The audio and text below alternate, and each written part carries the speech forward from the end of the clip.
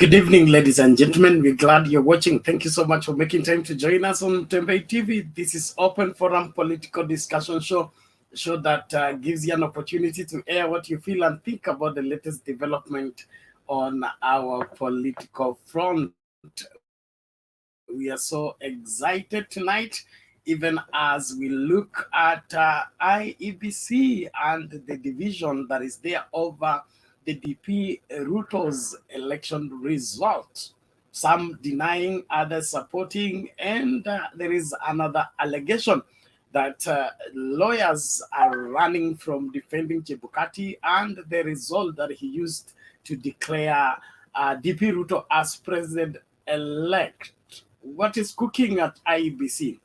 And everybody is looking now at the Supreme Court to chart the way forward for this great country from the stalemate to the future. Well, you need to be part of this. That's why we value your opinion and what you think about the whole scenario. Welcome, everybody. Let's get talking. Thank you so much. The link to use to get in the studio is now in the comment section. You click on it, allow StreamYard to configure for you the camera as well as the audio, and you will be in this space for us to get talking. Thank you so much for choosing Tempe TV, and let's do this again as we chart the way forward for a great country. It is our duty to see to it that our country is run according to the law, and rightful leaders are the one leading the way as the rest of the country develops along. Karibuni sana, nashukuru kila mmoja. Naomba wote tukajumuike katika mjadala wa leo. Salome Mbone, asante sana, karibu kwa show. Kuna Trofosa Lai, karibu sana. Kuna Nectar Nyambane, you are welcome, thank you so much.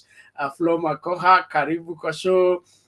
Nani mwingine, Fatma Nasimiyu, good evening to you, thank you so much. Kuna Georges Olule, karibu kwa show. Kuna Veronica Njenga, karibu sana. Kuna Nyayo Franco Rama, karibu sana. Kuna Njaro Ibrahim Kileu Njaro, karibu sana. Asante. Mato Makandets, asante sana. Nabi, karibu kwa show. Kuna Juliet Comes, you're welcome. Huyu Facebook user ni nani? Ajitambulishe. Thank you everyone. Nani huyu Lord Dwinel Owiso, karibu kwa show. Kuna Mamtoni Shix. Hey, nakwambia majina yako hapa nje. Masi Wata, karibu sana. Kuna Mark, karibu Mark Bike T. Hey, nakwambia. Sylvester Mbifi, karibu. Nani mwingine huyu? Kuna Salma Jerida, karibu sana. Economist, so you're welcome. Nani huyu? Dahir Abdi, karibu.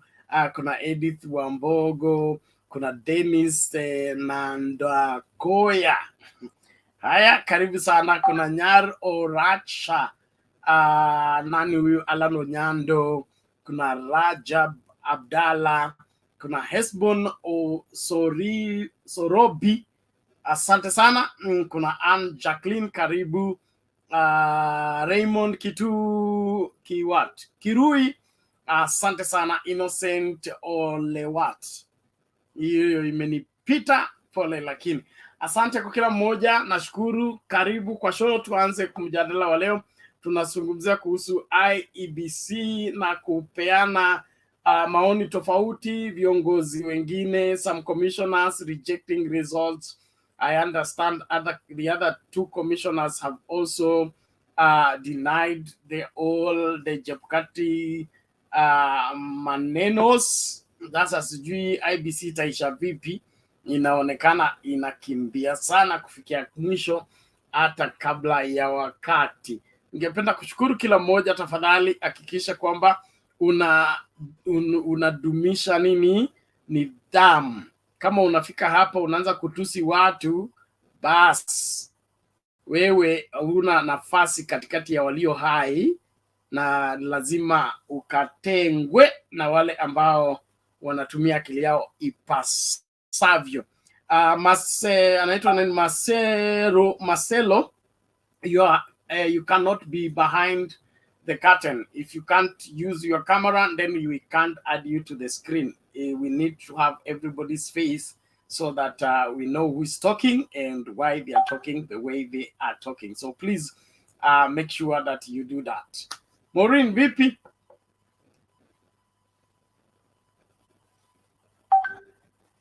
Unmute. Your mic is beside your name on the screen. Yeah, how are you, Bernard? I'm well. Good to see you, VP. Poa sana.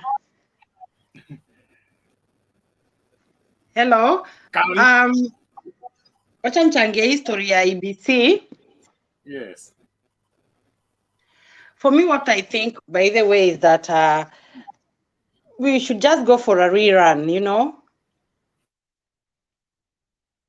We should just go for a rerun. Ndio baba ako satisfied, Ruto ako satisfied, because unaona hii mambo, unaona Ruto supporters pia wako chonjo, pia watakubali ati baba apewe hivyo, na pia wako wengi, you know.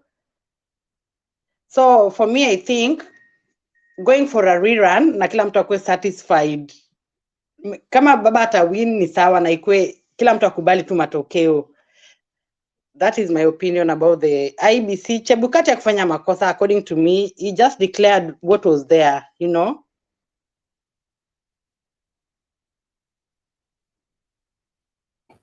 Unajua sisi hatuko kwa Iebc. Wale watu wako ndani ya Iebc ndio wanakataa hayo matokeo, hata kabla sisi tuyakatae. Sasa kama imetoka yote chungu moja, ukipika chakula itoke jikoni, watu waume na tumbo. Unajua nini shida yao wase? Mbona waku complain from the beginning? Mbona wamekuja tu complain at the end? Kama wangeleta issues from the beginning, au wenye wamekataa sasa, so wako ndani, so walikuwa wanapika wote. Senye chakula imeharibika ndio wanaanza kublame ni Chebukati. But for me, I think sioni kama ni poa, kwa sababu mbona waku complain from the beginning? Mbona wakuja complain tu dakika ya mwisho? Una get?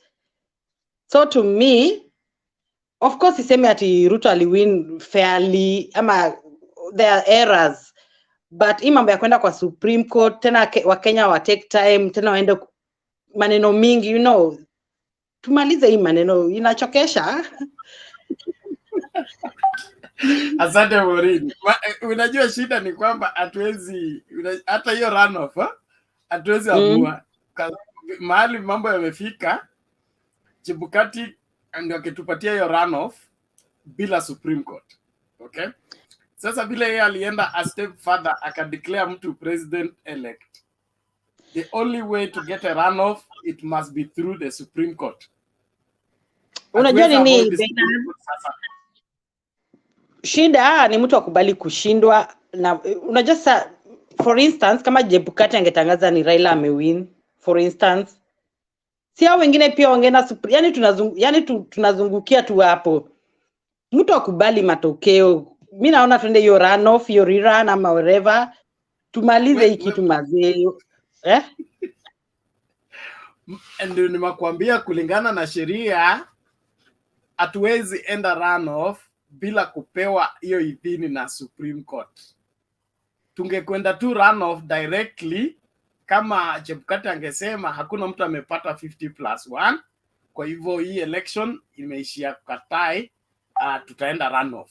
That will have gone directly to the runoff.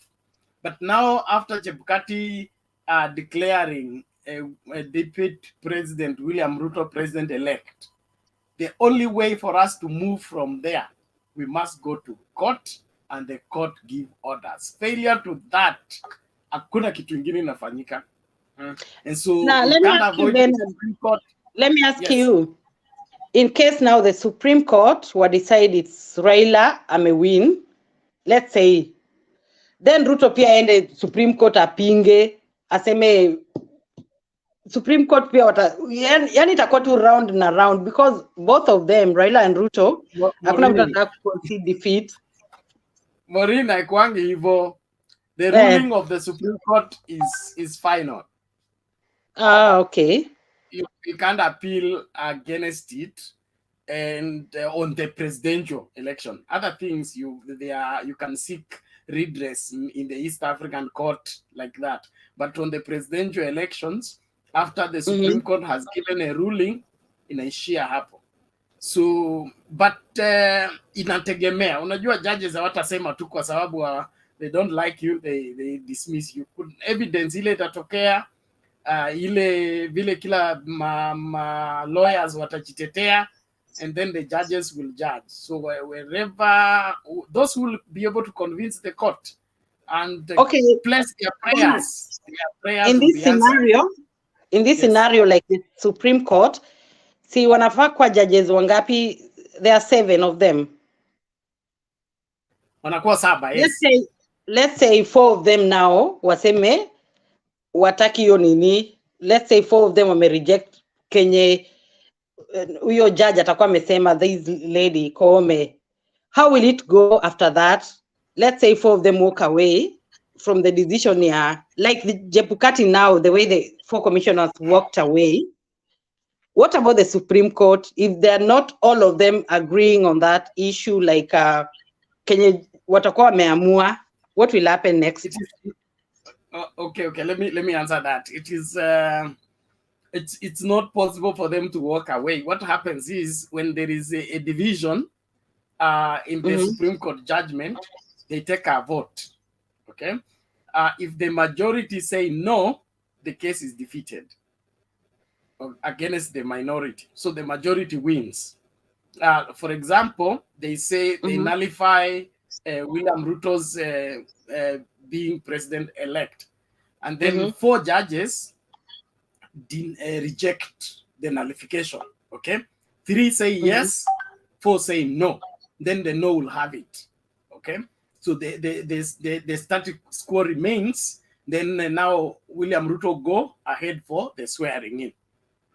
So they don't have all to agree.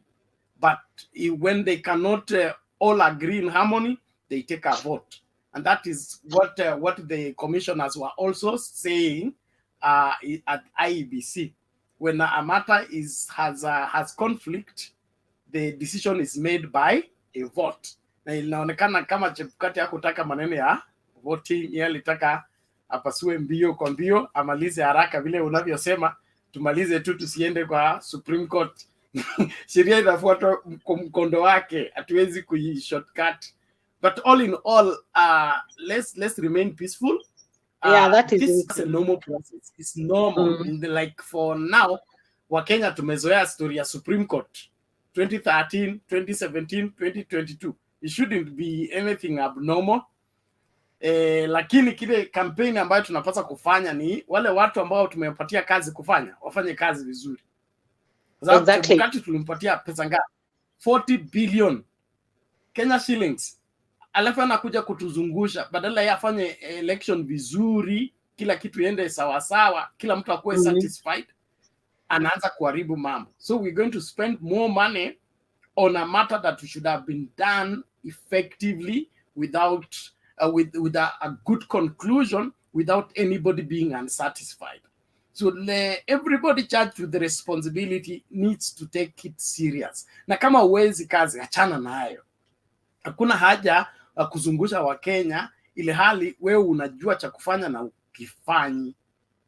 That is the really why I want us to discuss. Why is Iebc behaving the way it's behaving?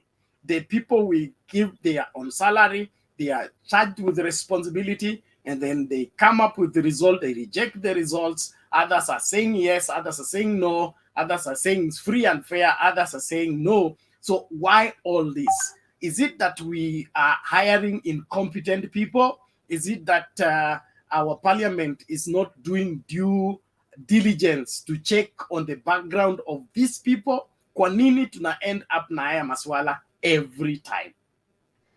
Okay, but Ben, thank you, Maureen. Yes. Oh, I applaud Kenyans for not fighting. It was a very peaceful process, and I really, really, really appreciate that. And unajua, we are growing democratically. Tunaendelea kugrow. It's a very nice sign. Tupambanie to your Supreme Court. but I am very happy Kenyans are. Unajua huku Finland tuko tunapambana na Ukraine, wanakuja kwa hii nchi wanachapana huko, wanachapa na Putin, of which you can imagine if Kenya could fight and then tukue tena na refugees vitu mob.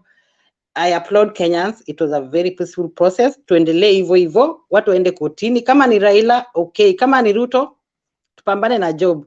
Thank you. Asante sana Maureen, tunashukuru kwa utangulizi na asante sana kwa kujumuika nasi katika kipindi cha leo. Mute your mic please as we bring in George. George, namna gani?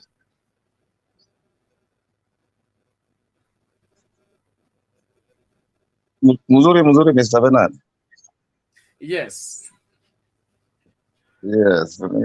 Mimi nilikuwa naulizaje. Sasa kama koti inaweza amua watu wanarudi uchaguzi, tutaenda na wakina nani? Na tayari IEBC imepasuka na the same referee ndio bado lazima tuende nayo, ama bado Uhuru ataendelea na kazi mpaka IEBC wawekwe wengine wenye sio wale wenye walikuwa kitambo? Hiyo ndio swali yangu. Unajua shida yenu wa Kenya ni kusoma sana. Punguzeni masomo. Okay? One item after another. Tusitake kuangalia kila kitu, tuone kila kitu, tujue kila kitu.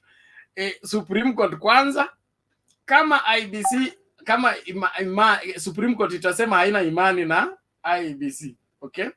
Bas watatafuta njia ya kufanya uchaguzi. Sio lazima tukue na IEBC ndio tufanye uchaguzi. We can hire IEBC, international community can come and organize a runoff election. UN. There are many options. We can't limit ourselves to say it has to be the IEBC, especially if IEBC is indicted in the court.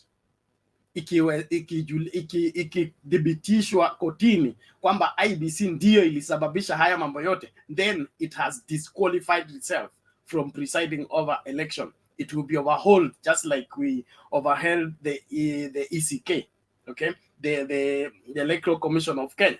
So but for now nataka tusichanganye watu tukienda mbele tukirudi nyuma.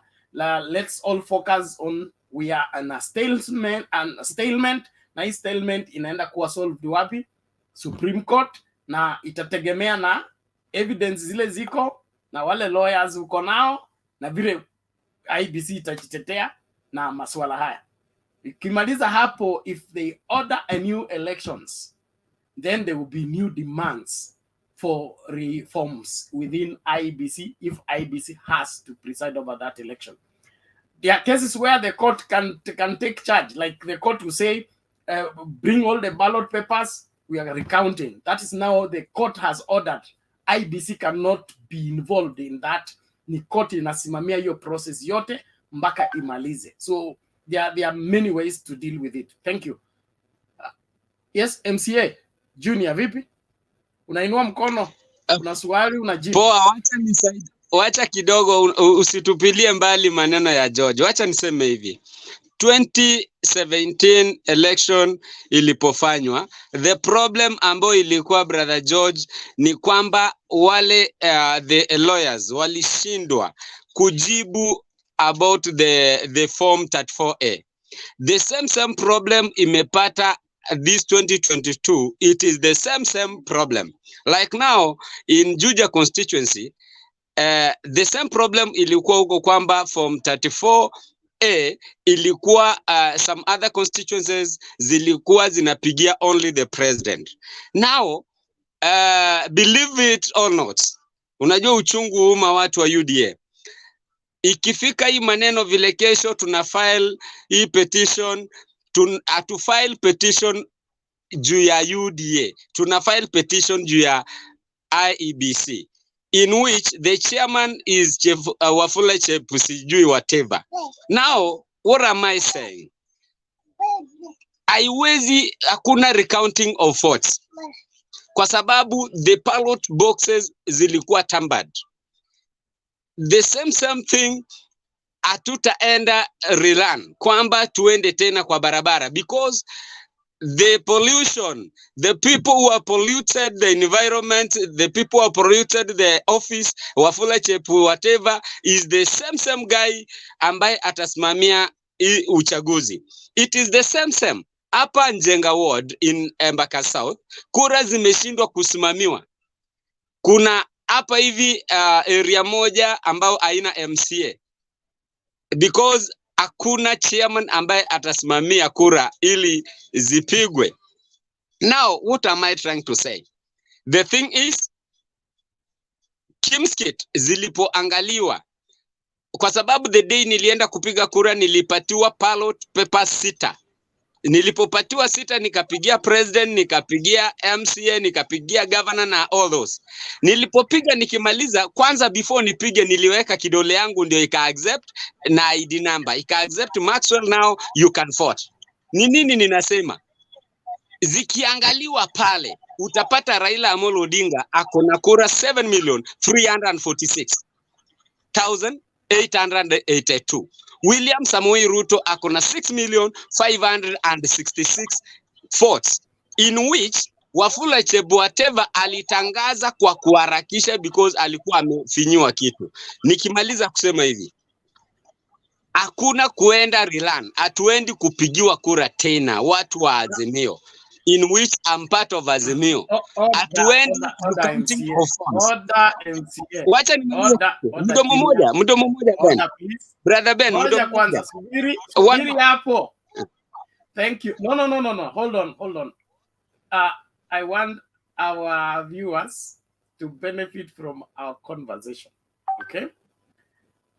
The reason why we are going to the Supreme Court to file a petition is because there are orders we cannot make for ourselves. They can only be valid to the degree they are given by a court. That's what our constitution demands. Okay? So, tunaweza kwenda kotini, tunatafuta kura zihesabiwe. Okay? Na judges waamue, hatutafanya kuhesabu, tutafanya tu tally. That is the choice of the judges based on the evidence provided. The judges can also say, from the look of things, we may not even get the answers if we go tallying. Let's bring the ballot papers and recount in the court. So kuna discretion ya judges ambayo hatuwezi chukulia sisi. So when you say we are not going for runoff, we are not going for this, why are we going in the Supreme Court in the first place? It's because kumbuka kile deputy president wa Azimio alisema tungekuwa na powers tungejideclare. You get that? So there is what is stipulated for the court of law to give.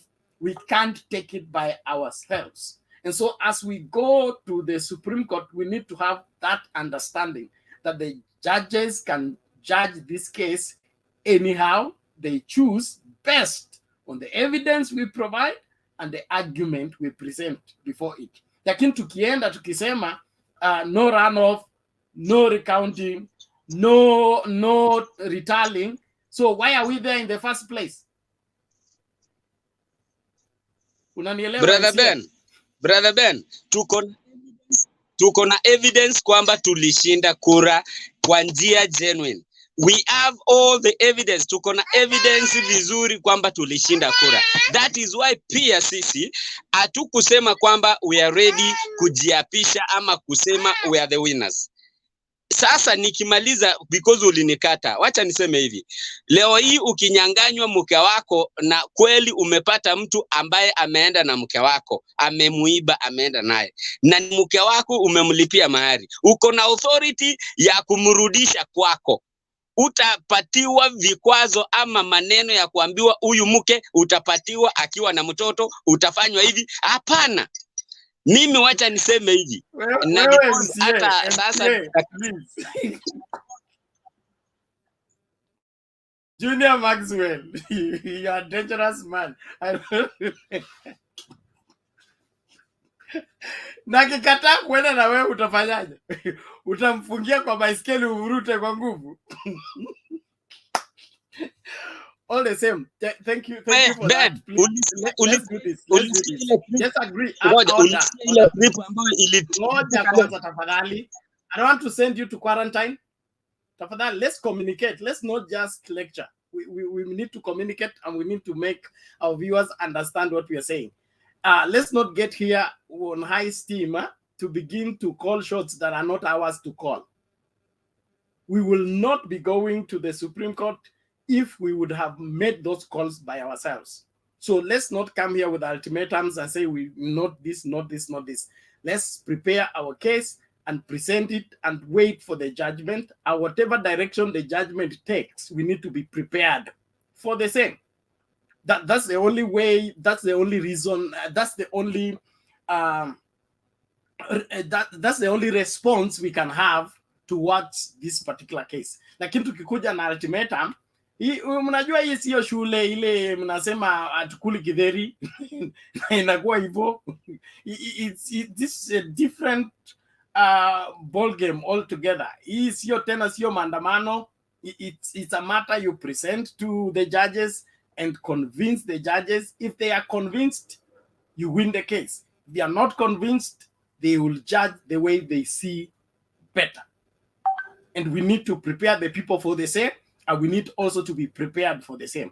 Lakini tukisema tumekataa runoff, tumekataa retallying, tumekataa recounting, then what next? Thank you. Dixon, unasemaje? Unmute, the mic is beside your name on the screen.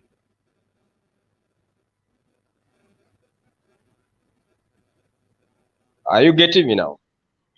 Yes, we can get you. Go ahead. I'm so grateful because I've been trying to reach you guys, but it was only vain since the election started because I'm in Doha, Qatar. I've been following you guys and I highly appreciate. Yeah, because what really happened in my country, I see Kenyans are really grown mentally.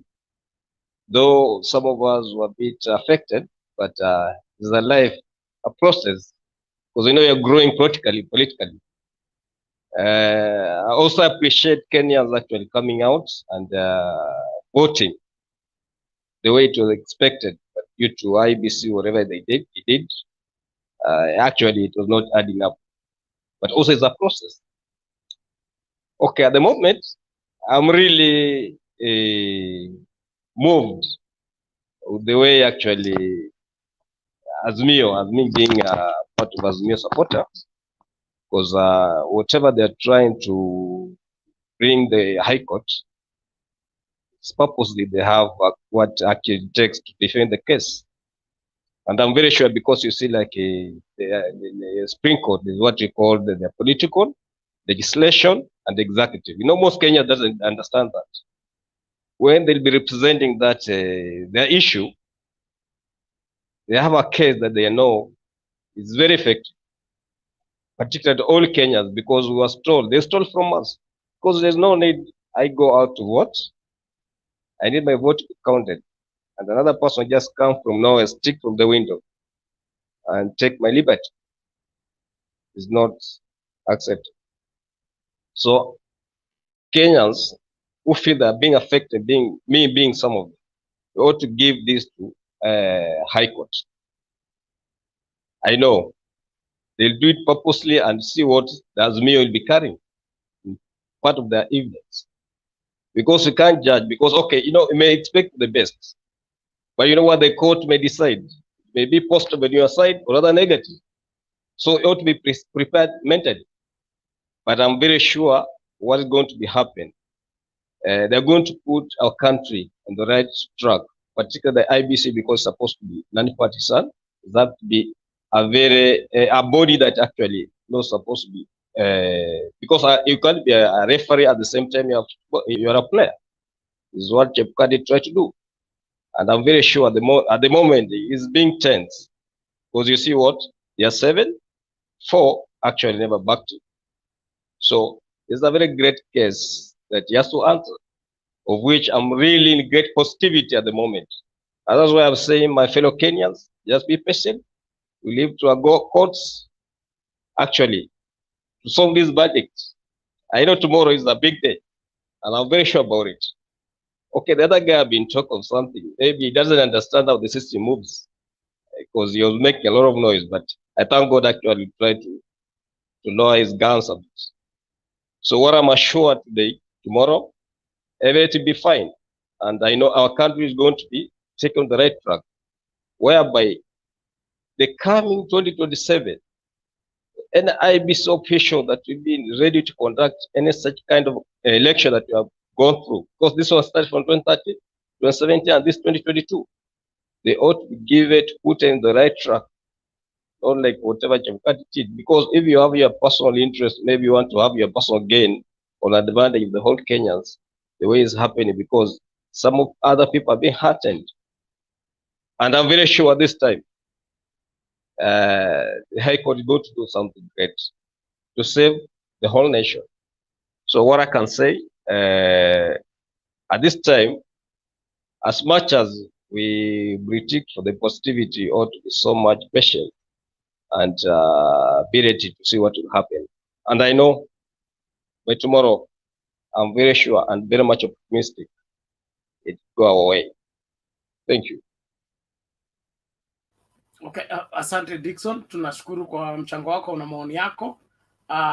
Tutasonga mbele. Watu wa comment section, Gladys Mora, nani huyu mwingine, Eric Robinson, watch your language or else we dismiss you from this place. This is a public platform where decorum is necessary.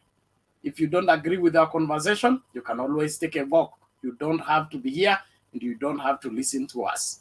But if you're here to insult people and threaten them in the name of God, look here, you are not closer to God than all of us, and you are not better created by God than all of us. So wacha hiyo story ya kusema God is going to shame who. God is not in support of stealing. God is not a thief. God doesn't need to twist anything in order to get anything done. Huyo Mungu wako ni mchawi. That's why you have to support him into doing evil. Take your time. Thank you. Naomba tumsikilize Roda, alafu tunarudi kwa mkururo tafadhali. Ladies to be given priority kwanza, ili unajua we are in a women's world. Tusipochunga hii dunia itachemka. Sister Roda, habari leo, unmute. Yeah, now I unmute. Habari zenyu kina Bernard mko siwezi tanja kila mtu. Wangira, I hope you're doing well. I'm watching live. I'm living in Sweden. So I have been following you Motivate TV many times. Sometimes I used to come here inside. You know, many people have been praying. You know, we have a prayer movement here in Sweden, Pray for Kenya, that God will come to do a new things in Kenya, like our democracy to be respected, kwa sababu watu waliona vile kuli happen. Sasa mambo ile nilikuwa tunaomba at justice ikuje, na huyo mtu aliniambia akaniambia vitu zote zinafanyika kwa wale wanapenda Mungu. Tunaona vizuri Laila anapenda Mungu, si mtu da kujifanya. Sasa watu wale wanamuitanga mganga. Baba Raila Odinga ni mtoto wa Mungu na jina yake imeandikwa kwa kitabu cha uzima. That's a fact.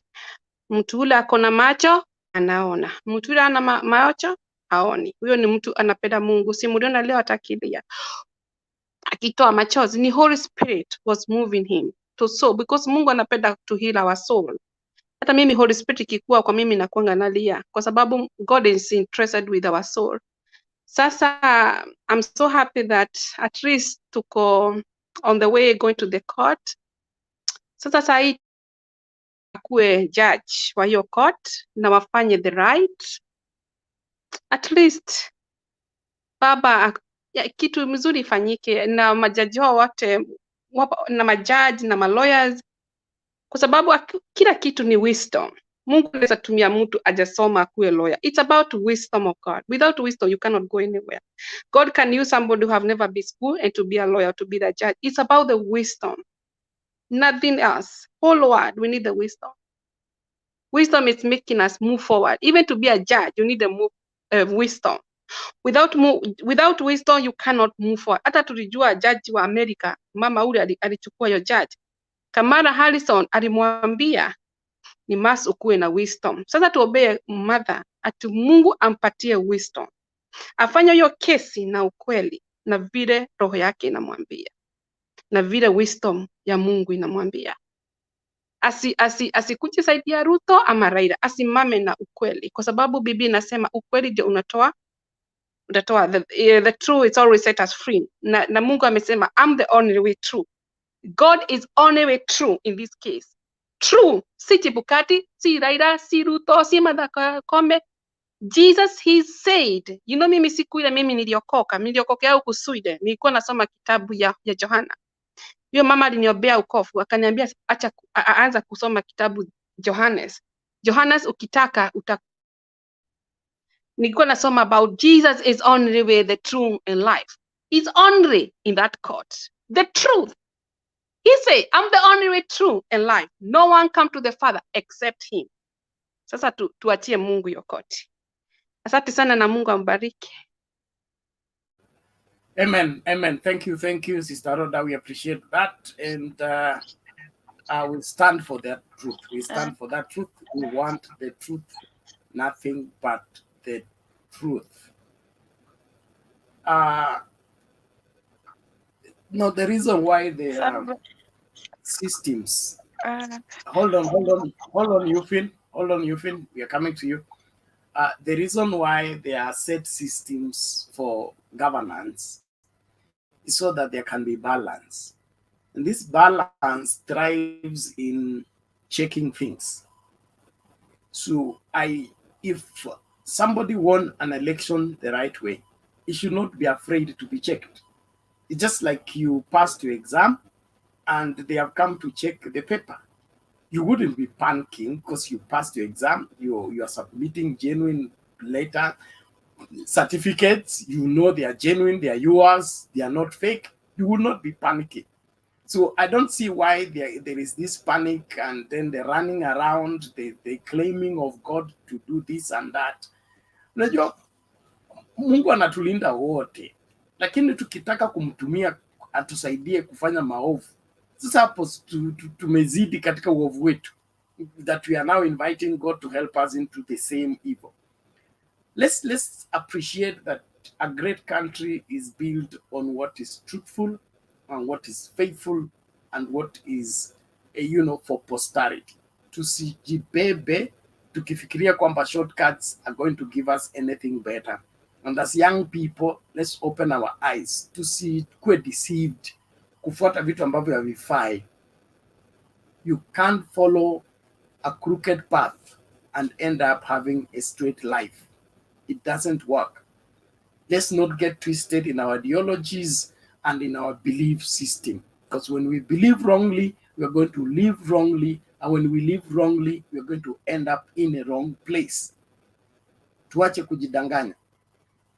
From 34As, the 5,000 polling stations and all that. Hiyo mambo yote tutaenda kuisikiliza Supreme Court. Tutajua kama kulikuwa na 5,000 fake polling stations. Nani alienda huko akapiga kura? Who gazetted those polling stations? Why were they gazetted? Ndio sababu tunaenda Supreme Court. So let's not preempt that. Let's remain focused. Aya, naomba tumsikilize Euphin, alafu tutarudi huko juu ndio turudi chini kwa Mama Selina nichanganye. Euphin, go ahead.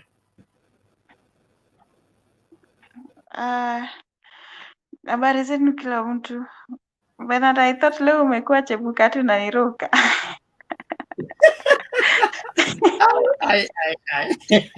Mimi na Chebukati tukukutana mahala popote. Jina natanua ugali, lakini So it's been long, guys. We are waiting for the battle tomorrow at the Supreme Court, and we hope that truth will prevail. Because Baba said in his speech today, without truth, there can be no justice. And without justice, there can be no peace. And without peace, there can be no reconciliation. So if we are looking for reconciliation and long-lasting peace, the first thing that has to come is the truth. So that is what we are going to look for at the Supreme Court tomorrow. And depending on what we've been seeing going around, I think, or my hope is the victory will be home, just as Martha said it. It's not only my hope, but it's the hope of every Kenyan. Because you can see from the mood, from everything, the country went into mourning. There was no celebration. Because you wake up in the morning, go to vote, and then your vote does not count. It's like you just wasted your time.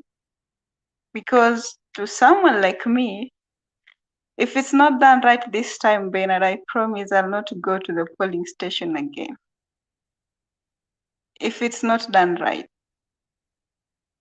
I said in 2017 that I'll not go back to vote, but this time I said because I could see the change was coming, I had to be part of it. But if it's not done right this time, that only one person, one man can decide for over 50 million people, I'll not go to a polling station because there is no need. I'll just stay at home, not waste my time, let them decide, because whether you go or stay at home, it makes no difference. This and the people who did this should face the law. These people should go to jail so that it can be a lesson to the rest. Because if there is no punishment that is given, because the same man did this in 2017 twice. This is the third time. If he's gonna keep on doing this, then people are gonna say there's nothing wrong with doing this. In each and every election, because they're advancing their ways, there will be more rigging. And even if someone wins, one man will decide for all of us. We are in a democratic world. Kenya is a democratic country.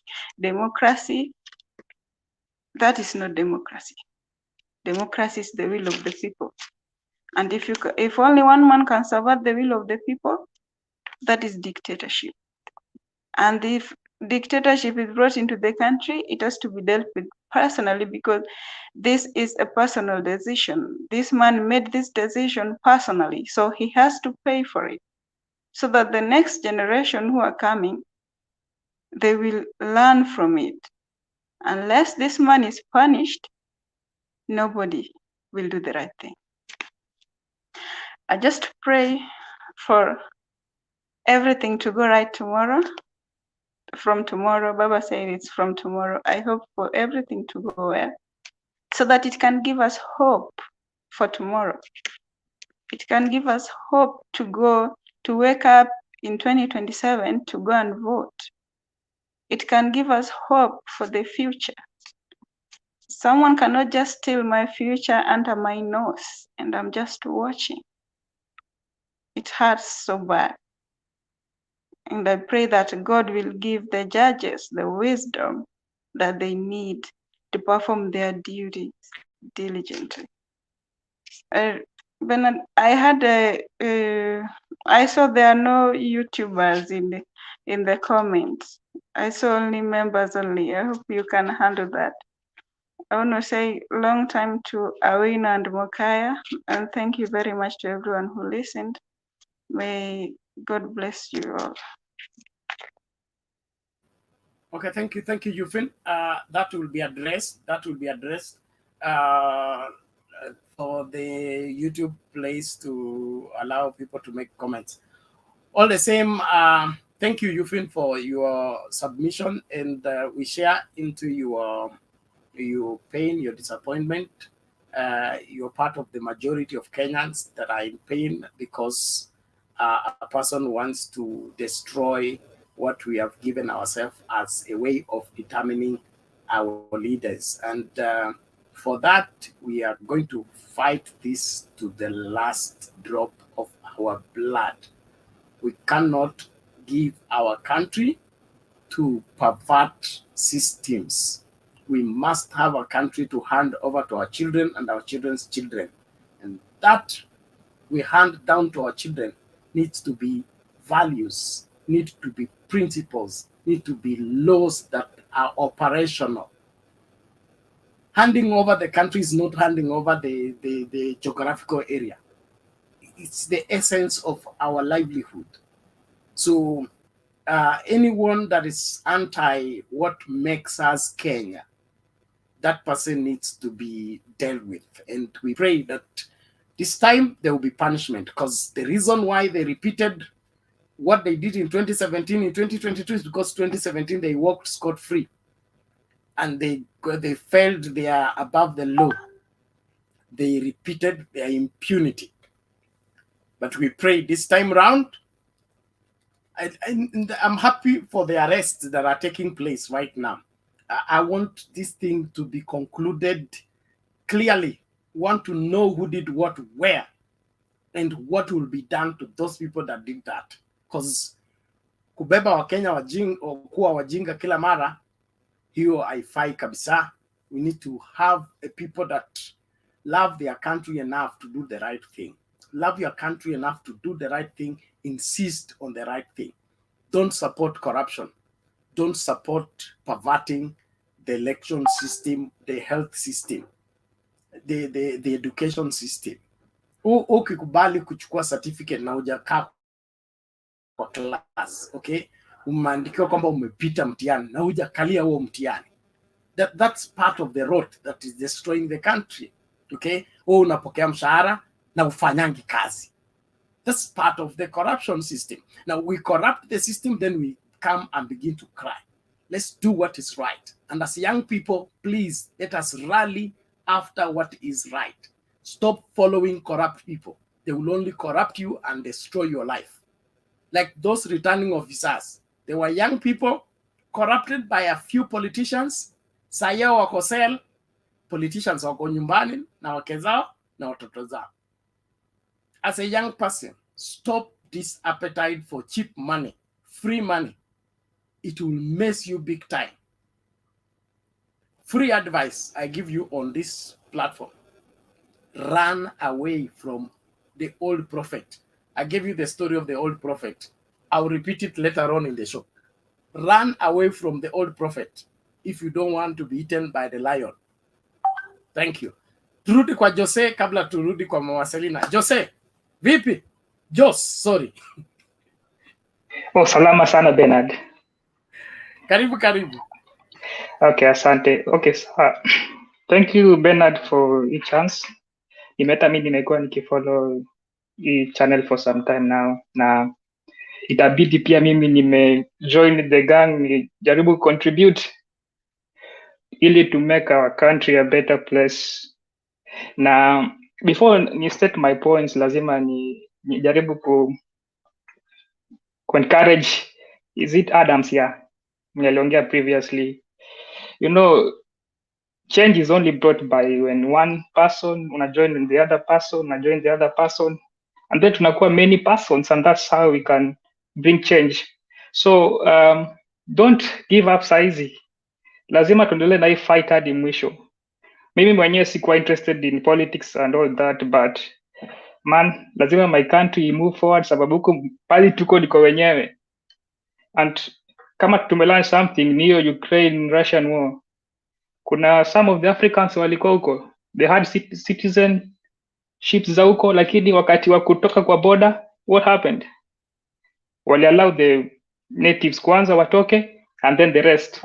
So lazima to build our country, whatever it takes. Vile Bernard umesema, I want to agree with you 100%, and that's why pia mimi nimejoin hii group, nijaribu kuleta my contribution kidogo. I know it can add something, and then we can move forward.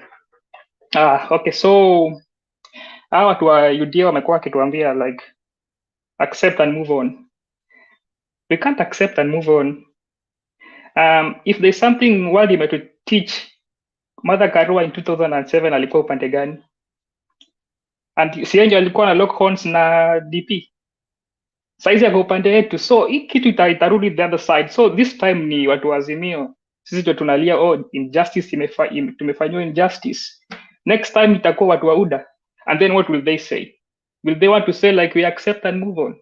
So we have to, lazima tufanye justice and then we can move on.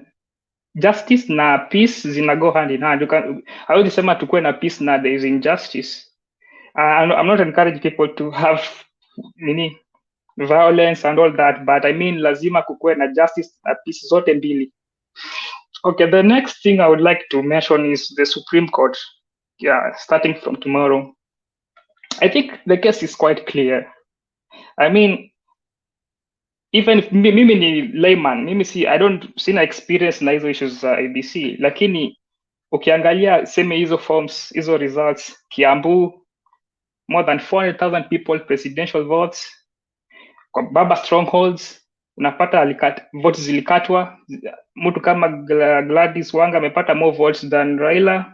So those cases inafaa zikuwa investigated kwa undani. So sisi tuna hope too our lawyers are well prepared this time. Wasiseme tu we are going to present our case and then maybe they just have some snippets, some, how do we call it, some notes zile tu.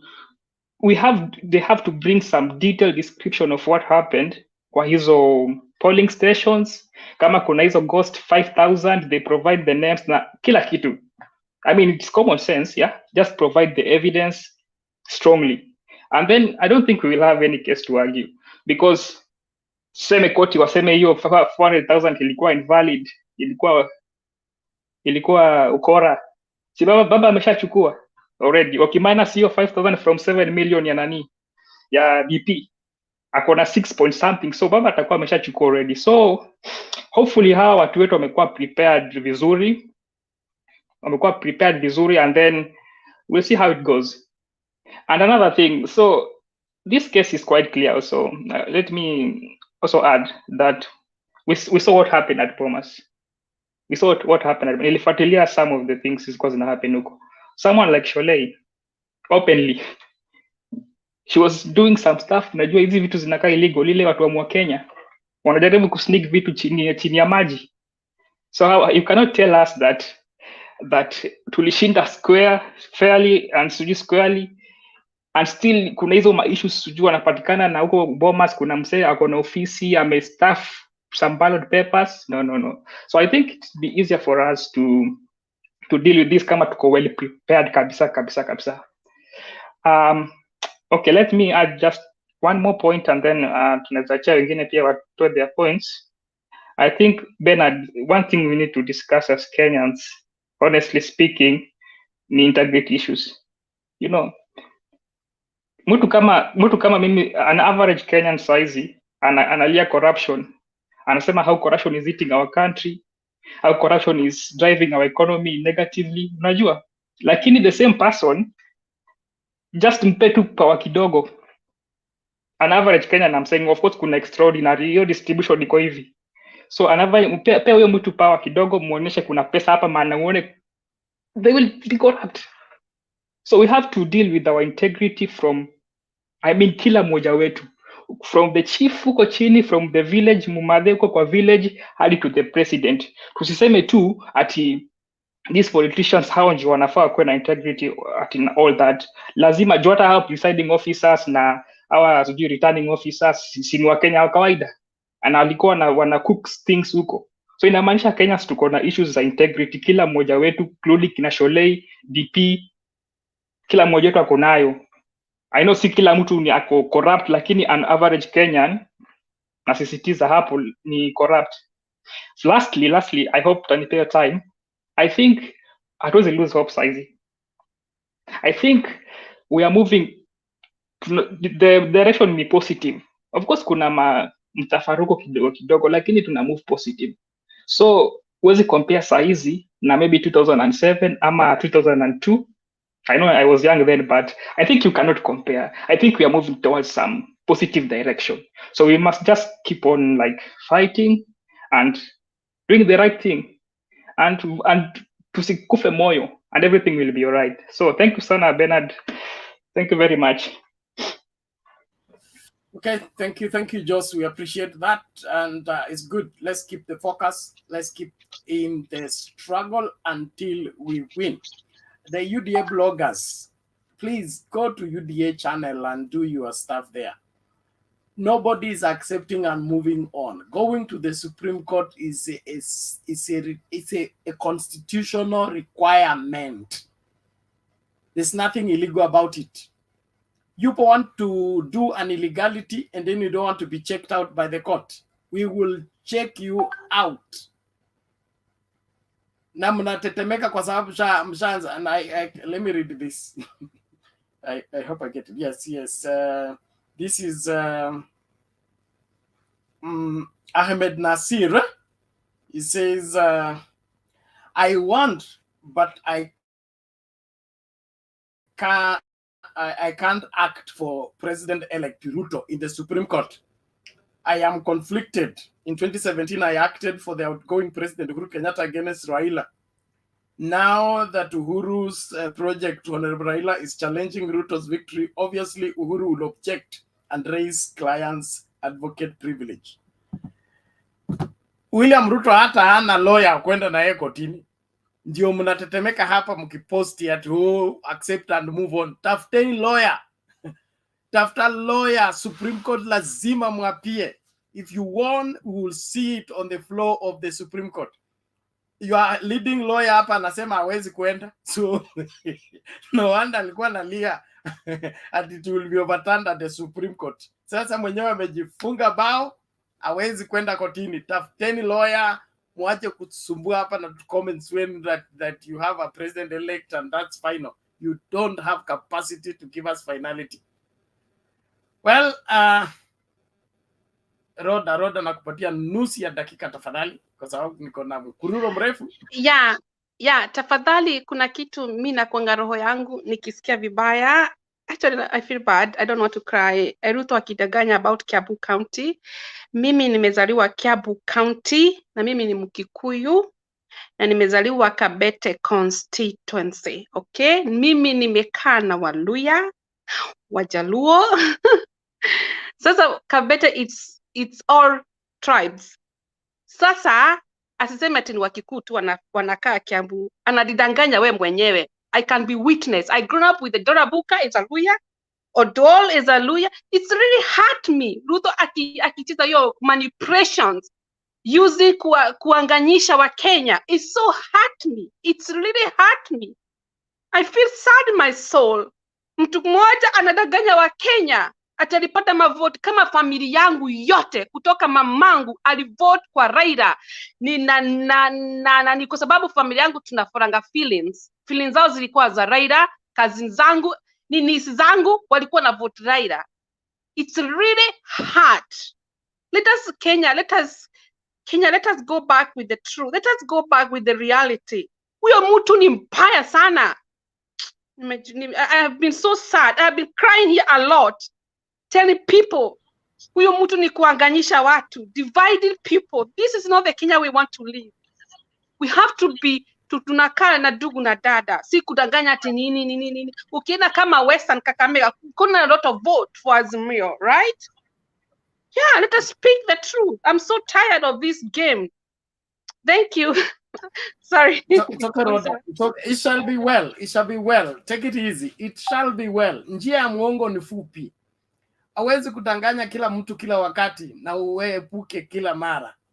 Okay? Na so hii mambo itanyooka. Kila mtu atulie mahali popote. Everything will work out well. Those who entered the trap, sasa saa hii ndio watafinywa. Ndio wanatetemeka. Everything is going to work out. Let everybody remain truthful to Kenya. Truthful to Kenya. It doesn't matter whether Raila wins this case or not, but Kenya has to win. Kenya has to get back on the right track. We cannot hand this country to washi people, to people who are manipulative, who are practicing witchcraft with the country. That is not going to work.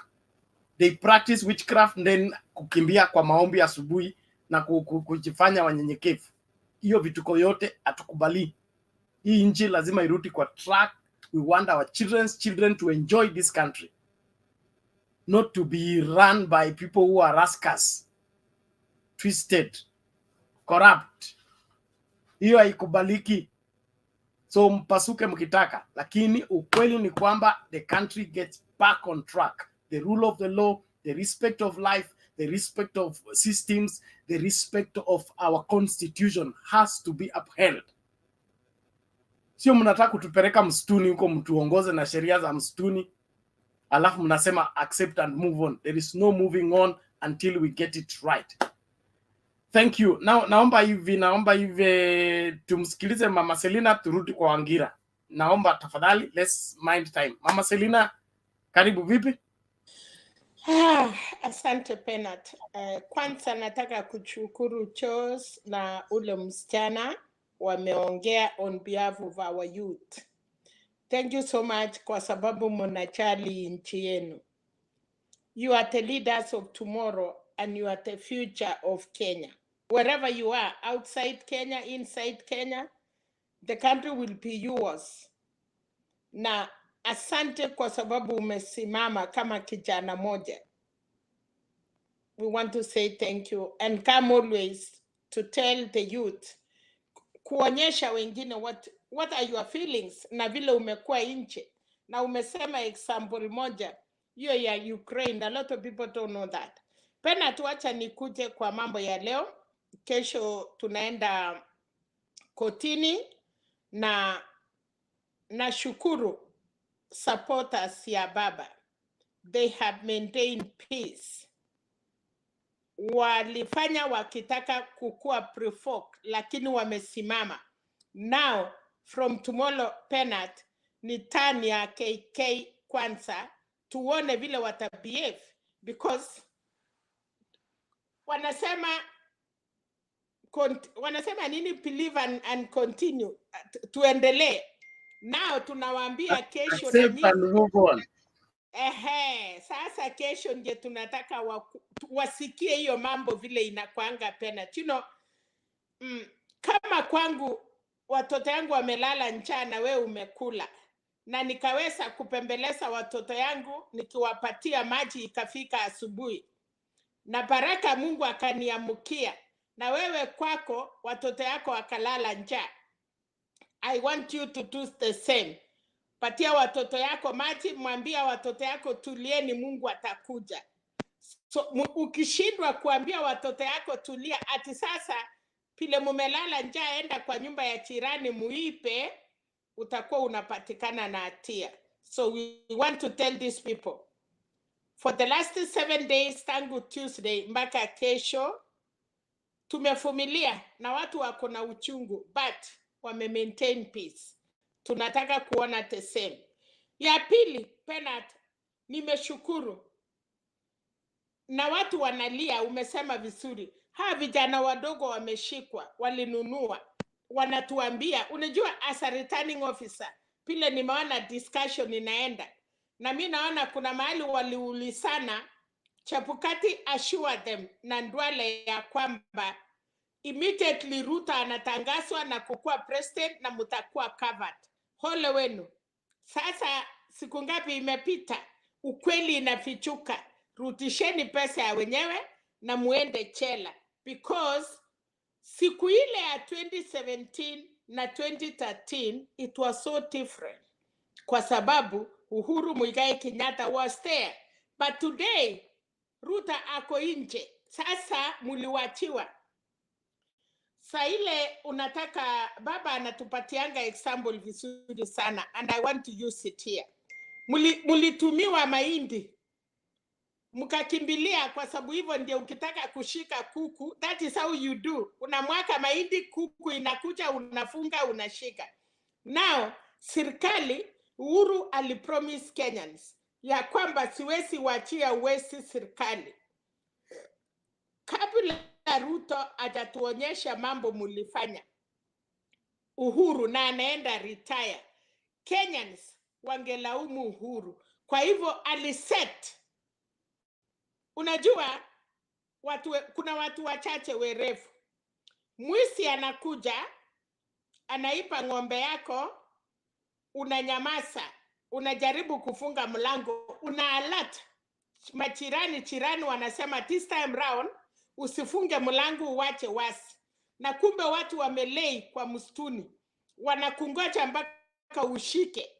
Na hivyo ndio Uhuru alitaka, kwa sababu alipromise Kenyans na akapromise ulimwengu. Uhuru angeretire namna gani? Si ati hakujua, alitaka kwanza kujua kura za Raila kama siko intact, akajua ni sawa, akajua vile mumeipa, kwa sababu Chebukati ulikuwa na one community officials ya Iebc. Serikali ikatuma officers yao wakakuwa deputy ama walikuwa humo ndani, na ndio walikuwa napeana information. Munaipa, munafanya hii, muna discuss. Unasikia saa hii kuna watu wanalia penalty. Waliambiwa immediately kwa sababu walikuwa wameokopa. Wakaambiwa msijali, tunaapisha yeye saa hiyo tu, tunapeana certificate ya ICC Bomas of Kenya, na ndiye sababu wanasema president elect, na ndiye Chebukati alituambia enda kotini, because alifikiria mambo ni kama yale walifanya 2017, mambo ni kama vile walifanya 2013. Today ni different baba, mambo ni ngumu Chebukati.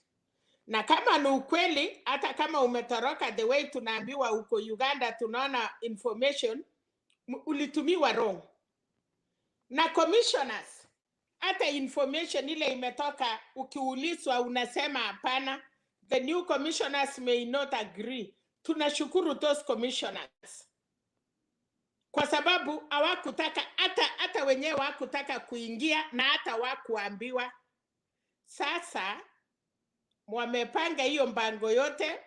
Hata mimi sasa on my behalf penat ile Venezuela, kwa sababu hatujaonyeshwa mahali walienda, na walikuja na malaptop, walikuja wakafanya kazi. Unajua ukishikwa unaambiwa you are not a Kenyan. Yes, umekuja kufanya nini? Ndio hii msigo nimelete na hii na hii.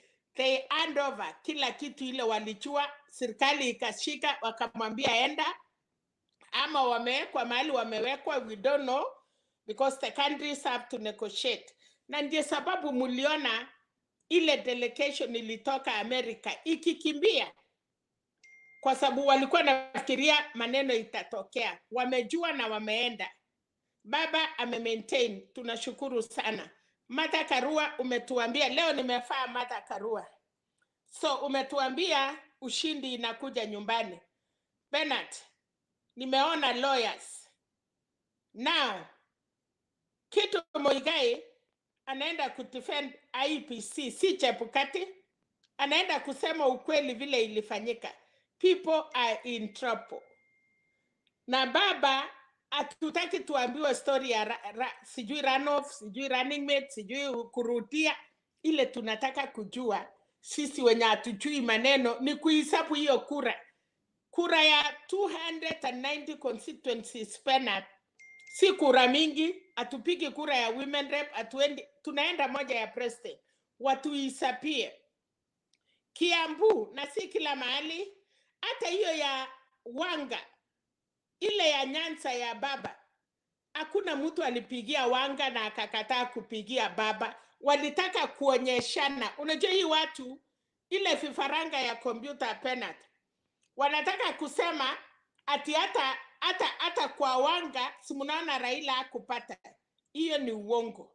Ile kura ilikuwa inasemekana baba alipata 110 ama 11, akapatiwa 11. 110 walikuwa wameipa. Alafu Chebukati akarutisha hiyo haraka kwa sababu ilikuwa notice. I hope kwa stronghold ya baba kuna mingi walifanya hivyo, na tunasema najua our lawyers, kwa sababu yale watakuwa wamepeana kesho, amwezi ruti nje kukuwa na other evidence. Nina hakika wametoa evidence ya kutosha.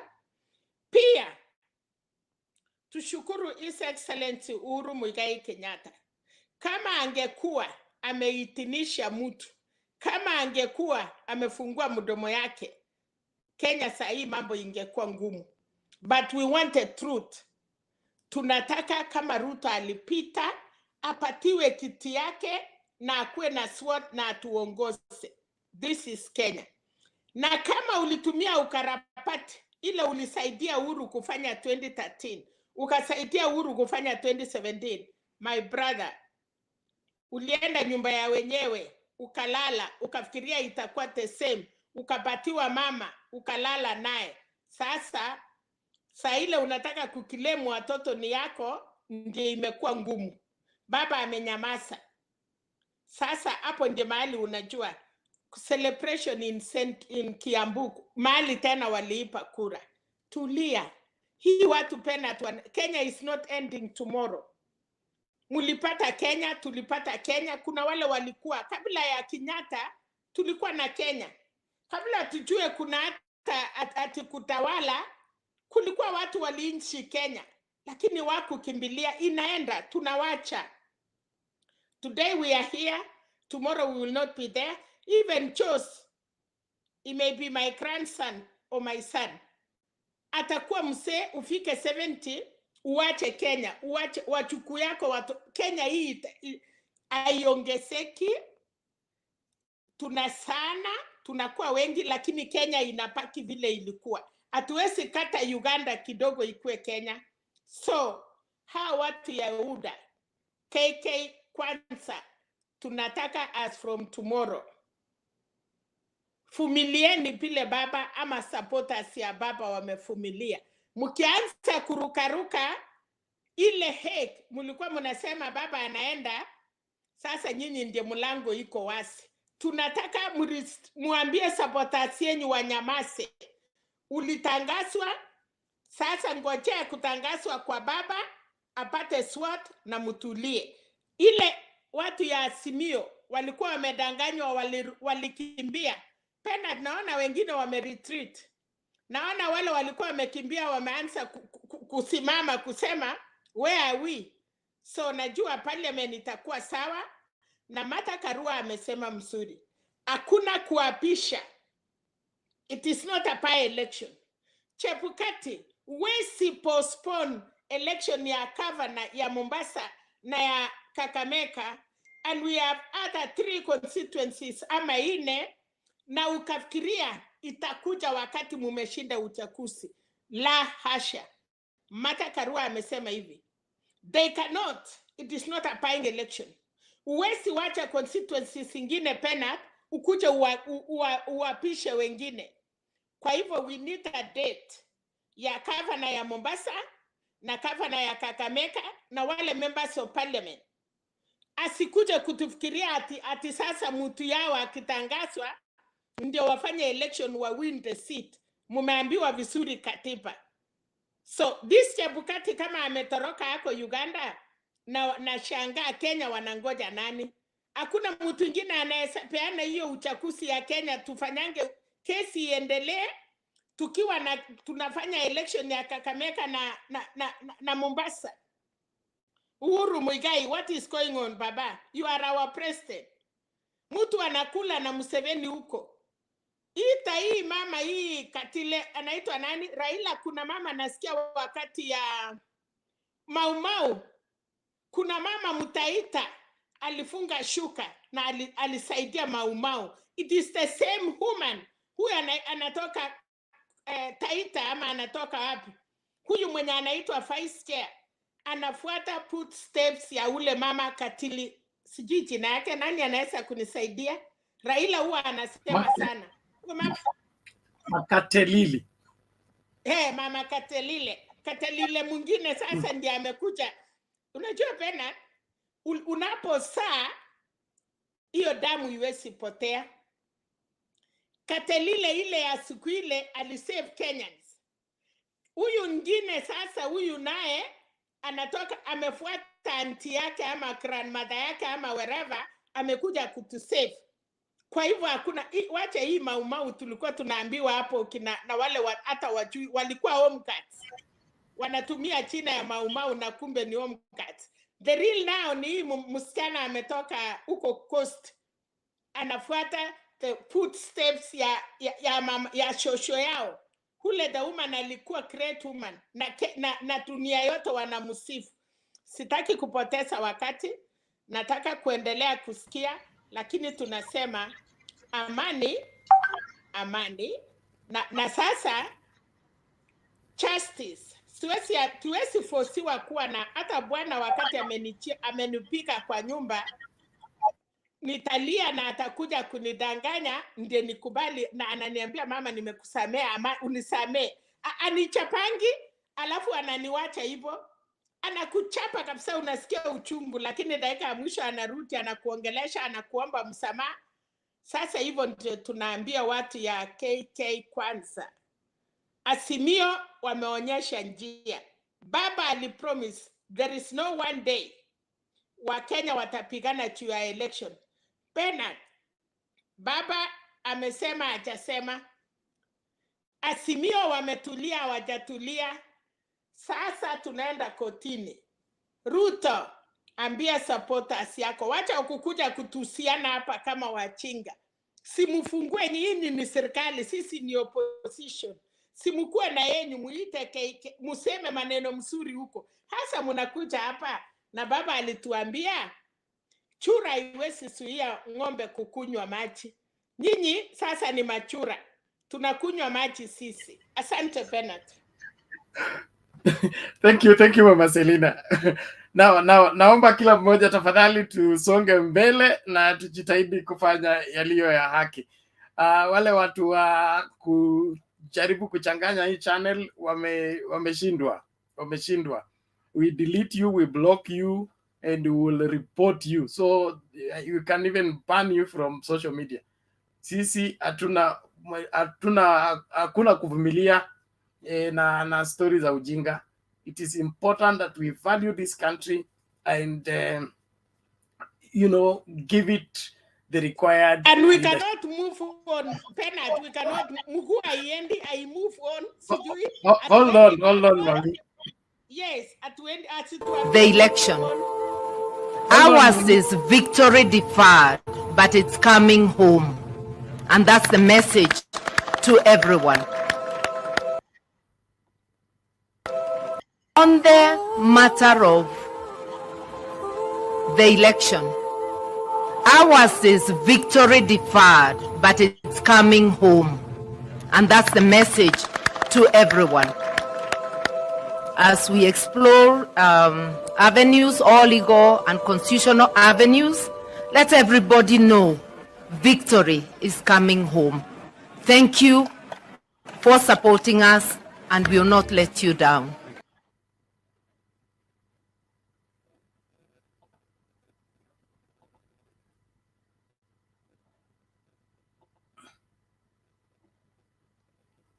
Okay, thank you. Victory is coming home. It is just deferred. Twende kwa Mr. Wangira. Mr. Wangira, vipi leo? Oh, how are you, Bernard? I'm well. Oh, my regards to everybody in the studio. Okay, let me just make my very, very brief contribution in regard to what we are anticipating from the Supreme Court, Bernard.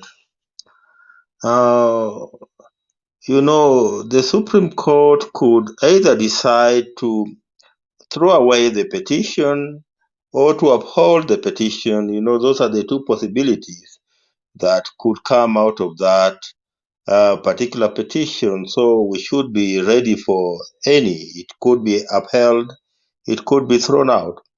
But if it's upheld, Bernard, then there are questions that I will be expecting the Supreme Court of Kenya to answer. For a long time we have been struggling with this adage of it's not the vote, it's not the voter, but the one who votes that determines the winner in the Kenyan electoral scenario. And the one who counts. It's not the voter, but the one who counts the votes that determines the winner in the Kenyan election scenario. We have been struggling with that adage for a long time, and it seems not to be going away. So there are like 5 things that I will be watching out at the Supreme Court starting tomorrow, Bernard. Issue number one, I'll be interested to see whether the petition will be thrown out or whether it will be whether it will be upheld. And if it will be upheld, then I'll be interested to know whether, like in 2017, the Supreme Court of Kenya will find out that the IEBC has committed illegalities and irregularities. In fact, I'll be very, very keen to see whether there are illegalities and irregularities that have been committed by the IEBC under Wafula Chebukati. And I'll also be keen to see whether, or some officials of the IBC will be indicted for what I call electoral offenses under the Electoral Offences Act. And if the Supreme Court will indict them, whether it will order the police and the Director of Public Prosecution to move in, prosecute them, and investigate them, and perhaps prosecute them. That will be an area that I will also be very, very interested in. I will also be interested to hear from the 4 dissenting commissioners of the IBC, and in regard to, and that will be in regard to Article 138, sub-article 3C, which says that after counting the vote in the polling station, the Independent Electoral and Boundaries Commission shall tally and verify the count and declare the results. Because, they have been all along saying that they were not part of the tallying and they were not part of the verification, so they cannot be part of the declaration. And the reason why they say that they cannot own the result that were announced by Wafula Chebukati. So I will be interested to know the position they will take and whether they will be part of the IBC or whether they will apply separately to be enjoined in this particular petition as interested parties, Bernard. The other issue that I will be interested to find out in case this petition is upheld is on the 60 days period for the repeat election. Given that now there are issues around the IBC and similar issues that were around the IBC in 2017, again around the IBC in 2022, matters of illegalities and irregularities. So in case IBC is found to be culpable here, I'll be interested to find out, just like the other gentleman was asking, whether it will be the same IBC that will be taking us to a new election, or whether the court will order that this particular IBC be disbanded and a new one be constituted. And if the court orders that this particular IBC be disbanded and a new one be constituted, I'll be interested to know whether that one can be done within the 60 days. And knowing that 60 days is a short period to constitute a new IBC and come up with a repeated election, I will be interested to see if the court can vary this period to even 6 months or 1 year to enable Kenya to constitute a new IBC that will be taking them back to the polls, Bernard. The other issue will be on the KPMG report, because I understand it's making a big basis of this particular petition, and especially on the issue of the rogue IBC staff. The KPMG report pointed, the issue of the rogue IBC staff, and now some of us have seen what rogue staff at IBC can do, especially when it comes to the stealing of the elections. So I will be also keen to be seeing what the court will say about the recommendations of the KPMG report and whether they were adhered to or not, and if they were not adhered to, why they were not adhered to, Bernard. So this is an interesting 14 days period, Bernard, up to the 4th of September. So most of us are hopeful because we believe that we did our best, voted for a candidate in a free, fair, and credible polling, but it seems that our vote was stolen, and we are hoping that come the 4th of 3rd or 4th of September, that the court could rule in our favor, and perhaps this election can be nullified, and we could be told to go back to another new election. And you see that architecture. I'm just looking at the architecture in which we are operating in, with an Iebc that looks rogue now, where the staff are rogue and where the chairman looks to be rogue.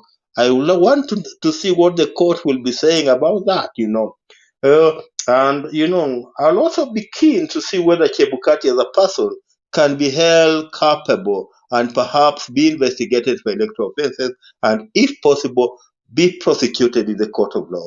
Bernard, it is interesting time in the Republic of Kenya, so let us hope for the best, and just as you say, God is still on the throne, and he will be there for us as the people of the Republic of Kenya. Thank you very much. Asante. Asante Bwana Wangira, tunashukuru kwa mchango wako, maoni yako na mwelekeo ambao unatuelekeza kila mara na katika kufahamisha masuala ya sheria na vile matarajio yetu katika Supreme Court. Naomba kila mmoja tafadhali hakikisha unafuata mazungumzo, na kama kuna la ziada ama kuna swali uko na ruhusa kuliuliza. Ningependa tu pia kuwahimiza wale watu mko kwa studio, kama umemaliza hoja yako ni vizuri usongee yule mwingine anayetaka kuingia, kwa sababu tunaweza shika tu watu 10 at a time. You follow from the comment section, then when you have a point you can come back. That's what happens every time as we continue with the conversation. It's a long stretched show. We proceed until morning. The last night show I left and woke up in the morning and I found it going on as late as 8 a.m. It was still going on. So let's keep into that so that we hear every Kenyan making their contribution towards the shaping of the opinion of this great country, and more than that, rescuing this country from the hands of wrong people. Wash will not have this country. People who are twisted will not run the affairs of this country. We have had them long enough. It's time for them to pack and go. Tumsikilize Sara tukisonga mbele. Sara, vipi?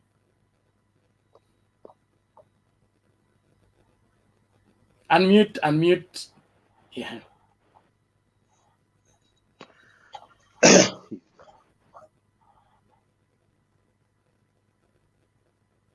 Sema Sara. Tukupati. Microphone yako umefanyaje? Pole. So fanya hivi. Kama unatumia simu utatoka studio, uzime simu, uanzisha fresh, alafu ingie. Itajifungua. Sawa. Thank you. Tumsikilize Mike namna gani? Niko salama ndugu yangu. I'm happy to be on board today. I'm a happy person because we are living in a very, very civilized society. You can see the peace that we have, that unfortunately some are equating it to justice. But thank you for this forum. We have been able to explain in very simple language that we have peace, we have free, we have fair, and we have credible. All those 3-4 things are not the same. Each one stands on its own. So what we have is peace, but what we are looking for is free, fair, and credible information about what happened. But Bernard, I want to start by saying that I'm very happy that this time the environment is right for us to seek for information in a very sober way through our court system, and nobody is going to use what happens outside the court, that is the demonstration, as a way of demonizing the other party that has been the trend before. And this is the maturity that Kenyans have been looking for, and Kenyans will forever be grateful to one man, Raila Odinga, who has invested time and resources to bring about laws that would provide a ground for such disputes to be resolved in a very amicable way. What we are calling a Supreme Court, Bernard, was not there before 2010. Bernard was not there before 2010. Why am I getting an echo, Bernard? Sorry, everybody keep your mic mute. I think it was Makori. Please don't unmute until it's your turn to speak. Thank you. And this Supreme Court has provided as a cushion or a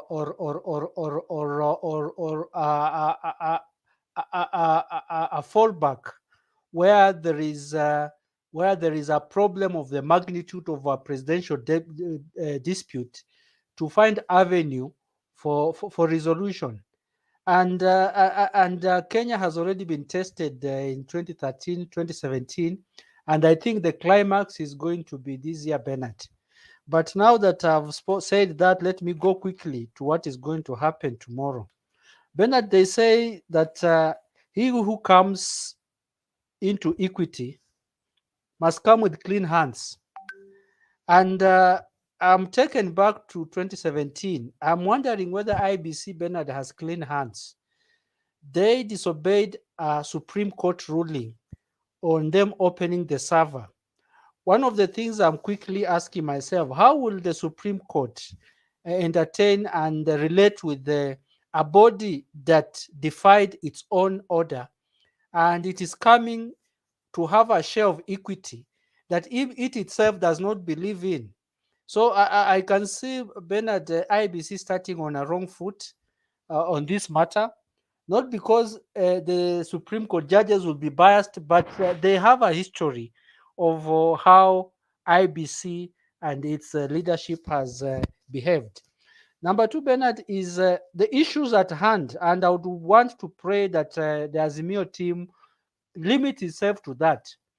What we don't want, Bernard, is for the Azimio team, that's the lawyers, to go to court and start the interpretation of words and semantics of, we went through a very technical argument that took us that made our jurisprudence very, very sophisticated, to the extent that we were discussing what shall stands for. The word shall, does it mean must or does it mean may? So what we have this time, Bernard, is not the semantics of English words or what law stands for. What we have this time round, Bernard, is scientific and data information that is very specific, that is not open to discussion or argument. It is 1 + 1 2. Did somebody access the system at 12:45 and 7 seconds on this date? And who had the access? Was this person authorized to access? The trail of IT, and the IT people tell you, is so specific that it's not open to discussion or argument. And that's the best thing that is going to happen this time around, Bernard. We are not going to have a discussion of interpretation. We are going to have a bare presentation of information that is beyond reproach. That somebody accessed this system, somebody put in this information that was not supposed to be put on. Is it true or false? It's true. And that case should end within hours, because we are not going to interpret law in terms of is Chebukati supposed to announce results as a person, as a chairman, or as a commission? I would want Bernard, I would want the Azimio team to avoid such discussions, because the people who stole election were well prepared of this, and that's why they planted Chebukati. And they're going to have very, very varied arguments, including picking cases in Korea or whichever country to back their case. What I want Azimio team to limit themselves in is very specific and basic information. Did somebody access the system? Yes. Was that person authorized? No. Did he put in information that was not required? Yes. And we end our case, because Bernard, this time round, the information is scientific and it's data backed. Bernard, your DNA, somebody cuts your hair and cuts your son's hair and takes it to the forensic lab that was given to the DCI recently, will come out with a 99.99% accurate information that this is your son. It is not open to discussion or argument. That is where we are. And for me, Bernard, that is the best thing that could happen to us at this time. Number two, Bernard, as we enter into the court process, there are certain matters that have already been determined, and lawyers call them precedent. The precedent has already been set on certain matters, and the Supreme Court is going to have a very easy time because it will just make reference to decisions that were made on similar cases that are being presented. And one of them, Bernard, is, and this was raised by the Deputy Chief Justice Mwelu and Jackton, the question of how come 100,000, 500,000, or 800,000 people can walk into a police station and vote for a president and vote for other people. That is a question that was raised in 2017, and the discussion went on for about 15 minutes if you pull that clip. And that issue is alive in the Supreme Court, and that is going to come back this time. I don't think the Supreme Court will have a long time discussing about it because they already know what it means. It just means that ballot papers were stuffed in the boxes, and they are part of what was counted as valid. Bernard, there's somebody who said that, and I think you are also part of them, and I beg to differ with you with a lot of respect, that we should not go demanding on certain things. Bernard, we should go and demand on certain things, because if we don't demand for Raila to be declared, and we say that we go for counting of votes, part of the 800,000 votes that were stuffed in will be counted as valid, because remember, Iebc officials were bribed to stamp ballot papers, sign them, and our returning officers were bribed to sign blank Form 34S, so that as they stuff those papers, they add them and they make them valid. So a recount will validate an illegality. So we should avoid the issue of a recount, because a recount will validate the stuffed in ballot papers that were wrongfully put in the boxes. So Bernard, I would want to end with that, but I want to say I'm happy that Kenya is even more civilized than some of the most developed countries. We have not seen people going to you remember when Trump lost, people went to one of their congresses and actually caused harm.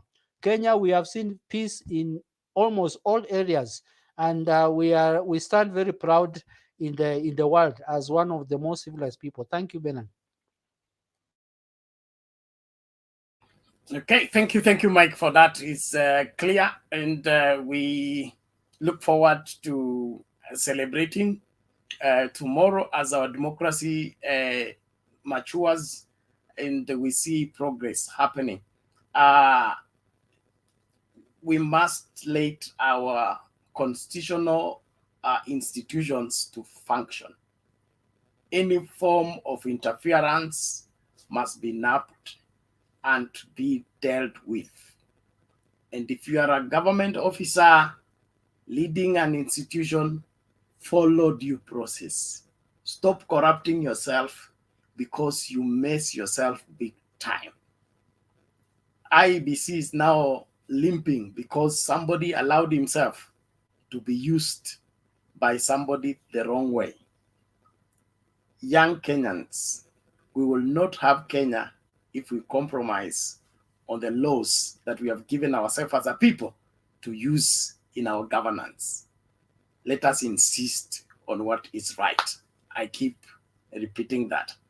Naomba tumsikilize MC Naipeizi mapema. Niko fiti sana Bernard, mambo brother? Tuko fiti, karibu. Shukrani sana. Na kwanza nataka nichukue nafasi hii kuwashukuru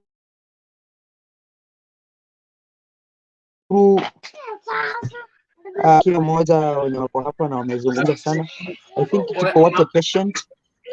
Ngoja MC.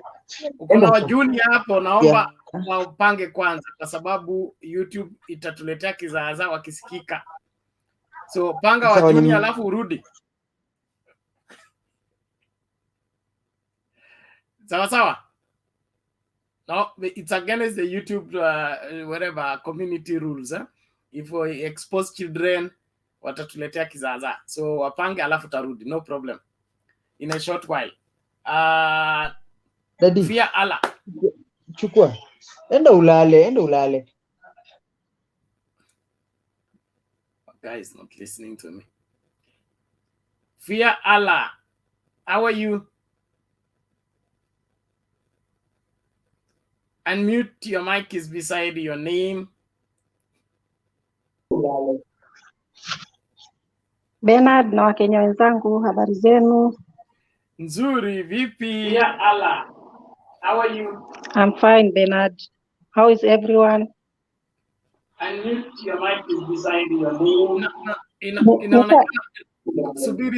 Inaonekana unasikiliza YouTube na tena uko studio. So mute ile ya YouTube ndio usikike kwa studio peke yake. YouTube.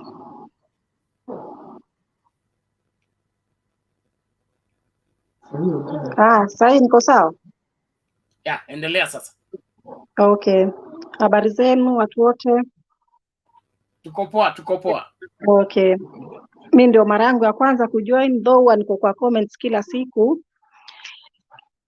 Nilikuwa nataka tu kuongea kuhusu mambo ya Kenya yetu inavyokwenda. Kusema kweli ni hali ya kusikitisha sana kuona kila baada ya miaka 5 watu wanapiga kura, lakini hakuna kitu chochote kinachofanyika. Nyinyi mtapigia kura huyu achukue mwingine. Sasa mimi kulingana na mawazo yangu naona basi haina haja kila baada ya miaka 5 tunapoteza mabilioni ya pesa tukisema tunaenda kwa uchaguzi na watu washajua mshindi ni nani. Mimi naona afadhali basi hizo bilioni karibu 40 ziwe zinawekwa kando, watu waseme tu wa Kenya huu ndo wakati wa uchaguzi, lakini hatutoenda kupiga kura kwa sababu mtu fulani ndo atakuwa rais. Hizo pesa zitumike kufanya mambo mengine. Alafu kitu kinachoudhi zaidi ni watu wenyewe pia wanajijua. Kama juzi mnasikia wengine kama kina Kuria, mtu anasema waziwazi, sisi hapa ndio tulioiba kura, tuliomuibia Uhuru kura, na hii timu ambao tuko ndio bado tutaenda tena kuiba. Kwa nini mtu anakuwa anazungumza vile? Kwa sababu anajua hata akifanya hakuna kitu chochote kitakachofanyika. Wataiba, Wakenya watakaulia watalia, alafu watamwagiwa GSU, wapulizwe na tear gas, warudi majumbani, walia siku 2 na kipande, warudi majumbani, na serikali mnaambiwa tuendelee. Sasa hiyo mambo ya kila siku watu kuambiwa tuendelee. Sioni kama kuna faida basi ya watu kuambiwa amkeni mwende mkapige kura. Afadhali watu tu wakae, serikali iendelee kama inavyoendelea. Lakini kusema amkeni twendeni mkapige kura, watu wanaamshwa wanapelekwa kwa mikutano. Yani mimi wanasikitika sana nikiona Wakenya vile wanavyobebwa kama sijui hata niseme nini. Maana utaona vijana wadogo ambao kuwa wanafaa kuwa wanafanya mambo mengine muhimu. Kila siku Monday to Sunday watu wako kwa mikutano. Yani mikutano imefurika. Imekuwa yani viongozi wetu wanatutumia sisi wanyonge vibaya sana. Maanake tunakwenda pale mikutano, nyinyi mkitoka pale mna njaa, mtu ametoka mbali, haja kula, hajui mtoto wake atakula nini. Alafu wao wakitoka mmekwenda kwa mguu, na wao wakitoka pale kila mtu unamwona mwenye gari kubwa, mwenye helikopta, kila mtu ataingia aende zake. Nyinyi wengine mtu mtaachwa mkisaga miguu, na hivyo unavyosaga miguu na jua kali, hujui nyumbani utakwenda kula nini. Alafu kura zinakuja yani zinabebwa tu kirahisi, mambo yanafanywa tu kirahisi. Alafu nyinyi wa Kenya mnaambiwa just accept and move on. Hiyo nini? Yani inakuwa ni ujeuri wa hali ya juu. Mimi Bernard kila nikiangalia naona kama yani ni kama vile mtu anakupiga. Yeye amebeba silaha, wewe huna silaha yoyote na uko chini, alafu anakuwa amekuibia uko chini, alafu anakuambia nini? Nishakupiga na kitu chako nitakibeba, fanya utakalofanya. Sasa ukiangalia hauna nguvu, inabidi umebakia ukilia na hakuna utakachofanya, na kweli hakuna utakachofanya. Maanake utamuona kweli kesho ndio yule ndio kiongozi wako yuko pale amesimama anakuamrisha ufanye vile anavyotaka na hauna nguvu ya kufanya kitu chochote. Yaani imekuwa ni hali ya kusikitisha sana kwa Wakenya kusema kweli. Na tusipozungumza, naona hata kama hatuna nguvu za kwenda kupigana, maanake hatuna silaha, hatuna nini, lakini tuna midomo ya kuzungumza. Lazima tuijenge nchi yetu. Kwanza nchi za jengwa kwanza na watu kuzungumza kabla watu kwenda barabarani. Na nimefurahi safari hii vile Wakenya wamefanya. Maanake ile hali ya Wakenya kutoka wakienda mabarabarani kusema kweli inasikitisha sana. Unamwona mama amelea mtoto wake na shida, amemsomesha na shida. Alafu mtoto kama yule ndo ametoka pale, ameenda amepigwa na risasi, ameanguka chini amekufa. Na hakuna haki yoyote itakayotendeka. Ndio basi imeisha hivyo. Viongozi wengine kama vile wakiwa wazuri wanamalizwa. Hakuna kitu chochote kinachotendeka. Tutalia siku mbili na kipande, sijui mtu wetu. Kesho yameisha. Anauliwa mwingine, mtu wetu, yameisha. Sasa hivyo sijui hao mambo yataenda hivyo mpaka lini? Yaani si vizuri kusema kweli. Lazima viongozi wawajibike na sio kila mtu anayetaka kwenda uongozini, yani anafikiria vile atakavyojitajirisha. Maanake mimi kusema kweli sioni viongozi wanaokwenda uongozini ati kusema wanakwenda kufanyia Wakenya kazi. Mimi kila nikiangalia kila mtu anapigania vile atakavyokwenda pale, baada muda mchache uone wana magari makubwa, uone wanaishi majumba ya kifahari. Yaani ndio vitu watu wanavyopigania. Ukiangalia nchi za nje kama mimi niko huku upande wa Ujerumani, yaani ukiangalia vile watu wanafanya maendeleo, mtu kitu kidogo tu afanye kosa dogo tu utaona kesi, kesho utamwona ametiwa ndani. Lakini kwetu mtu anaua kabisa, kuua mtu, na huyo mtu ndo anaambiwa huyo ni hero. Kama kitu kama alichofanya Chebukati, alafu unasikia huyo mtu anaitwa hero. Hebu imagine kama watu wanaweza kuiba kura. Hebu imagine wakiingia katika hivyo viti wanaweza kufanya nini hiyo nchi? Ni mambo ya kusikitisha kwa kweli. Si mambo ati watu kukaa wacheke wafurahi, na wengine wanaofurahikia. Wajua unaambiwa hauwezi kujua thamani ya kitu mpaka kile kitu kikutoke. Sasa hii hakuna mtu anayejua, watu wengi hawajui thamani ya Raila. Siku huyu mzee ataanguka chini ndio watu watakuja kujua thamani ya Raila ni nini Kenya ile. Na Mungu azidi kumpa nguvu, azidi kumpatia wisdom, na sisi wengine tuzidi kumpigania na Mungu atamuinua, na pale tunapotaka pazuri tuwepo na matumaini makubwa kwa Mwenyezi Mungu atatuweka hapo. Lakini Wakenya na kitu kingine ambacho tumelaka, imani ya Mwenyezi Mungu. Hatuna imani. Laiti mtu akiwa na imani ya kikweli, kusema kweli, sidhani kama mambo mengine yanayopitika ya mtu anaweza kufanya. Ukiwa na imani kikweli kweli, acha hizi imani si kusema ati mimi ni Mkristo, mimi ni Muislamu, hapana. Hizo sio imani. Imani iko katika moyo wako na matendo yako. Matendo ya mtu, huwezi kujiita mimi Mkristo au mimi Muislamu na matendo yako hayaambatani na imani yenyewe. Lazima tujifundishe kuwa na imani na tuhurumiane na tupendane. Kwa leo naona ni hayo tu Bernard. Shukrani. Okay, asante sana kwa maoni yako na hoja zako za muhimu sana, na amini kwamba Wakenya watakutuka na tusimame kwa haki ili tuokoe nchi yetu isitokomee kwa mikono ya wasiofaa. Ni muhimu kila mmoja ajitahidi. Uongozi sio opportunity ya kujilimbikizia mali. Uongozi ni opportunity ya kujitoa mhanga ili ulete tofauti katika maisha ya watu unaoongoza. Inaonekana katika nchi itabidi tufanye redefinition of what is leadership, especially political leadership.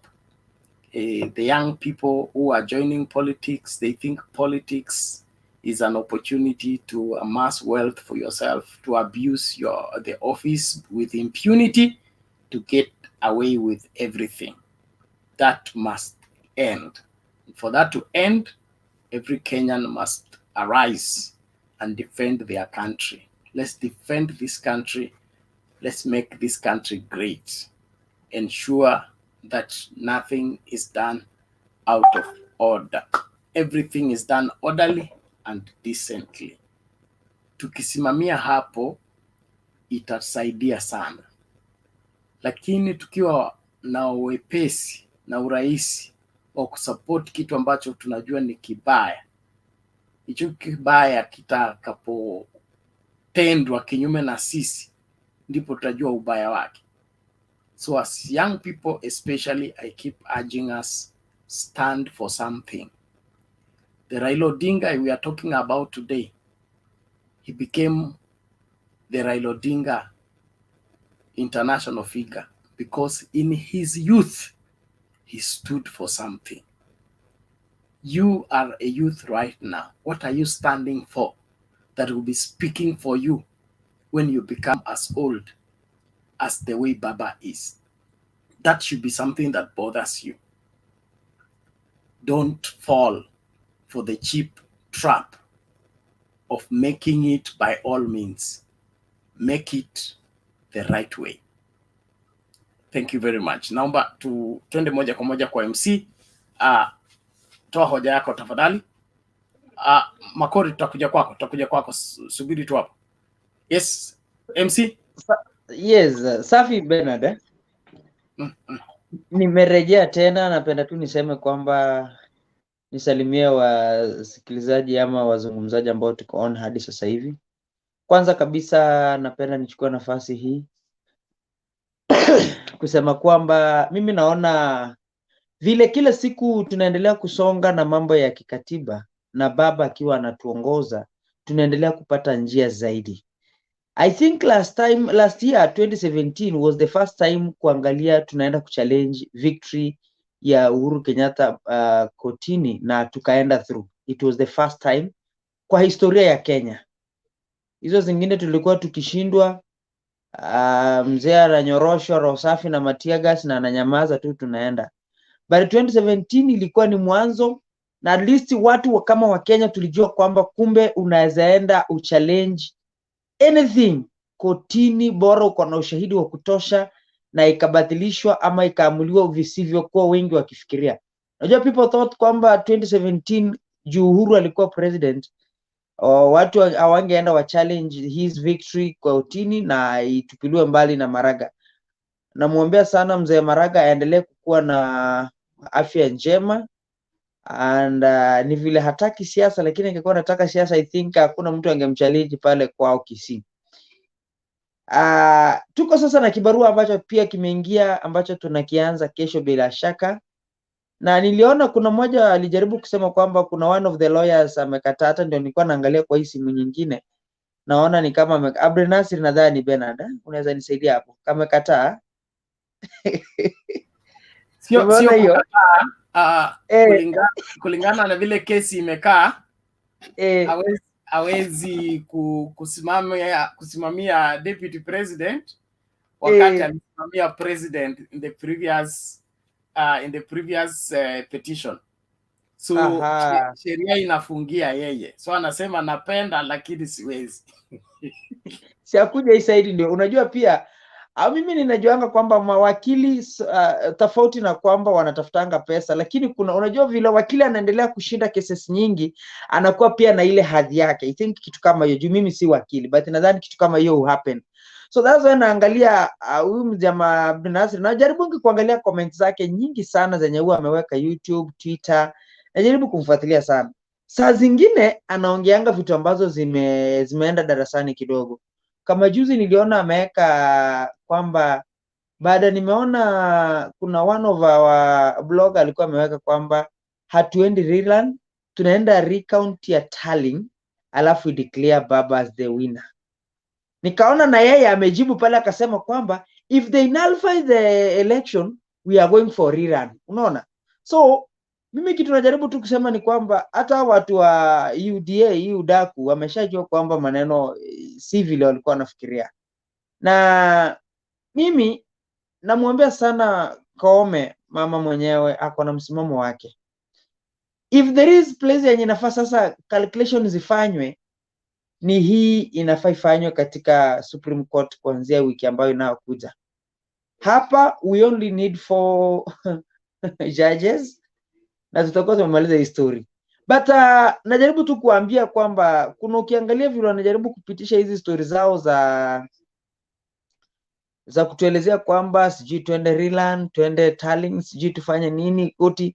But niliona ulijaribu kusema kwamba tusilazimishe ni nini nafaa ifanyike the outcome. But kuna saa zingine na lazimishanga lazima tuambie ukweli. Kwa sababu hawezi tuambia kama tumepata penye kuna shida, kwa sababu nimeangalia form nyingi sana hapa. Kuna sehemu walikuwa na deduct Raila kura na sehemu zingine wanaongezea wanaongezea Ruto kura. So I think kama tunaweza enda tufuatilie tuangalie the correct figures zenye zilikuwa zinafaa ziwekwe, probably hata si kitu ya kubahatisha, baba atakuwa mbele. Hiyo ndio kitu ninajua. So na kama baba atakuwa mbele, ni nini nafuata? Ni twende mzee mama hahukumu kwamba tumeshinda, baba atangazwe, tuonyeshe vile nchi inaendeshwa. But mimi kitu imeniudhi kama leo nimeona Ruto akienda kupongeza Mungu, akienda kurudisha Mungu, hata mwizi kumbe unajua kuna mtu alikuwa anatuambia kwamba mwizi pia huombanga aende kuiba. Anaambia Mungu nisaidie nikienda kuibia Bernard, hii simu yake ama hii kompyuta yake huwa anatumia asinione. Kumbe also thieves do pray, wanaenda kuomba ndio wasionwe. Yes, I'm telling you Bernard, mwizi huomba. There's a time nilibiwanga kwa duka yangu na sikupata huyo jamaa, kumbe aliomba ndio akienda. Mpaka yani niliona hiyo kitu tu kwa simu alafu nikatoka tu hivyo. Niliumia vibaya sana. Jamaa anaenda kushukuru Mungu kwa sababu alisaidiwa kuiba. Surely kuna Mungu wa wezi. So nikanyamaza tu nikasema sawa tu, bata mimi tu chenye najaribu kuambia watu, na pia chenye najaribu hata leo nilikuwa town nikielezea watu ni kwamba Mungu si mjinga. You cannot fool people every day. Kuna siku atajua ukweli. Kuna siku atajua tu ukweli. Na ingekuwa kwamba hii kura tunapigianga mtu for 1 week ama 1 month, alafu turudi tupige, tungeambia tu watu wacha tuachie Ruto aendeshe for 1 week ama 1 month ndio mrudi muanze kulia. But all in all ni kwamba kwa sasa tunajua kwamba kila kitu kiko seti, mawakili wetu wamejiami vizuri kabisa na kesi yetu hata si ngumu. Kwanza kama juzi nilisema hapo kwamba one of the witnesses ni hao ma commissioner wenyewe wako hapo wamekuja. Ile tu nilikuwa najaribu kueleza watu wetu wa Azimio, tafadhali mjitie moyo, don't follow bloggers. Moso how bloggers wa UDA, they are very sharp. Wanaekanga tu vitu vile wanafikiria, saa zingine inaweza kushock zaidi.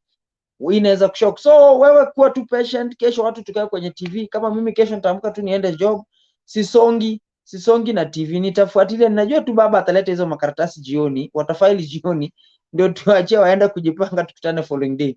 But kitu ninajua kwamba watu wasisonge kutoka kwa TV. All is good, all is well. Naamini Iron Lady alisema kwamba tafadhali be patient, our win is coming home, inakuja nyumbani. So watu msikuwe na wasiwasi. Bernard, for now sitaki kukuwa na mambo mengi, naendelea kufuatilia show. Wacha niendelee kufuatilia brother, but pia wewe na niliona leo kitu ulikuwa umeweka asubuhi, ulikuwa umeweka hiyo sijui 99 what, niliangalia hapo ulikuwa umeweka, ilikuwa sijui 99 na kuna comment ulikuwa umeweka hapo, sijui kama unaweza kaangalia hapo. Relax. I want to say something about Abdul Nasir. Abdul Nasir si eti kulingana na mimi anahepa hii kesi kwa sababu anajua atapoteza. Alipoteza ya Uhuru Kenyatta, tena akienda hii apoteze itaharibu CV yake. So ni kujiokoa na jiokoa, si eti hawezi kusimamia kesi. Na yeye ndo alikuwa kwanza kulia kwamba hii kesi itamalizika nini Supreme Court. So akienda huko alafu apoteze, so atakuwa na 2 lost presidential petitions that will affect his CV. He would rather suffer with 2018 and avoid 2022. Hiyo ndio naona. Kama imeshindikana, president elect akimbia aende kuleta Miguna. Muingize kama naweza. Tuone.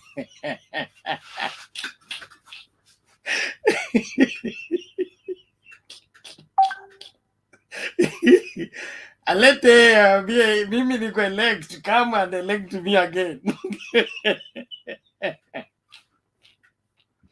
Bernard, please Bernard, nimerudi hewani ingawa huku umeniruhusu, but let me ask. Bernard. Yes. Sijajua hii. Na in case watakuwa wamedeclare baba kwamba alishinda free and square, wataitisha ile certificate irudi ama koti itaprint certificate nyingine? Hata hiyo certificate ilipeanwa ni fake. Achana tunayo. Niliona, I saw that. Akiwa like kabisa. Mute your mic. Wewe utafanya mambo yaharibike. Wachia hapo, tunakuja polepole. Hii kesi iko sawa. No, naomba tumsikilize Makori kwanza. Makori, karibu.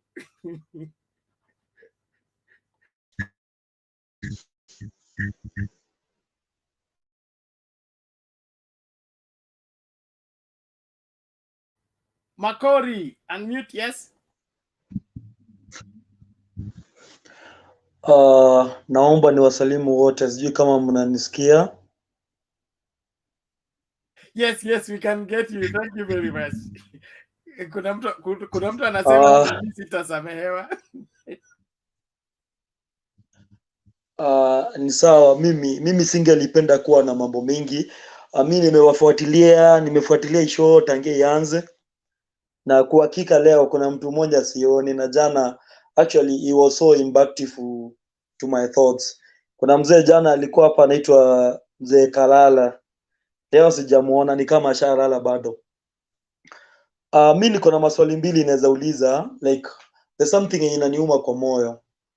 Like when you find clergymen telling baba that you just concede and we move on. The other thing is they tell baba, wewe ndo wa kuibiwa every land, and then why can't you steal again? And that sounds to be like an insult to baba, because baba has been fighting for corruption and theft. But now when you connect the same statement of corruption with baba, then I think you are insulting his characters. So for me, what I know, and I think that question was expressed earlier, the same question I remember. This is somebody Wanjala and the Philomena Mwilu asked Mr. Mashadia, who was a representative of Iebc in 2017, that you just walk to a polling station, you are given 6 ballot papers, you decide to vote for the president. Where are you going with the 5? Are you just walking away with them? How are they going to be accounted for? Because they're not stray ballots. So for me, I expect that question to arise again as from tomorrow as we wait. But for me, what I'm expecting, I don't expect the court to say all about retallying again, because already we have information that those guys, they have deleted all from 4 original from 34 A's from the system. So they have uploaded whatever they are fake from 34 A's. If the court will order the retallying and count of the votes, we are going to lose it. So for me, I feel, and it's my prayers that the court will uphold the petition and they give directions for a new presidential election. But my question is, there's somebody who talked that Mr. Chebukati is not coming with the clean hands. Are we going to trust Mr. Chebukati again? Because we have seen he has bungled 2 presidential elections. The one which was on 8 August 2017 and the 26th of the same year. And this is the 3rd time he has done the same mistake. So for me, I feel like Mother Koome, she has to instruct this man to be prosecuted till the end, because huyu jamaa alikuwa anataka kugunganisha Wakenya.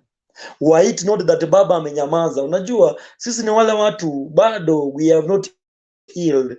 Sisi ni wale watu baba tunasema your last word is enough for us. So White baba angeongea aseme sasa kama ni mbaya basi. The country was to ban due to illegality committed by Mr. Chebukati. So for me, it's my prayers that the churches will take their part, scrutiny the evidence available, and what I'm assured is that there's somebody I tried to listen to a certain clip yesterday. Mr. Bernard, you did that the state, it never misses its target, and if it misses its target, it's by design. The other day you had this guy from Mount Kenya by the name Jeremiah Kioni. After some of the members of parliament considered the defeat, he came later to tell us that out of the 33 constituencies, there were a lot of illegality and illegal of the election.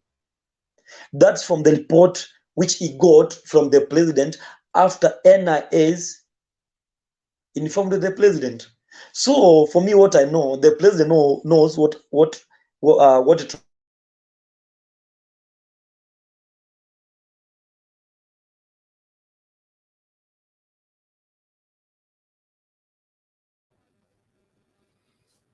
Makori, ni kama neti yako imechapa. Pole lakini. Thank you for your submission. I want us to make progress. So let's watch this shortly and then we proceed further. Everybody keep it sane. Anybody bringing a commotion, we block you. We delete your comment. We are committed. We want a clean Kenya. Vile mnajua ni Gaucho ghetto president, mwanasoja wa Reludinga. Iko kitu nimeona watu social media wakisema sana, wakisema eti Kenya lazima eti to move on. Watu wa William Ruto wakituambia kwamba to move on. Mimi nataka kusema hivi, jamani. Sisi supporters wa Raila Odinga tuwezi move on mpaka Raila Odinga kuwe president tuta move on, kwa sababu Raila Odinga ndio business yetu, Raila Odinga ndio investment yetu, Raila Odinga ndio profit yetu. Sasa huwezi tuambie biashara yetu mnaharibu ambayo ni Raila Odinga, alafu mnatuambia kwa social media ya kwamba to move on. Mimi najua ya kwamba tuta move on siku Raila Odinga atakuwa president. Kama atakuwa president, sisi hatuta move on. Na mimi nasema hivi ya kwamba saa hii ni wakati yenyu ambao mnacheka, ni wakati yenyu ambao mnafurahia. Sisi hatujafurahia. Ni vile Raila Odinga akituambia tunyamaze, tunanyamaza, lakini maanishi ya kwamba tumefurahia. Na sisi tunajua body language ya Raila Odinga. Tunaona mnasema eti watu wamechoka, eti supporters wa Raila Odinga wamechoka. Msidanganywe na mtu. Mimi nataka niambie Kenya ya kwamba is a matter of time. Ni koti ndiye itakuja kuamua kama tutanyamaza ama tutanyamaza. Na mimi nataka niwaambie, hii Kenya ni Kenya ya kila kabila. Mimi nauliza wale wanafurahi kwamba Raila Odinga eti amechezewa. Kama Raila Odinga akose kumake, kabila gani itakuja kuwa president Kenya hii kama si Raila Odinga? Inamaanisha Mkamba sawa president, Kisia sawa president, Masai wa sawa president, Wakamba wa sawa president. Hatutakubali kufika huko. Mimi nasema hivi, na nasema bila kuogopa, ya kwamba wacha vile sasa wakina Mudavadi wanaitwa earthquake kwa William Ruto. Wewe huwezi kuwa earthquake kuliko Martin Sukuku. Alichezea Oginga Odinga, kauza Oginga Odinga, akagawanisha Ford in 1992. Oginga Odinga alimwambia kijana ya Luya, umeniuza lakini utakuja kukufa na mafi itakuwa kwa matako yako ukikufa. Martin Sukuku aliisha kuliko nyinyi Wetangula na Mudavadi. Na mimi nasema ya kwamba President Uhuru Kenyatta tulikuamini, that's why sisi tulisema wacha Raila Odinga join handshake, na tulikuamini na bado tunakuamini ya kwamba hii unity ya Kenya na heshima ya Kenya itakuwa kama tutaona Raila Odinga amekuwa president. Lakini ikikuwa etibaki vile iko saa hii, President Uhuru Muigai Kenyatta na wale walijifanya eti ni deep state na system, ikisemekana ya kwamba Raila Odinga kose hii kiti, tutajua ya kwamba mlichezea Raila Odinga. Kama italipishwa leo ama kesho, sisi hatutakufa kama ijalipishwa. Hatujui ni nani, kwa sababu tutajua siasa hainanga permanent friend na permanent enemy. Leo hii watu wanacheka ya kwamba Raila Odinga alichezea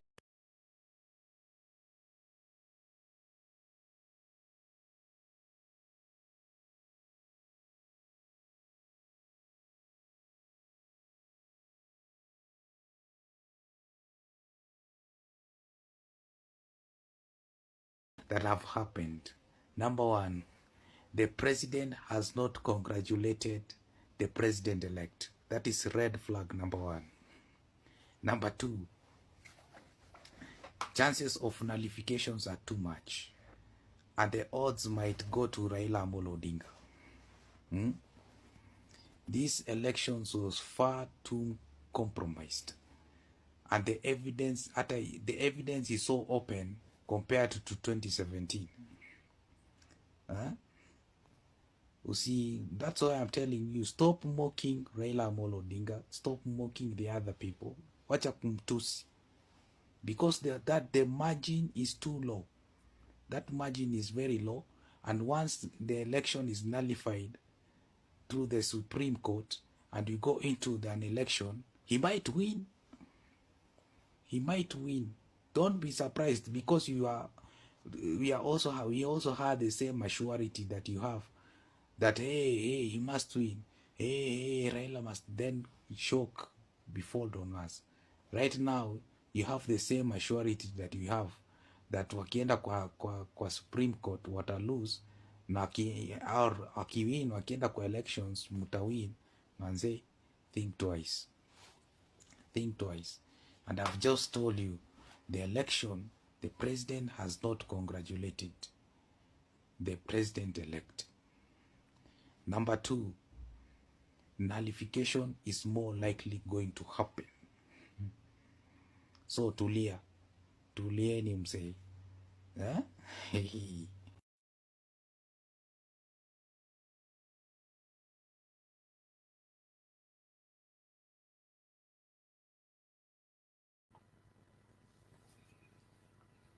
Okay, thank you everyone for your patience. I believe we are following that. Let's now listen from Ochieng Evans.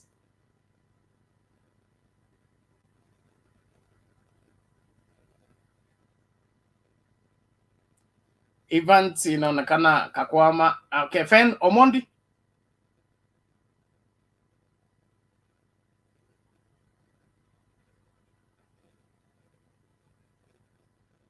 Bwana Fen, you unmute. The mic is beside your name on the screen. Oh, asante sana. Nataka nianze na hii mambo ya election petition kwanza. Wakikotu wakiamua kwanza wanarudia fresh election, si nzuri kabisa, sababu hii perception ya Chebukati yenye ameweka ati Ruto is winning is not good. Kuna wenye sahi wanasema Ruto sahi sasa hatukumpigia, lakini tukirudi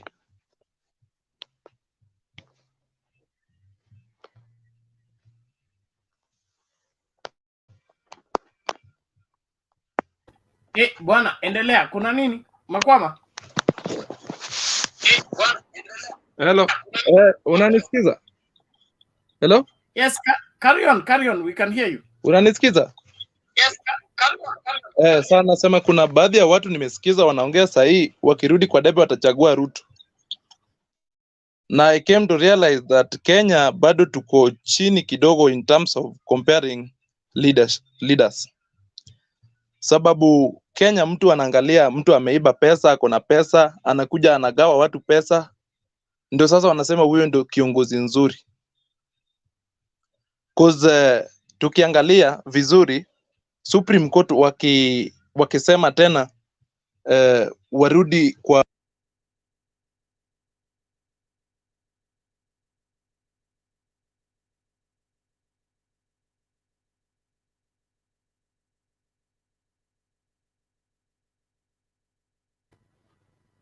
Pole Fen, inaonekana neti yako iko na shida.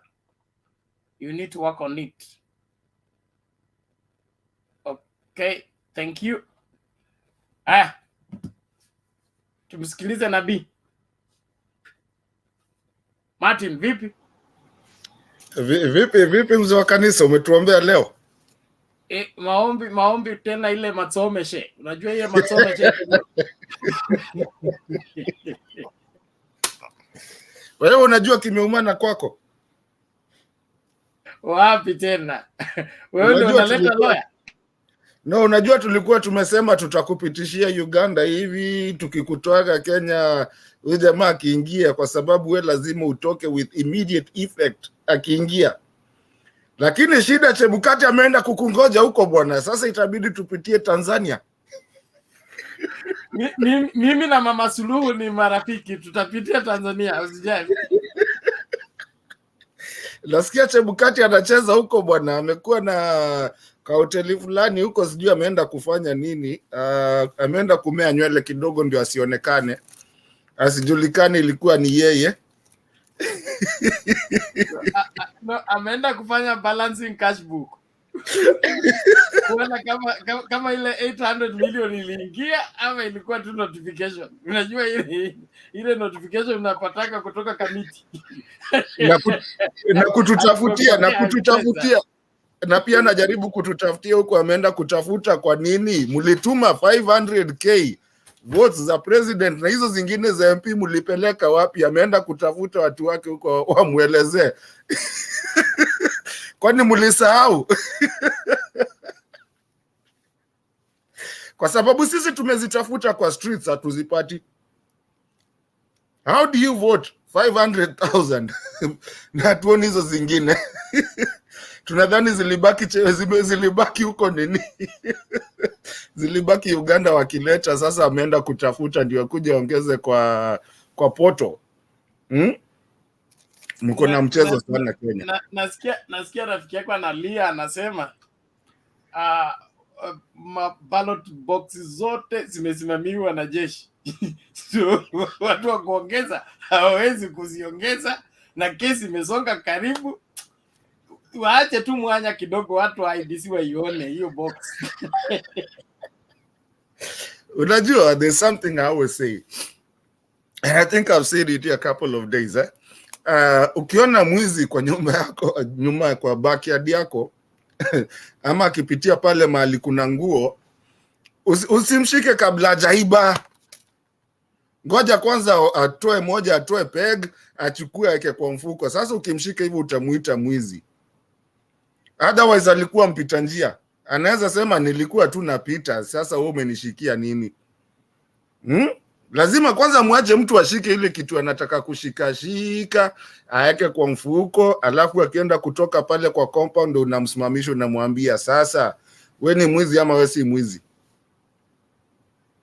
Wapi hiyo nguo umechukua? Hebu toa mfuko tuone. Sasa unakuwa mwizi. Uhuru is not asleep. And is not going to be asleep. And Baba is not asleep. And they are not going to be asleep. This thing was played very well. Na mahali wako mashakani. Ndio unaona kina lawyers wengine wanasema hatutaki hii kitu bwana. Martha Karua anajaribu kusema, lakini ukiangalia Uhuru na Ruto na Raila wanakata karibu, waulize kwani na nyinyi kazi yenu ni nini? Amuongei ama ni nini inaendelea hapa? Ni kushika mtu.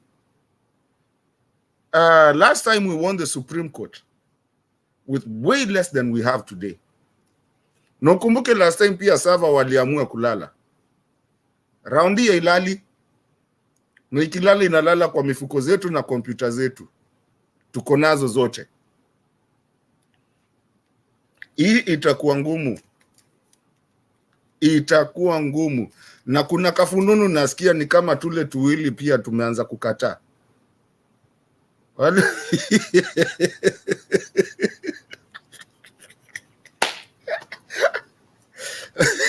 Nasikia pia kuna fununu inakaa Chebukati atabaki na Museveni.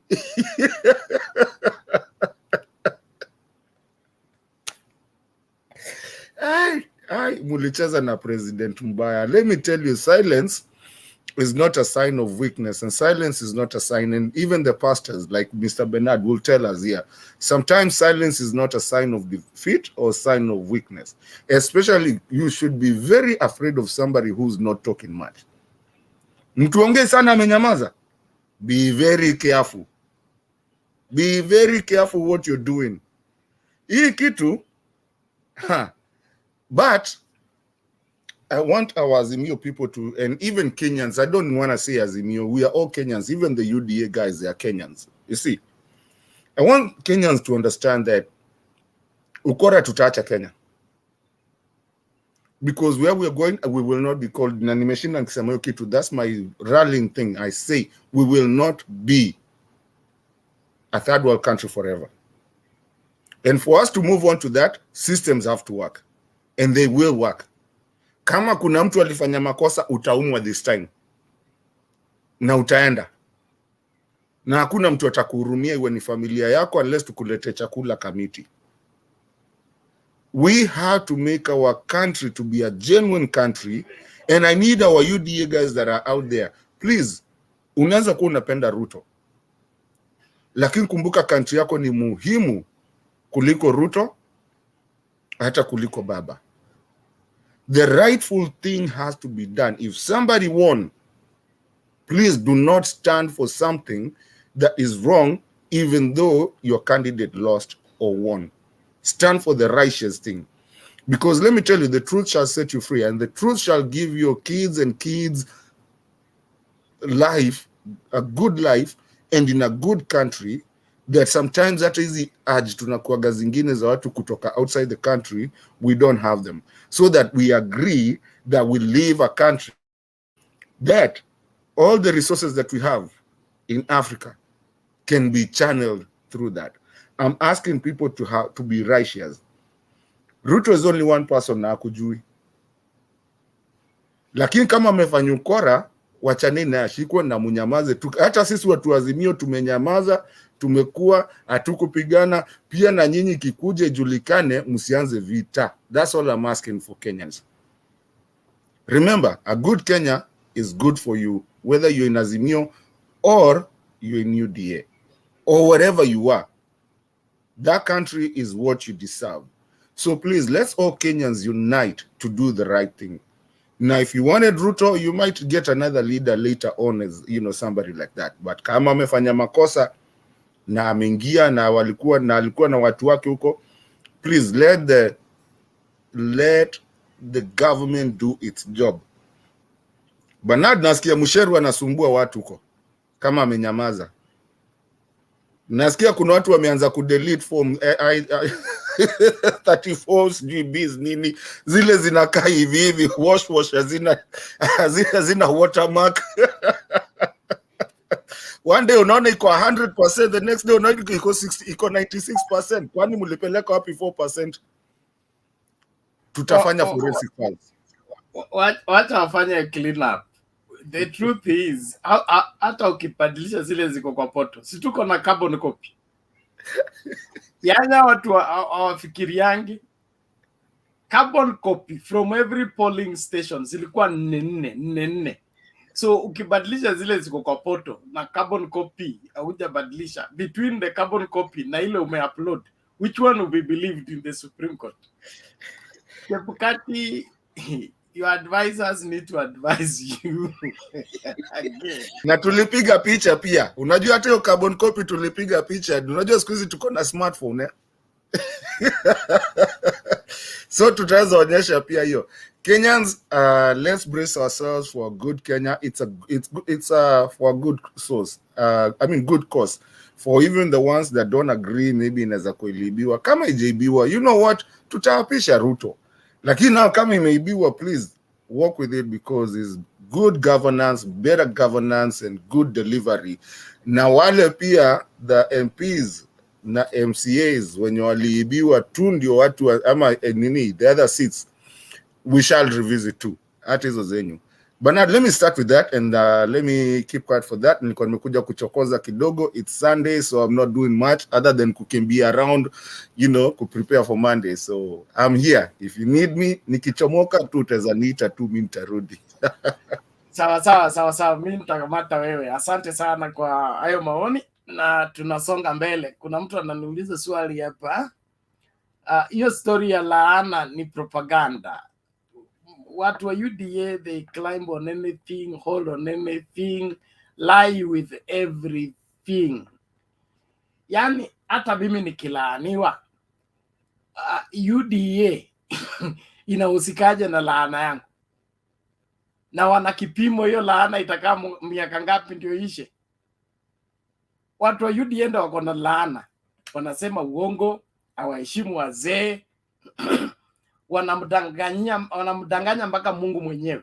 So hiyo ni laana kubwa sana kuliko hizi laana wanadai. They are looking for how to justify their evil. Their evil will not milele milele milele milele oh. Dhambi yako inakufuata. They cannot escape that. So waende River Jordan, waende Nairobi River, dhambi yao inawafuata. And whatever they did with the elections, they cannot escape. This time round, no business as usual. Impunity must come. And that's one thing you will need to understand. Biblia huwa inasema wakati dhambi imekoma, okay? Lazima itoe nini? Consequences yake. So there is how election was stolen. 2007, look to the other side.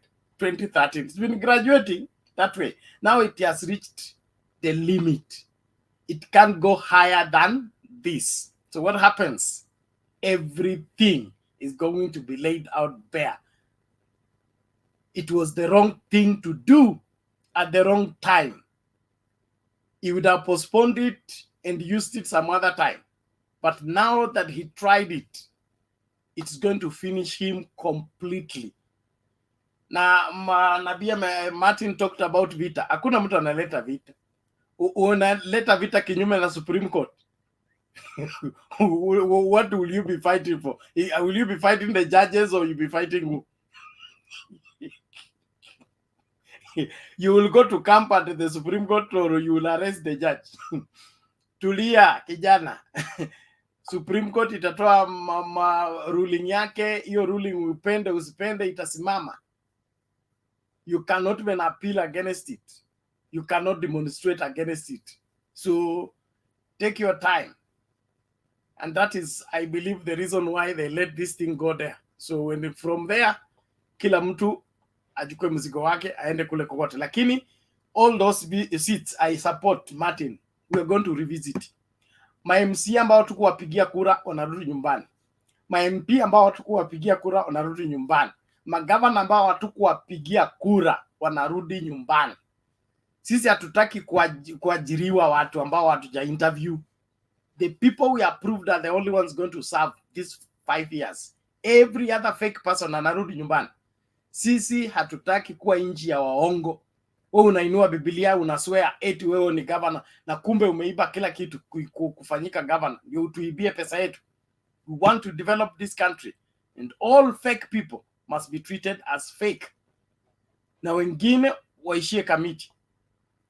Electoral offenses are going to count at the Supreme Court. Sheria inasema kama mtu amecommit electoral offense, hiyo kesi inasimama kinyume na yeye. So the moment we cite the 300,000 voters who voted for the president only, next question is, how did this happen? Returning officer said, I was told to do this. Who told you to do that? Chebukati, what happened? I was given a phone call. Who gave you the phone call? Is he a candidate? Trouble. So let's look forward to a better Kenya, clean Kenya. Kenya ile mtu anakula jasho yake, anakula haki yake, anatekeleza majukumu yake. Hiyo ndio Kenya tunataka. Kenya ambayo ni huru. Wamama wa kuuza mboga wanauza mboga, wanatengeza hela yao. Wa mkokoteni wanapush mkokoteni, wanatengeza hela yao. Wa bodaboda wanafanya bodaboda, wanatengeneza hela yao.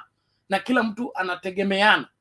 Mimi nikitoka hapa napigia mtu wa bodaboda, ananitupa studio, nikimaliza matangazo ananichukua ananirudisha nyumbani, yeye anakula yake, mimi nakula yangu. That is the Kenya we want. Lakini Kenya kuibia mtu, unataka kuiba nchi mzima, a whole country, and you say you ambiliki hati umeshinda deep state.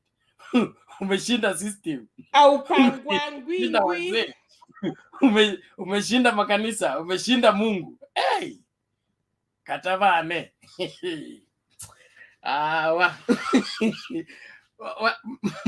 Wacha nimlete Wekesa kwanza. Wewe Bernard, wewe I hope amupangwingwi Bernard. Atupangwangwi. Haya, ninafurahia sana kwa sababu ya mambo ambayo yanaendelea kusemwa hapa. Poleni, nimekuja kama nimechelewa, lakini ndio hivyo. Mimi Bernard, kuna mambo matano ambayo ningependa kusema, na especially Martin Ndeto amenichemsha sana na ndugu yangu MC. Wamesema mambo ambayo imenizuzua sana. Kitu cha kwanza ni kwamba unapoangalia mambo tangu uchaguzi ufanywe, kwanza congratulatory messages from leaders all over the world zime stop, and that is a statement, kwa sababu in 2013 and 2017 congratulatory messages ziliendelea even when the case was in court. Hiyo inaonyesha ya kwamba katika maofisi hizi ambazo kazi zinafanywa, kuna watu wanapigiana simu na wanaongea, na kwa hivyo mimi sina shaka yote ile ya kwamba hii kesi inazungusha vichwa na inasumbua watu kabisa. Jambo la pili ni kwamba head of state Uhuru Muigai Kenyatta ambaye ni rais haja congratulate the president elect, and it's not like him.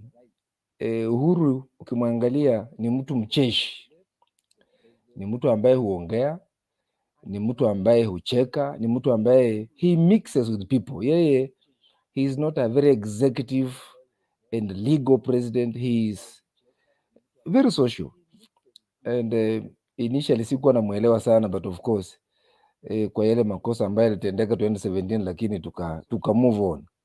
Kwa hivyo Uhuru kuna kitu ambacho anajua na kimetusaidia sana sisi kujua ya kwamba ukiona mtu, and especially somebody who is in leadership that is at the level of a president, anaangalia mwenzake mwenye ako kwa mgongo alafu anasema huyu hapana, that's a statement. Kuna kitu ambacho Uhuru anajua kuhusu Daktari William Ruto. You have to believe. Kuna vitu ambavyo lazima uamini, kwa maana ukiona bibi anakuambia bwana yangu ako hivi, wewe mtu wa nje itakuwaje upate kukataa? Kwa hivyo somehow more than half of what Uhuru believes about Ruto mimi nitaamini, na Wakenya wengi wameamini. Kwa hivyo unyamavu wa Uhuru, the lack of his party ya kucongratulate deputy wake ati ametangazwa kuwa ndiye mshindi, it's something very big. Na kwa hivyo even as we await on kesi hii ambayo inapelekwa kotini kesho, mimi sina shaka ya kwamba hawa malawyers wako na a watertight case, wako na evidence ya kutosha, because usione mtu kama amenyamaza ukafikiria labda ameogopa. Usione mtu akiwa amenyamaza ukaona kama huyo mtu hajui kuongea, ukafikiria labda huyo mtu ni mdhaifu. Unyamavu wa Uhuru, unyamavu wa wadau na wakubwa wa vyombo ambavyo ni vya serikali, mashirika mengine makubwa hapa Kenya, hata hauoni kwa TV stations wakienda kuongea. Unyamavu wao hawaonyeshi ya kwamba those who think they have won are winning. They are preparing dozi ambayo wataileta hapa nje, and I think it's going to silence many people, because for a politician hata kama ameshindwa he will talk. Si kweli? He will talk. Wakati ambapo 2017 election ya Ruto ilikuwa nullified, the moment it was declared by Maraga, walienda Bama. mwanasiasa hata kama ameshindwa, pain yake anaweza kuexpress through words. Kuna kitu ambacho kinaendelea. And number 3, ninataka kusema hivi, kuna watu wanne ambao watu wa UDA wameahidi kuwa punish, hata kama hawasemi kinagaubaga, lakini kuna vile ambavyo wanawamezea mate, kuna vile ambavyo wanaahidi ya kwamba watawadhulumu. Na huyu ni Kibicho, huyu ni Matiang'i na huyu ni Msheru. Hawa watu kuna vile ambavyo watu wa UDA wana uchungu fulani. Wewe niambie, mimi ni ICT CS, mimi ni internal security minister, na wale ambao wanapigiwa upatu na kikundi fulani kuingia katika madaraka wanahatarisha kazi yangu. Do you think I'll just sit there ama nitakuwa naongea ovyo ovyo? Na kwa hivyo mimi ninajua ya kwamba hawa watu wanne hawatangoja. Hata Bernard, ukiwa kwa hicho kiti chako cha uadmin, utangojea mimi nikuje nikutoe? Utasema hapana, hii kiti hata kama haina madaraka, haina influence, haina pesa, lakini at least it makes me to be what God has created me to be, a leader in this respect. Kwa hivyo hautataka kuondolewa tu kiujinga namna hiyo. Kwa hivyo I'm very sure that the silence that is on the part of hawa watu ambao wamekuwa so outspoken, it's not just silence, it's a statement. Na kwa hivyo watu wa UDA, and we have nothing against them, kwa maana they are Kenyans like us, they are voters like us, they have contested for leadership like our brothers and sisters in Azimio, lakini wawe tayari for a shock. We were shocked our part, sisi tulikuwa shocked na shock imeenda, lakini wao yao itakuwa longer, it will be deeper and higher, it will be wider and it is coming. Nani atangoja ahadi ya adui mfikie? Siwezi ngoja. Ukiona mtu anakuambia utaona, utangoja. You will either ujitetee, ujiandae, or you look for a way of how to defend yourself. Wacha nimalizie nikisema namna hii, Bernard, ya kwamba hii kesi sio rahisi, na sio rahisi kwa sympathizers wa UDA na watu wa UDA, kwa maana na nimekusikia mara nyingi Bernard ukisema mahali kuna ukweli kunakuwa na uhuru, lakini mahali ambapo kuna mambo yamejificha, mahali kuna giza, kuna kuanga na kutokuwa na uhuru, watu wanakuwa na hali ya kutokuwa sure. Ukiona lawyer kama Ahmed Nasir anaanza kujiondoa, sio kwamba yeye ati kuna conflict of interest, ati watu watamuona namna gani. Nimeona lawyers ambao wamerepresent people at different times in different scenarios, because lawyers are businessmen, they are looking for work, they are looking for money. Kwa hivyo hapa inamaanisha kuna kitu kinakula kingine,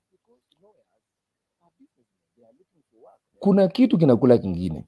Number 2, when you look at the body language of deputy president, hii buying spree ya kununua watu, hii ukiona mtu ananunua watu, anaenda kununua the loyalty of MCAs, MPs of parliament, members of parliament, senators and lawyers. What is this gimmick? What is this hurry for? Tayari anaona ya kwamba hii kesi imeshawashinda, so he is groping in darkness kuona ya kwamba plan B inafanya kazi, which is yet wakati Raila atakuwa declared as the right president, yeye anataka sasa kupeleka vita wapi? Kwa bunge. That can only be the only reason why he is behaving like that. Na kwa hivyo kesi ya kesho hii ambayo itaanza kesho, it will be very interesting. Na this means, as I finish, ya kwamba deputy president is a very risky person to the life and the function of the 13th parliament.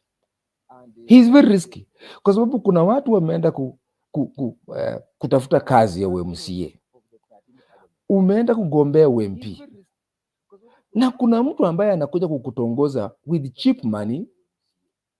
He is already removing you from your position, na hata hujaapishwa. Miezi mitatu haijaisha, miezi 6 hata haijaisha ile ambayo mtu anaweza kutoka kwa chama. So in short, what I'm saying is this, ni kwamba huyu deputy president is a dangerous person, both kwa kazi za watu na kwa the life of parliament itself. And sijui kama mtu anaona, I see a situation where kutakuwa na a lot of internal interference kwa committee za nyumba of parliament. There will be a lot of noise. Na kwa hivyo in short, mimi nasema namna hii ya kwamba hii kesi itakuwa example kwa watu ambao wanakuja huko mbele, so that mtu akitaka ubunge ama UMCA ama ugavana, hii kesi inatakana ifanywe in such a way that it lays ground, so that party yoyote ambayo inasimama lazima iwe na maadili mema. I should be allowed and you should be allowed to question the morality of a party. Lakini kama kiongozi wa party ni mwongo, ananunua watu, that is not a good party. Wacha niwachie hapo Bernard. Asante sana kunisikiza. Mungu awabariki. Amen. Thank you Bernard Wekesa, we appreciate that. Na ni muhimu kila mmoja akague mambo, tutadis mambo, tuangalie mambo kwa kina. Hii ni nchi yetu, hatuwezi lala wakati nyoka iko chini ya kitanda. Lazima tuitoe, tuung'oe kichwa, tuhakikishe imekufa, ndio tulala. The way this country has operated, we will be celebrating 60 years of independence. We cannot continue with business as usual. We must redefine what is the majority, what is the minority, what's the way forward in determining leadership. It is our duty to do that, especially the young people. Usifuatane na nabii mkongwe, atakupeleka kwa mdomo wa simba. I'll be telling you that story shortly. Thank you very much. Naomba tumsikilize Mama Mary Wainaina. Vipi?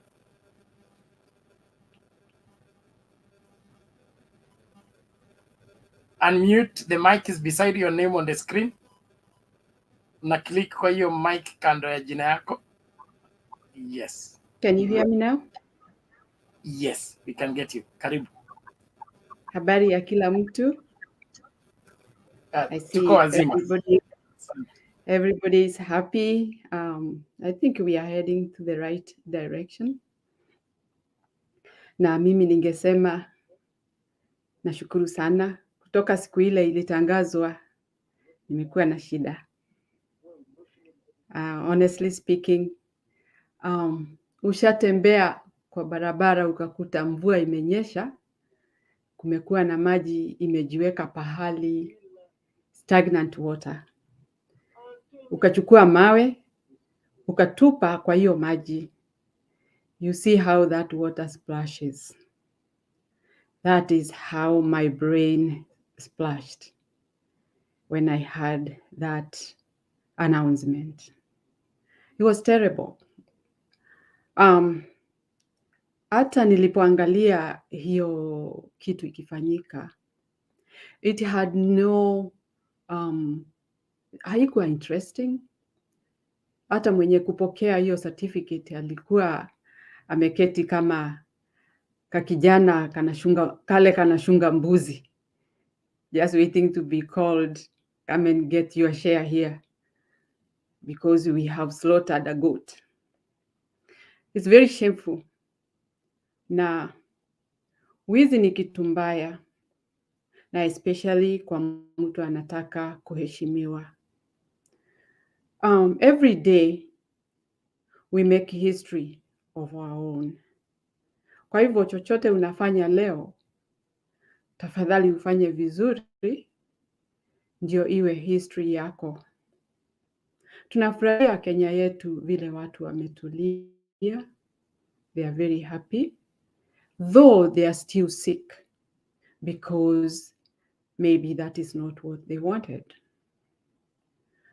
So for me, I didn't want, I wasn't happy about it, but ni nani mimi?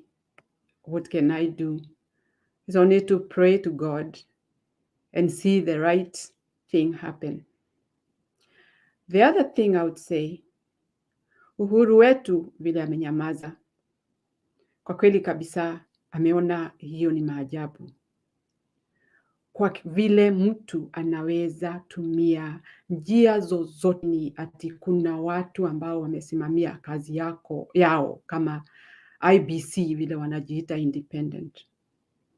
When we trust your work, or we trust you on something, we expect you to exceed the actions so that it can build and bring out good answers. But when we see that we have to be running up and down usiku na mchana ati ndio buzi yangu isiende, hivyo ni kumaanisha hiyo si nchi tunaishi. We are not in peace. We are living so bad that there is somebody who is ready to snatch.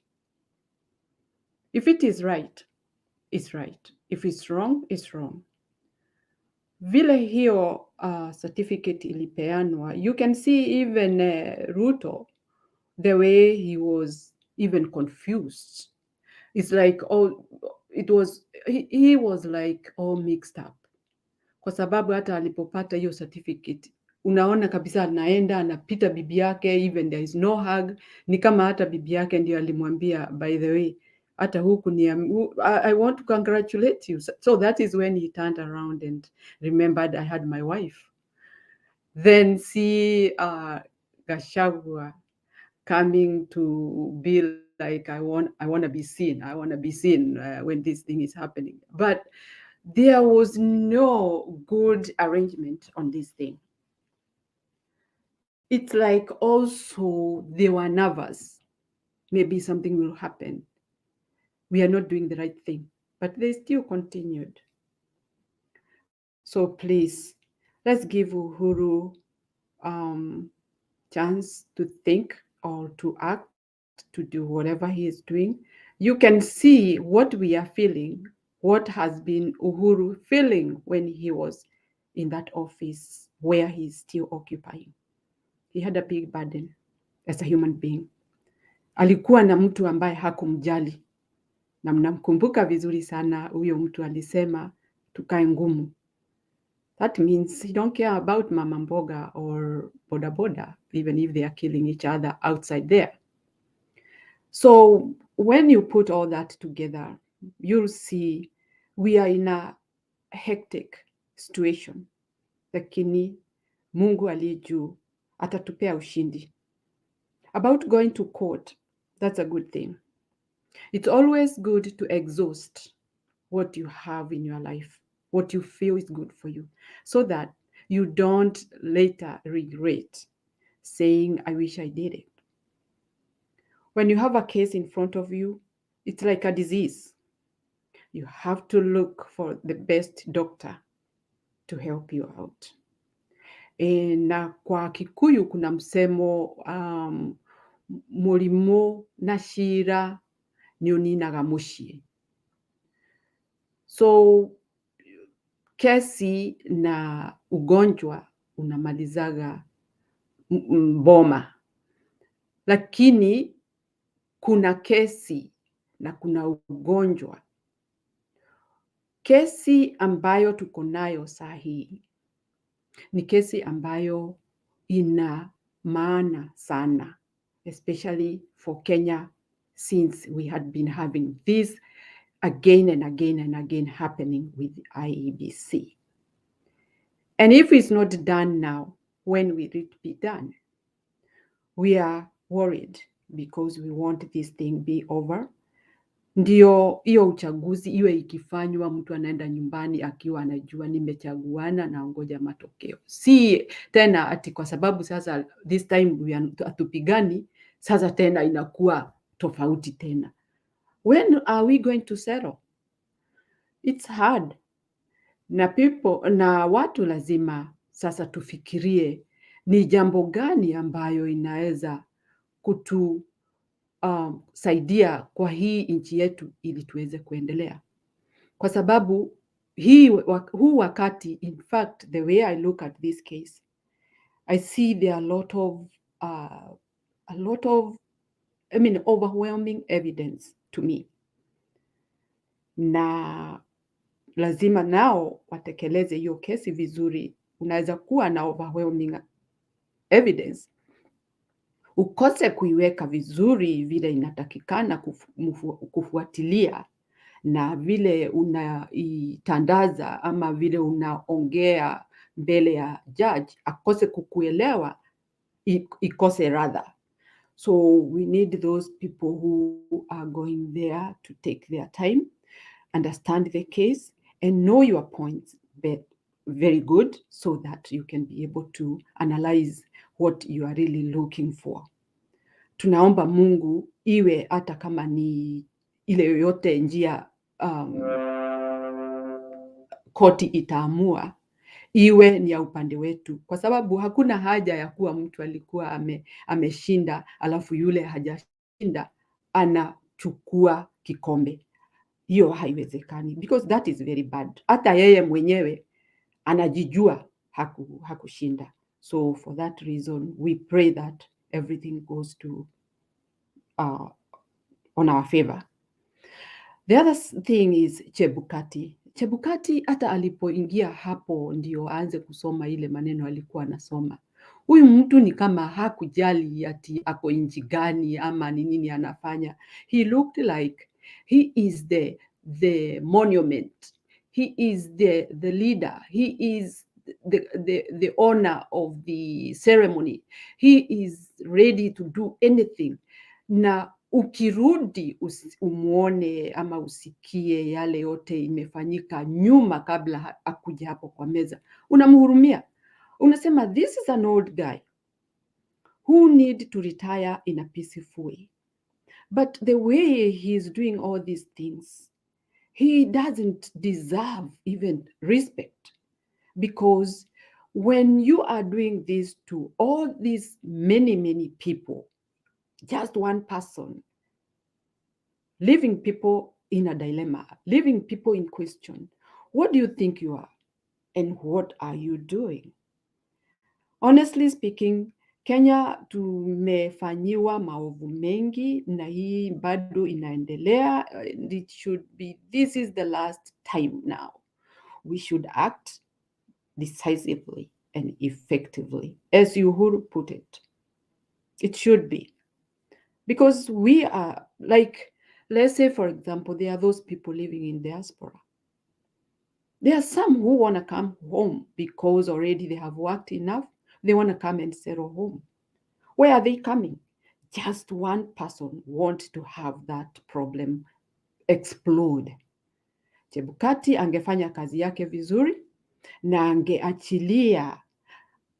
angeachilia yule win apate kikombe yake. Na hata huyo ambaye angeshindwa, in fact, he would not be bitter because he will see things were going right. Lakini kumbukeni ile mwanya ya watu wa Venezuela ilipozibwa, these people had to go in a frenzy, very fast. They went and cooked something that they have to do it quick. And that is why we have revealed it so easily. Because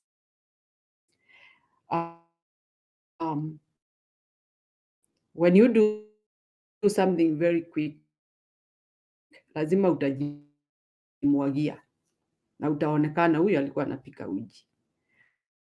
So tumeona evidence ni mingi sana, mambo yote inaenda vizuri na bado ingine itatokea. We have got this guy called Mushero. Mushero is a good IT. The other one, there is another guy, I'm not going to mention his name. That's a guy who revives the dead information, and it will come to light, and people will see wonders. Those things will be changing for the good. Hatuwezi kuambiwa ati sisi tulipoteza, mimi ni mwana Azimio ndani damu. Hiyo ni kazi ya Chebukati na maofisa wake. They have to do the right thing, and that is why they were sworn in to do the right thing. Hopefully ameamua vingine. If kabisa amewin, hawala iendelee basi. Lakini sisi tulienda nyumbani tulipopiga kura ndio tuongoje matokeo alafu tunarudi kusikia vile vituko zilifanywa. No, this one makes people feel bad and very, very unhappy.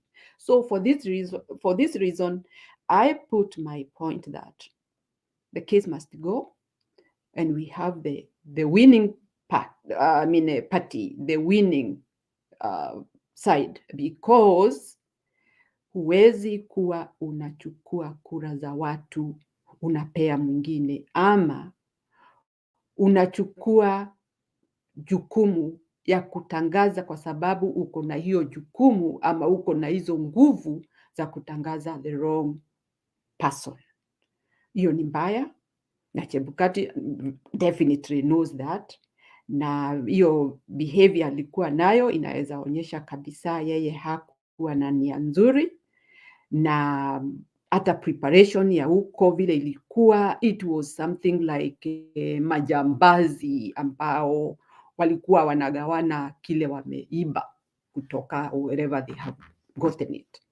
So our fellow Kenyans, mimi nafurahia sana kuwa ati watu wametulia, hakuna mtu ana msukosuko. In fact, I was very happy to see people in Kibera. They said they were showing themselves like, this is my brother, this is my sister, we live together, he is my neighbor, they live that house, I live in this house. Why should we fight? Those people are looking for their own stomach. Lakini sisi tunataka democracy. So tunataka tupate democracy this time round, ambayo already wamepatikana, na hiyo itokee vizuri na itangazwe vizuri kabisa, iingie watu kwa masikio yao na ubongo wao ubebe ukweli ndani yao kabisa. Ninaweza sema habari ya watu kutoka Mount Kenya. Mount Kenya, there is somebody who was trying to put a very good point that these people, they did not vote. I think it was either Julia. They did not vote for Ruto because if they voted for him, why was he stealing?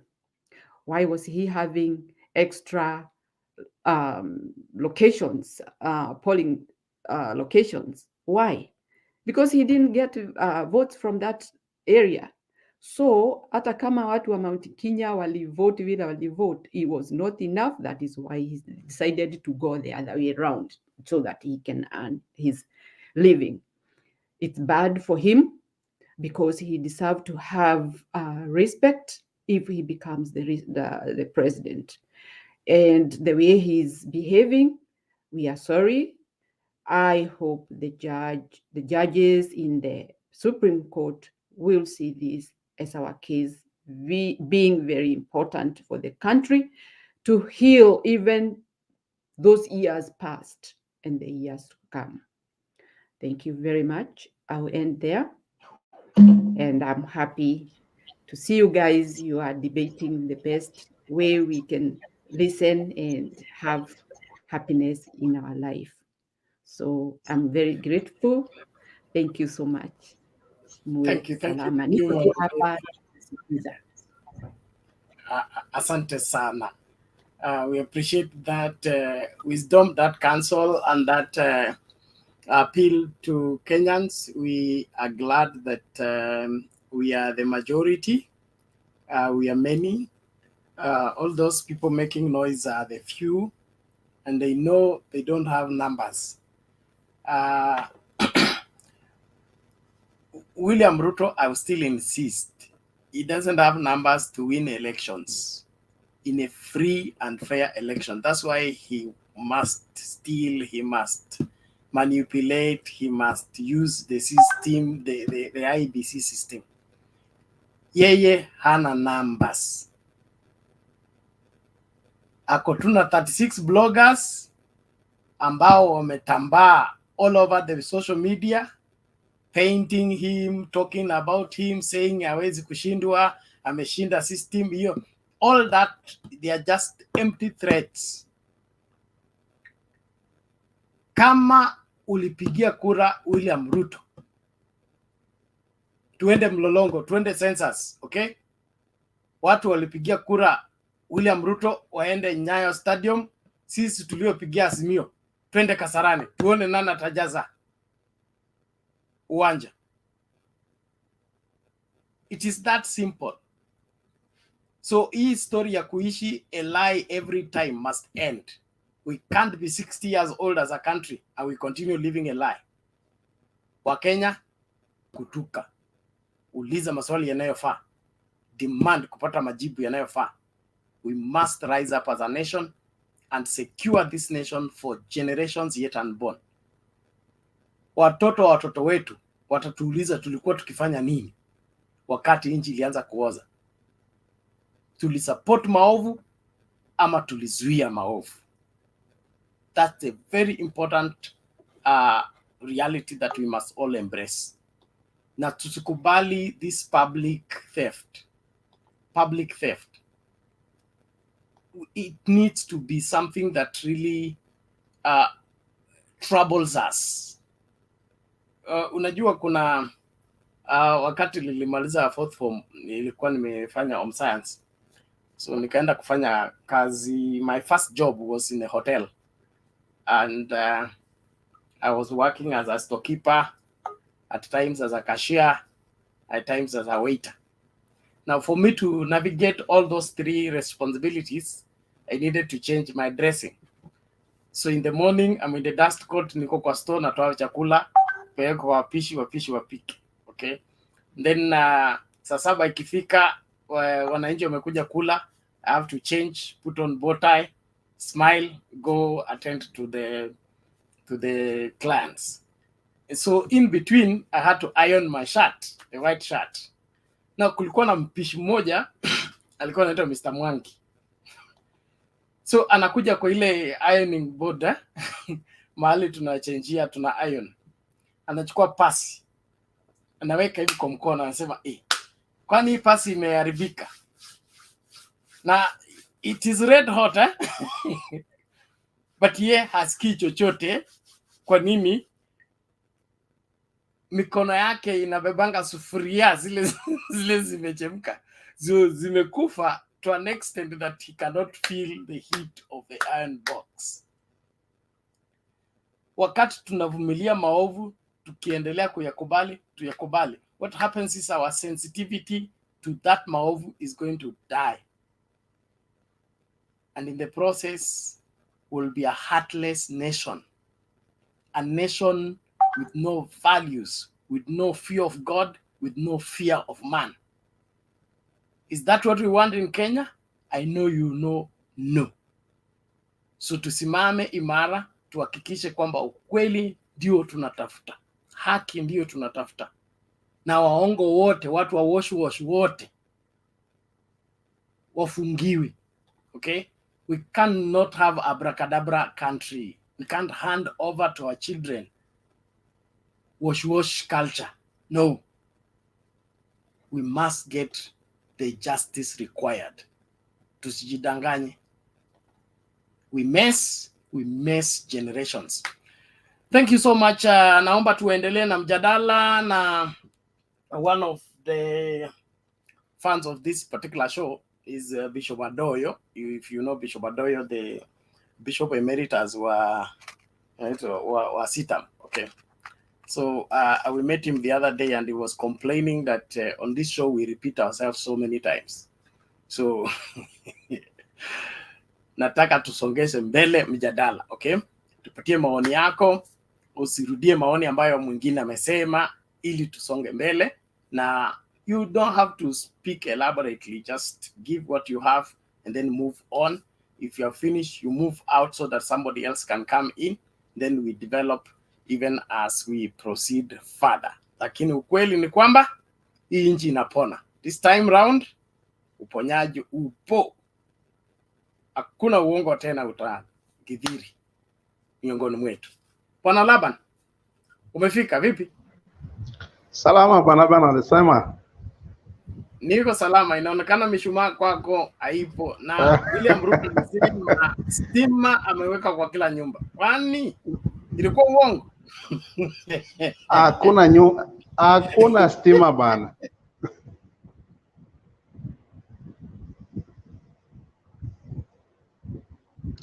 Sasa Bernard, mimi nataka niseme hivi, na mchango wangu utakuwa mfupi, lakini nchi yetu iko na shida.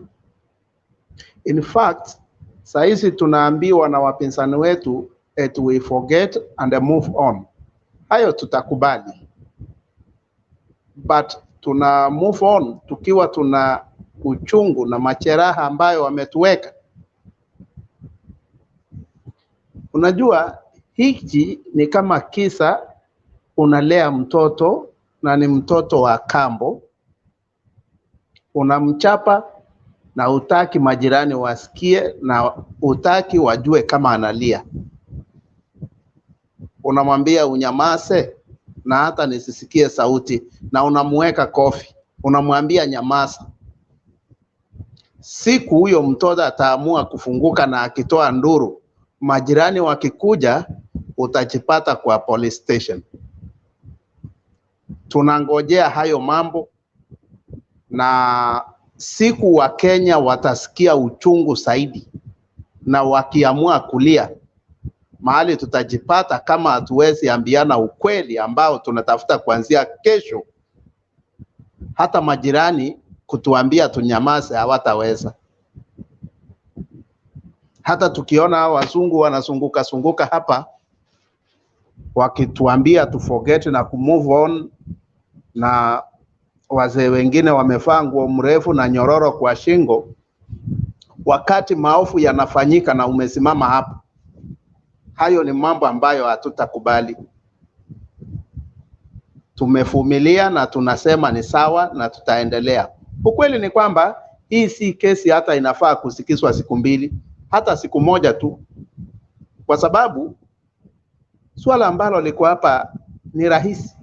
Hauwezi fanya system ifail, ama uwezi panga matokeo ifail, halafu ulaumu mtu ambaye hakushiriki. Chebukati planned this thing well, na ilikuwa inakuwa pointed out, na nilisikia mmoja wetu akiongea juu ya watu wanne ambazo ni independent institutions: judiciary, Ministry of Interior na ICT. Hawa watu sio targeted, hiyo ni part of evidence. Sasa unataka mtu aongee sahihi na yeye ndiye ako na ushahidi? Hapo ndio kesi iko, kwa sababu hawa watu ndio walisimamia uchaguzi kutoka upande ule mwingine, lakini wakasahau kwamba tumekuwa tukiambiwa eti kumekuwa na state capture. State capture ni the rest, lakini hii institution moja ambayo ni ya Chebukati ilisaulika, haikuwa captured. Sasa mtu mwingine akakuja na akaicapture wakati watu walikuwa wana matumaini kwayo. Sasa yeye amecapture Iebc na amewachia wale wengine ile, kwa sababu watu hawakujua kwamba hii ndio inapeana uongozi wa nchi. Nikirudi swala lingine ni hizi ballot papers ambazo wanauliza, kwani kuna watu ambao walipigia rais peke yake? Of course, nao watu ambao walipigia rais peke yao tumejaribu kufikiria sana na hii kitu, kwa sababu inatusumbua na tumejifungia tukijaribu kufikiria. Hawa watu wako na hawa watu sio watu wengine, ni wale makarani wa Iebc ndio huwa wanapigia rais peke yake, kwa sababu unajua mambo ya wizi nyingi inafanyika mahali ambapo watu hawajui kama kuna wizi itafanyika, na hapo ni mahali ambapo watu wanajuana. Hapa tunakaa na Bernard, hapa tunakaa na Jos, na Jos leo hajakuja. Chukua hiyo ballot, kata hii jina yake, weka hapo kwa hiyo sanduku ya rais. Hiyo ndio vile wizi imefanyika kwa njia ambayo ni rahisi, na watu wanajaribu kuelezewa vizuri.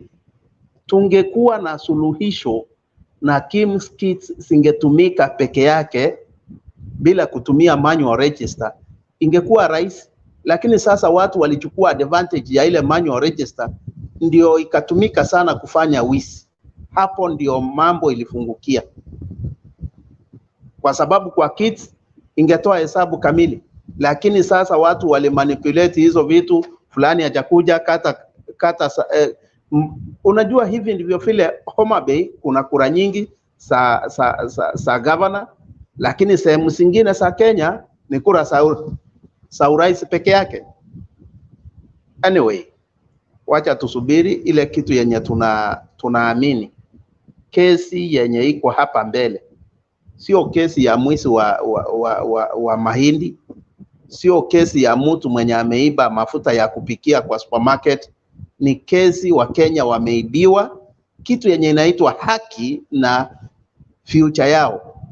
Wacha tuamini kwamba wale wenye wamepewa hiyo nafasi ni watu ambao ni watu wenye wanaaminika na watafanya kesi ambayo tunajua ukweli utatokea.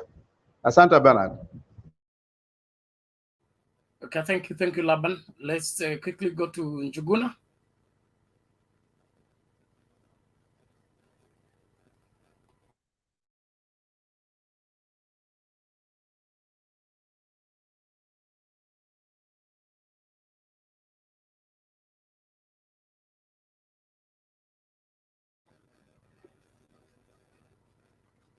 Bwana Njuguna, unmute the mic, is beside your name on the screen.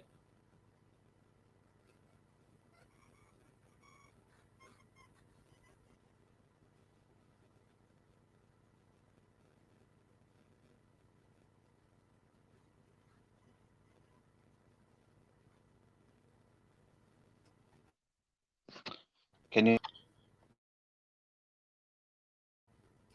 Sorry, you removed yourself. Walter, Cinema. Yes, how are you all?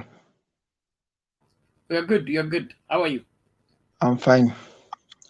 Carry on. Leo nimekuja nini kidogo, unajua sikukuwa vizuri, niliwaambia last time, but now I'm okay. Now kuna kitu mimi nakataana nayo hapa. Hii maneno ya watu kusema ati let's forget and move on, seriously.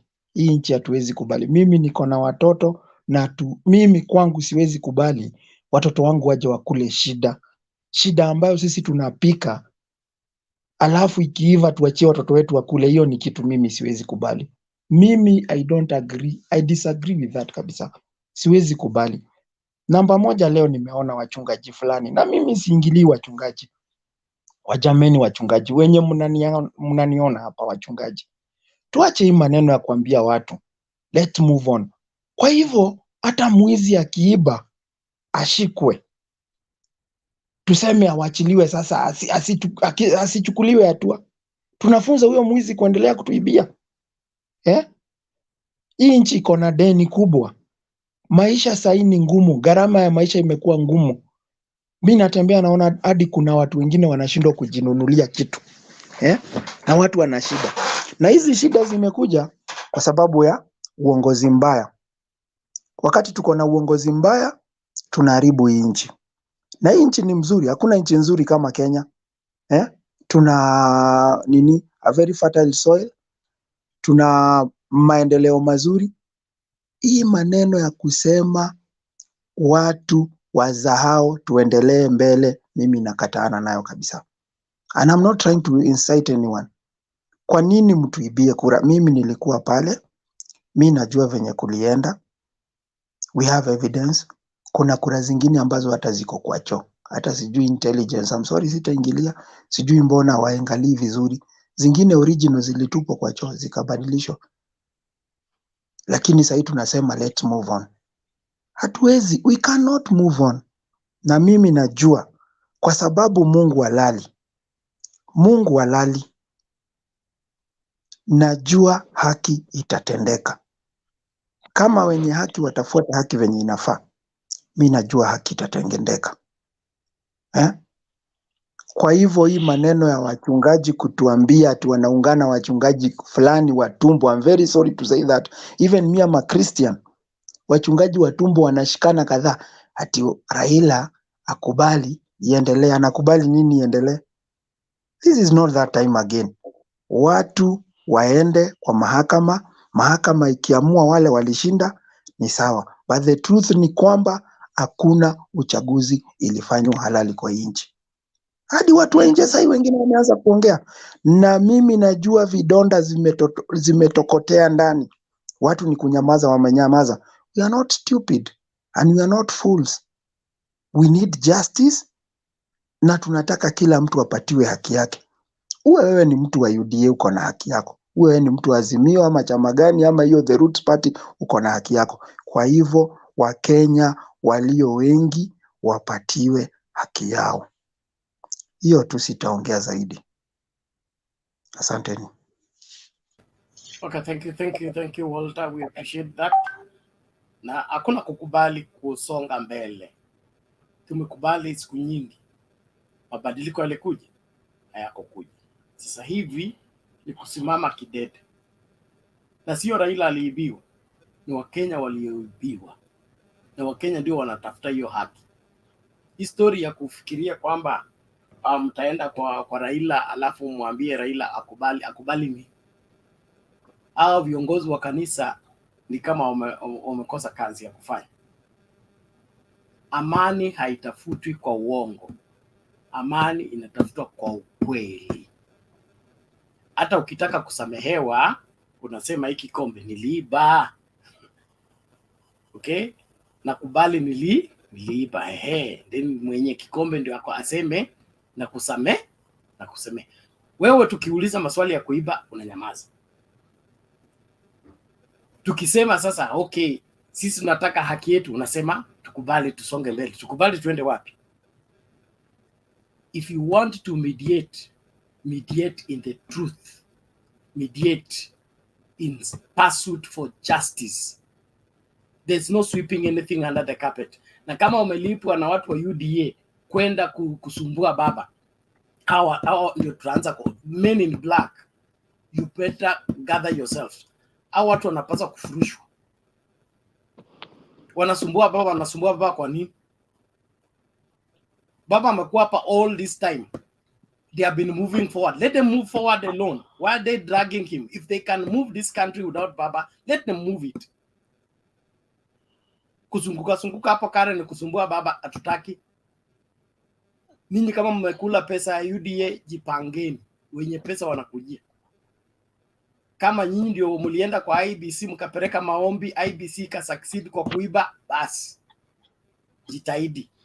Tukutane Supreme Court, mtoe ushahidi wenu, tutoe wetu. Lakini ukweli ni kwamba hatuwezi kupeana inji kwa wezi, na tuwezi kupeana inji kwa wash.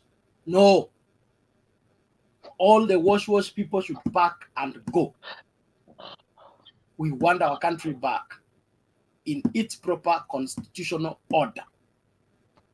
The president who gets the majority of votes the right way. And there is a dynamic of voting. Voting pattern tells who has won. We cannot have the whole country blue and some yellow spot hapo katikati. Then you tell me that yellow has carried the day. Where? Msitubebe wajinga tafadhali. na kama una support hiyo, ngoja Supreme Court. Lakini hata baada ya Supreme Court, mimi nitakuwa hapa, hii channel ifungi, tutakuwa nayo hapa, okay?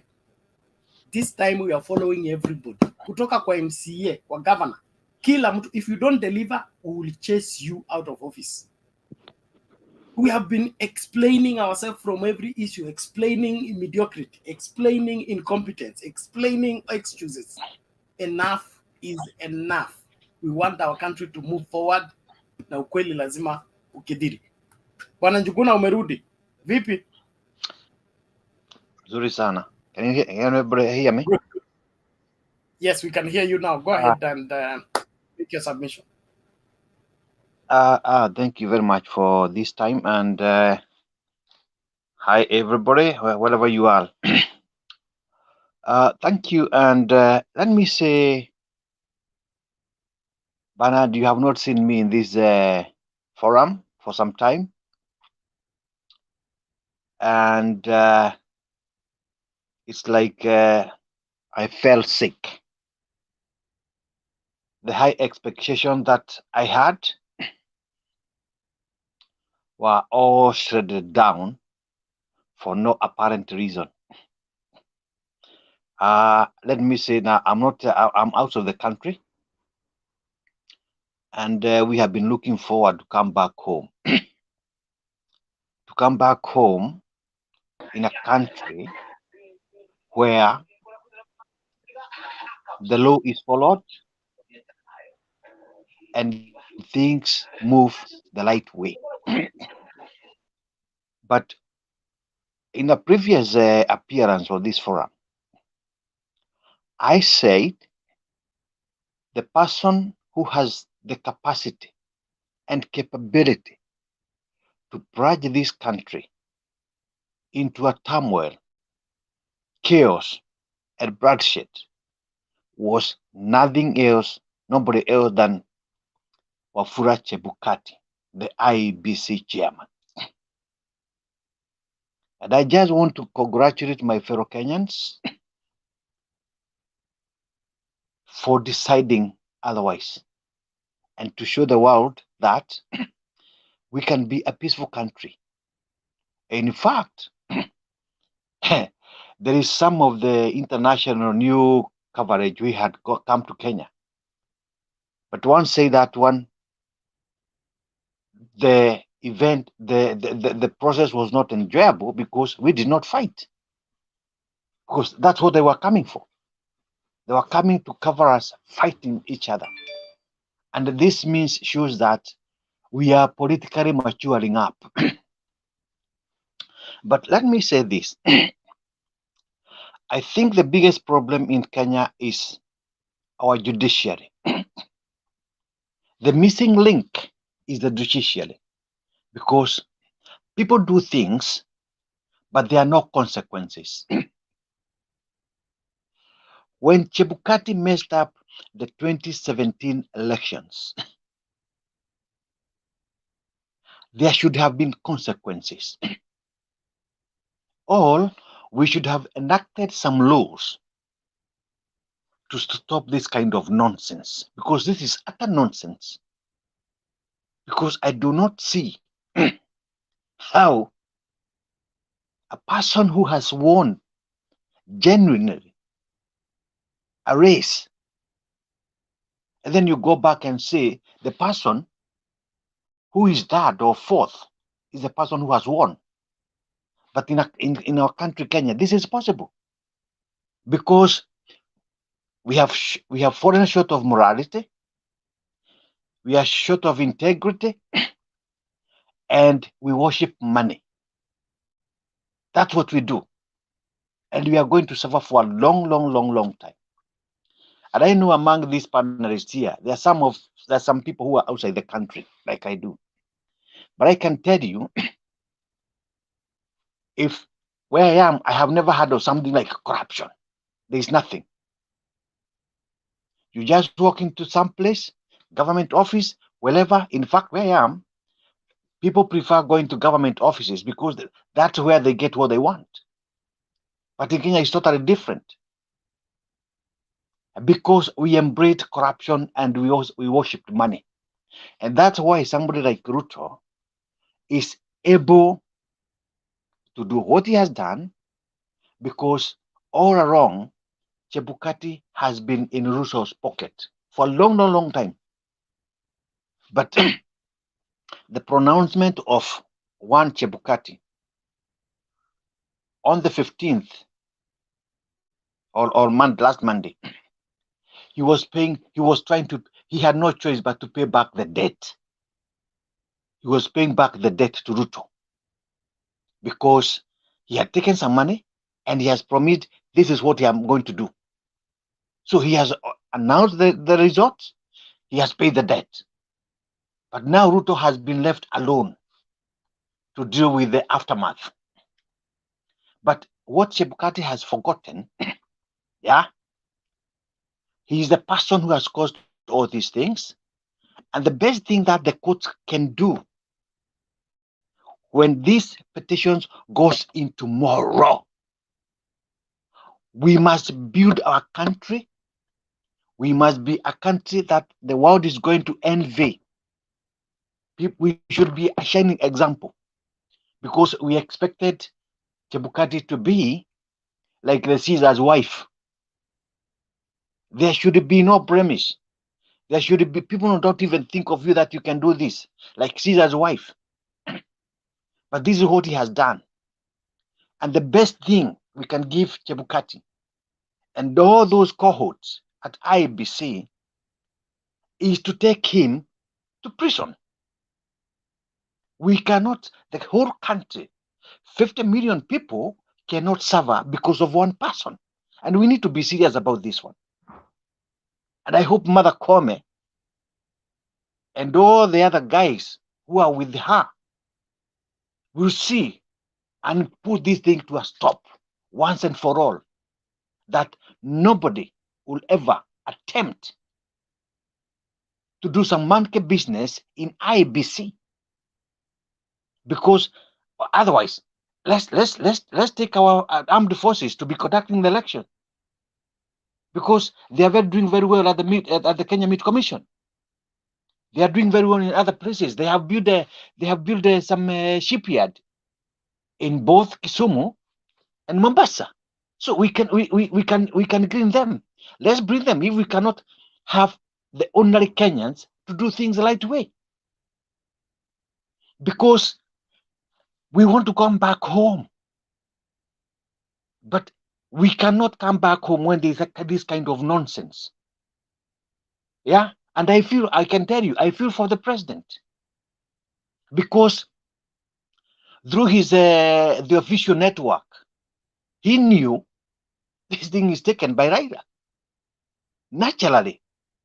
Yeah, but when the announcement was made, he also got a shock of his life, because this is not what he has been preaching to the Kenyans. And I want you to people to put themselves in the shoes of Uhuru. And I'm very, very grateful he had decided to keep quiet for the time being as he watched how things are going to unfold. And I believe we are going to win and succeed. We are going to win and succeed. But we need people to go to jail in Iebc. And if Ruto was a very, very genuine person, he would have told Chebukati that there are some of your fellow commissioners has disagreed with you. Go back, keep your certificate, go and agree with your people, and then come and announce there. Whatever Ruto had even been done before, we would have forgiven him somehow. But you'd have said it, no, because right now, how can you 4 people out of 7, they have said no. So you're not genuine. You have got some eggs on your face. And there's no way you can stand up and tell her and talk to us. This man is shameless. This man is shameless. And I don't know what's wrong with us Kenyans. We don't see these things. And they are hurting. They little hurt. We need to build a Kenya that we need, a Kenya that can function, a Kenya that is an envy of the world, and we should be a shining example in Africa. And we can do it. And this is our watershed moment. This time, this week, next week is our watershed moment. And we must brace ourselves because we are going to succeed. We are going to succeed. And that's what I know in my heart. I can feel it. Because if somebody takes from you something from you that does not belong to him, you got the right to take it back. And I believe Baba is going to take this thing back. And we shall move on. And thank you very much, Bernard. Yeah, asante sana Bwana Njuguna. Yes, Mama Mary?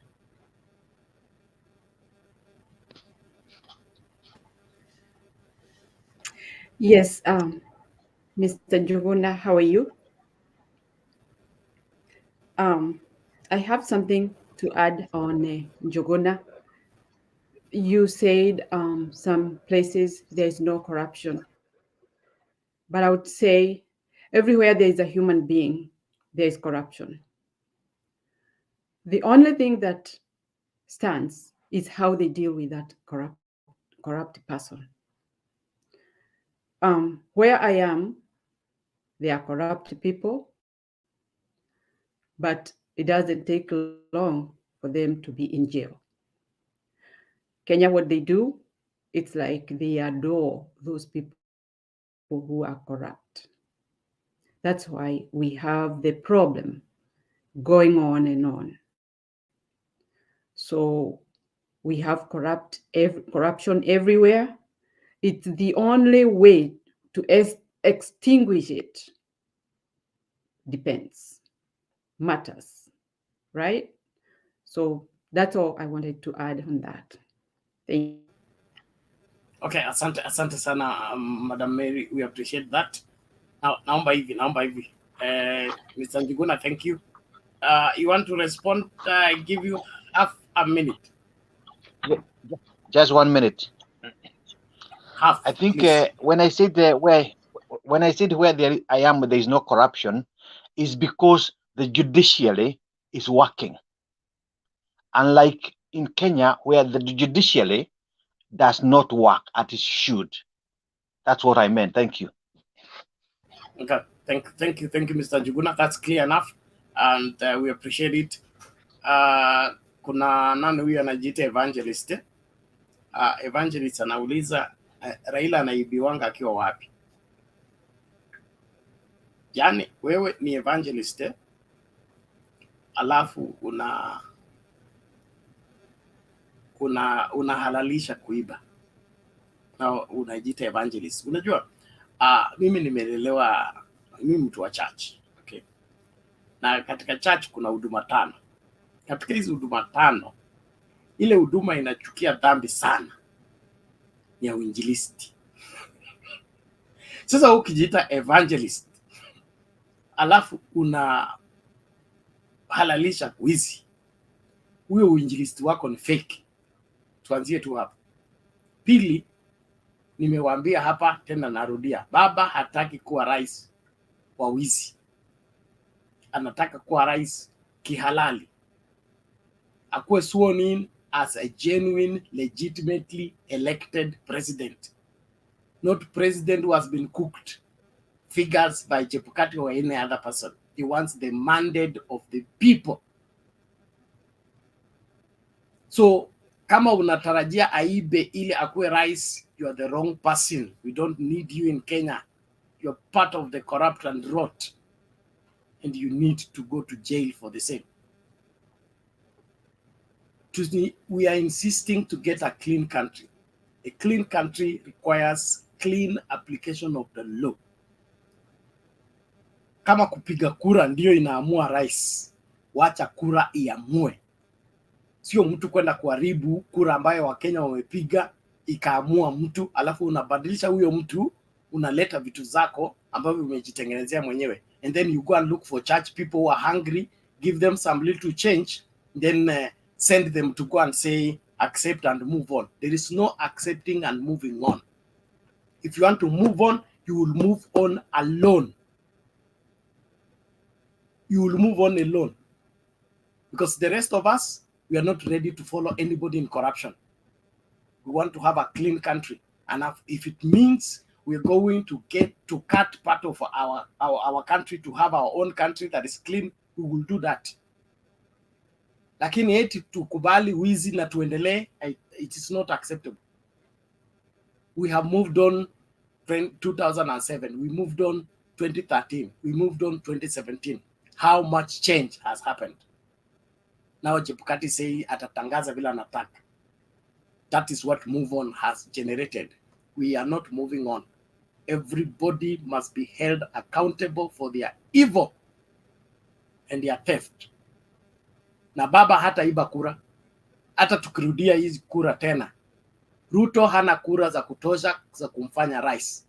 Bila kuiba, Ruto hawezi kufikisha 3 million. Wacha forensic audit itoke, mutastuka. Just hold on. Kuna zile genuine kura zile alipokea na kuna zile aliongezewa. Tukitoa zile za kuongezewa, mtu ataenda Sugoya amenyamaza na hata analala kwa nyumba, because the following day we are collecting them. Everybody must answer for their sin. Na mnasema hiyo ni judgment. Yes, we are the judges. Biblia inasema tukifunga hapa zinafungwa mbinguni, tukifungua hapa zinafunguliwa mbinguni. So we are the judges. You don't say we should not judge, we will judge. And bloggers, go and blog elsewhere. Mbona mko hapa? Hamna UDA blog. Huko kwena kunanga watu, mkuje hapa tuletee kenteni huko. Sawa, naomba tumsikilize na let's go to Jos kabla tuende kwa mama Selina. Jos. Okay, thank you Bernard once again for the chance. Mimi nataka tu niguzie vitu chache ani watu wameraise also concerning corruption tuseme huko ngambo na compared to Kenya.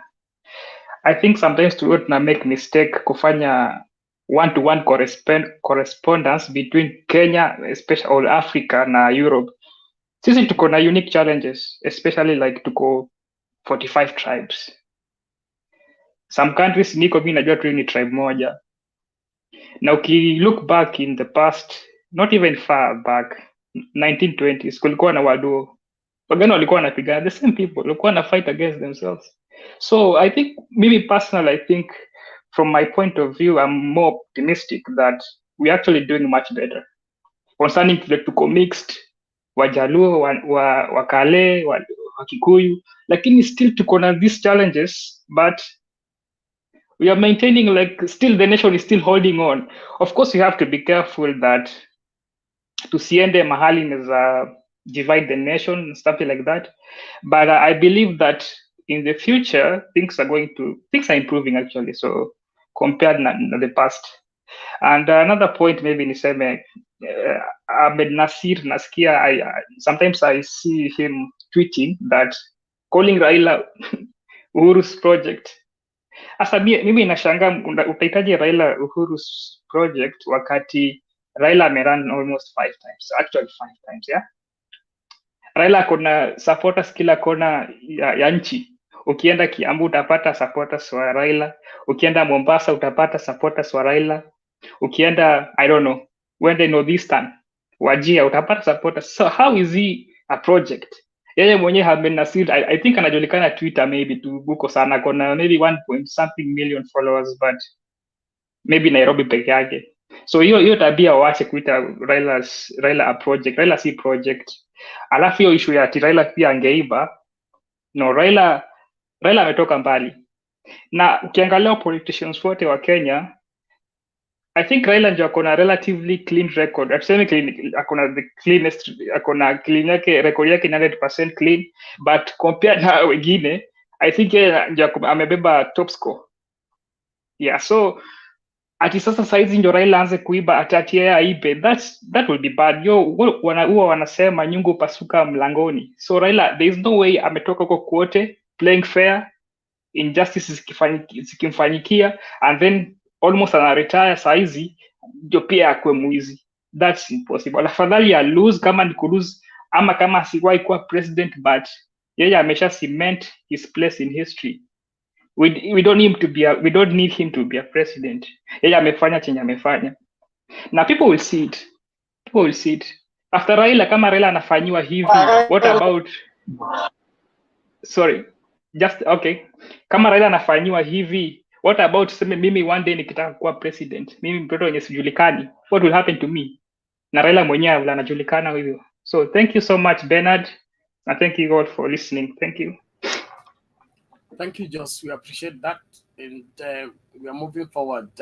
Wale watu wanatetea uovu wote watafungiwa seli moja, msaidiane huko kwa uovu. Tunataka nchi safi ambayo itakuwa ya kutegemea. Tutaacha watoto wetu na watoto wetu kwa nchi ambayo inaeleweka. Sio hizi vituko ambavyo mnataka kutuletea, at wash is normal, rigging is normal, stealing is normal. That is not the kind of world we want to be part of. Mama Selina, karibu. Yeah, Penat, thank you so much. We are here. Najua karibu ifika asubuhi Kenya tuone mambo.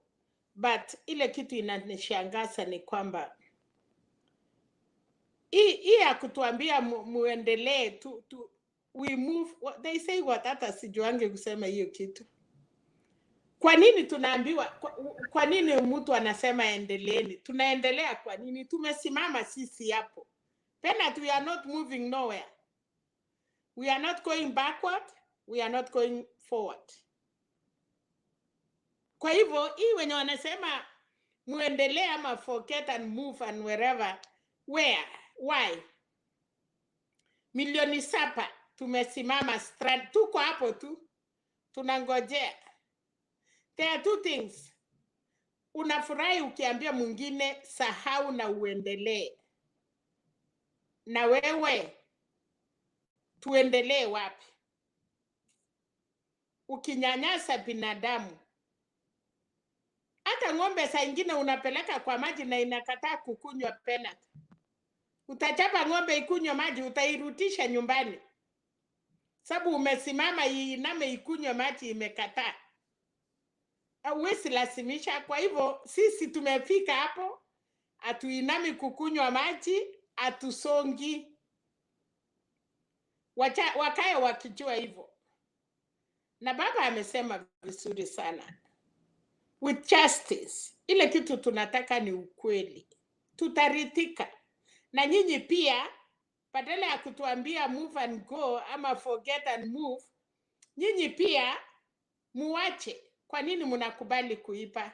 2017 baba kama angetaka kuipa angepigania demokrasi. Huwezi chenga nyumba Penat, saa ile watoto wanataka kuingia unachoma. Baba ana maintain, na wenye wanafurahia kwa sababu haipi kura, afadhali asiipe kura na akuwe na msimamo, because kasi yenye amepigania maisha yake yote, kama angetaka kuipa angeipa wakati ya teenage, wakati ile alikuwa na nguvu ya kuweza kuipa. Raila ni baba ya demokrasi na ataretire na haki hata pale pinguni. So hapana kuja uliza sisi kwa nini Raila achaipa. Si ati hajui kuipa. Ako na watu wengi wangetaka kuipa, lakini Raila anasema no, nataka kupigiwa kura na Wakenya, because I believe nimekuwa akipigiwa kura na anapita. So this time round, uwezi ambia baba Saila anaenda kumaliza ati uipe ama ulilala ama ulikuwa wapi. Baba alipiga kura na akaenda kwake kungoja haki ya Wakenya. Nao Chebukati, because mimi hata siongei mwenye aliitwa kupatiwa certificate. Wewe Chebukati uko na watoto na pipi. Pipi yako aliambia Wakenya muombee bwana yangu. Huyu mama alikuwa naomba hii bwana aipe ama alikuwa naomba apatilike? So Chebukati, you have done that. Na sasa mtu yako ajaapishwa, umempatia certificate. Mpaka tujue ukweli kabla hujapatiwa hiyo certificate. Kama umepeana, lakini kuna ile ya muhimu yenye una uwezo. Kuna mwenye ako na SWOT anaitwa Muigai Uhuru Kenyatta, the President of the Republic of Kenya. He cannot let the country to go into dogs. Kama wenye wanaambiwa msahau na muendelee wamesema hatusongi, Uhuru atapeana kiti kwa nani pena? 7,000 million wanasema we are not going anywhere. 7 million. Pamoja na wale wachapika kura. Unataka kuchukua uende wapi? Wacha Uhuru kwanza akae hapo mpaka tuone kitu ya kufanya. Ya pili, watu yetu wanaenda kotini. We want to know this. Baba na this time round walienda kotini na wakawin. Na akasema mwisi Chebukati hawezi enda kusimamia election. Penat, nani atasimamia hii uchaguzi in case we want to go back to rerun? Because baba atashinda. Lakini tunaenda uchaguzi na mwisi Chebukati. La asha. Kama aya huyu mama, sijui kama yeye, Chebukati anamaliza January. Kuna watu wengine tunaweza hire private company ikuje isimamie uchaguzi ya president peke yake. Ama muache Uhuru wakae mpaka 1 year tuanze kutoa Chebukati, tutengeneze tena katiba na Uhuru akikaa. Caretaker, akunanga deputy president caretaker. Kwa hivyo mchipange, Uhuru akikaa ni Mr. Uhuru Muigai peke yake caretaker ya Kenya bila deputy president. Kwa hivyo msifurahia mkifikiria ati Uhuru akiongezewa hata nyinyi mapupa. No, one person, one man, Uhuru Muigai Kenyatta can be a caretaker. We don't have 2 caretakers. I think pena tutanisaidia hapo. Kwa sababu hatutaki kesho makosa ikifanyika watu wanakataa kwenda wakisema ati I'm the running mate, I'm the deputy, I'm equal partner ya presidency. Muda yao imeisha. Tunataka Uhuru labda asimama atutengenezee nchi, tupate new commissioners. Najua tuko na 4, tutafute 3, tufanye interview. Na mimi nataka kuomba Electoral Commission this time and Kenyans. Please, mupatie mama akue presiding officer kwa sababu wa mama si rahisi Penat. Ukitaka kuipa ama ukitaka kufanya tambi, unafikiria watoto yako kwanza. Tumechoka na wanaume Kivitu, Chebukati, sijui Jemnini. Wacha leo tupate Grace, tupate Nyokapi, tupate Atieno. Hata hiyo msichana ya Coast hiyo. Wacha tupate mama. I'm really like, kama tutasema tunataka commissioner, wacha tupatie mumama this time round. Si wa mama wengi ni wesi ama ni watu wabaya. Kama Chebukati angekuwa mama angetenda tambi. Vile bibi yake alisema ombea bwana yangu. Because she knew wanaenda kufanya mbaya. So mimi Penat tunangoja kesho na nataka kusema vile watu wanasema. Kama mnatuambia na churches, msichezee Kenya na 7 million Kenyans. Msituambie pia hata nyinyi muendelee. Mutashindwa kusima moto yenye itafanyika. We are not moving backward. Kama ni Kenya isimame, tusimame. Hakuna mwingine ataketi chini Penat na wengine wanasimama. Tukisimama tunasimama yote. Mkumbuke sisi tutasimama na hata nyinyi mtasimama. Hakuna kusonga. Mnasonga wapi? Si ati tuambiwe tuende, tusimame mpaka tuone kunaendelea aje. So mwenye utakataa kusikia wananchi ya Kenya na kilio na inatoka kwa Mungu, hiyo Mungu yenyu tumekubali. hiyo mafadha sio mumeenda kuimba, tumewaachia kwa sababu hatujui Mungu ni mingi Bernard siku hizi. Kuna miungu na kuna Mungu. Kwa hivyo watu ya miungu ama kwa sababu sasa hii Mungu ako na tabu. Mwisi anaita Mungu, Msuri anaita Mungu. Sasa hii Mungu uko na shida. Mungu kabisa, Mungu hii yote nalilia wewe. Hakuna mtu hataki kuacha china yako. Sasa wewe Mungu ya ukweli, kwa sababu wewe ni Mungu ya Isaac, Mungu ya Abraham, kwa sababu hao ndio watu tuliwakuta. Mungu simama na nchi ya Kenya. Hii tunaimba, tunasema toa sataka, mimi natoa 1,000 nikiweka juu niombe ikue mingi, unaniambia tena nikirutisha kwa mfuko itaisha, tena mnachukua kura yetu. Penat. Tunaomba Mungu aliye pinguni anasikia. Na 40 days. Jameni, 40 days. Hii ya 2022 ni ya 40 days Penat. Kwani Mungu hakusema 80 days, alisema 40 days. 40 days mtu amepatikana. Hakuna kuruka hii ya 40 days. No. Hii 40 days mpaka tuone. Kwa hivyo mama, Martha Koome, Njoki Ndung'u, mama Philomena, na kuna wababa hapo. Kina mama simamisha nchi. Najua mko na watoto wenyu wanaweza kuwa ng'ambo, lakini watoto ya wanawake ya Kenya kama nyinyi, simamisha nchi, simama na ukweli. Hakuna mahali mtapelekwa. Na hata nyinyi saa hii, hata mkisema mfanyi mzuri, watakuja kurevisit. Afadhali kwa sababu mnasimama na haki. Kwanza mtu anaitwa Martha Koome. Wanajua we upendi mambo ya corruption. Kwa hivyo ujiokoe kusema ukweli. Otherwise, baba akienda nyumbani, kuna watu wengi watafuata penalty. Wanasema itakuta waliomo na wenye wakuwemo. Kwa hivyo nchi yetu tusimamishe. Tuwe na amani. Na baba asante. Wafuasi ya Azimio asante.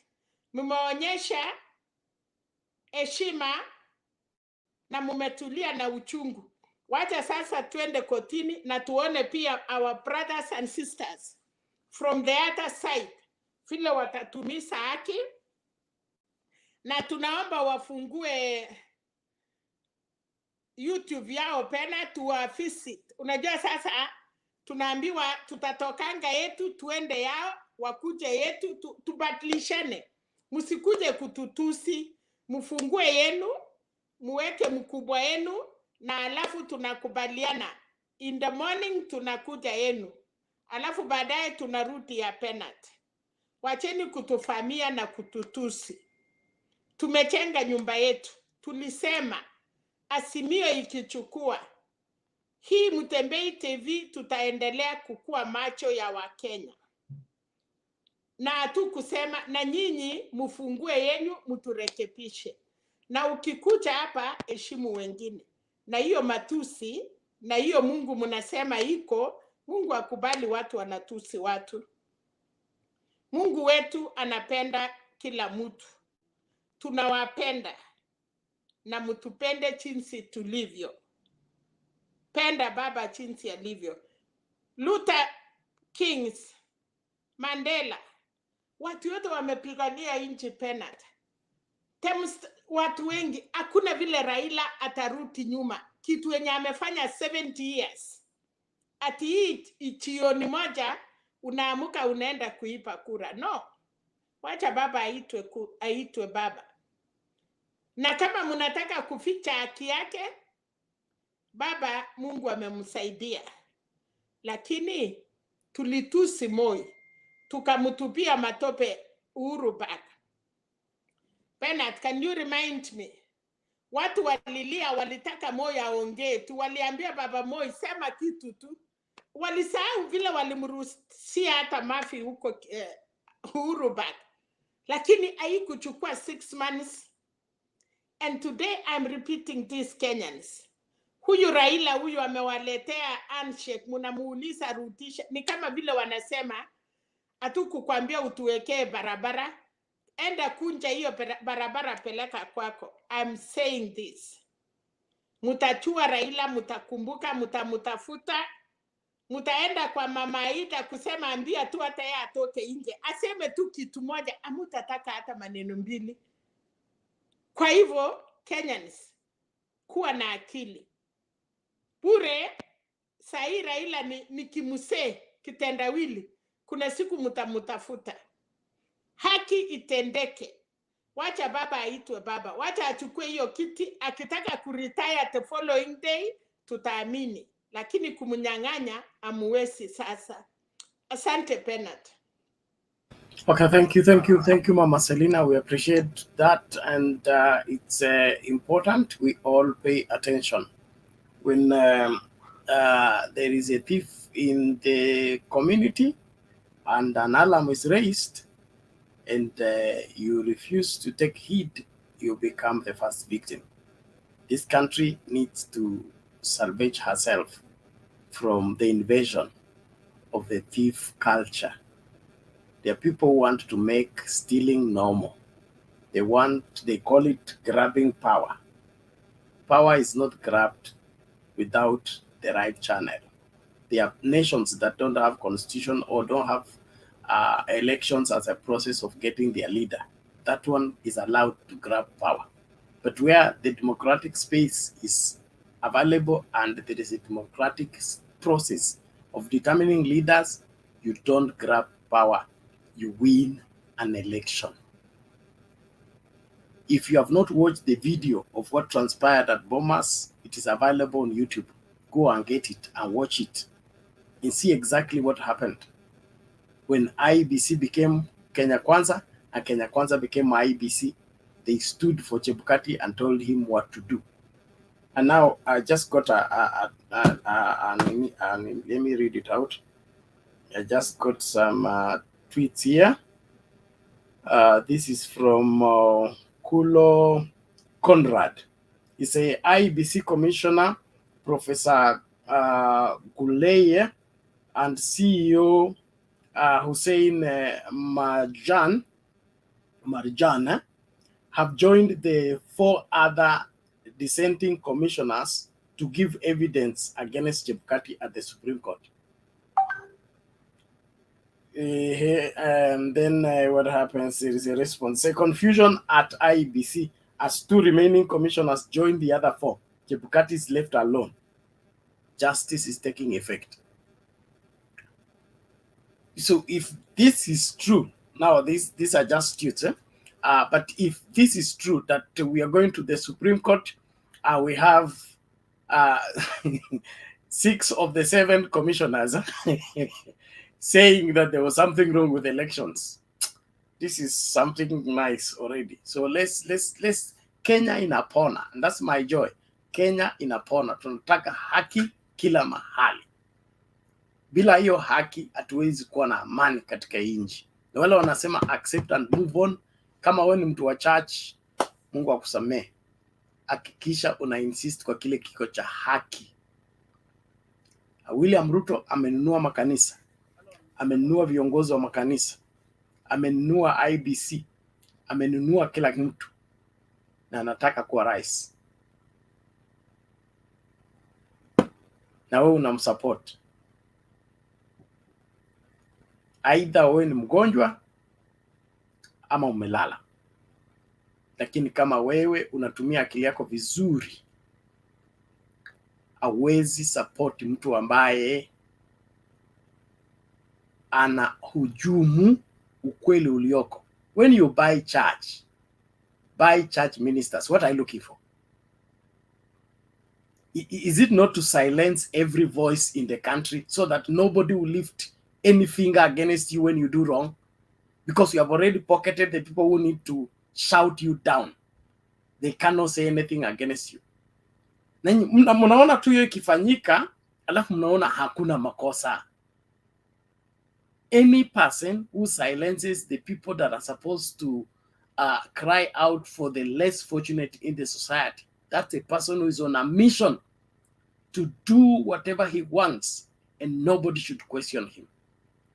Let us wake up and understand that evil is seen when it's being executed. Don't be deceived. Well, Alex, vipi? Ulikuja ukajificha tena?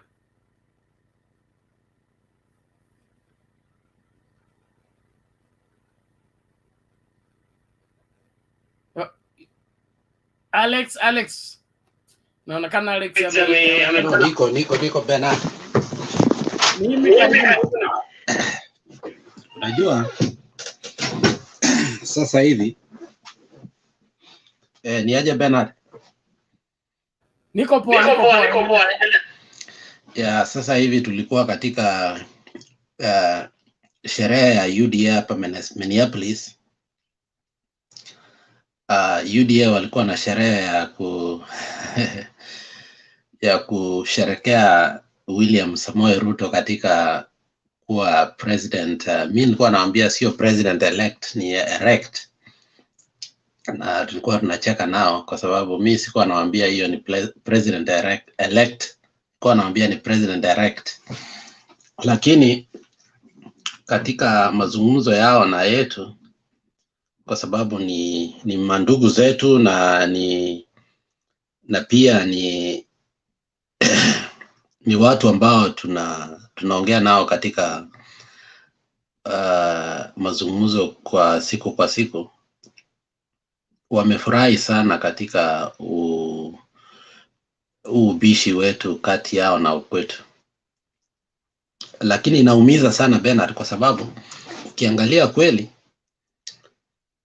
there is no way ambayo they should have even announced William Samoei Ruto to be president elect. But I think we need to acknowledge kuwa kulikuwa na makosa katika kwetu, to the point whereby they even announce that William Samoei Ruto is the president elect.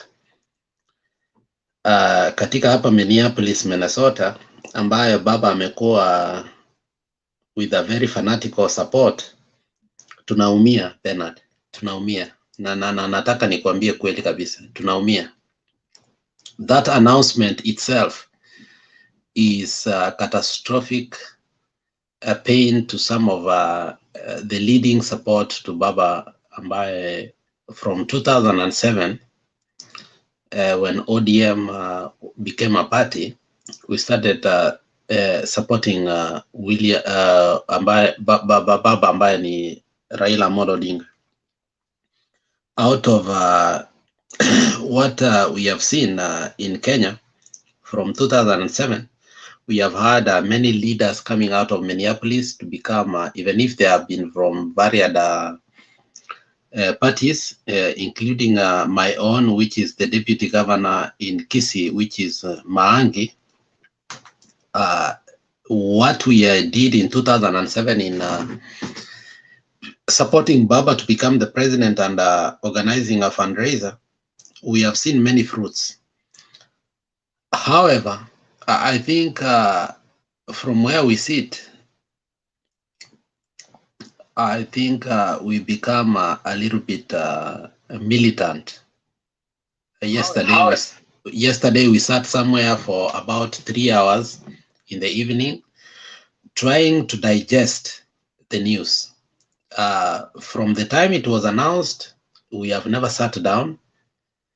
But yesterday when we sat down in the evening with some of the leading supporters of Baba, I think some of us, we have decided it's going to be a militant organization, because we are not going to allow just it to be like William Samoei Ruto anakuja na mtu anaitwa Sudi, and then they announce kuwa yeye ndio the president elect, and we are going to accept like that. We have watched that clip on how William Samoei Ruto was announced, and I don't think we agree into the the fact on how everything happened in Bomas. Well, we give the precedence to the law and also all on how we can move forward. But I think one thing we need to accept, all of us, if you have to watch everything in Bomas on how it precedented and how everything happened until where we are today, that was a civil coup. And I'm not sure why Kenyans are allowing that. And we are not going to allow that. Wacha niweke camera because people think I'm a coward. I'm not a coward. It's only that I was somewhere else and I had to come back here because we're still having some meetings. And I can assure you the meetings that we are having are going to be very fruitful. I want to assure all the Azimio supporters, I want to assure all the Azimio supporters that wherever we are and wherever we have sat down and wherever we have been doing, it has not been a joke. We are not going to allow William Samoei Ruto to become the president of the Republic of Kenya. Kenya has not become a democratic. We are still a republic, and as you know, and we are going to acknowledge that. And I think some point Themba also trying to describe whether we are a republic or we are democratic. And I think I did agree with him that we're still a republic. And we are saying this for the benefit of doubt. And I'm repeating this for those who think that this is a joke. William Samoei Ruto is not going to be the president of the Republic of Kenya. What we saw and what we absorbed in Bomas was not a democracy. And we are not going to acknowledge that. And we are telling you that take it slow.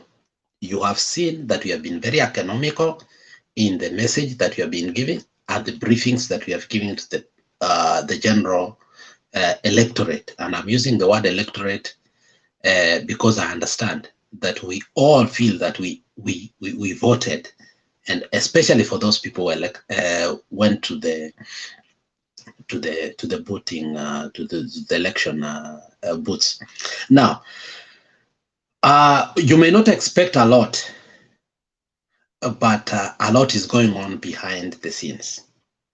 Even me, at some point, I got discouraged. Some people even castigated my friend, a very bosom friend who is called Wekesa, because I think at some point he was also confused. But we want to assure you, and I want you to understand that some things do not need haraka. You need to pause, digest, and understand where we are headed to. If you look like people like Ahmed Nasir are very confused, and you can see their Twitter handles, what is happening. At some point, I was also in that area, and I got confused. But now that I understand what is going on, we want to tell our people, please relax. Musikimbie. This journey does not require. This is not a sprint. This is a marathon. Do not be lied by anybody that William Samoei Ruto is the president-elect. He can never be, he should never be, and he will never be. Just relax and understand that where we are moving to, it's the most difficult moments of our country. But I want to assure you that William Samoei Ruto and the people that surround him know this, that he can never become the president. Yeah, about 2 days ago, I think when we were closing the show, I think some of you saw some people even castigating aspersions on us, and even wanatupea vitisho that they know us, they know where we live, they know our homes. I want to put it on the record. Even my house in Nyamira has been attacked because of my support of Baba. We are not, and we will never relent. This conmanship was well organized, well choreographed, and well precipitated. And you know, you also how Sudi came to Bomas, and you saw what happened. What I'll tell you, and I believe whatever I say, because I think we have sat down and we have spoken, and we have come to understand from the security point of view what happened. Ngojeni kesho, we are going to a different phase of our country. Tafadhali watu wa Azimio, msikize vitu za Ahmed Nasir, vitu za Itumbi na hizi vitu zingine. If anything, you can see from Friday to Saturday to today, what are watu wakina Ahmed Nasir, and their people are writing on their Twitter. They fear whatever we are bringing out. And I like what Baba said today in the church. Kuweni wapole. We want to make sure that we bring peace in our country, but peace is not the most important thing. And I will emphasize on that. It is justice that brings peace. We will make sure that we will prevail. And that is the only message I'll give. At some point, hata sisi wenyewe tulikuwa discouraged. We are not going to be discouraged. This thing, we know it. And we have emphasized on it. What we know and we are sure is that victory will be there, because we know that whoever that won, Kenya has never had a situation whereby the commission in itself is contesting the results. So, kweni wapole, we can't say beyond that. And you have seen that Raila and everybody has been economic on this, and we should also be that. Do not listen to Ahmed Nasir, the psychological war that they have been feeding on us. At some point, I think I was discouraged. Don't be discouraged. What is going to happen from tomorrow? Everything is going to change. Everything is changing by tomorrow. The moment we put our petition down, you're going to see. We've had many conversations with our friends. But that's not what is important. What is important is what Kenya and the security. And you saw what even our friend Tuju had a conversation with Ramogi. And that's just part of what we've been able to find out. So, musiogope.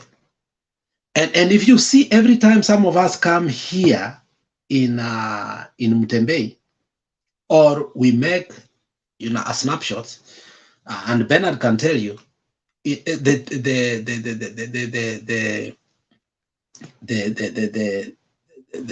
so-called Facebook key warriors wanakuja na nguvu, because they understand that where we are headed.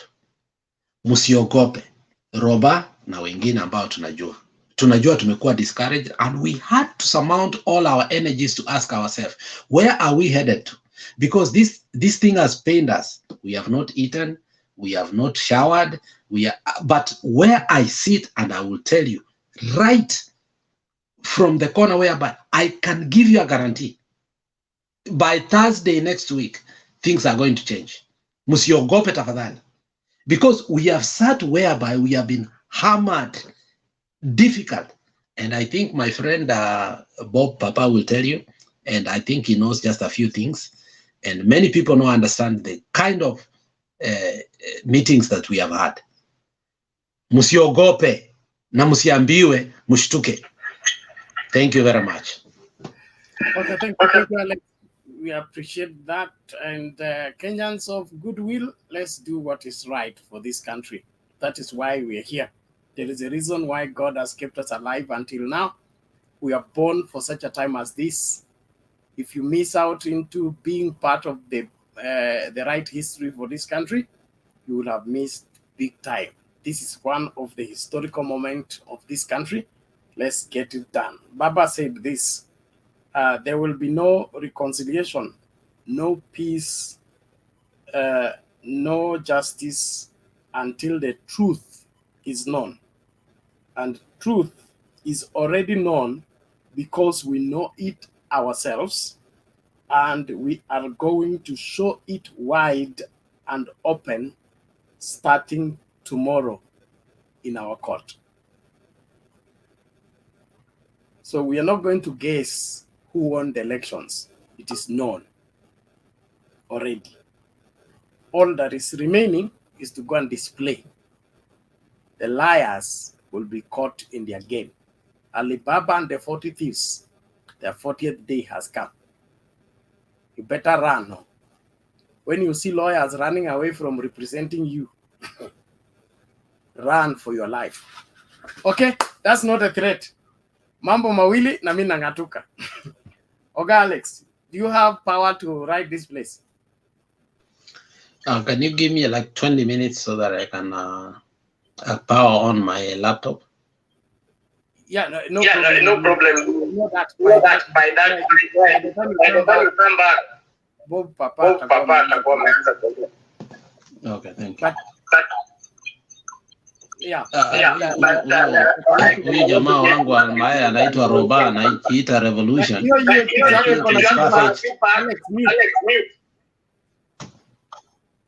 Okay, thank you. So we will listen to Papa Revolution, then we go to Papa Senior, and then Baraza Lee. Roba revolution, not Papa. Si mimi nasoma ama mimi ndio naona nusu party. Oh, revolution party. Yes, carry on. We can say, hey Bernard, habari bana. Sisi iko hapa Kenya tunalinda usalama. Okay, asante sana. Yes, Alex, I can see you. Mama Serena, Pop Senior, Barasa, Mary Wainaina, and Mr. Misiani. You know, Ruto is not going to become a president of our country. Let me say what Alex has just said. It doesn't matter. The will of the people.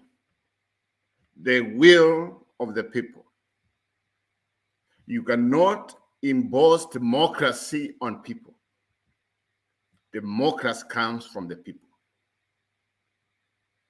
So Ruto, he wants, and already has done it. I want all of you to think about this, just for a minute. Who was the president of our country when Chebukati was giving the so-called certificate? Because from what I know, Ruto took over the country of Kenya. He has some secret security, whatever he had. He goes to Bomas of Kenya. What about if Uhuru could have also decided to protect the press or somebody else? Musiogope, as we start from tomorrow. It doesn't matter. Let's not. Let me just be straightforward. I'm sick and tired. Every 5 years, we are being told, as long as you don't come from a particular community, you cannot be a president of this country. And I'm very good. The good news is there are some people from the other communities who are supporting this. We have to end this nonsense. And remember what Uhuru said. Remember what he said in Western Kenya 2 years ago? The problem we have in Kenya right now is cartels. Now the corruption has come, even now they want to take over the country. Wanafanya mapinduzi. Na sisi tutafanya mapinduzi. Yeye akienda, we will go. We are ready to fight. Kama mtaka you can't even our kichwa. Some of us, we are ready to die. But as long as Ruto does not rule a country, we are sick of this. I mean, we call ourselves a democracy when two men, they want to take over government, and people are just, you know what? Let's keep the peace. I agree with that. Tomorrow we start this journey. So the Supreme Court of our country has one thing to do. It's either they save our country from this conman, or going forward, it's not going to be pretty. It's not going to be pretty. We are not scared. And you guys don't be scared. Nataka kama skie, Ruto, if come on and scare whatever it is. You take over the country, we also start a civil war. I don't care what it is, as long as we liberate our country. In nonsense, we can't take it anymore. Ruto and his people, they believe, and this is what they believe. As long as you don't come from a particular community, you could never be a president of that country. You will never be. You will never be. And I'm very happy. The people from Central Kenya, some people from David Valley who have said, you know what, they can't also take this nonsense anymore. But at this point, wakimtangaza, na sisi tutatangaza. Whatever it is, it's either we divide the country, or because we can't be part of this corruption. For 60 years, we can't be part of this corruption. We can't. No way. No way. Where I come from, we have tried. You know that, Alex. Our people have tried. Because we knew we don't have a chance. We have tried. Yeah? Some of us, some sisters and brothers could have masters and everything. Wako wanachoma mahindi huko nyumbani. Do you know why? Because of recycling. Recycling. Presidency matter in a country. And that's where we are going wrong. Enough is enough. Enough is enough. Whether it is Ruto takes over, we also declare liberation in our country. From inside, outside, whatever it is, we don't care. But if the right thing's done, that's fine. That's fine. We are not scared. We are not cowards. Let him get whatever it is. We are ready to fight for our country. We are ready. We are ready. Thank you, Bernard.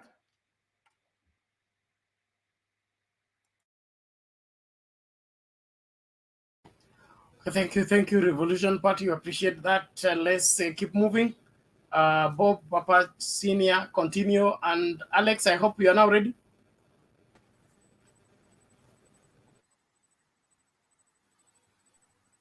Yes, no, not yet. I just need about 5 minutes. My laptop is behaving here, but if you can leave, you just can leave. I mean, I have no problem. Thank you.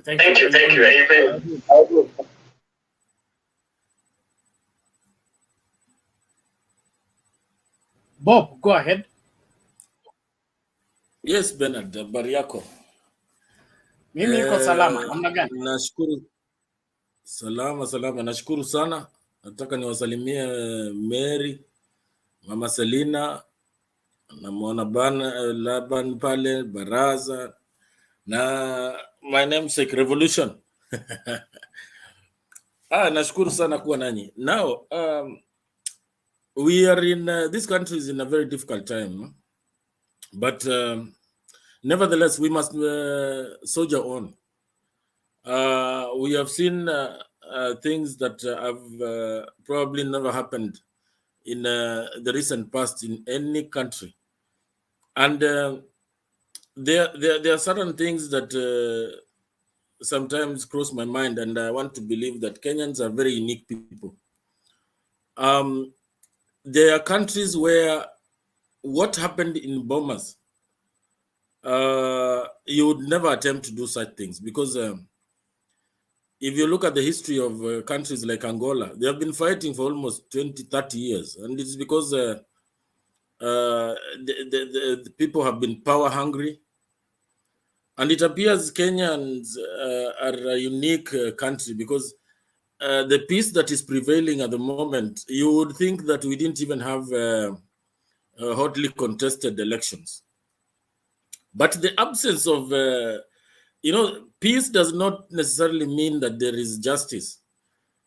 People, we are like a time bomb, People are very bitter, people are annoyed, but they've chosen to keep quiet for the sake of their country. They have chosen to embrace the 2010 constitution, unlike 2007, where nothing was clear. But this time round, we have a constitution, and we have chosen to follow the law and let it take its own course. However, as we pursue that goal through the courts, there are certain individuals in this country that feel more entitled to this country than the others. Despite being handed over a victory, or call it a win, they are unable to take time and celebrate. We hardly saw them celebrate for 4 hours. By midnight, nobody would even tell you that we have a new president. They hibernated into their cocoons, and the next thing that they have now embarked on is spreading a lot of propaganda, not even allowing you as a Chebukati loser to ventilate, to exercise your democratic right to go to court. They now want to threaten you that even if you go to court and even if there is a rerun, we will not let you breathe. We are going to send you back home. And the person they want to send back home is one Raila Odinga. That is not our aim. Our aim for going to court is to ensure that we have institutional accountability. We want Iebc to be held accountable. We want them to account for the money that the taxpayer is paying him to do a good job. But our so-called winners are all over either it is in the newspapers, the print and electronic media. They have, let me say, they have bought a few, that is the worst part. They have bought a few lawyers and spread them all over the TV stations to even interpret the law to suit themselves. Something that was clearly spelled out in 2017, like the issue of the commission, which was defined very well in the minor Kiai case. But you find that renowned lawyers come to the television and they tell you that the commission, Chebukati, is final. And yet the same courts that these lawyers go to have defined what the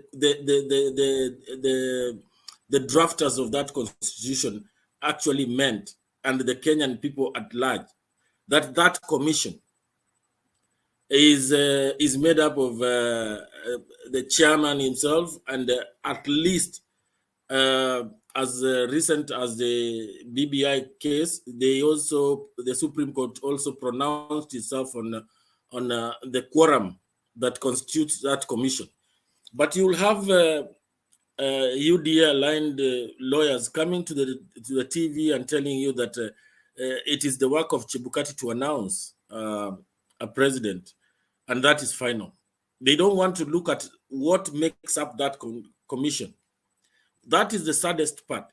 But one thing we must also realize is that any regime that has not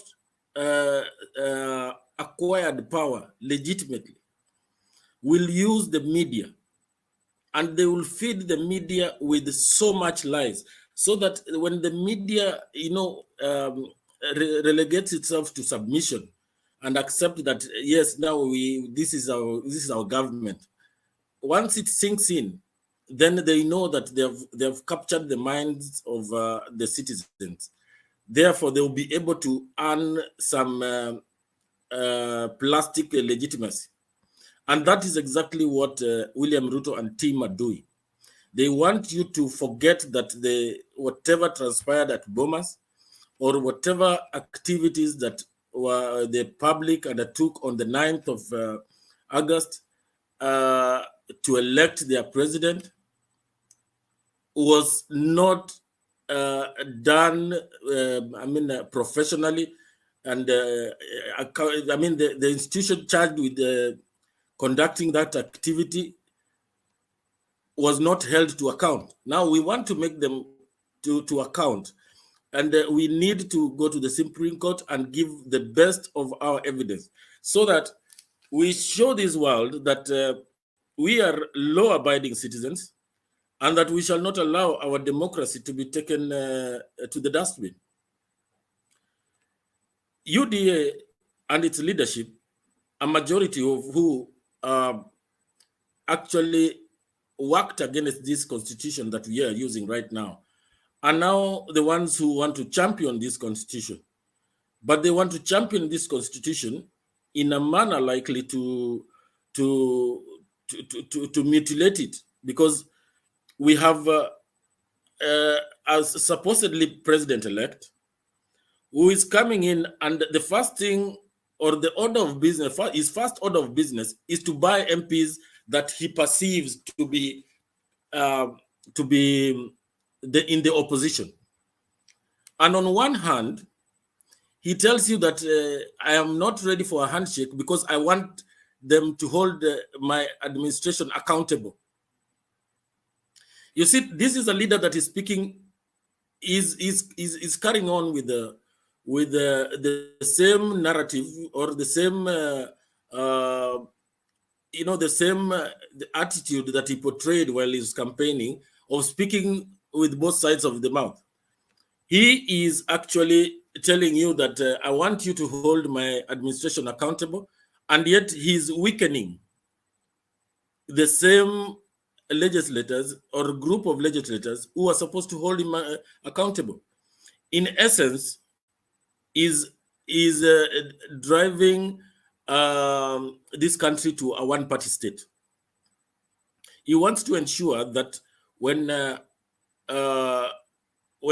push comes to shove, he will mobilize his members of parliament and those allied to him and change the constitution at will. This is the danger we are faced with. And the sooner we realize, including the people who claim to be his diehard supporters, that William Ruto and team are a danger to this country. They want to kill that democracy. They want to mutilate this constitution. And before you realize it, Kenya will be a one-party state. Our neighbors here have a president who has been in power for more than 25 years. And I mean, it so happens that this gentleman is a friend of the supposedly president-elect. So if you can look at the behavior of his friend, then you are likely to get to know how his other blossom friend will rule this country. He will not lead this country, he will rule this country. That is the danger we are faced with. So we have to do everything in our power constitutionally. That is the first step, constitutionally and legally, to ensure that he does not ascend to power. That certificate that he possesses at the moment is just a piece of paper, until the Supreme Court announces it or pronounces itself on that issue. Therefore, Kenyans don't get discouraged by the shortcomings of this election. We are still on course, and the narrative that they have tried to drive on social media that discourages you does not hold any water, because these people are on a fishing expedition. And when you look at some of the lawyers or the advocates of the High Court who are very much respected, like Ahmed Nasir, who has turned a blogger and is already discussing a petition that has not been filed. He's trying to preempt, he's trying to sway the Supreme Court by saying that these are the prayers that Azimio is supposed to bring in their petition, that they want a recount, and Raila Odinga announced as the president. We have not yet filed the petition. So why is he discussing something that is not even in the public domain? We ourselves don't even know those prayers. But one thing we know is that we want Raila Odinga as president. And we want him as president through the correct means so that he can earn that legitimacy. Right now, as it is, even if William Ruto is going to be given this country to run, he has no legitimacy. Even our international allies are not congratulating him. And ask yourself why our partners, international partners, are not congratulating him. Even China itself, who do not practice democracy, have shied away from congratulating him. That tells you that the person who is president-elect is not a darling of the world. You need to rethink. Therefore, I want to urge our supporters to stay, to be steadfast. Nothing is lost. We are on course, and I'm sure we have a good team of lawyers who will articulate the anomalies and discrepancies in this just concluded election, and we'll be able to turn over this result in our favor. I'll leave it at that for the moment. We'll be joining you again. Thank you very much.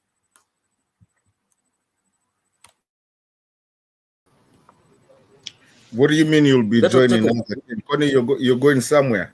Weka hapa, wacha siasa bwana. You're staying here with us. Don't worry, I'm still around. I'll just take a 2-minute commercial break. I'll be back. Roba, should I say revolution? Should I see your hand? What do you want to say, sir? Yeah, that's my revolution part of Kenya. LPK. We are ready to go and defend our democracy at whatever cost. Hey, Bob, let me ask you a question. Am I wrong to say that Ruto overthrew the government and he went to Iebc by himself with his? I mean, he overthrew the government. Am I wrong to say that? I don't think you are far from the truth, because I also feel that way, and the person I want to hold to account is one Chebukati, because in a nutshell, the situation that was there on that day of a period of about 24 hours, we all witnessed through our televisions that all was well. Tallying was verification and tallying was going on well, and then all of a sudden Chebukati disappears when we have almost 20-something constituencies which are yet to be tallied and verified, and he comes back with a figure and he says that William Ruto is now your president-elect. Why he wouldn't do that in the glare of the public, nobody knows. That, in essence, was a coup. And unless otherwise proven in court, it should be taken as a coup. Because the constituencies that were remaining on that day, which were about 20, I think 21 or 29, I can't remember the figure. But I have an Excel sheet which can show that those constituencies were heavily leaning to Raila Odinga. And if we were to compute the votes that came from those constituencies, definitely the deficit that was there at that particular moment would have been overturned. Votes alone from, I remember constituencies of Luanda, Kisauni, those are heavily leaning towards Raila Odinga, and would have taken care of whatever deficit was there. The other constituencies like Fafi, Lagdera, and Northeastern did not have much, but most of them were leaning towards Raila Odinga. And what Chebukati did was a totally criminal offense. It is more than a criminal. In fact, it borders treason. Because when you deny the people of Kenya they are correctly voted in president, that is amounts to a coup. And I pray that the Azimio lawyers go for a petition to overturn this election, and in addition, find Chebukati criminally liable, so that a lower court, criminal court, can take over that matter and have him sentenced. That is the best, the least we expect from this court. Because if we don't do that, in the next elections in succession, this will be the same story. And everybody will know that to ascend to office, I only need to ensure that I get enough money to bribe the election officials. We need to change this narrative totally for us to live, coexist, and live together in peace. Otherwise, we are setting this country for, I don't know, something else. Thank you. Back to you, Robert. For this time, and okay, and there just for a second here. You know the reason why some of us were angry. I'll give you one example. Bob, you know, we come from Kisi. You know, my grandmom, you know, she had hope. She had hope. Because in her lifetime, she has never seen anything like electricity. And she had hope right was take over so that she can even get electricity. And this is an already. But now, when such a thing happens, where somebody's grabbing power by force, we have to speak about it. We cannot go this way. If we call ourselves a democracy where somebody goes, say, I mean, it's just like, you know, I can't take it anymore. And then back to you.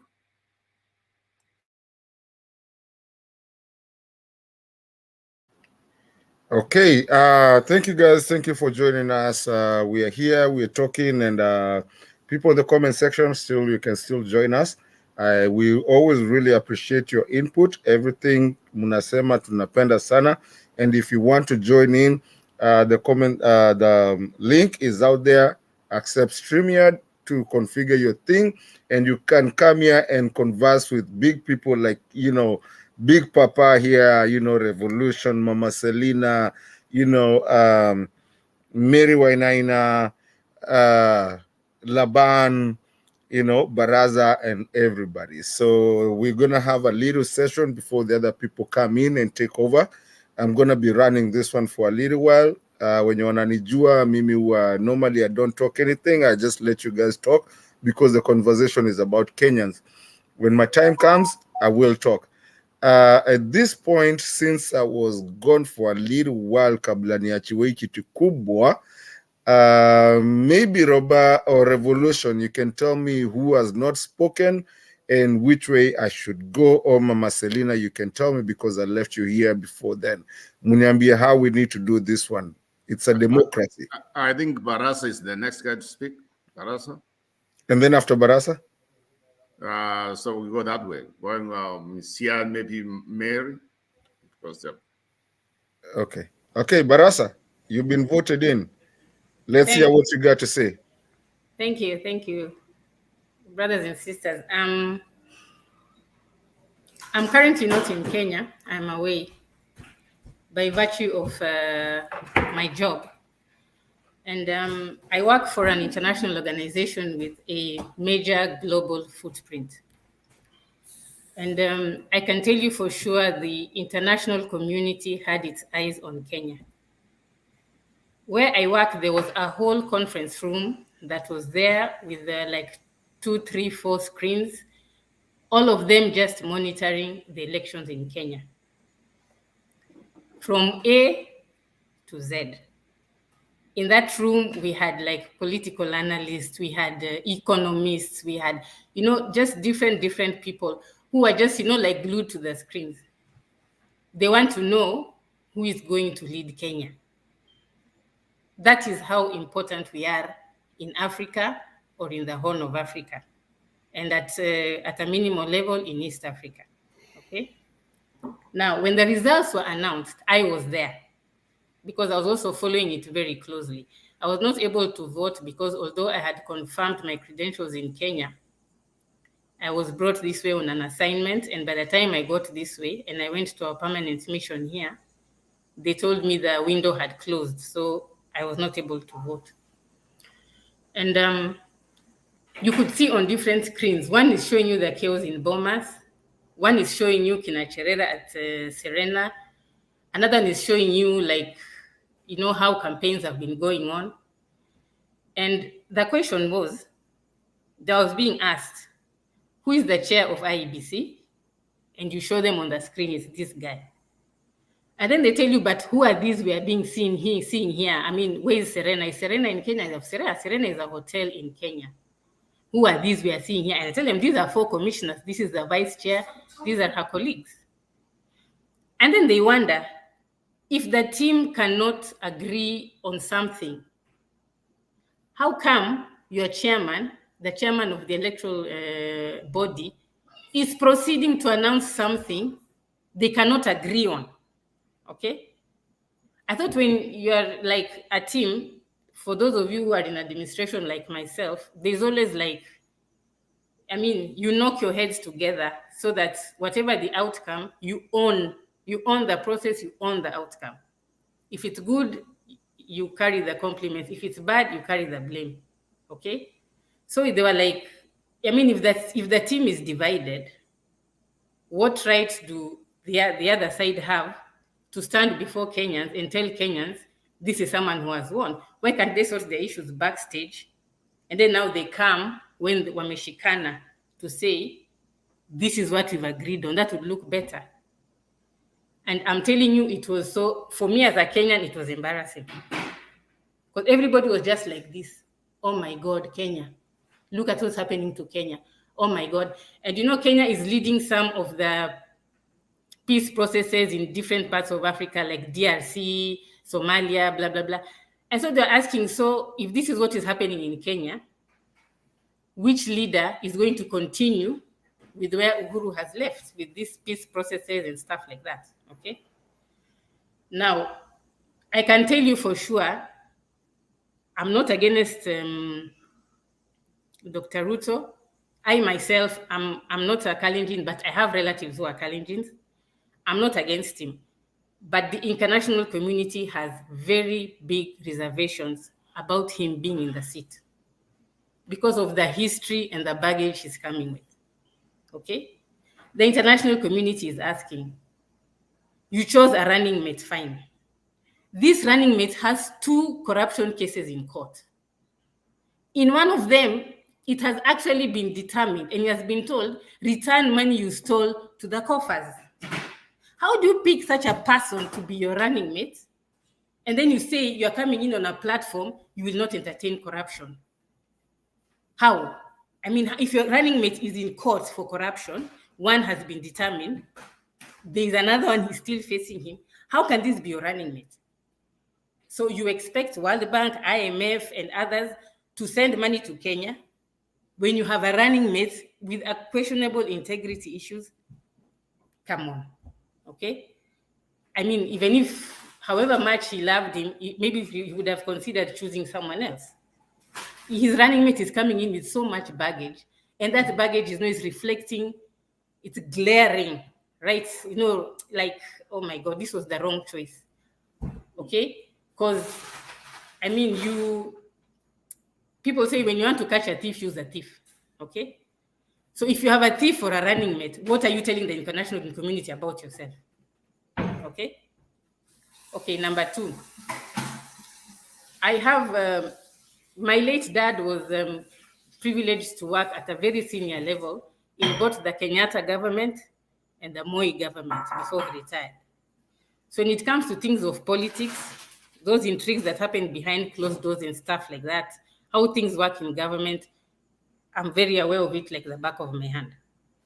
During Kenyatta's time, because my dad was not from Mount Kenya, we had this clique around Kenyatta who wanted my dad to be removed from the position he was holding because he's not from Mount Kenya. During Moi's time, he had the same issue.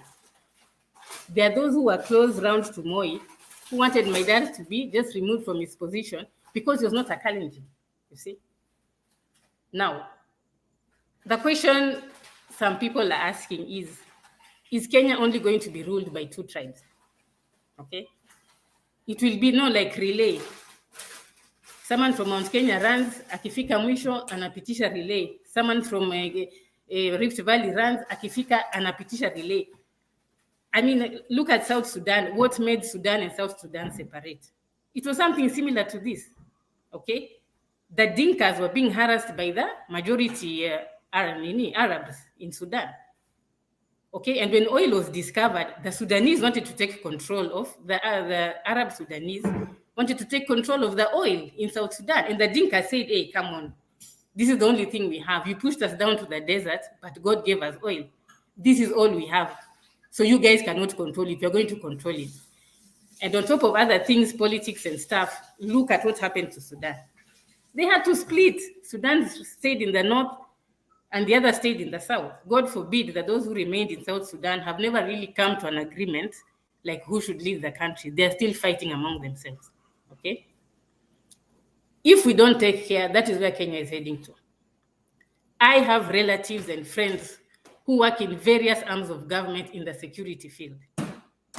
In the army, I mean, like security forces, national police, in the army, blah, blah, blah, blah, blah, blah. We have those dissenting voices, even in these security forces, okay? Those who've been there, you know, they are saying another 10 years with a Kalenjin, oh my God. You know, that's how they're speaking. And you know, things like this, like, you know, just start like generating, you know, like the way you ferment, like the way you make busa. There's a process. It ferments until a point it's now going to explode. Okay? I mean, the route that we are taking is like, what if the army or the security forces just gang up and say, you know what, enough is enough, we are fighting for what is ours. And the next thing you know, Kenya is under military rule. Why?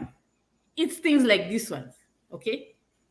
I mean, Chebukati, for God's sake, look at the ruling of 2017. Those glaring mistakes that were pointed out, for those of us who followed the process from A to Z. Those are some of the things that have been repeated in this election. Those are the, hey, however much he says that all the forms were uploaded, or they took photos, or they took, I mean, there are those glaring mistakes and there's a backdrop of evidence which has not yet come to public, which, of course, you know, I mean, you can't tell your evidence to the public, you tell your evidence to the court. We may even go and hear other crazy things that we didn't know existed when now the evidence is brought out in court, okay? But, like, even if the Kenya Kwanza team wants to stand on the rooftops and talk all nasty things and shout, ask yourself, why hasn't the international community congratulated William Ruto? Why? Except Russia. Why hasn't the international community sent even any congratulatory message? And even in Africa, it's not the whole of Africa. It's not the whole of Africa. It's just specific.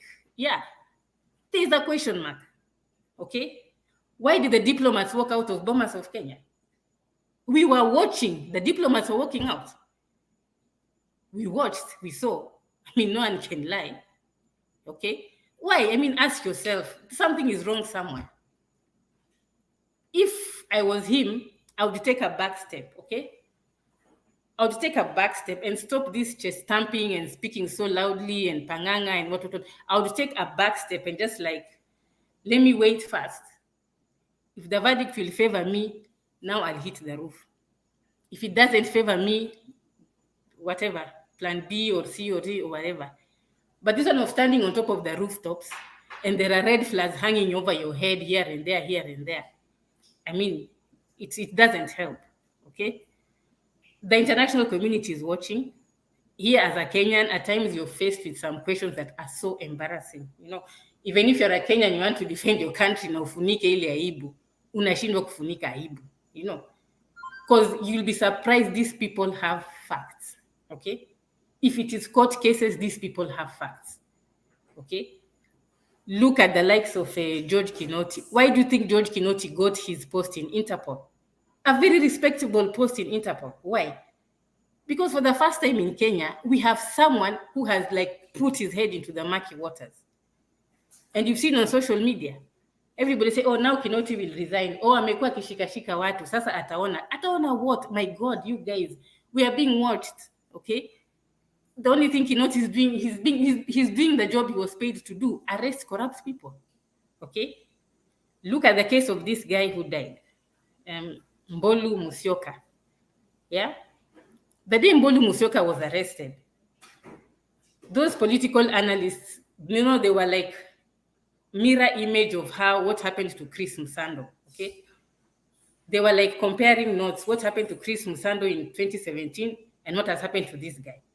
So as soon as it's like emerged, BBC, Al Jazeera, Voice of America, Radio France, that the missing Iebc official has been found dead somewhere in some forest on the border of Kenya and Tanzania, you know, they were like, okay, why? Why has this guy just disappeared just like that? Okay. I mean, in any election, someone has to die for the election to happen. Okay. And then I'm just wondering, you know, in 2017, with all that shame and ridicule the Iebc went through, for God's sake, they would have tried to make this thing right. For God's sake, yani just for once, they would have tried to make these things of bribing, of the phone calls, night visits, they would have tried for once to make this thing right. Okay? So in my opinion, whichever way the judges are going to, whichever way it goes, someone has to be held accountable. If it is Chebukati and his whole team, if it is Chebukati and a few funny, rogue POs and commissioners and Iebc staff behind the scenes, I mean, someone has to be answerable. It cannot be business as usual, okay?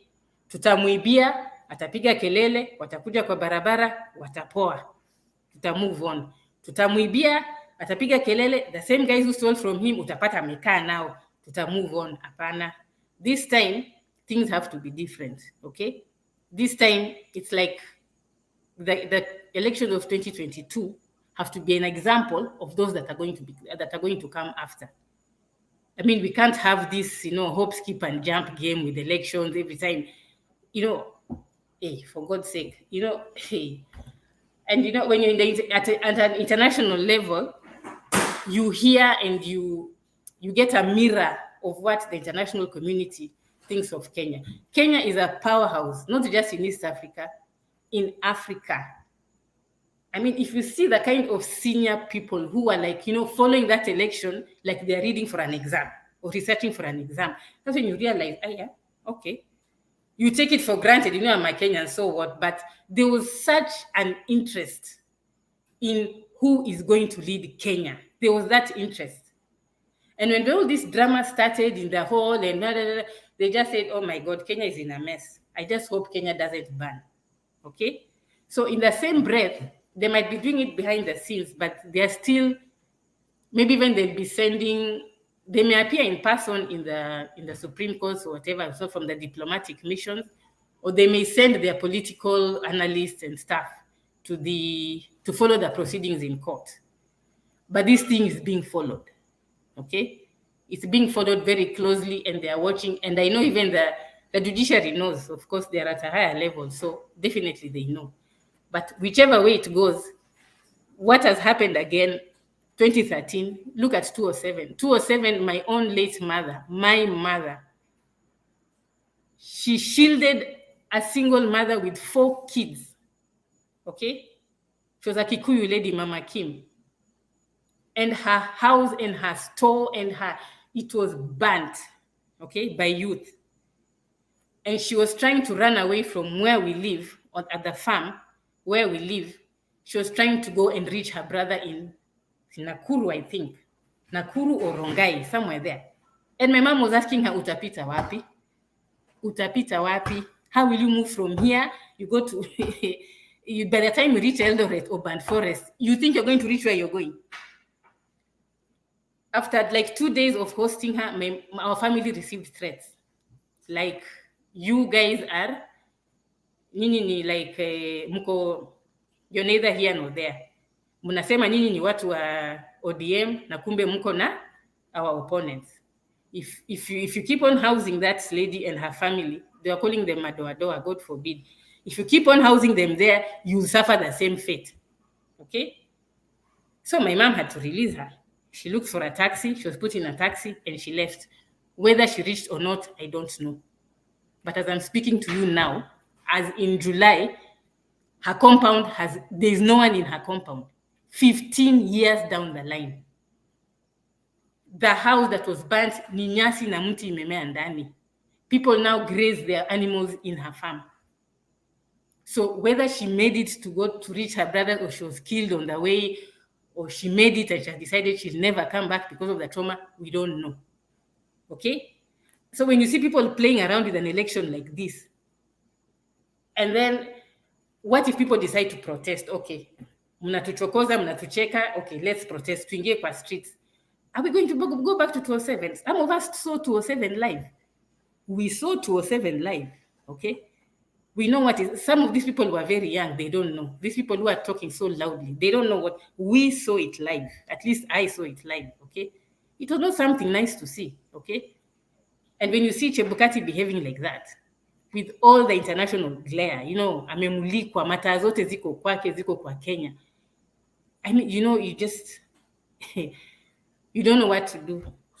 But from where we are, I just want the people, the Kenyans back home to know the world is watching. The world is, I mean, Kenya is being watched, but in my opinion, it should not be business as usual.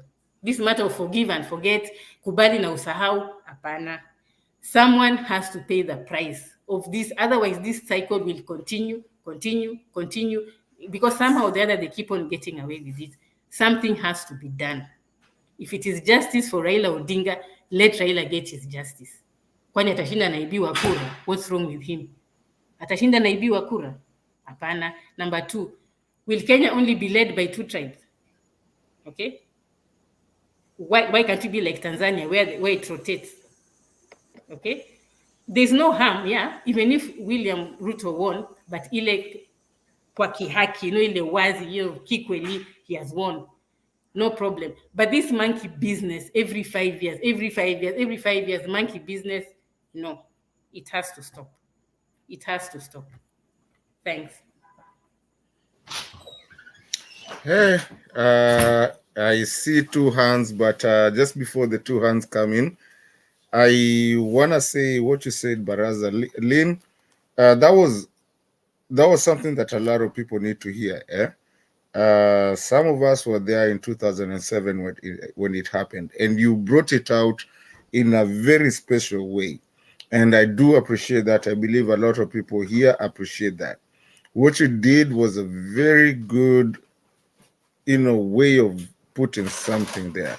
So you're very appreciated. But at this point, I think I have 2 hands that were up. Is the 2 men up there? And I hope you guys don't take too much so that we can keep on moving. I'm gonna start with Revolution. Mazina unanitesa na hiyo jina, lakini sawa, because I know the other name. And then after that, we'll go to Big Papa, Bob Papa. Yeah, I just want to say what Baras he has said. We are also fixed on 207. Like me, I live here where I live in California. I've stayed in a police station for almost 2 days before I got home. It was really bad. But there's something you touched, and I think many people find out, or they have to ask themselves why. You talked of the running mate of Ruto. That man, what comes from his mouth, more especially during the campaign. Remember when he said that Oru's taking things from one community in Mount Kenya and giving it to people in Nyanza? That's very bad. From some of us who come from there. That's very, very, very bad. Another thing also, I think I thank you for bringing it up. People, what they don't know is this thing of recycling two communities. We want to be sincere. People are fed up. People are mad. This thing is going to exploit. It's going to exploit. I don't know what people are saying on this thing. It's going to exploit. But at the same time, like, people will believe in democracy. If somebody comes in and wins election, we give him. It doesn't matter where you come from, which community. But 2007, 2013, 2017, 2022, all those elections, they are just stealing elections from one man. And now you come and you want to just comfort some of us. Oh, you know, we don't know anything. But at the end of the day, this 2022, this is going to be a defining moment for Kenya. Because if Ruto, they decide they go with Ruto, Kenya is going to be more than one country. And I mean what I say because I see it, as people are really fed up. Thank you, Ndeto, thank you for the chance. Papa, you had your hand up too. I don't know if it's a question or just a comment. Try and make it simple. Yeah, I just want to it's just a comment. I want to appreciate Baraza Lynn's contribution, and just to add on what she said about, and I want to apologize that you had to face that anxiety because of Chebukati and his theoretics, where that was embarrassment. You know, when I've been in such a situation where I'm out of the country and I'm feeling embarrassed on the conduct of certain officials in Kenya. And it really feels very bad. You feel like disappearing into the floor, but you can't. You need to stick down there and just soldier on.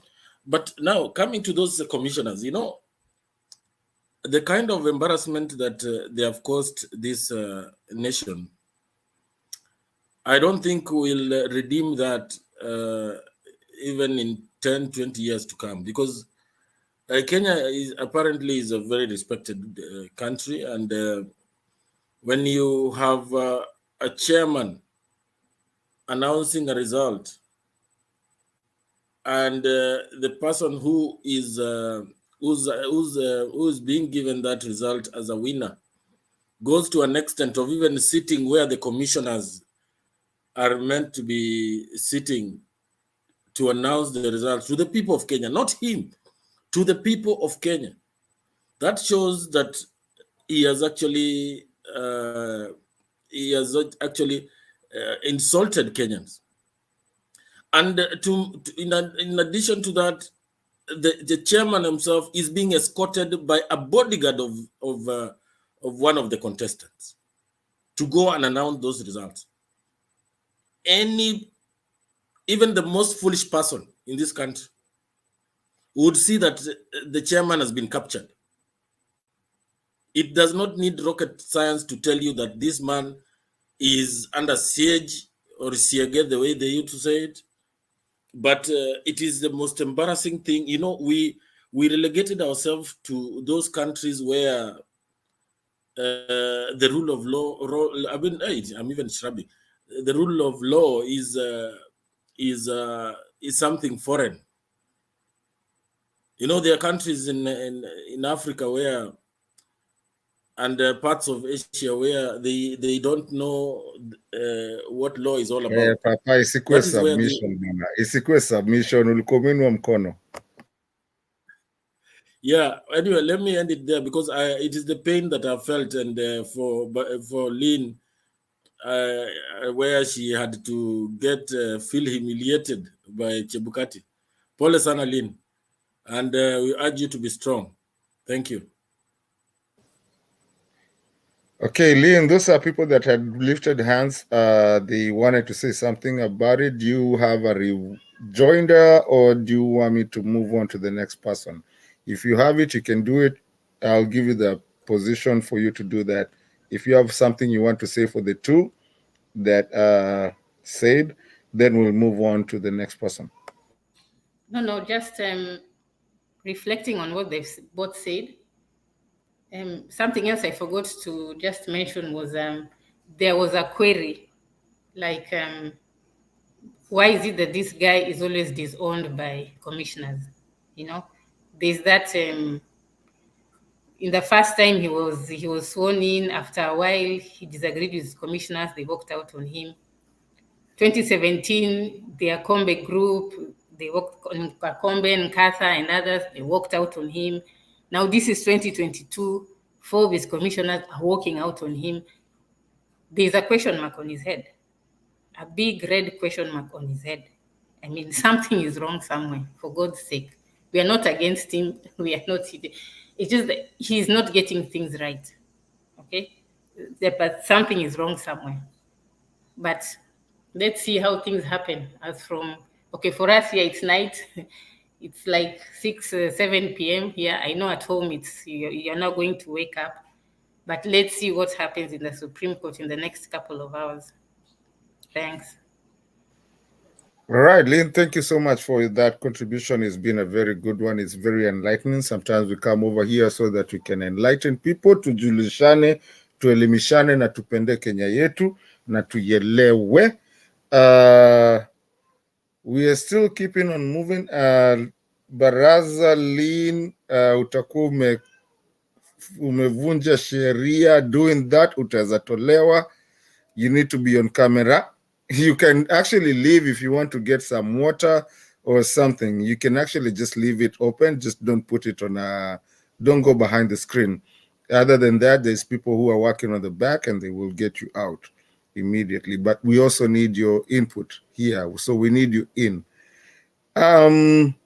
I guess at this point, I really love that what we are having, and I appreciate that. Kama kuna mtu nimeruka, please, you can tell me.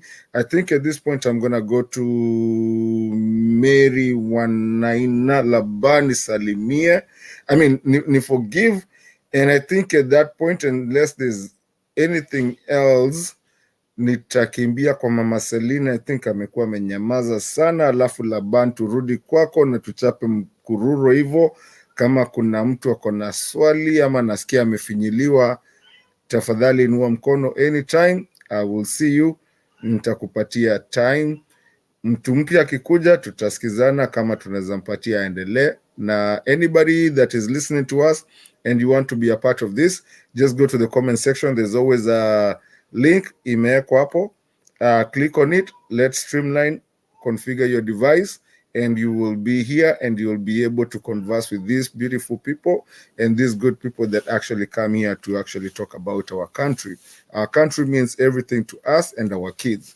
So at this point and moment, I would like to give it to Mary Wainaina, unless there's a question or something mtu anasikia amefinyiliwa.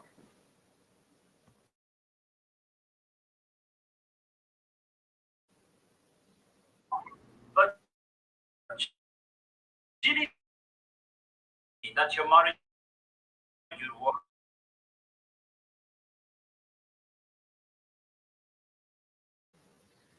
Mary Wainaina, just unmute once and then talk.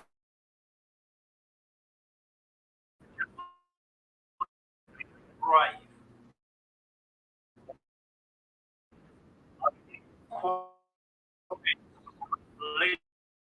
Leadership requires polling booth. Yes. You're given 6 ballot papers. Yes.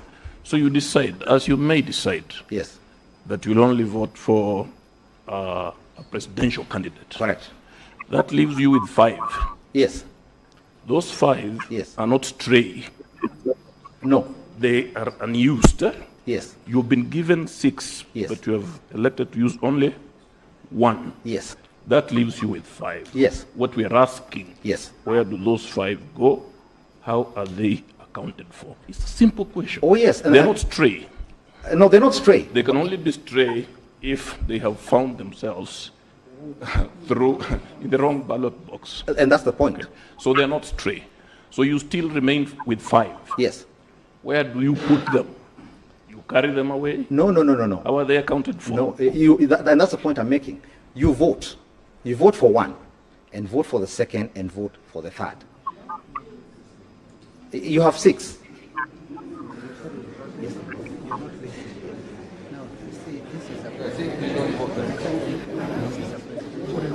Yes, my lord. Please cut me along.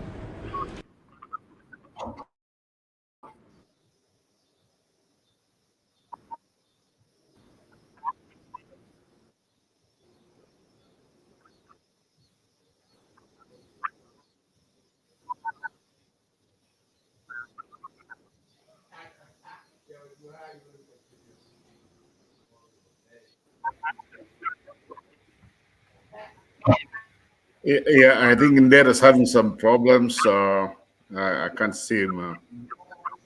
Mayor, were you saying something? You had some issues with your network. Go ahead, Mayor.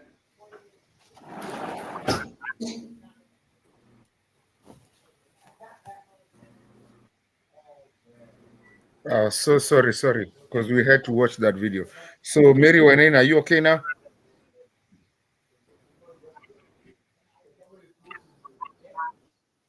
You can talk so we can hear you. Okay, Amanda. Laban, ni sawa tuende kwa mama Selina alafu tukuje kwako. Sawa Martin, mimi sina haraka, niko area bado. Haya, mama Selina, tuambie basi uhondo, tuambie. Wow. Parasa, thank you so much. I wish you could come around mostly in the evening. A lot of people don't understand. I'm a Kalenjin anyway, but I'm not supporting what is happening. I'm not really supporting. Kwa sababu, Kenya ni yetu yote. Na kama watu wanashinda kwa ukweli, I see in Busia, there was a councillor, MCA, is a Kikuyu, but he was selected by the Luyas or the Tesos kwa sababu ya ile kasi amefanya and the good relation he has with the people. It is not like hawakukuwa na watu ya kusimama in that ward, but they elect him. So, kama wananchi watakuelect na wanakupigia bila kuipa, bila kuintimidate, hapo tutasema Wakenya tuko pamoja. But for me, I really feel it. I'm a Semio and I'm a Kenya. I've been with Mother Karua since 2006. I'm from Nakuru. I've never fought mostly with my people because I'm a principled person. Kenya is my party. When we lost in 2013, I remain with Mother. Up to date, I'm with her. I like the values and the principles she has. But mahali Kenya inaenda, it is true. And we had that nilikuwa nimeambia watu, 2007, kulikuwa na mambo ya rigging. Tukaona vile Kivitu walienda. 2013, Chebukati akaingia, akafanya the same. 2017. There is 40 days in everything. Chebukati alifikiria mchezo ni kama vile alifanya. Wakati Raila na Uhuru walikaa chini, they told us, na Uhuru, it was genuine, kumwambia Raila, yes, I rigged you, lakini tukasameana. And Uhuru said it was difficult for him to rule Kenya because already Kenya ilikuwa imekawanyika. Haikusaidii ukue president ya Kenya that you cannot even move. Na kama utamove, unamove kwa two communities. Nilikuwa nimeuliza watu, Barasa, what are the communities, international community say? Where do you get the money? Unashika wafanyibiashara, unawaambia, you threaten them. And then now you bring your bottom up. Where will you get money to give these people? Kuna watu wamefanya kazi. Kuna watu wakiweka pesa yao leo bila kutoa, uchumi ya Kenya inaanguka. You go and bring ideas of Museveni yenye ukiangalia pesa ya Uganda saa hii inapepwa na wheelbarrow. Are we Kenya ready for that? Because we will reach there. Kama watu wameficha pesa yao, hata hii watu wote waliambiwa, walipromisiwa billion and billions of money. Why will you get the money? So chenye tunataka ni yake. Let the win. Let the winner win. Wacha tuende kotini, najua ni asubuhi. And I'm telling the churches, hakuna kuambia watu move, forget, sijui wanasema nini, hata inashinda mimi kutamka hiyo maneno ya kuambia watu wengine sahau na waendelee wapi? Move where? Unachukua, unaipa watu alafu unamwambia, hiyo ni kuchezea wananchi. Where are they going? 7 million Kenyans wamepikia baba kura. The other time tuliambiwa 6 million. Imeongezeka. Na nina hakika it is even more than 7 million, maybe 10 million or 20 million. Where will they go? And there will they move? And why? Na wamepiga kura. Kwa nini haki yao isipatikane? Now, watu ya Azimio wame-maintain peace. Wamenyamaza na wako na uchungu sana. I was watching vijana hapo bunge la wananchi Kasarani, hiyo kiwanja. Nimesikia uchungu sana. Si kujua kuna bishop alikuwa anafanya mambo Kasarani. No, Bomas, Ole Sapit, alikuwa Bomas, akisherekea, and then amekuwa tena kwa baba. Nimesikia vijana, kuna vijana wameongea na uchungu sana. If you are a bishop and if you are a Christian, kama ulijua ulikuwa Bomas na hukuweza kusaidia Wakenya wakati hiyo ya Bomas, and then today unaenda kutuambia ati baba ni Anglikana, and where were you wakati watu wote walikuwa na tusi Raila na Martha Karua wanasema si wa Kristo? So today anaenda kujidanganya na kusema baba ni Mkristo. I don't want to go there. Nataka tu kusema asante Barasa, kwa sababu kuna watu wengi wajui na being a president si kitu rahisi. Niliona what Moi went through. Kuna mambo mingi Moi alifanya mbaya na kuna mambo mingi mzuri alifanya mzuri. But watu wenye walikuwa surrounded kwa Moi waliweka Moi akafika mahali alikuwa. Siwezi kaa nikatinai Moi ama ni mtusi. I really knew him na ninajua kuna mambo mingi alifanya mzuri na supporters yake waliangusha nchi. But Moi as a person, na kwa sababu serikali ni yake, lazima atapepa mzigo.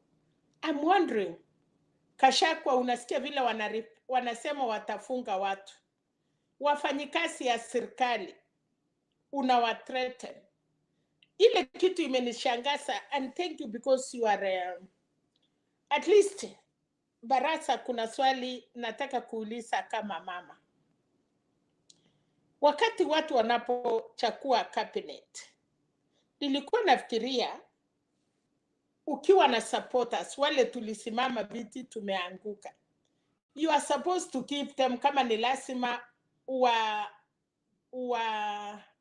shukuru, unapatia viti kama ya parastatal, kama ya chairmanship.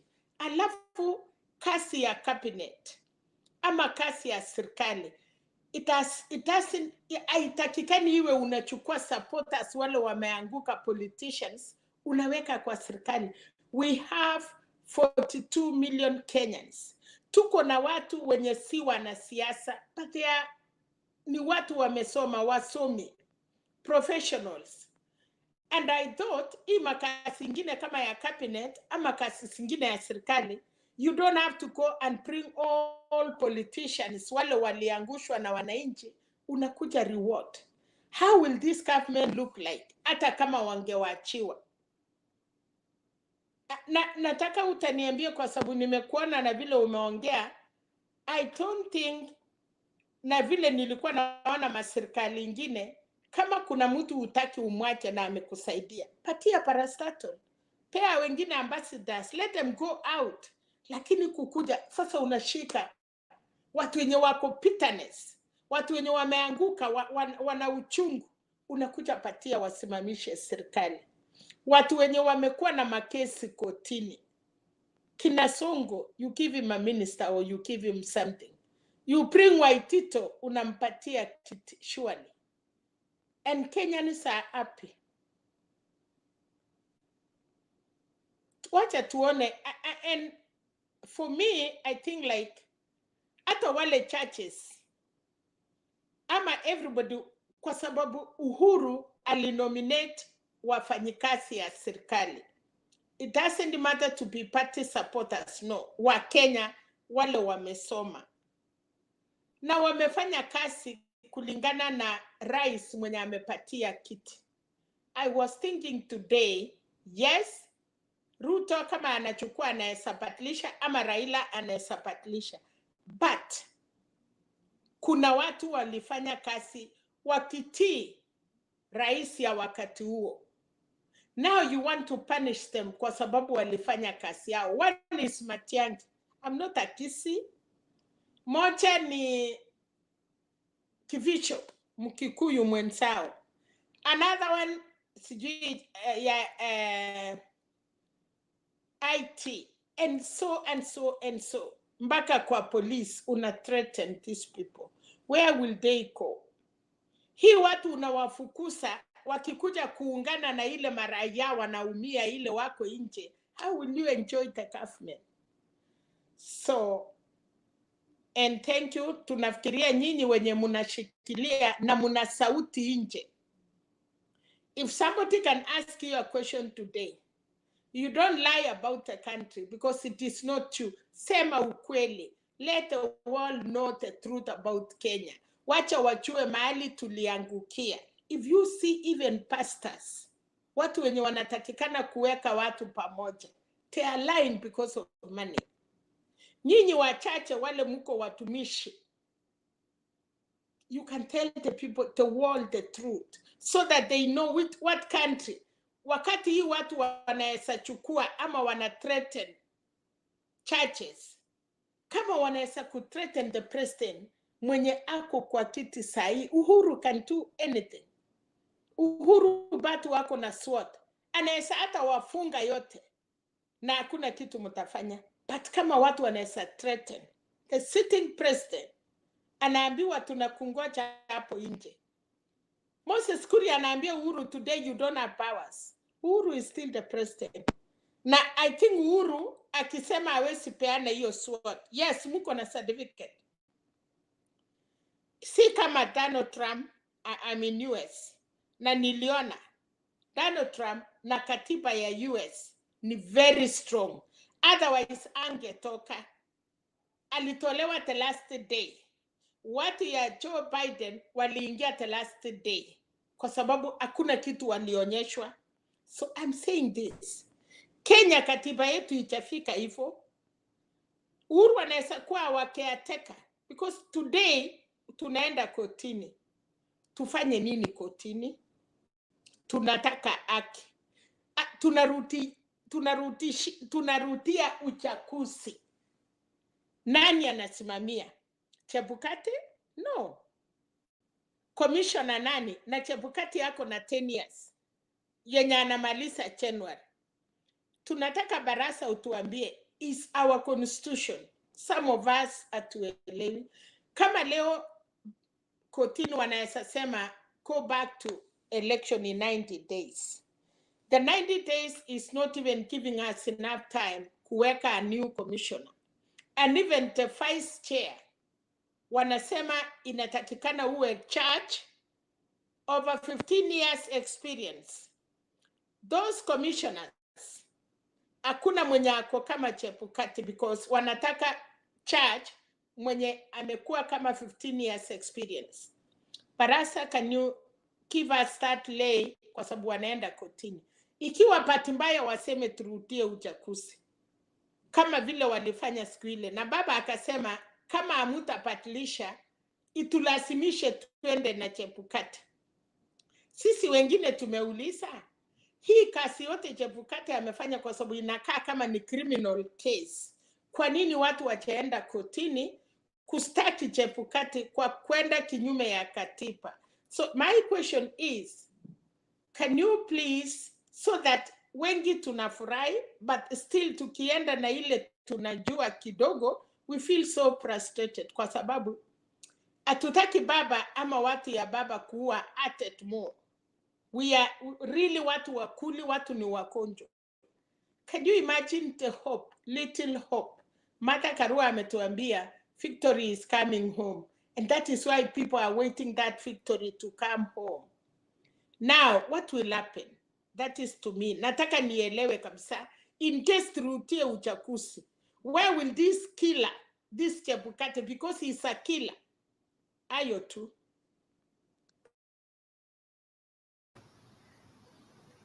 Big Papa, I've seen your hand. I wanted to comment on something, but I think I'll, normally when I'm on this seat, I like to be a discussion of the panelists. So you have a question or a remark? And I wanted Parasa to at least give me a little of knowledge. Okay, Big Papa, can you add that so that Baraza can also come in and do both of you if there's something that you wanted to add or question, and then Baraza will come back again, and then Laban has been waiting for a while. Yeah, I'll just mention something for just a minute. In the event that the Supreme Court announced this Chebukati's decision, I don't even want to call it a presidential win. We are definitely going the Malawi way. That one, you can take that to the bank, because as Azimio, this is my personal opinion, and I want to believe that that Azimio share my sentiments. In the event that decision, Chebukati's decision, is annulled, and the court pronounces itself that there should be a rerun, we are not going to go for elections with the Chebukati on board. That is out of question. Even if it means picketing and civil disobedience and refusal to pay taxes to force whichever government that is there to take that route, because we go for a rerun with the same Chebukati after bungling 2017 and again in 2022, then we'll be shooting ourselves in the foot. Malawi have done it. Malawi was the second country in Africa to annul a presidential election in the year 2020, and the court ordered elections to a new commission to be formed within 150 days and elections to be held. That is the route we are going to take, whether UDA likes it or not, because we are not going back for a rerun with Chebukati on board. The people who voted will not come out to vote. They have no confidence in a commission that has publicly displayed division. So therefore, you can take this word of mine that we are definitely going to go for a rerun, and we shall not be going for that rerun with Chebukati on board. No. And should that happen, I'll guarantee you that Chebukati must be held criminally liable. And if you recall, the first meeting of the presidential candidates with the Iebc this year, Martha Karua mentioned that Papa harakisha bana, ndio tupatie watu wengine. Let me wind up. Ukiinua mkono bana, unajua the rules of this thing, eh? Yeah. Let me just wind up. she mentioned that we want to hold officials of the IEBC independently liable and not the commission. We cannot be chasing an amorphous institution. We must chase individuals so that we can set a precedent, and whichever individual occupies an office, whether it is a returning officer of a constituency or the president, takes his role seriously. Thank you. Okay, guys, I'm so sorry, guys. You know, sitting on this chair saa zingine ikuagi rahisi sana. I'm gonna try and set up some rules. Wengine wakikuja watazichange. Mtu akiinua mkono tafadhali, let it be a question, and if it's not a question, if something unaongeza, please don't take more than a minute, because there's people who are sitting here for a long time, and those hands zinaweza fanya mtu akae for a long time hata atoke. I'm asking, please, if you lift up your hand, yes, I will give you that opportunity, but let it either be a question or something that spends less than a minute. And please, less than a minute. We are all sophisticated here. We know how to keep our time. At this point, I'm gonna go to Laban. Umekuwa ukikaa sana na nani amekimbia, because she was supposed to answer. No, Baraza yuko. Baraza, I think you have a question from Mama Selina. And immediately after that, I am seriously going to Laban. Laban, thank you for your patience. And then I'm going to work with the newcomers. Unless there's any question, I'll work with the newcomers and run after that to a contribution to... Yes, Mami, what's up? Yeah, thank you. But 1 minute, kama kuna kitu ya maana yenye unajua hii mambo sisi peke yetu tunasikia, kuna watu wanatufuata. If somebody has something that it is very important, we don't want to give somebody 1 minute, kwa sababu haitatusaidia. We want to know, kesho ni kotini. So for me, ambia mtu aharakishe, asichukue time, but 1 minute we cannot get what we want to know. I'm sorry. Thank you. Agreed. It's a democracy here. When I run it, kila mtu uko na option yako ya kusema. Ukikosana, usipokubaliana na mimi, we have to talk and agree on, you know, the rules. The rules, we set them here. Si wote ni watu wazima. We set them together. But at this point, let me go quickly to Laban. And Laban, sorry, and thank you so much for... Actually, no, not Laban. Baraza, you had something to answer. And then Laban immediately after that. Thanks, Martin. Just before I just give a quick response to what Mama Selina said. There's some bastard here insulting me in Arabic. Sorry to use that language. Calling me Surambaya and stuff like that. I want to tell you, Skiza, you can call me all the names, but who is it? You'll not prevent me from saying... Is that on the comment section, Baraza? Yeah, it's on the comment section. If you look at the comment section, she's there throwing some very nasty stuff about me. What's the name? Ameandika na Kiarabu, mimi si Mwarabu. People in the backstage, can we get that one out? Look at 8:27 and look at 8:21 p.m. You can see those comments.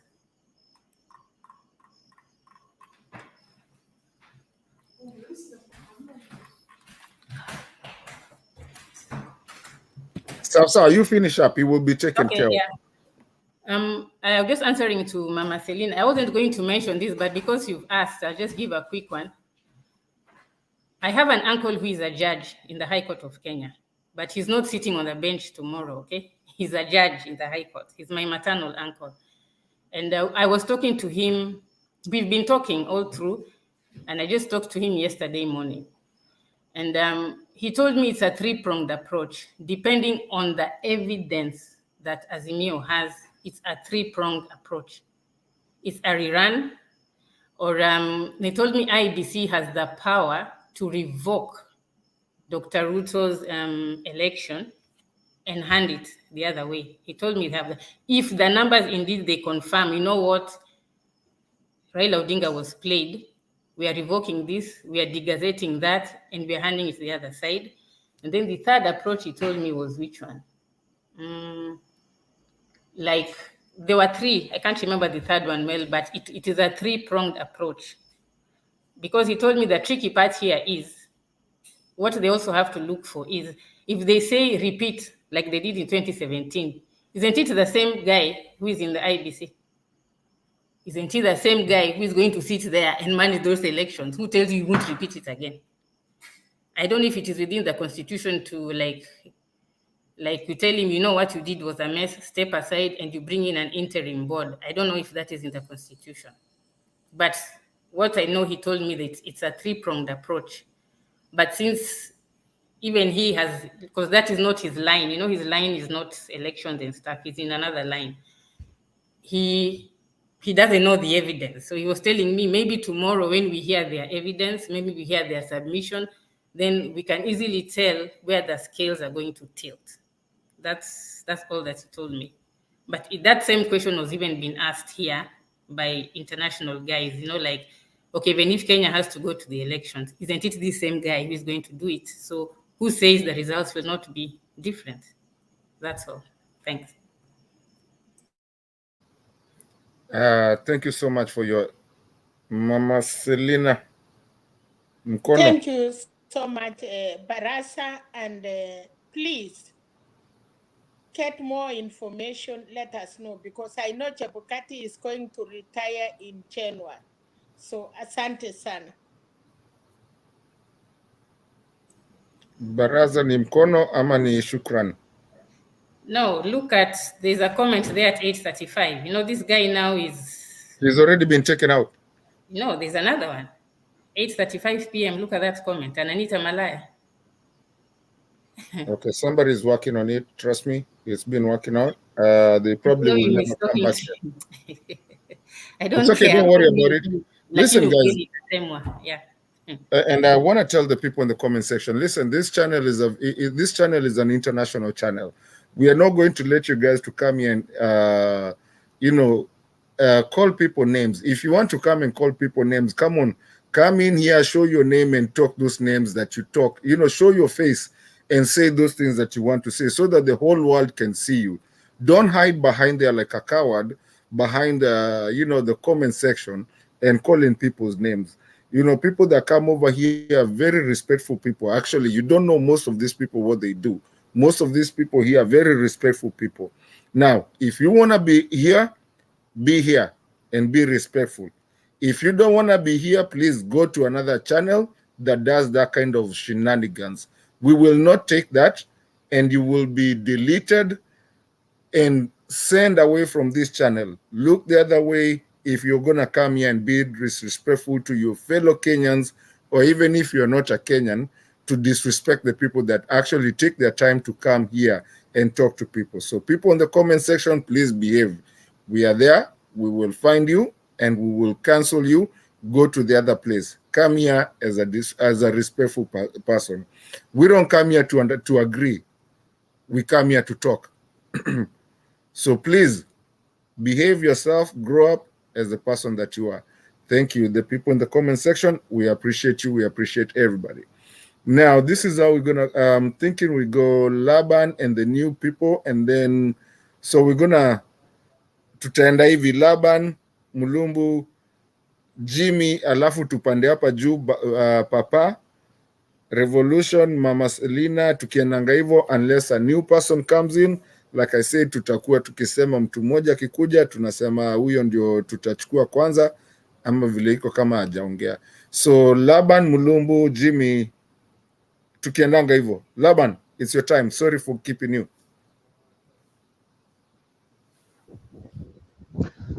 Thank you Martin.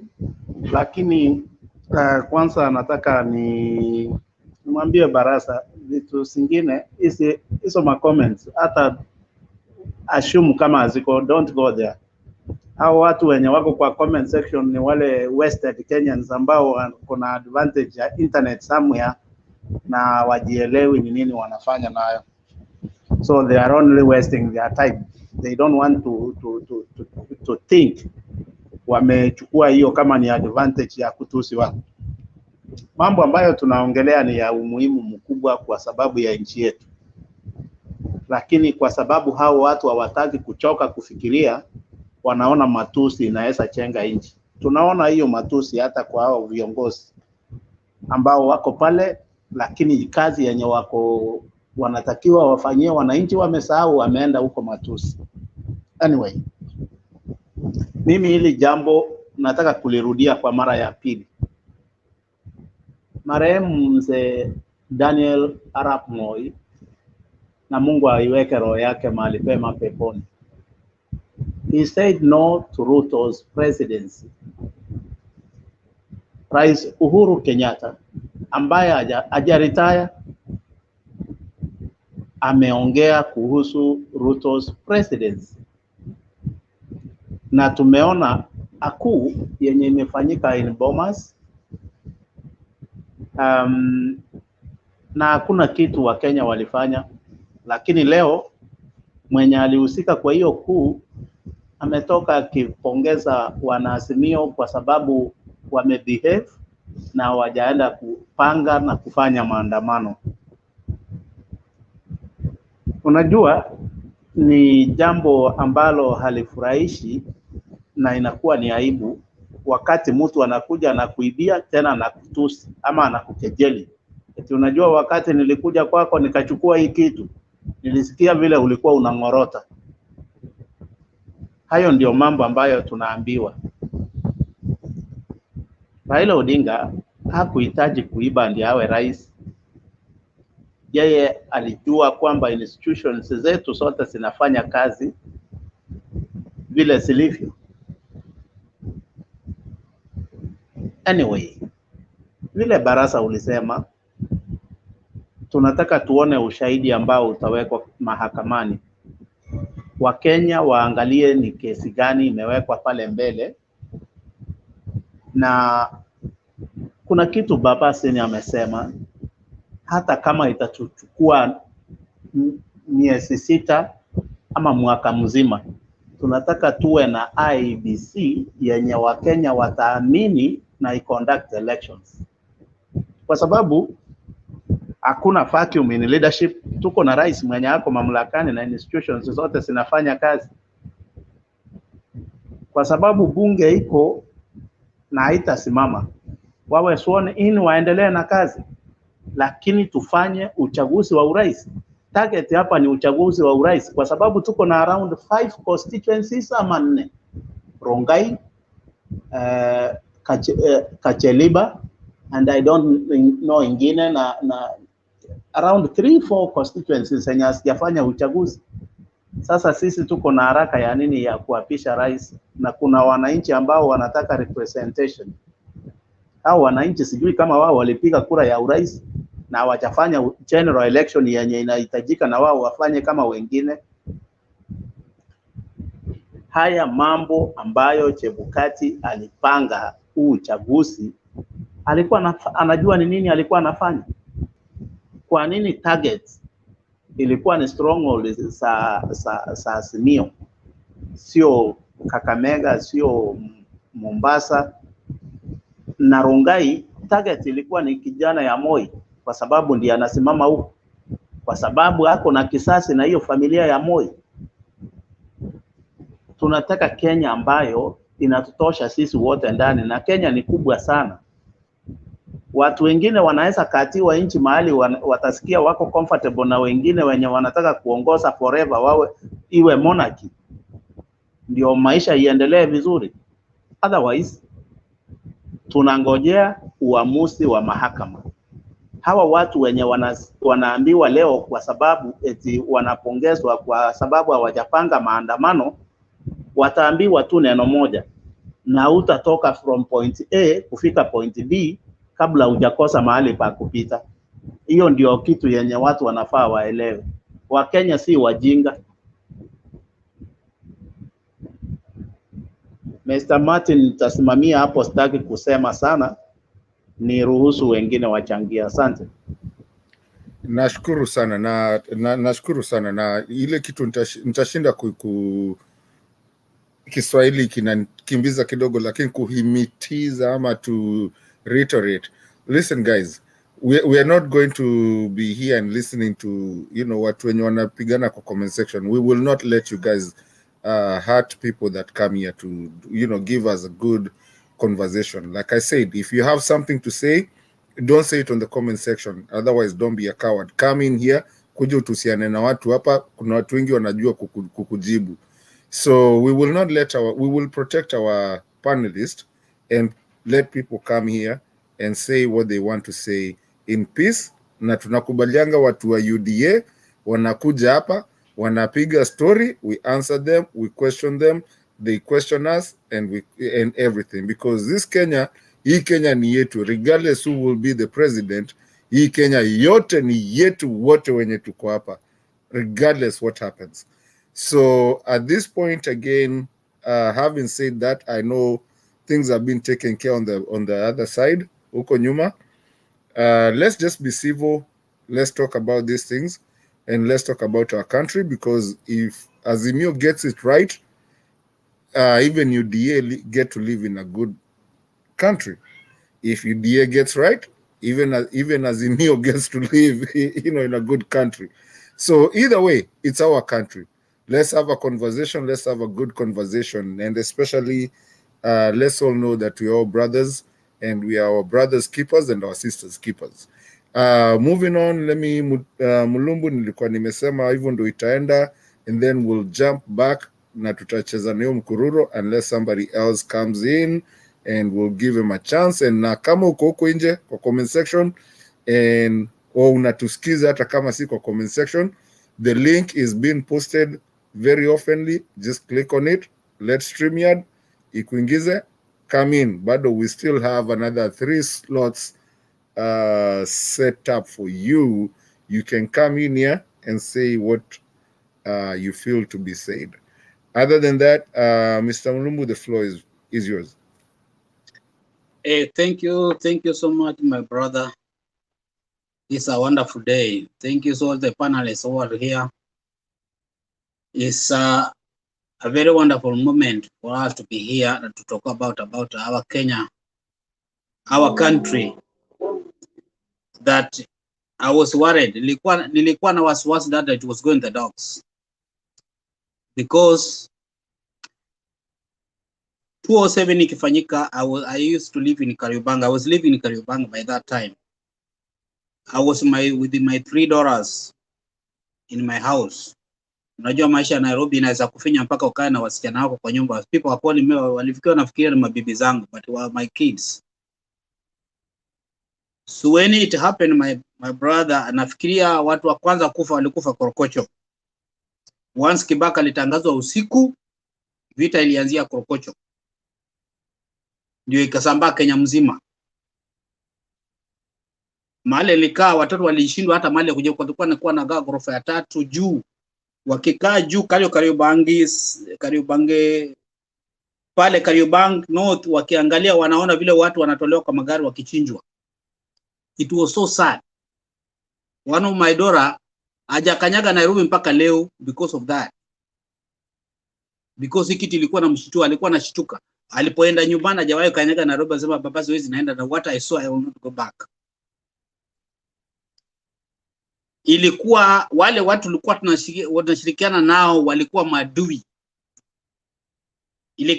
Gawanyika Kariobangi chini huko imekaa Wajaluo na grupu zingine, na huko chini ni wamekaa Wakikuyu. Sisi plot tulikuwa mix up. Wakamba, Wajaluo, Waluya. We are asking ourselves, tulienda kupiga kura tukarudi salama. Sasa sisi tulikosea watu, kwa nini tupigane? Nje kulikuwa na Mungiki hilo jawahi kuona. Watu walikuwa magari kija tu number 14 kutoka town, ikifika wanachukuliwa kitambulisho. Ukipatikana wewe ni mtu kutoka Western, kutoka Nyanza, kichwa inatoka. Hapo ndio walipata kwa kakata Mumeru fulani, walikuwa wanafikiria yeye ni Mjaluo, wakapiga kichwa ikaanguka kwa kreti ikiwa analia. Niko wapi? Niko wapi? Ni kichwa imekatika. What I saw, my brothers, is not something that you can talk about. Ilikuwa kitu mbaya from 29 mpaka tarehe 13. Sasa sisi tulikuwa nafunga gate tarehe 13 asubuhi saa 1:30, kwa sababu tulikuwa na mzee mwingine Kikuyu, tulikuwa tunachukua stima kwake, tulikataa kwa sababu tulipisha bei ghali, tukachukua kwa mwenzake tukamwacha. Jamaa akaenda akaturipoti kwa Mungiki. Ati hapa kulikuwa hapa na mulia fulani alikuwa anapiga picha ni simu kwa OCS wakati hao watu Mungiki wanakuja. Basi akasema kuna mtu hapa, kuna Waluhya hapa na Wajaluo hapa. Saa 1:30 tarehe 2008 tarehe Januari tarehe 13. Saa 1:30 jamaa akaingia 50 kwa mlango ya gate. Wameambiwa hao mahali huyo jamaa anakaa juu. Basi kulikuwa na mama alikuwa anakuuza hapo Changamu Kikuyu. Akawashirikiana na akafungua mlango. Jamaa akaingia. Maedora alitoka kwenda kukojoa, akaingia akaniambia, baba wameingia, tutaenda wapi? Nilikauka kwa kitanda. Ushawahi kuona unachikojolea kwa kitanda because your date is ready? People are joking. People are just talking about here, they don't know what they're talking about. Makojo imenishida, siwezi toka kwa kina, nikamwambia Maedora, what can I do? Mimi nishakufa, wacha wakuje. Sasa wanasema ndio kwa mlango, what can I do? Nilikauka kwa kitanda. Uzuri ule jamaa alimuelekeza kwa wale jamaa pale juu Kodanga. Wakaenda Kodanga pale juu kwa mlango, wakagonga Odanga. Bibi akamwambia Odanga hayuko. Wakaambia bibi yake, tunajua Odanga yuko, kama ufungie mlango tukiingia tutakukata kichwa. 5 guys 45 wako nje kwa mlango. Ndio sababu tunaongea babu ya ukabila ni kitu mbaya sana. Watu Uhuru did is a very wonderful thing na Raila, ili Kenya iwe pamoja. This is a very wonderful thing. People are joking about it. Wale wanasema hajaona na macho. Wakademand ya kwamba bibi Odanga fungue mlango. Na bibi kitu mzuri, Odanga alikuwa na rafiki yake mkuu, alimwambia ndugu yangu, vile kitu naona hivi, alikuwa na welding. Vile naona namna hii election itakuwa mbaya. Alikuwa anatengeneza mkuki wa chuma. Akafunga chuma nyuma yake, akasema chukua hii, kama mambo mbaya itakusaidia. Hiyo ndiyo ilisaidia Odanga. Alinoa na machine. Alipoinsisitiza sasa kwamba mlango ufunguliwe, akaambia bibi yake, toka, kama hao vijana hawana damu, wana maji hawana damu, wacha niingiane nao. Akasema, akaambia bibi, toka kwa mlango. Akatoa curtain, akafungua mlango, akapitisha ile mkuki na mnaye, akapitisha hivi, jamaa kuona mbio, akapinduka, akateremka dao chini kwa mlango mbio, akasema kama ni wanaume simameni, mpaka chini kwa gate, papu nje. Wakati wake akachukua mlango, akafunga na akaweka kafuli mbili. Akaambia, wewe unauza changao, unafungulia watu kuja kuniua. What did you do? Akapigia simu OCS. Sasa walikuwa wanapiga mlango, hawezi ingia. All of a sudden JCU wakakuja. Wakikuja wanaingia kwa maplot, JCU wanakuja kwa barabara, wanaingia kwa maplot. Sasa wanaangaliana na JCU namna hii. Hapo ndivyo tulipona. By that time kulikuwa na Secretary of General wa walimu Anat, alikuwa George Wesonga, nikutoka huko nyumbani kwetu, is my uncle. Nikampigia simu, my uncle, mimi nakufa na watoto, what shall I do? Na akaniambia, mtoto wangu, hakuna vile nitakufanya. Alijenga nyumba huko kwa Syokimau. Akaniambia, kama unaweza pata nafasi yote kuja na watoto hapa town, chukua Nissan ya kwenda Syokimau, nitakuja kuchukulia pale Mlolongo. Sasa vile JCU walikuwa wameingia wamejaa, hivyo ndio nilichukuana na watoto wangu watatu, nikapita. Yani wanakuangalia kama nyama, kama ni swala ya kuliwa. Mungiki. Nikaingia kwa 14, nikaenda mpaka town, nikaenda mpaka Syokimau. Nilitoka huko mwezi wa 3. Kiti ilikuja kusaidia Kariobangi. Sasa walikuja tena wakashika mjaluo fulani hapo Kiamaiko. Wakachinja kama nyama, wanashika kichwa wako na kanyaga na shingo. Alikuwa hapo mkorino moja, alikuwa anashika na anachinja kama anachinja mbuzi. Ndio kulikuwa na OCS mmoja alikuwa amesimamia, akasema, sasa nyinyi mnashikwa na mawe, itawasaidia na nini? Watu wanawamaliza. Ndio sasa wakaamua, akasema kama ni mbaya ni mbaya. Mimi siku hiyo nilitoka nikaenda mpaka Mlolongo. Wajaluo walijishika na ile kabila zote Waluya huko, walifukuza jamaa kutoka mpaka roundabout light industry. Wakasema kama kifo kama ni mbaya ni mbaya. So my guys, mwache kucheza na maisha. People I think I see this it's not a joke. Uhuru alipoamua kusikana na Raila walikaa chini akamwambia everything what was happening. And that's why unaona this election imeshika all kabila zote ziko pamoja. Because those people who knows what it is, they are together. Na wale wako huko kwa kukulia, wale wanakula wa Kenya, wale wanakula madamu ya wa Kenya, ndio wale wamekaa kando wanataka kutumaliza. And I don't think this is the time that they will do it. I thank Uhuru very much. Some of the Kikuyu, they don't know. They are forgotten their brothers ambapo bado wako IDPs mpaka leo. Mimi kwetu nyumbani my nephew alioa msichana kutoka Meru, alichukuliwa akaenda kafichwa kwetu nyumbani akitafutwa kama mnyama. My mom, she's there mpaka today as I'm talking to you now. Kulikuwa na jamaa alikuja hapo kitambo huko nyumbani Bomala huko Busia, alikuwa anauza hii masahani na vikombe. Mwisho akaanza kupiga rangi in shopping center Bomala. Akaendelea mpaka akafungua supermarket. Alizaa hapo mtoto ambao mmesikia ni MCA. That's my MCA. Nyumbani. Amezaliwa hapo. Watu hawakuangalia ni Kikuyu. Wanataka mtu ambapo anaweza leta development. Somebody who has a maono. We don't look about Kikuyu. We look at somebody. We are all Kenyans. That's why guy umesoma juu yake. That's my MCA home. Hebu mtu achoka hapa Marachu moja aende kukiunuka apate kansala atapewa. Amisi atapewa. Guys, tumalize ukabila. Tukimaliza ukabila tujenge utaifa, is when our country will develop. Hii mchezo tunaenda nayo hii sijui nini. Nilipoona Chebukati alipojifanya pale na Ruto, nilishika kichwa na mnae because I went through that. I knew what was going to happen. Because I saw it with my eye.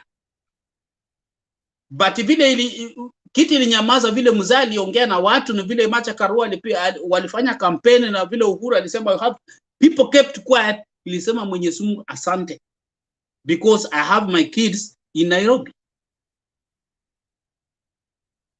Nilipopata nafasi ya kutoka USA, nilisema Mwenyezi Mungu nisaidie. Hiyo shida nilipitia, Mungu amenirehemu, nimefika hapa. That's why when I see people well educated, wamesoma wako America na madegree, then when they go back, when they speak here, they speak like some people who never went to school, like some foolish. I just look at myself and say, I wish mimi pia ningeenda shule. Kumbe hii kwenda shule na kutokwenda shule ni the same. Because ukipata wale people, ukipata watu wamesoma na maprofesa, their people died. Ruto kama angekuwa mtu kuwa mtu mzuri, wale maidipos walitoka Rift Valley wote angewarudisha kwa mashamba yao. Hata hatungekuwa na swali. But some people are languishing today. And then you want to be a president, and then unatumia ile kifua, unachukua Museveni mwenye amemaliza Waganda, anaua Waganda kama kuku. Wengine anachukua akitoa roho zao na akipeleka kuuza ng'ambo. And then that was the person you want to. Guys, let's tupongeze Mr. Raila na Mr. Uhuru. Waacha tuende kwa koti ya amue. Ni Uhuru si mjinga. Aliwacha Ruto akajikanga mwenyewe. Amefanya vituko yote amemwachia. Sasa ushahidi wote umetoka, yote imepatikana. Wacha enda karangwe na sheria. Na hakuna mambo ati ya kurudia election. Election ilifanywa Friday, ikipatikana ya kwamba aliiba kura na wafanye ule zile zilishindwa, mwenye alishinda na mwenye alifanya fraud aende kotini na afungwe. Chebukati afungwe, wale maagents wote walifanya wote wafungwe. Is when another election inakuja na mwenye atasimamia atakuwa straightforward. Thank you.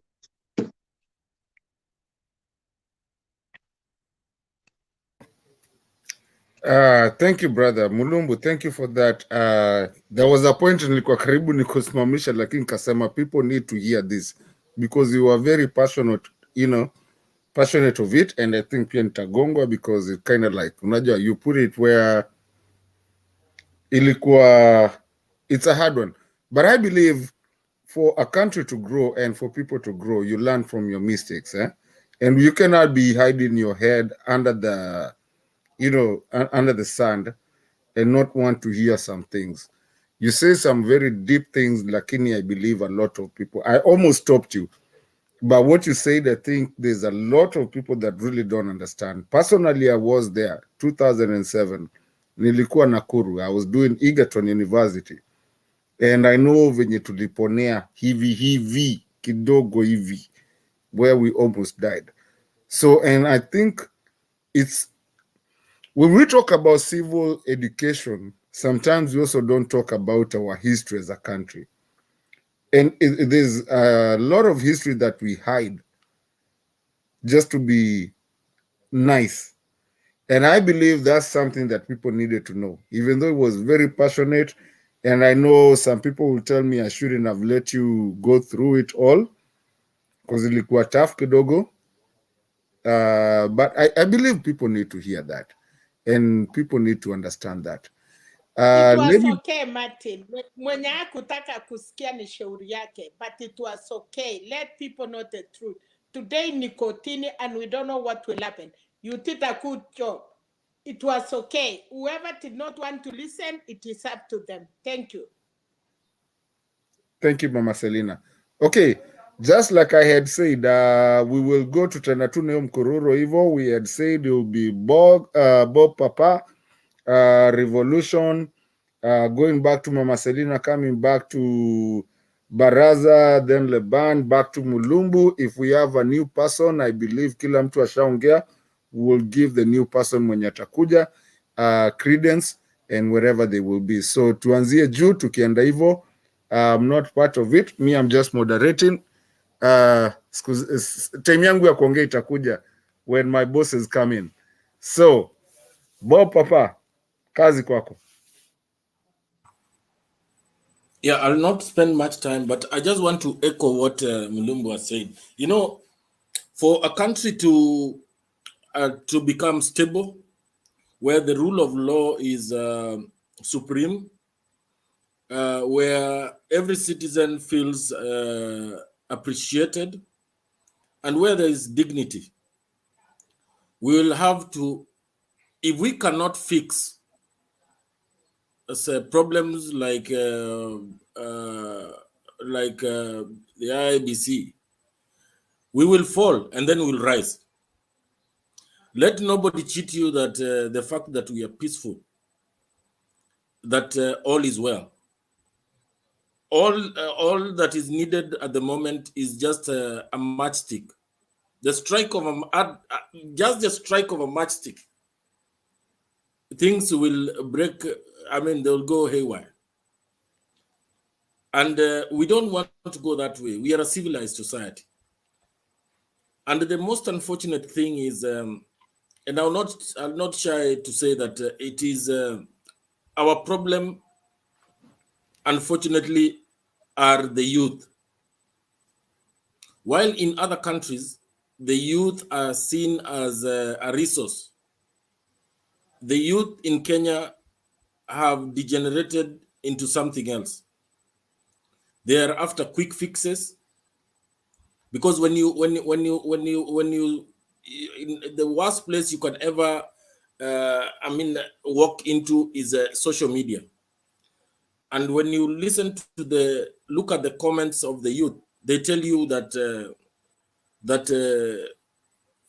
where PS Iebc ni pesa yako iliibiwa. And you cannot build anything tangible with quick fixes. And the same youth do not appreciate the fact that the freedoms they're enjoying even of that internet that they're using, like the fellows who are throwing insults on the comment section, was hard fought. Most of these African countries are surprised that we are online throughout. But we know what internet means to Kenya. Because the minute you shut the internet, you are shutting banking services, you're shutting so many things, you're shutting communication, and the absence of communication, then that is where war starts. A few years ago, I think 1 or 2 years ago, Museveni shut off the social media and even the internet. And that election alone, so many people disappeared. We can't go that way. We are a civilized society. The faster our youth realize that these freedoms that are enshrined in this constitution can be taken away, then the quicker we'll fix this thing. Because we have a Bill of Rights. And that Bill of Rights gives you freedom of association, freedom of assembly, and many other, freedom of worship, and many other freedoms.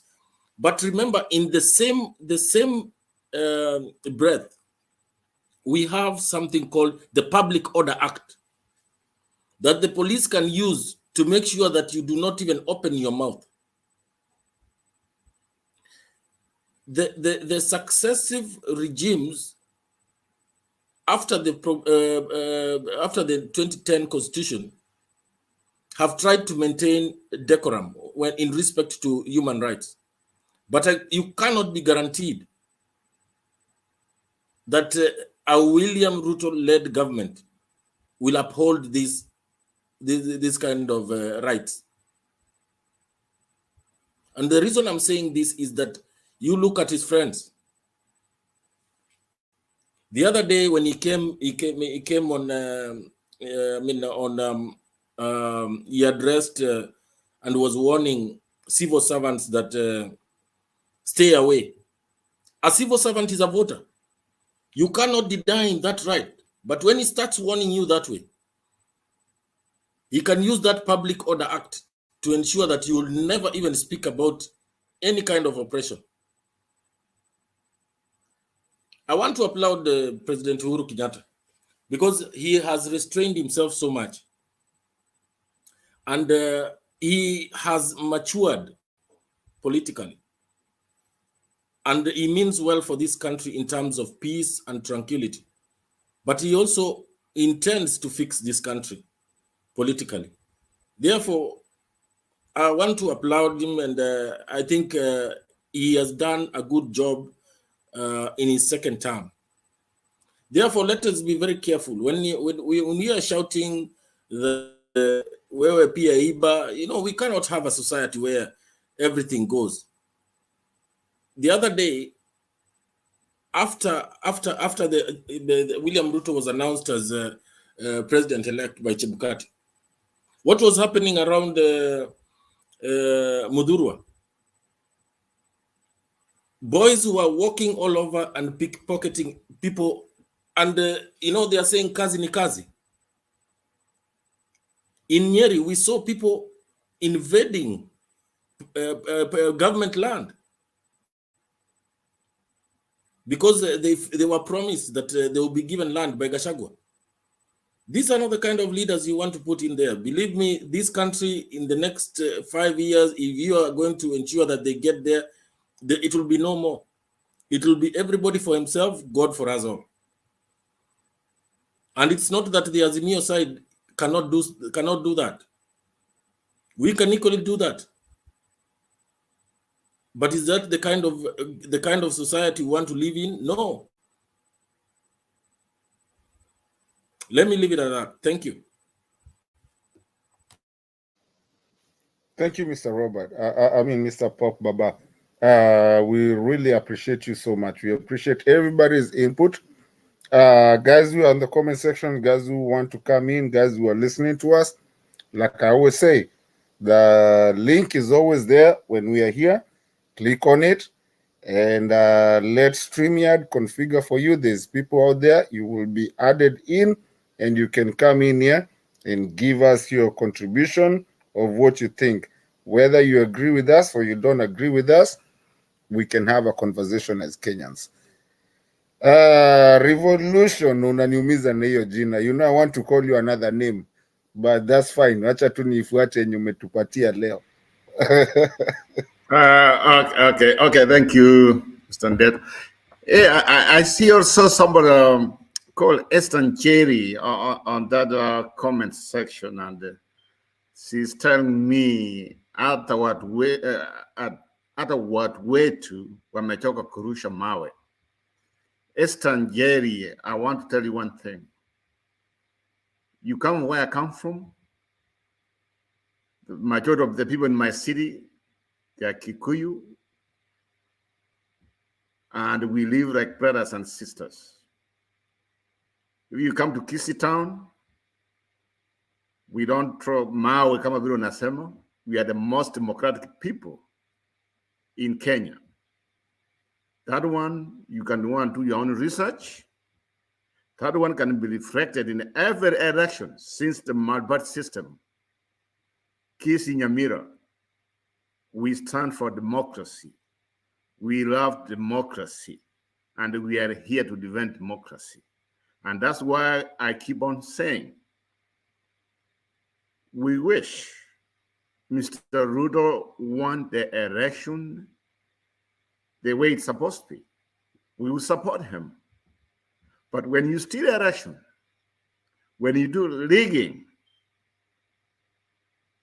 us from Kisii County and Nyamira County, we believe in democracy, the will of the people. You cannot impose it. Democracy comes from the people. So from what you just wrote, that's fine. I'll take it. So let me go to the main points now. I want to thank Mr. Murumbu for what you said. You just brought the memories of 2007. That's one way we can run from our history. We cannot run away from there. Personally, 2007, for the first time in my life, I had to stay with JCU for 2 days. Imagine that, 2 days, until I got back home.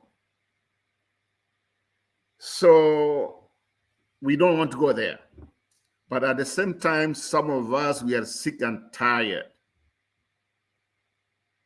Same country, 60 years. Even some people can't even afford a tissue for a toilet. Tissue. People are living like I don't know what. I wish. Since 2007, the people have been winning election. They won it, but they have been cheating. They have been rigging, and even they have told us what they have been doing. And now what they have done, they have stayed together, and they have decided, as long as you don't come from the big two,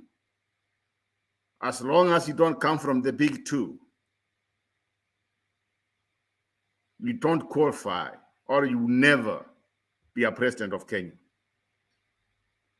So my thing is this. Si wakuja waiwe kwa constitution waseme, there's only 2 communities in Kenya who can produce a president. The reason why some of us, we are mad because they have been cheating, stealing the election. So what they want us to do, if we promote democracy and rule of law, instead of us coming together as a country, as one unit, every 5 years, we are being told it is 10 years for Karenjin, 10 years for Kikuyu.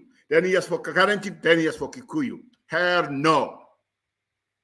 Hell no. Wanaiba kura. Kwani wao wakisipeshaje? And I want to thank the president. Uhuru Kenyatta, like most of you have done it. He has done a very nice job. He wanted to end this thing of dominance from two tribes. He even told us that. But now this man called Ruto, he wants to take over by force. He wants to take over power by force. Then people are ready to do it. I mean, it's disgusting. To be sincere, it's really bad. For what he did, and Chebukati, whatever Chebukati, I can't even pronounce his name, Mr. Kipara. That man doesn't even deserve.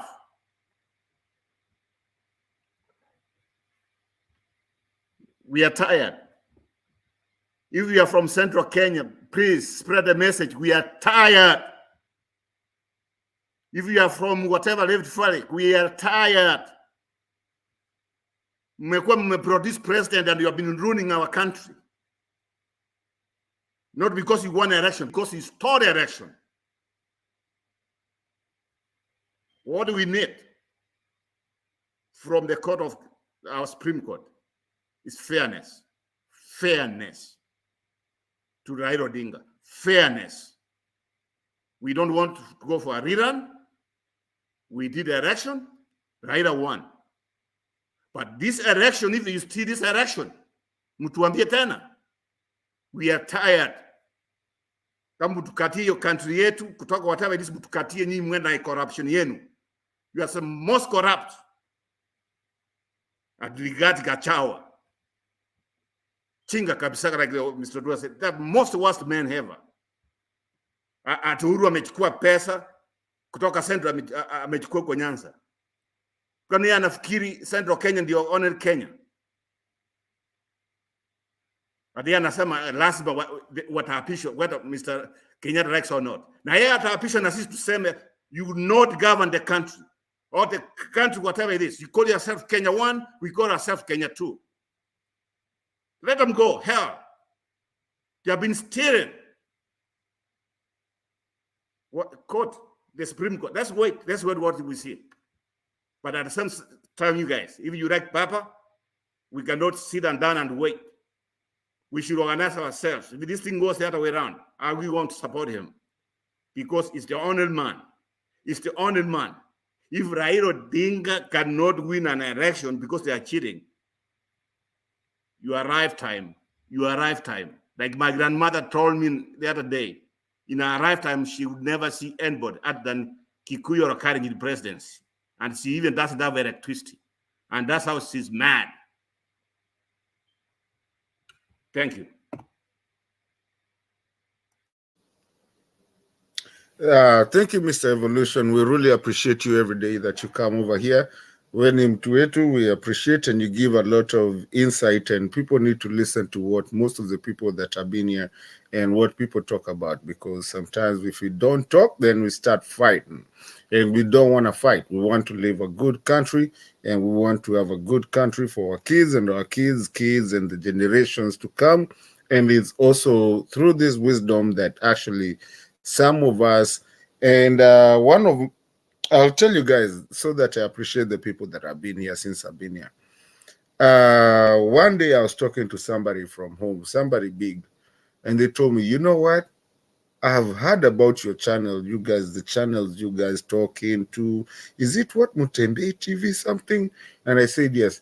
And she said, we've learned, there's a lot of people who have learned a lot from that channel. And because at the time I was trying to tell them what we do, and they say that they will start looking at it because they've heard about it. So even sometimes you might think that now we are not going into fight through this, but mostly is something like this channel. Remember, every time we are being watched by at least 500, 500 people, 500, almost 1,000 people, and you don't know if the same people that watched us yesterday are the same people that are watching us tomorrow. So we are touching people for the time that we are here. And for the people who are watching, in this stage, no one knows each other. Right here, no one comes from the same community from each other. There's Kikuyus here, there's Kalenjins, there's Kisis, there's everything that you can find. And this is the Kenya that we want.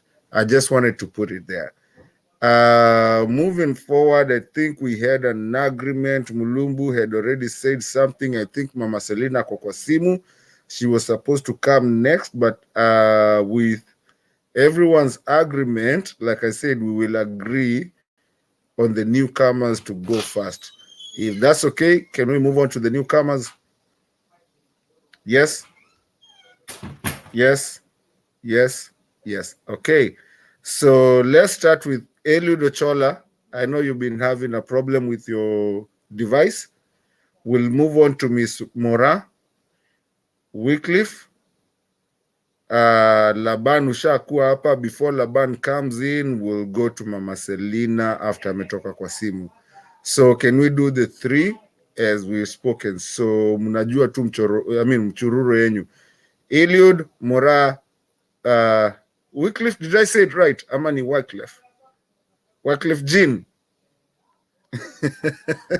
All right, let's get it going.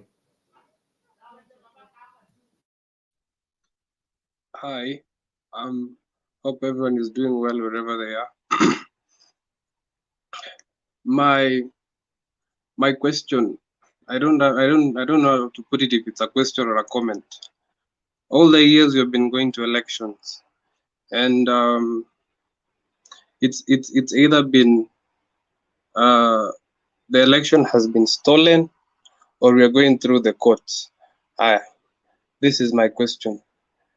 There's this thing that people say it's called the system. From the look of things right now, how things are, the way Ruto has played, do we really think there's going to be a chance that Raila is going to win this thing in the court of laws?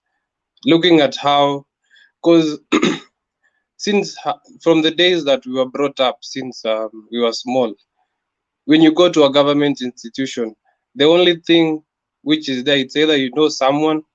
If you don't know someone, your services are not going to be done how you expected them to be done. Ruto is just a student, and he has been a student of all the three leaders. There's Kibaki, there's Moi, there's also Raila. He has worked with Raila one time or another. When you hear about Ruto, there's a certain pain and also a certain joy to it, because I don't even know how to put it, but all that all of us want is peace, so that people can go back to their business.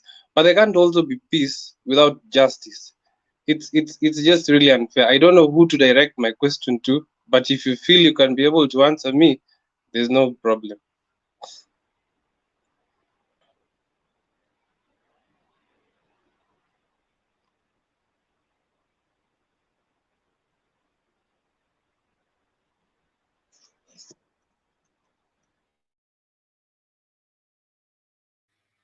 Mr. Ochora, you say that there's one part you never told us. You say there's goodness of Ruto and badness. What's the goodness of Ruto? There's something.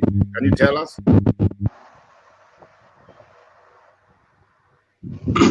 Just come again. Yeah, you talked. There's part of Ruto and there's goodness. You have talked about what's the goodness of Ruto.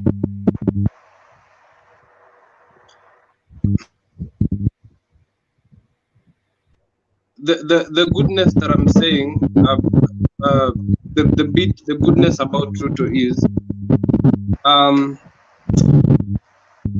he has come all the way and he has removed all this thing which is called the dynasty bit of it. There's someone new in the picture, but how he has come up to be who he is just that's the bit of the question, which is questioning. That's now the bit of it which I'm saying. There's a good bit of it, and there's that bitter part of it. Okay, let me just take one part of your question. I just want to remind you, the Odinga family, his dad was just a couple of years to be vice president, and they have never held an office in Kenya than that. So if you want to compare Raila to Moi children or to Kenyatta, That's wrong. If that's the case, one time Musalia Mudavadi was a vice president. I mean, from Ruya, we had like 6, 7 vice presidents, but nobody talks about them. But how comes every time when people talk about Raila as if they have been dominating in Kenya politics, which is not true. The one thing they did is that paved way for Kenyatta to be a president. He became the vice president. A few years later, they disagreed, he left. And since then, they have never held nothing other than that. But they keep on just opening their mouth. Oh, Raila was born on what? Let's be sincere. Ruto, you talked of Ruto, he has fought. My friend, do you know how many people have died because of him? Y2, 92, whatever they call it. So, okay, he's the vice president of our country. Do you like things, the way things have been going the last 10 years? Why are we crying about the economy in Kenya? Why are we crying about the corruption? Ruto represents corruption. And because of the recycling of this presidency between two communities, and that's why we are not able to move forward. And I'm just telling you, and I said it when I came here to this network a couple months ago, I said, as long as we have the two communities producing a president, Kenya will never move. Because when one leaves out, one comes in and he puts his people. When the other one comes out or comes in, the other way around. That's what they've been doing. And that's why you will ever have the worst economy. I mean, you know what? We had a chance. We had a chance to be, like Mr. Martin always says, to be one of the best countries in Africa. We still have a chance. But if Ruto becomes a president, my friend, Kenya is not going to be the same. Kenya is going to be in pieces. Take it, that one from me. Thank you. Mr. Elliot, how are you? How is everybody? I know it's not my time to talk, but let me try to answer your worries. Let me call them your worries. If everything that we are seeing and everything that has been going on for the last 1 week, I don't know how Ruto's legal team is going to come up with evidence to show the Supreme Court that they won this thing legitimately. I don't know how they're going to get the evidence to the Supreme Court. On the other side, Azimio has tons and tons and tons of evidence of malpractices and rigging, and even from the EA or whatever, AIBC. They have tons of evidence. So, Eliud, relax. We got this thing. We got you. Don't worry about it.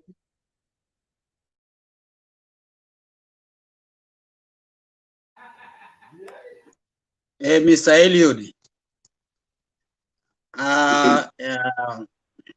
thank you. I heard what you said.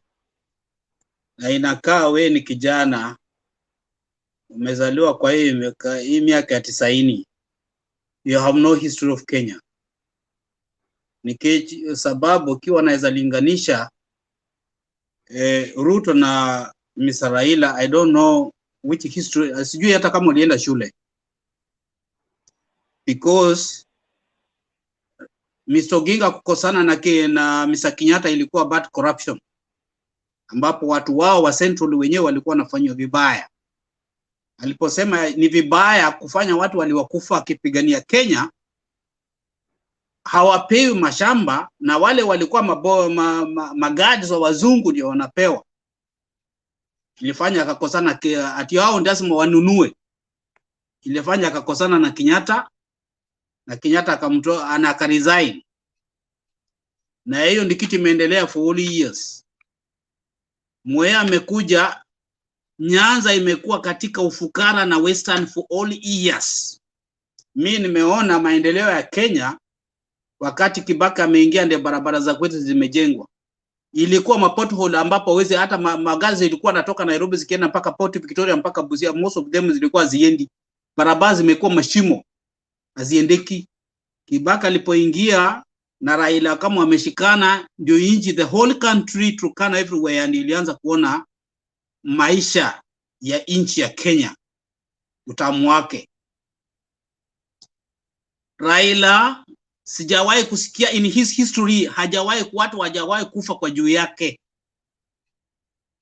Watu wamekufa wakipigania Kenya mabadiliko ya inchi. People were going to change the country to get Kenya yote ipate mali kila kona, haki yao. But Raila never kill anybody. Hakuna kesi imefanyikana kwa ameua mtu. But your person you are supporting ako na kesi imejaa mpaka saa hii. Ndio sababu anapigania kwa udi na ufumba apate nini? Apate upresident afunge zile kesi ambazo ziko kwa kichwa yake. So please, for the record, I'm not supporting. Let me talk. I'm talking. When you are talking, I didn't talk. So if you don't know history, go back to the history and read the history. Raila hajawahi kufanya uchaguzi ambapo akwenda kuiba ndiye akue president. You always, his people, they want the truth. Mwananchi wa kawaida apate haki yake, kura yake akipiga ihesabiwe.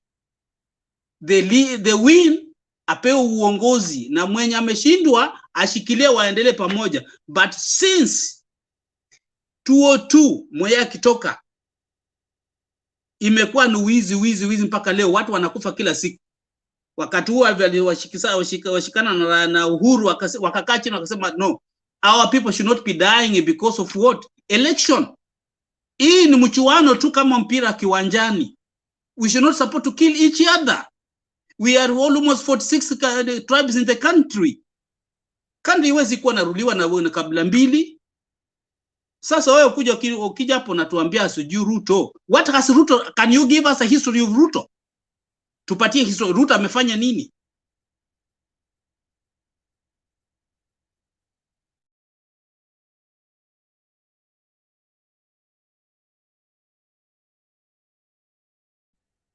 Hey, Mr. Mulumbu, let me kind of help Eliud a little bit.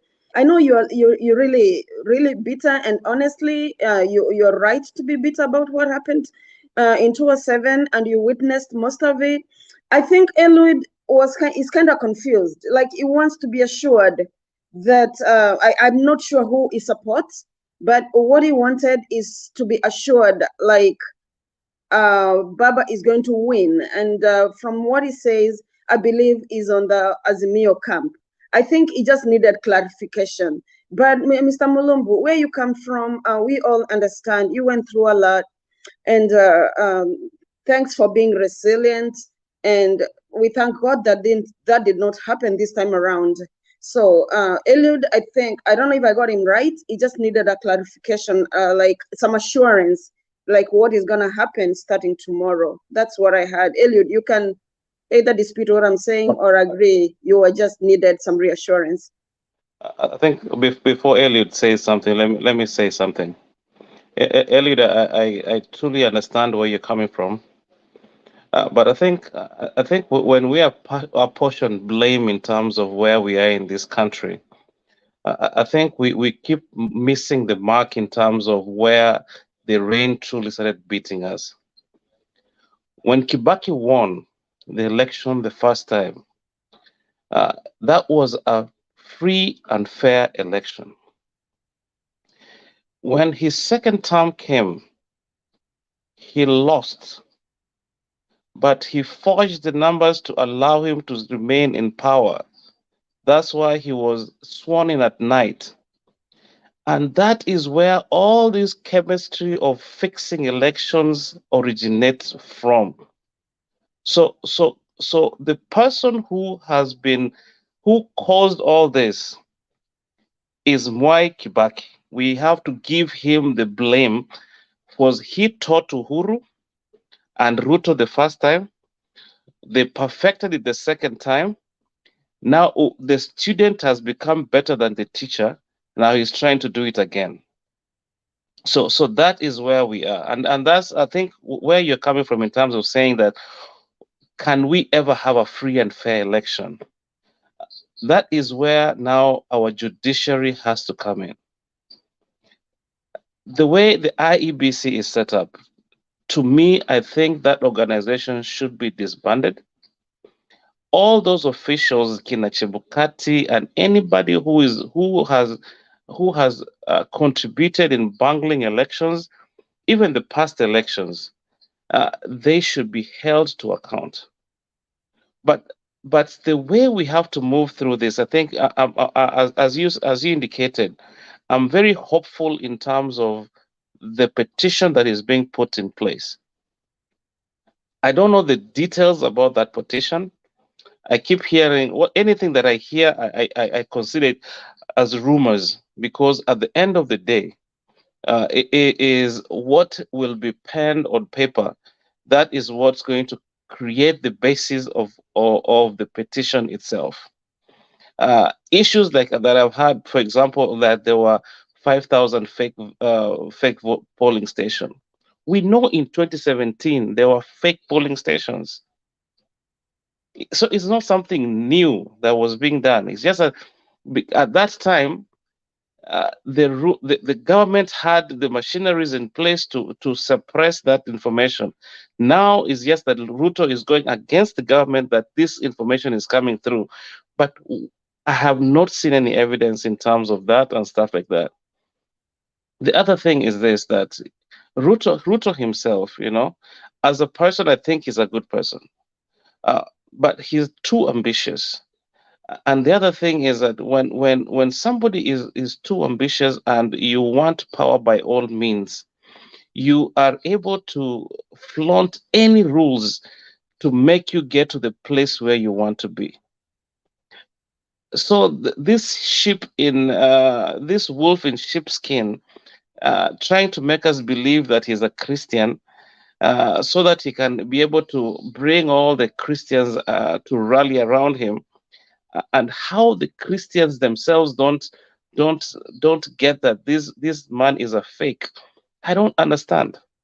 But that is a story for another day. But what we are hoping for this particular petition is that there is enough evidence to allow the Supreme Court to make a ruling, and we hope that that ruling will be for Baba, and then we can really start peeling this onion and making sure that we have institutions in place and people who flaunt the rules that they're supposed to play by, they are punished according to the law. I think I like what Jacoya said.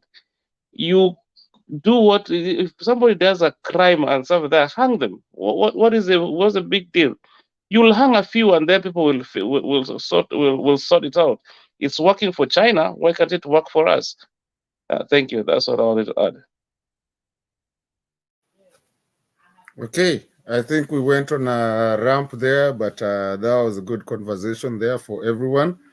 So anybody that has a question can I think somebody has left, but bado nilikuwa na a system that we were using.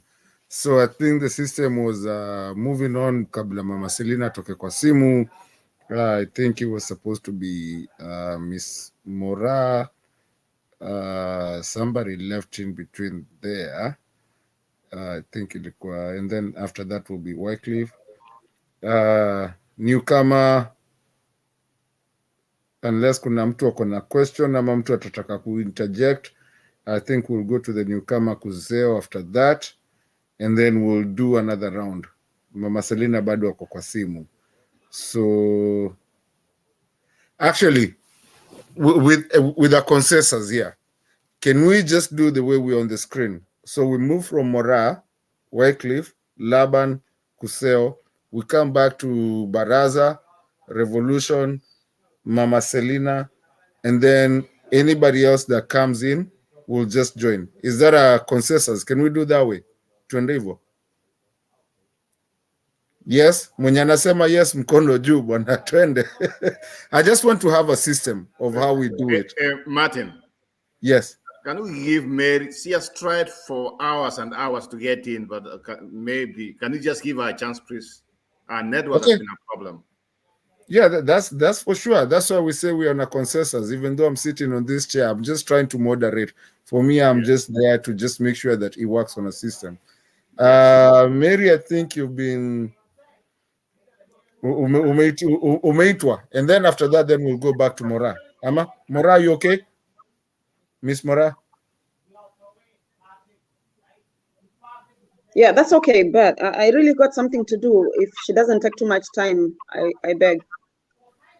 Mary, between you and Mora, nani ataachia mwingine? Number 1, number 2, hapo. That's okay. She can go if she's been trying to get in. She can go. It's fine. Okay.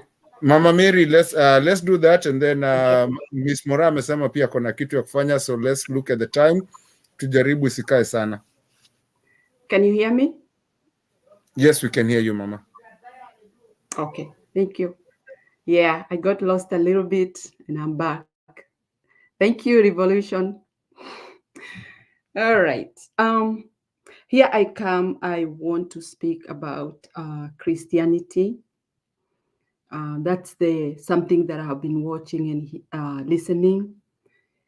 Kenyans shows like this is the time that really Christianity has come in Kenya, which I don't understand. Where did it become that this is a new thing to be happening in Kenya, while we have been Christians ever?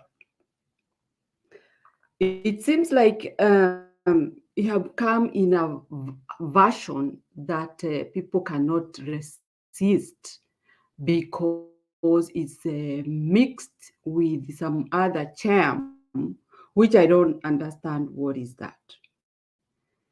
Because the way we are treating Christianity in Kenya, it is really, to me, it's really bad. Because those people who people now think that they are following as Christian people, I would not have even dreamt that they would have done what they have done. And maybe I would say, I'm sorry to say this, maybe that is why people are not even running around checking for their votes, because we are dealing with Christian people who have to do the right thing and who have to follow their Christianity. And Christianity means that you have to be honest. You have to be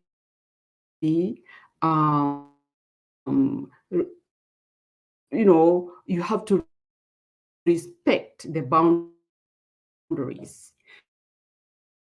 You have to do things in a rightful way.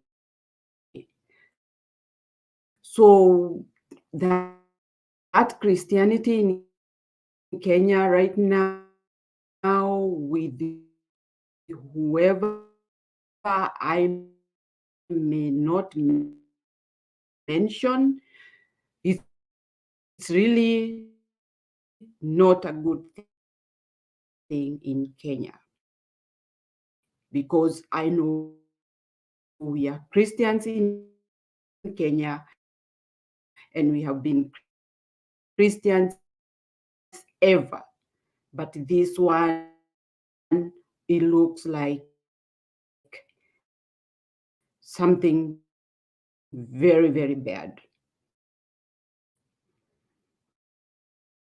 Okay, from there, I would say about the votes of Mr.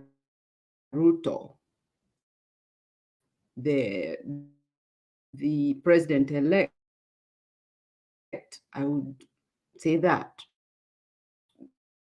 Though it's really, it hurts my heart when I say that. But I would say he was not voted in. He is voting himself in.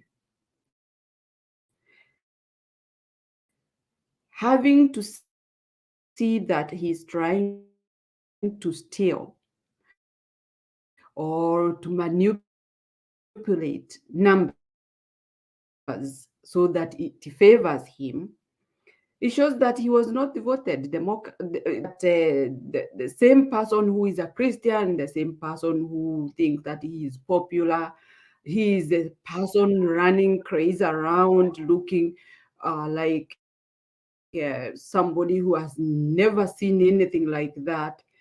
He is trying to grab something that is not worthy for him.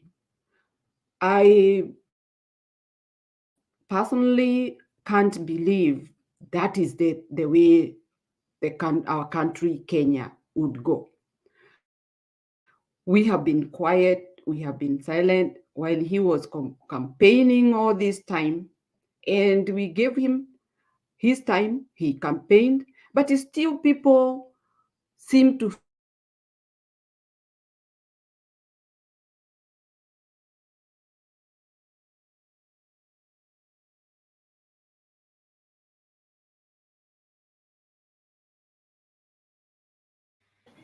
that we can't hear her.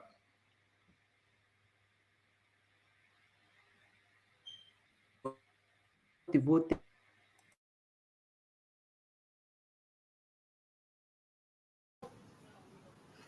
Mama Mary, I think you have an issue with your internet. I don't know. Can anybody hear her, or is it just me? No, she has a lot of static, so I don't think. Mhm. Mama Mary, can you come back again? Raila to be given his portion that he has been fighting for this long. I feel very, very much hurt. It's really sad. When I look what things may happen in Kenya beyond really knowing what people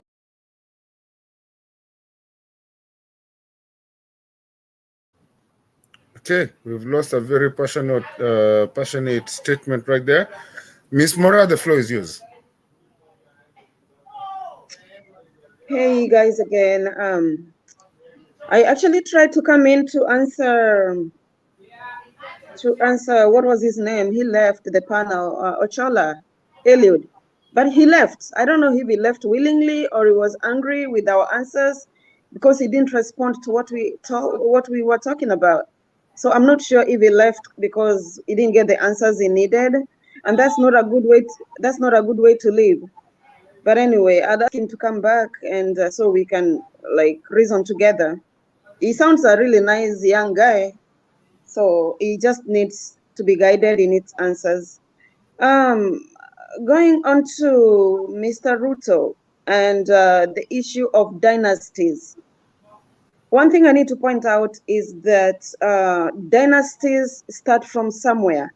He is starting a dynasty for his family too, if he's not aware.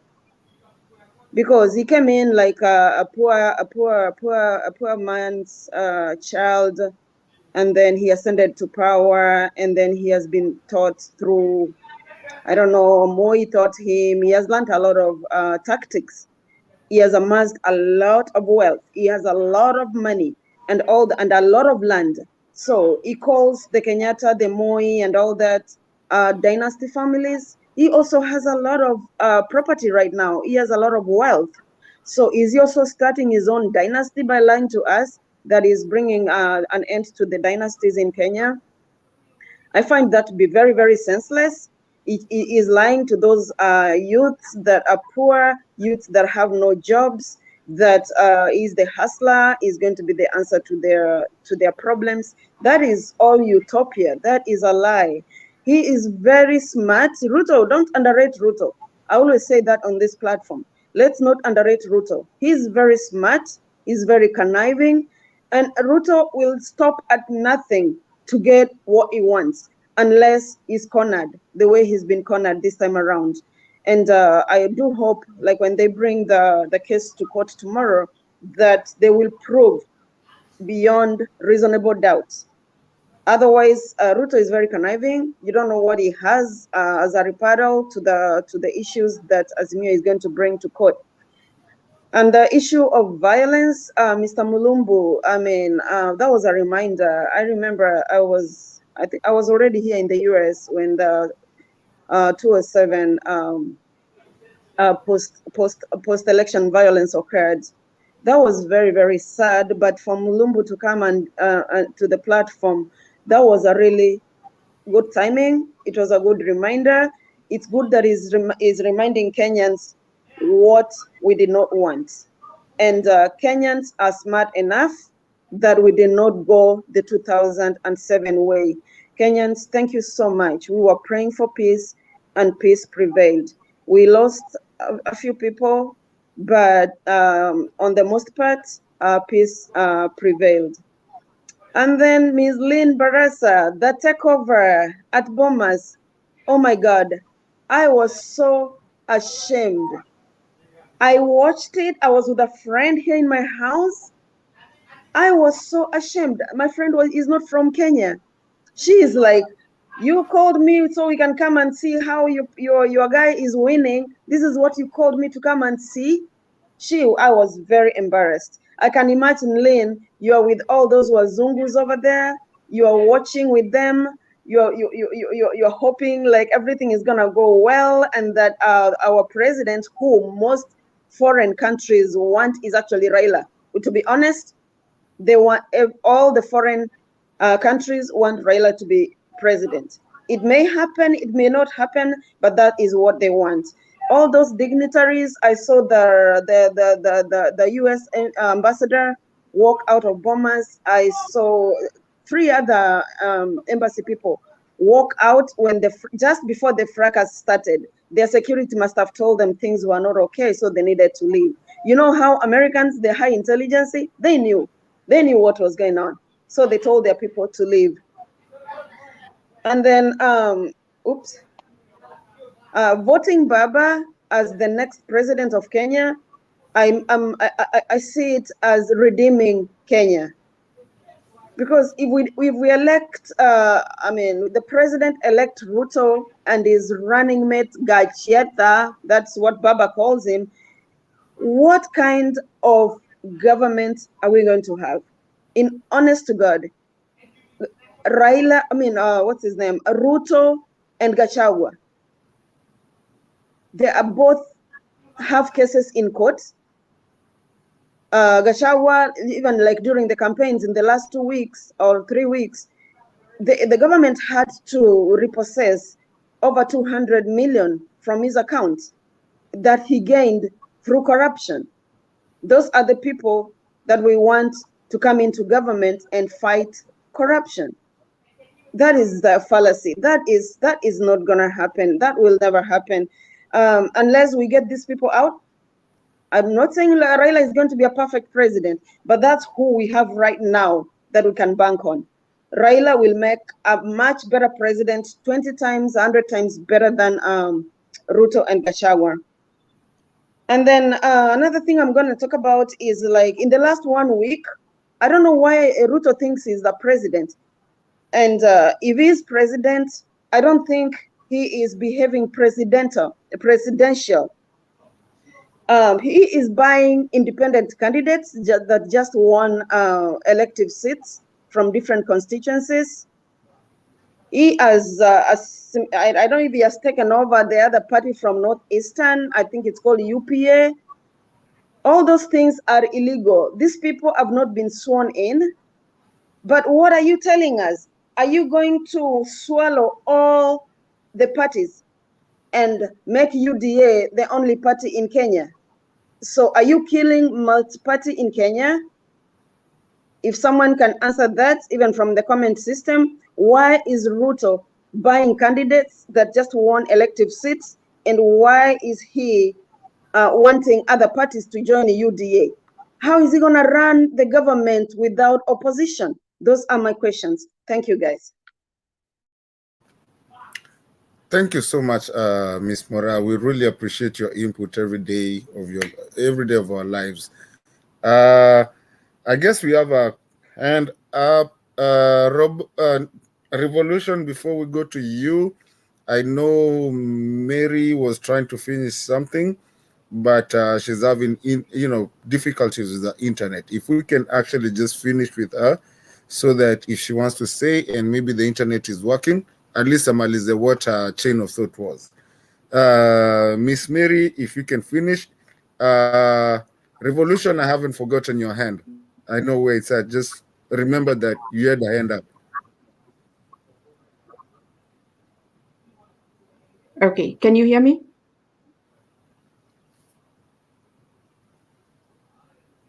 Can you hear me? Yes, we can. Yes, we can. Go ahead.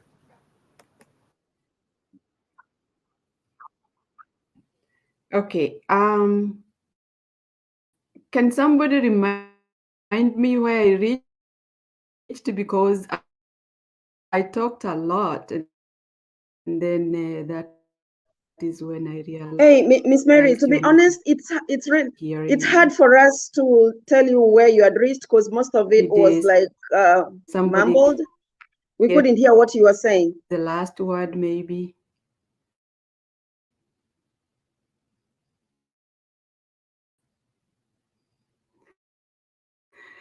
Anyway.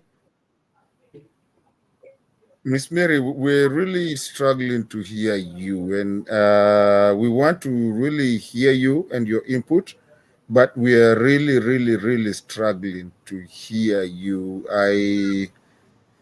I don't want to stop you. I really want to hear your opinion, and I believe everybody wants to hear your opinion, but we are really struggling. I don't know what's the problem with the internet. Now, can you hear me right? Yeah, just go ahead. We will capture whatever we can.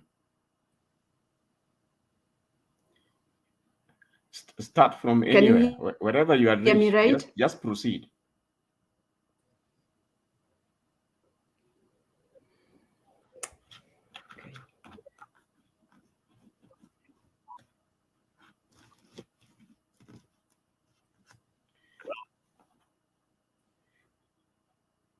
The last time you were on air, you were talking about prayers and people asking for God for help, and the way the elections did not go so well.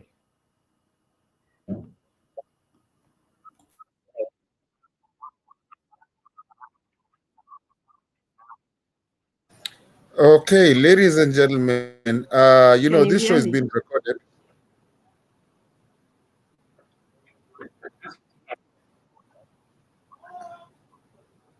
Okay, this show has been. I think I was talking about.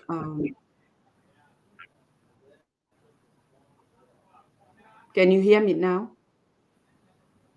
Okay, last try. Go for it. No. Okay, ladies and gentlemen, sometimes we want, this show is being recorded. It's going to be here for a long time. We get recorded every time. You can always see our shows every day. So sometimes we have to make it a quality show. So yes, you might come. And when we have issues like that, technical issues, unfortunately, even though we want to listen to everyone, we have to keep on moving because the show has to be recorded and it has to be in good quality. At this point, I think the next person was going to be Wycliffe, if I say the name rightly. and then we are gonna go to Kuseo and Alex is the Revolution had a question. I apologize for that. Wycliffe, hold up, hold on. I forgot about that, sir.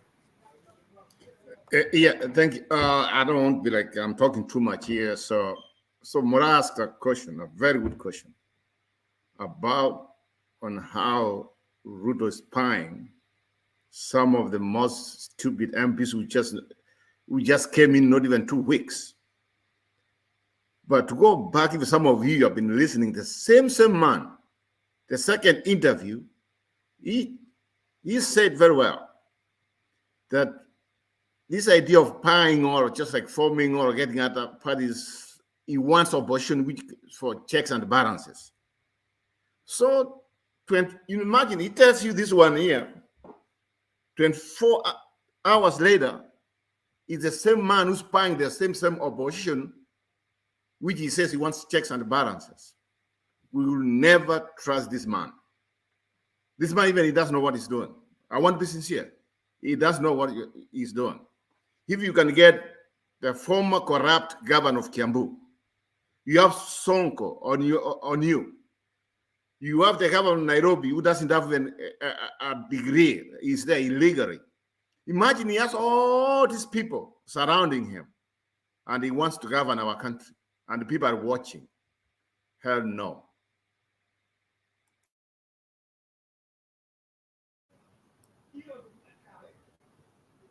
All right, ladies and gentlemen, it's been a good time. Alex is here. He's going to take over from me now. I've been here for a while.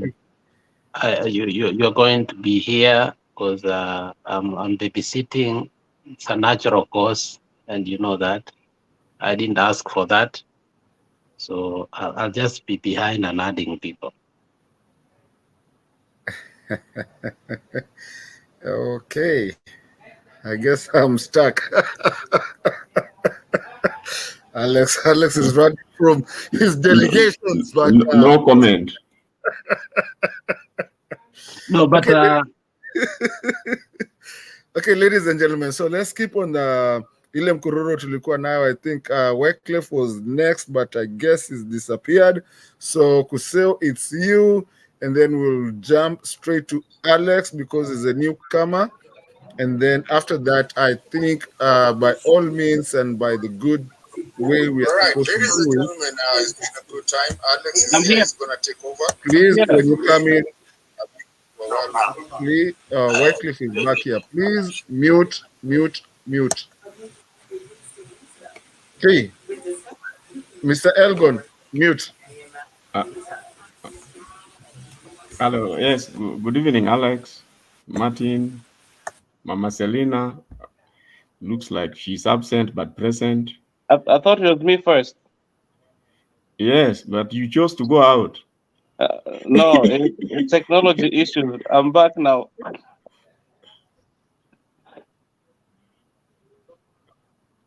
You guys can rock, paper, and scissors for it. But no, let's do Wycliffe first because he's been here for a while. And then Kuseo will come to you. Then after that, I think we should go to Alex. Okay, and then let me greet Revolution, Baraza, and Mora, and did you say Elgon defense? And then why the clef? You can proceed. Thank you, sir. I appreciate the gesture. I want to greet everybody. Alex, I see you. Long time. Good to always see you. Mora, as usual. We all go a long time back, right? Anyway, the discussion here today, I think just tell them for the record, you're my son. You know, you don't have to say we go along. Just tell them you're my son. He has said it. I didn't have the energy to do it, but he has done it. All right. So hey, good to see you, Wycliffe. How have you been? I am wonderful. I am blessed. Amatuka mange. Amatuka mange sana, but yeah. I'm glad to be here. All right. So I'll start very quickly. First of all, I think the guy left. The guy who talked about the violence in 2017. you know, as much as no 207 or whatever was it. So as much as I was in the US as well, I mean, I was very, very affected by it. And during that time, what I came to find out was that the people who were actually guiding others to come and burn our business premise were my friends, people who I grew up with. So Kenya, as much as we are a fabric, you know, we are a fabric of many tribes. It's only a very little spark.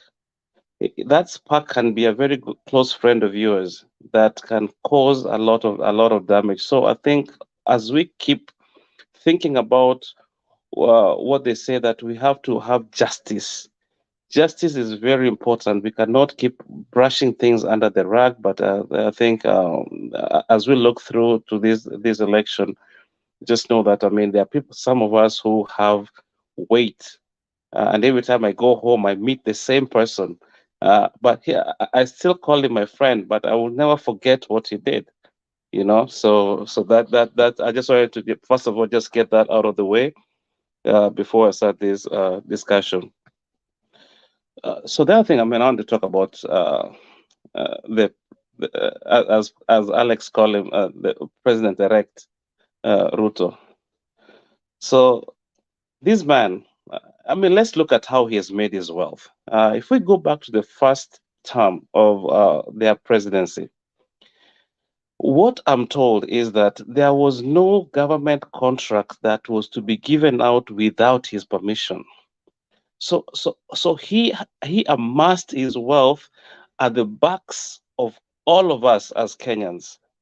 So he cannot come and sit in a high pedestal and tell us that, you know, he sold chicken to get to where he is. That is hogwash. He had the opportunity to get into the contracts, and then that is how he managed to put commissions in everything for him to get the wealth that he has. We are not fools to forget that, and we are not idiots either to think that he will not do the same once he gets that top post. Basically, he's going to auction us, and that is the path that Kenyans who have the heart and the will and Kenya at heart are saying that we will not sell our country to somebody who has no soul. Then let's look at Gachagua, the running mate. I think all of you understand that there was a time in our country when some audits were being done. There were 100,000 wheelbarrows that were sold somewhere in the country. These 100,000 wheelbarrows are part of that 200 million that was collected, because he's the one who had contracts with all these counties, and he was the one wheeling and dealing. So you think about it. How can we allow these two individuals who have already proven that public funds, they still believe in that mentality that mali ya umma hayumi, so that they can go in and do whatever they need to do? How do we trust these people with our economy? Then we'll sit back and say now we are worse off than where we were. Why? You know, we should not entertain them, and we should never entertain them. Another thing about you see, a good thing about history, it always repeats itself. So as much as DP Ruto wants to Christian himself as this God-given person, we know of another leader in Africa who did the same thing, and that is Chiluba of Zambia. The way he got to power is that when the team for Zambia perished in the plane crash, this man prayed as though heaven was opening for him to get in. But what did he do afterwards? He, if I'm not wrong, I need to be sure, but he is either in jail or dealing with cases in jail of all the corruption that he engineered. But that is the same playbook this Ruto man is using on us. He takes money, pumps it to churches, and the churches that he's sending money to are basically money laundering his money. These are organizations that need to be closed down, because what they're doing is money laundering, because all they're worried about is the money that they're getting from this man for them to sing their praise. So we are not basically, we're not idiots to know that is what's happening, but it is happening. The other part that I just want to, when we think about this man Ruto, he is, when I think of him, he's synonymous with wash, right, in the country. So wash is a very complicated term. Actually, I've tried to understand what this thing is, but unless I go into Ruto circles, I will never understand it. But I know what it does. So it is money that you rob from other people with a false pretext, trying to tell them that, oh, you will do something, and then you do not actually do that. A lot of our youths right now, they are trapped into that wash mentality. You find people back home who have businesses, nice, good businesses, and somebody will approach you with your business and tell you, oh, we want you to clean money for us. And these are all institutions that this man Ruto has perfected. That is why he sold. Let me not. I'll take that back.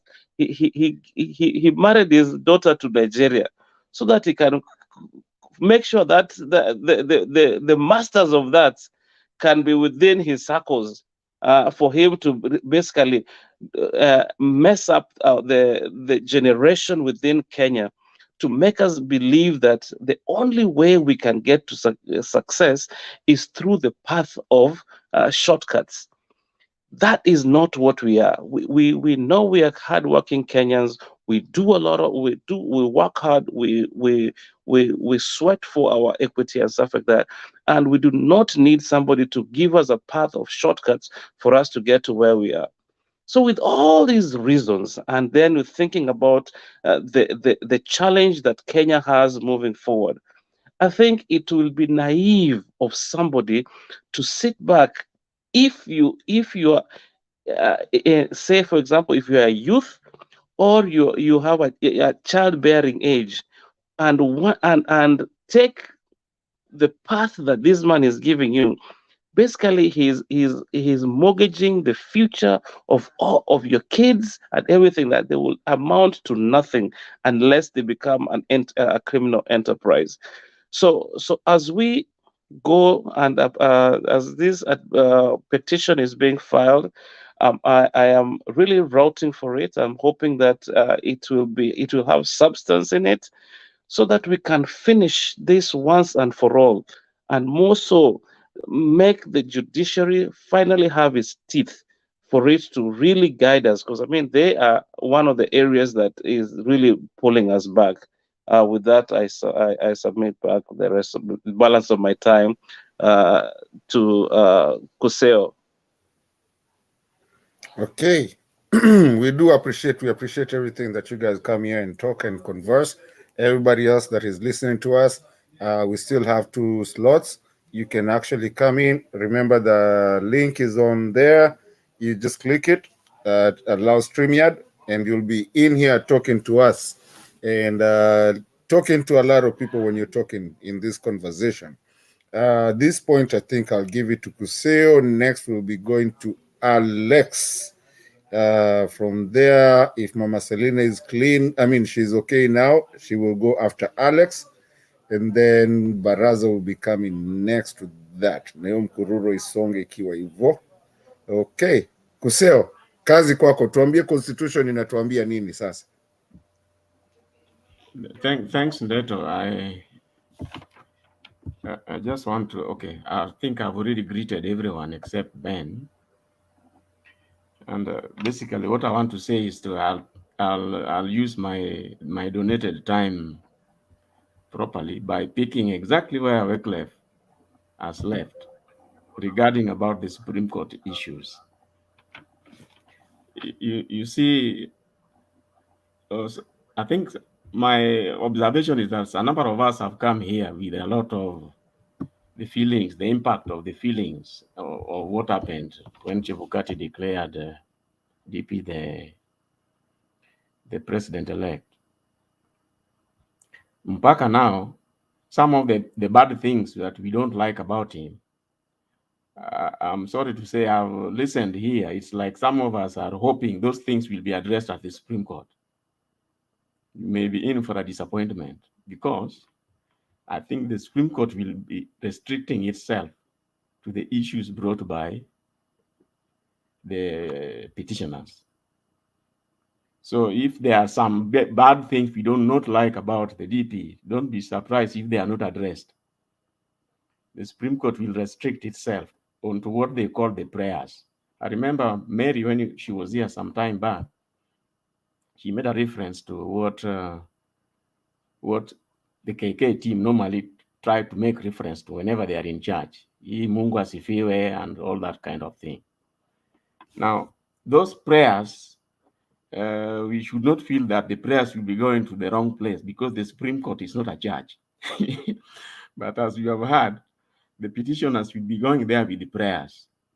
And of late, what I've heard in the lips of those people who are talking about this, their number one prayer, and I think a number of us here have implied the same, is that let the records be checked and Baba be declared the winner, because apparently there are other tallies which had actually shown that Baba was the winner.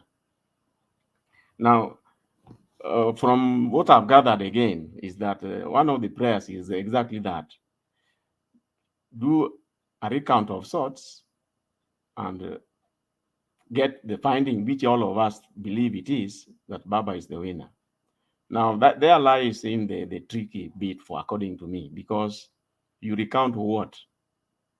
In normal cases, people go to the ballot boxes, you empty them, and you count again. Because Now, given the monkey businesses which have happened in normal around cases, people go to the ballot boxes, you empty them and you count again. Because now, given the monkey businesses, Maggie, can you, Maggie, can you, Mute, everybody mute unless we're talking.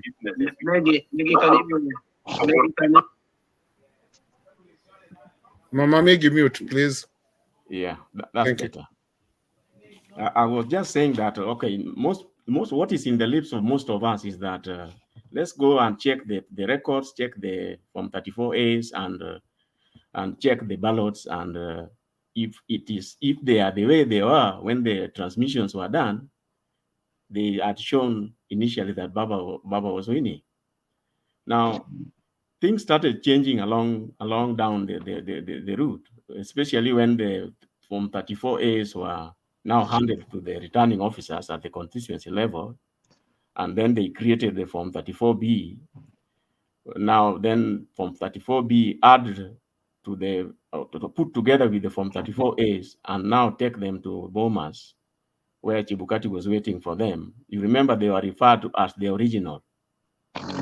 The original. Never mind that they started at the polling station. That, according to me, were the initial forms, which were representing how the voters had behaved. So now, down the lane, you find they are passed through the returning officers and the POs. Of course, our agents are taking their images, the copies, which they conveyed or transmitted to their tallying centers. So going by that, they according to them, the Baba had won, was winning that election. Now, the challenge comes now when you start having the Form 34As and the Form 34Bs being altered by Iebc.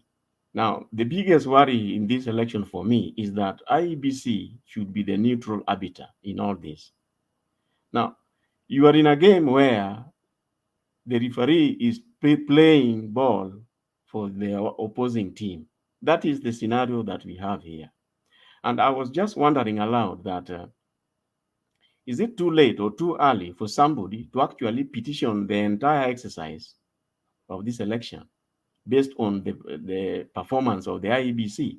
Forget about even who is going to win in the eventual. I think there are enough reasons and enough grounds to actually, the Mutata style, take Iebc to court and let them answer the many questions and the discrepancies which are revolving around all these elections. Remember, when the thing goes to the Supreme Court, these are going to be around the presidential elections. But you realize that equally in the entire country, take it MCA level, MP level, governor level, senator level, all these areas, they have issues. All these areas, they have issues as to why things went the way they went, which a lot of dissatisfied people. So I was just wondering, does it mean that you must deal with the presidential election first before any of the other victims of the other areas feel there is no justice and they take up their cases? I know somebody said that I try to talk to what the Constitution says, which means maybe before they are sworn in, it's like you have nothing to complain about. I do not know, but I think if there are some legal minds around, then they could be stand guided. That it's like it would be too premature. For example, I am an MP, I was contesting, and I feel I was properly, I lost properly. Is it too early to go to court? Now, that means that our laws are not serving us right. If things are wrong from the beginning, you should not give time that you see somebody has been attacked, but he is not yet dead. We can only accuse the person of murder when the person dies. So he's in hospital, and we are saying, let's wait for him to die so that we are...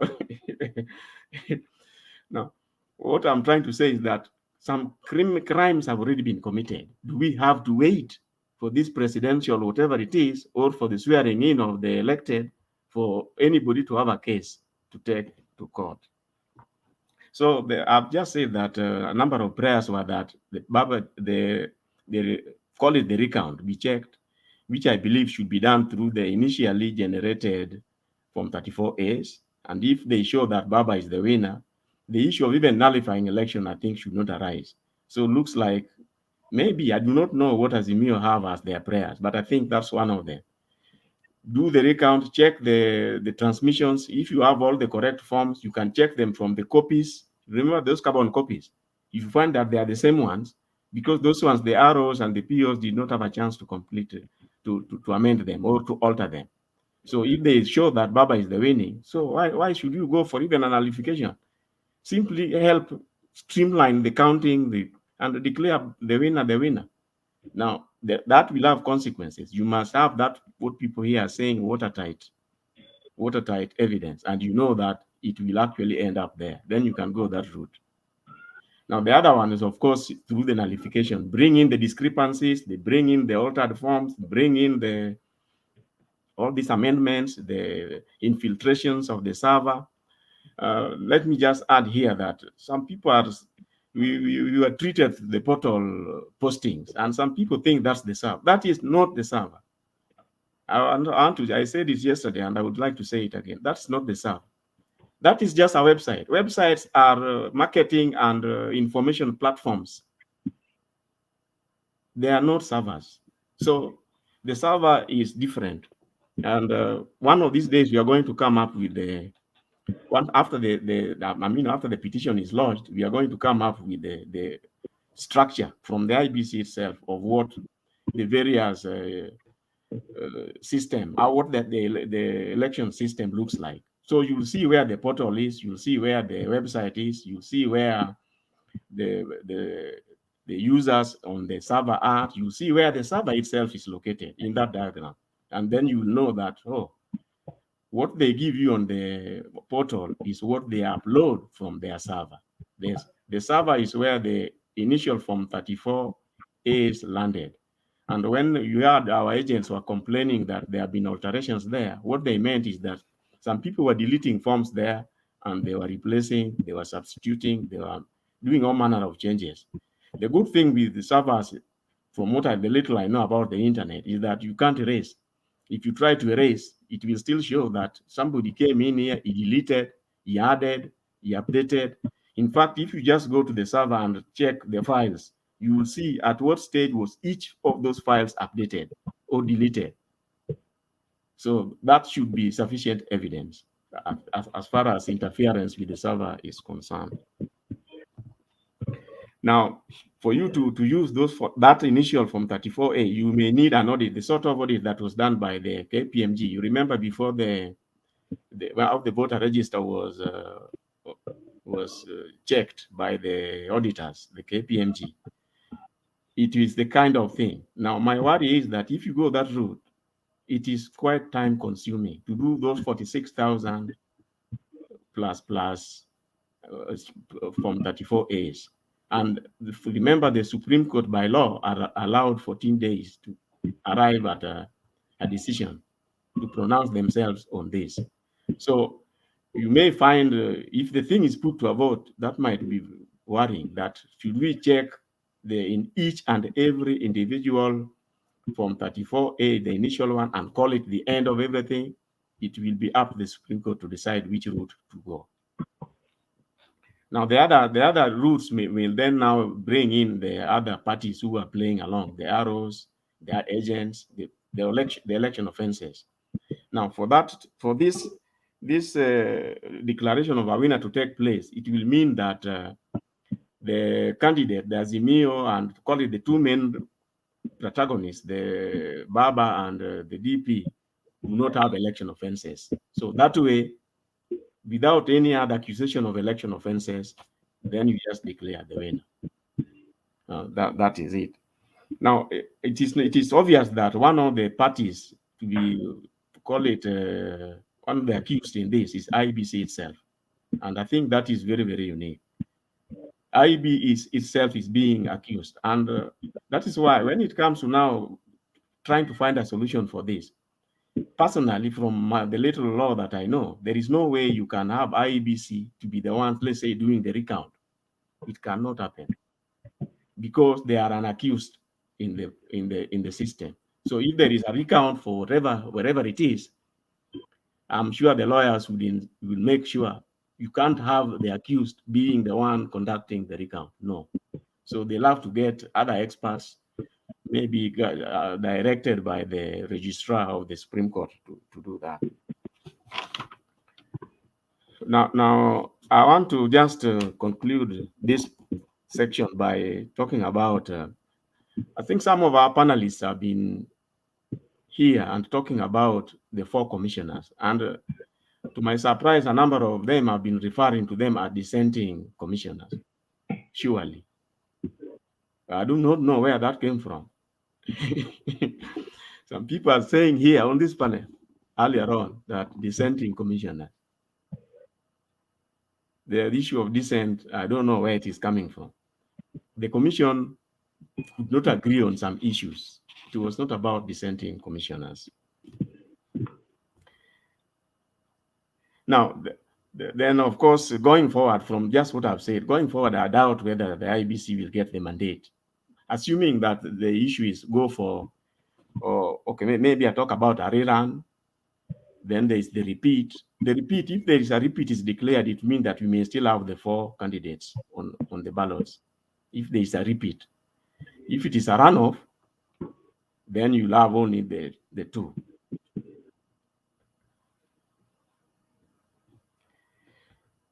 Now, there are other issues to do with the post-election issues. Remember, so many things have been recorded about Iebc, even not on the election day, but even prior to that.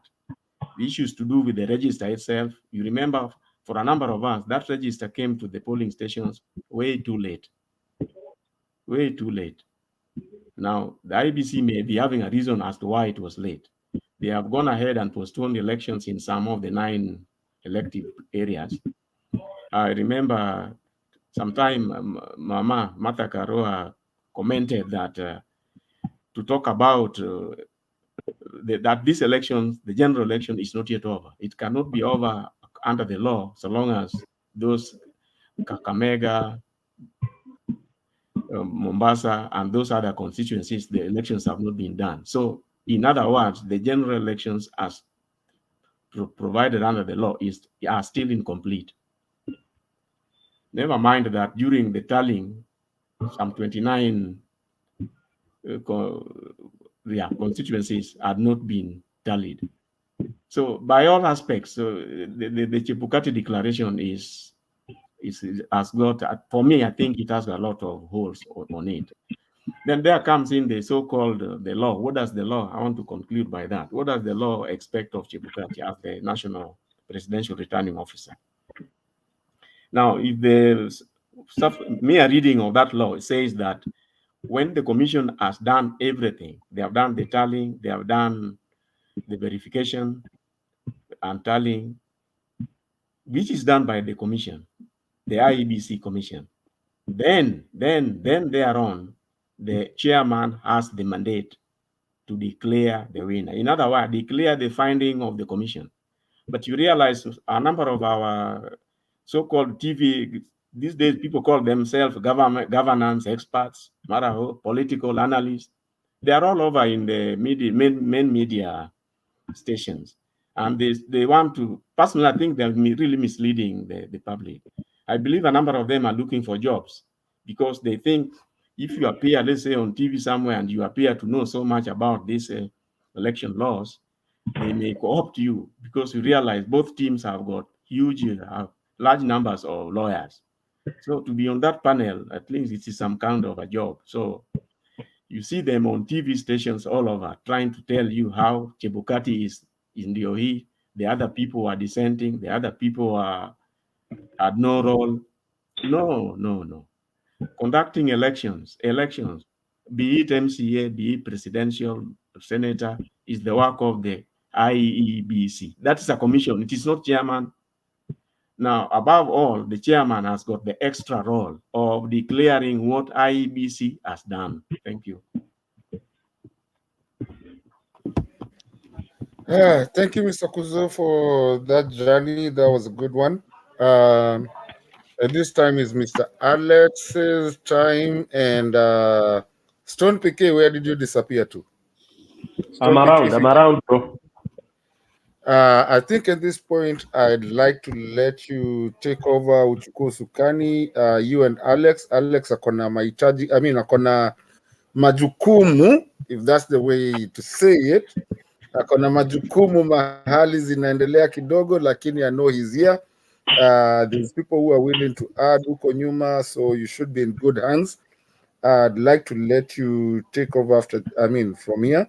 But Alex is next. After that, it was supposed to be Baraza, and then there's a new person, amekuja, Mr. Ben, and Maggie.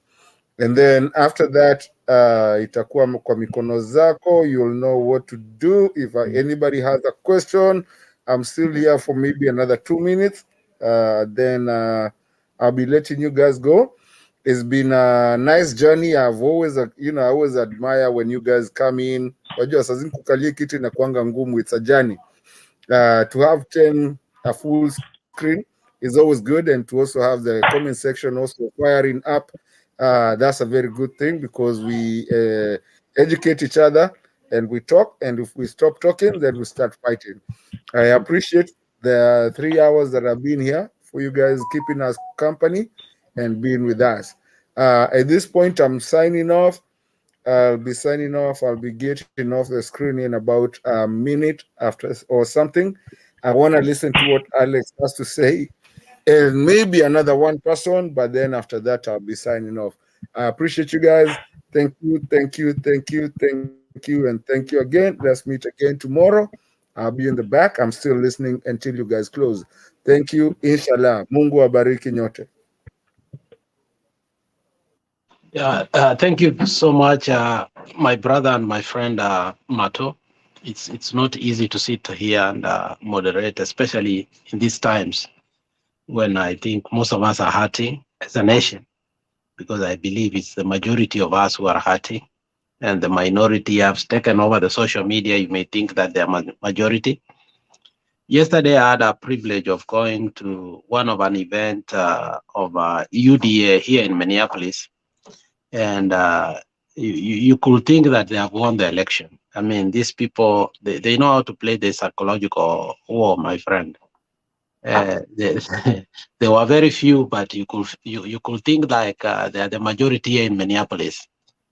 But anyway, that's the kind of war we must understand that we are going through.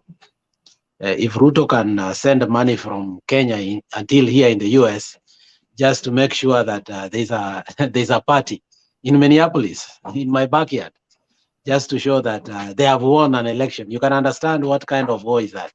That is a psychological war that we must be very vigilant, and we must be very intentional that we must win against. Anyway, there are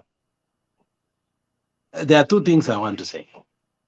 The first thing is when you hear that Gitu Muigai is representing the Iebc, then you wonder what Iebc is he representing. Is he representing the 4 commissioners? Is he representing Chebukati? Because so far, right now, as we stand, we don't have Iebc. There's nothing called Iebc. That's a fact.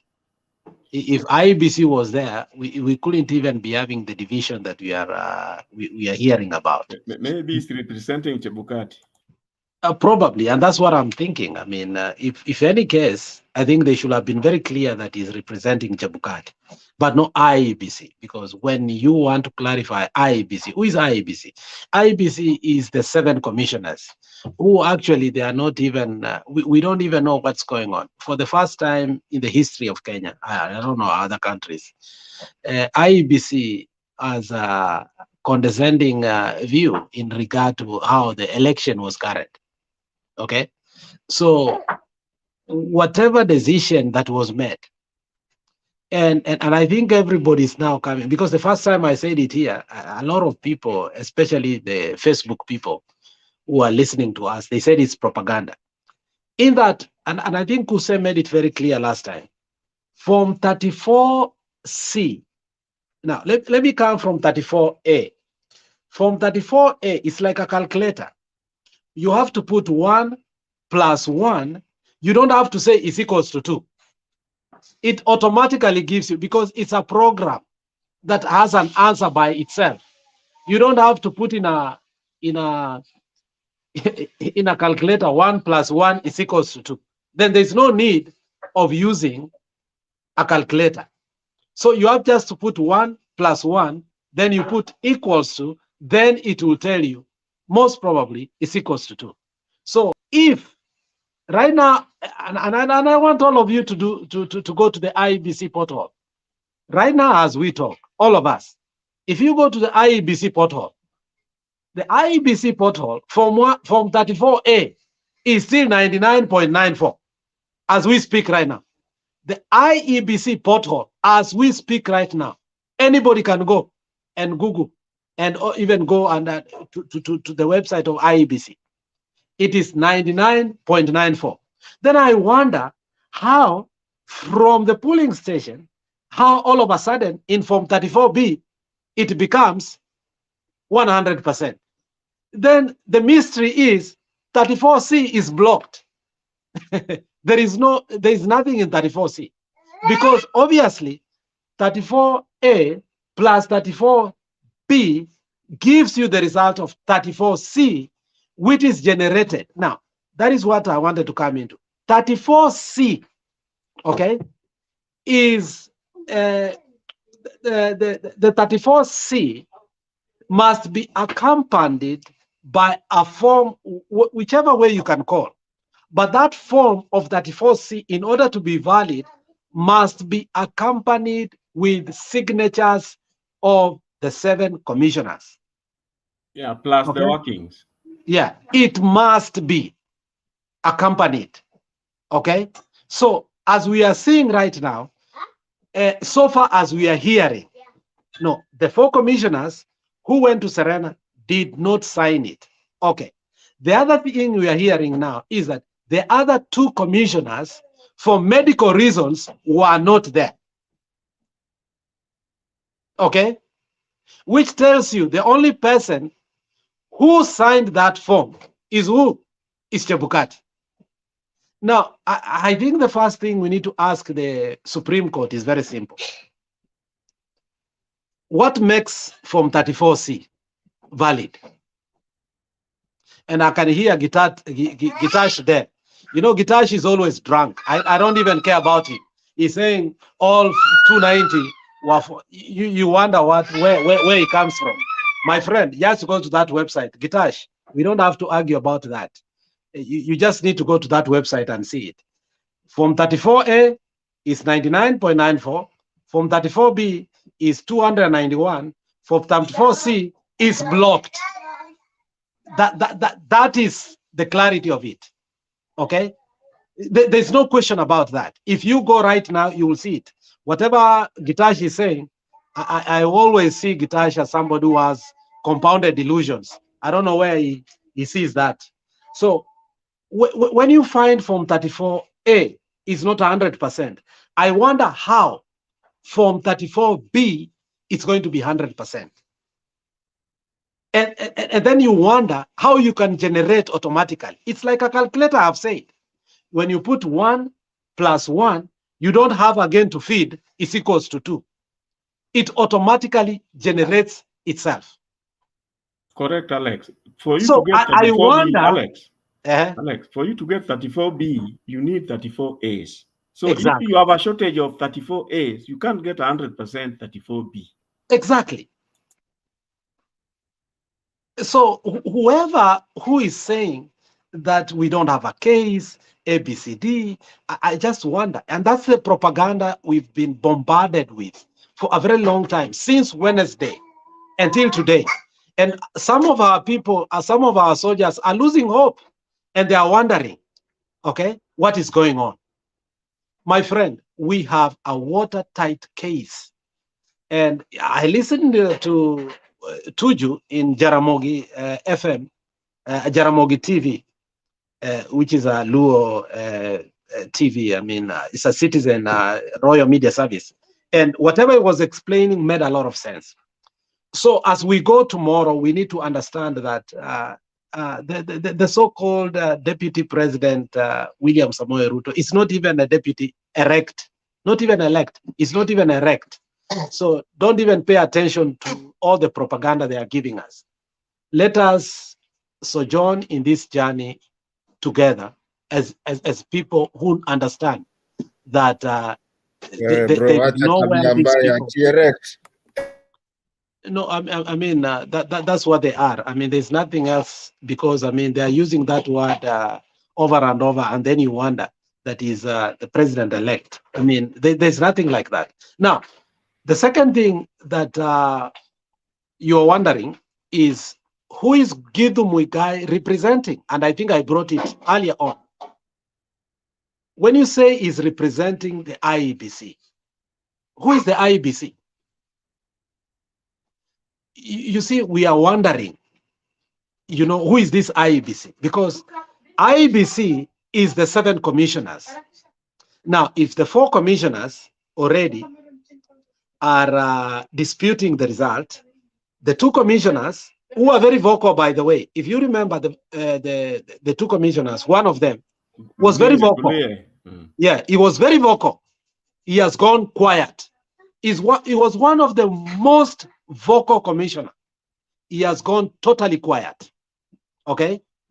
And then now you wonder, okay, who is Githu Muigai representing? We are about to see it tomorrow. But I think if I was to give our coalition advice, it will be very simple.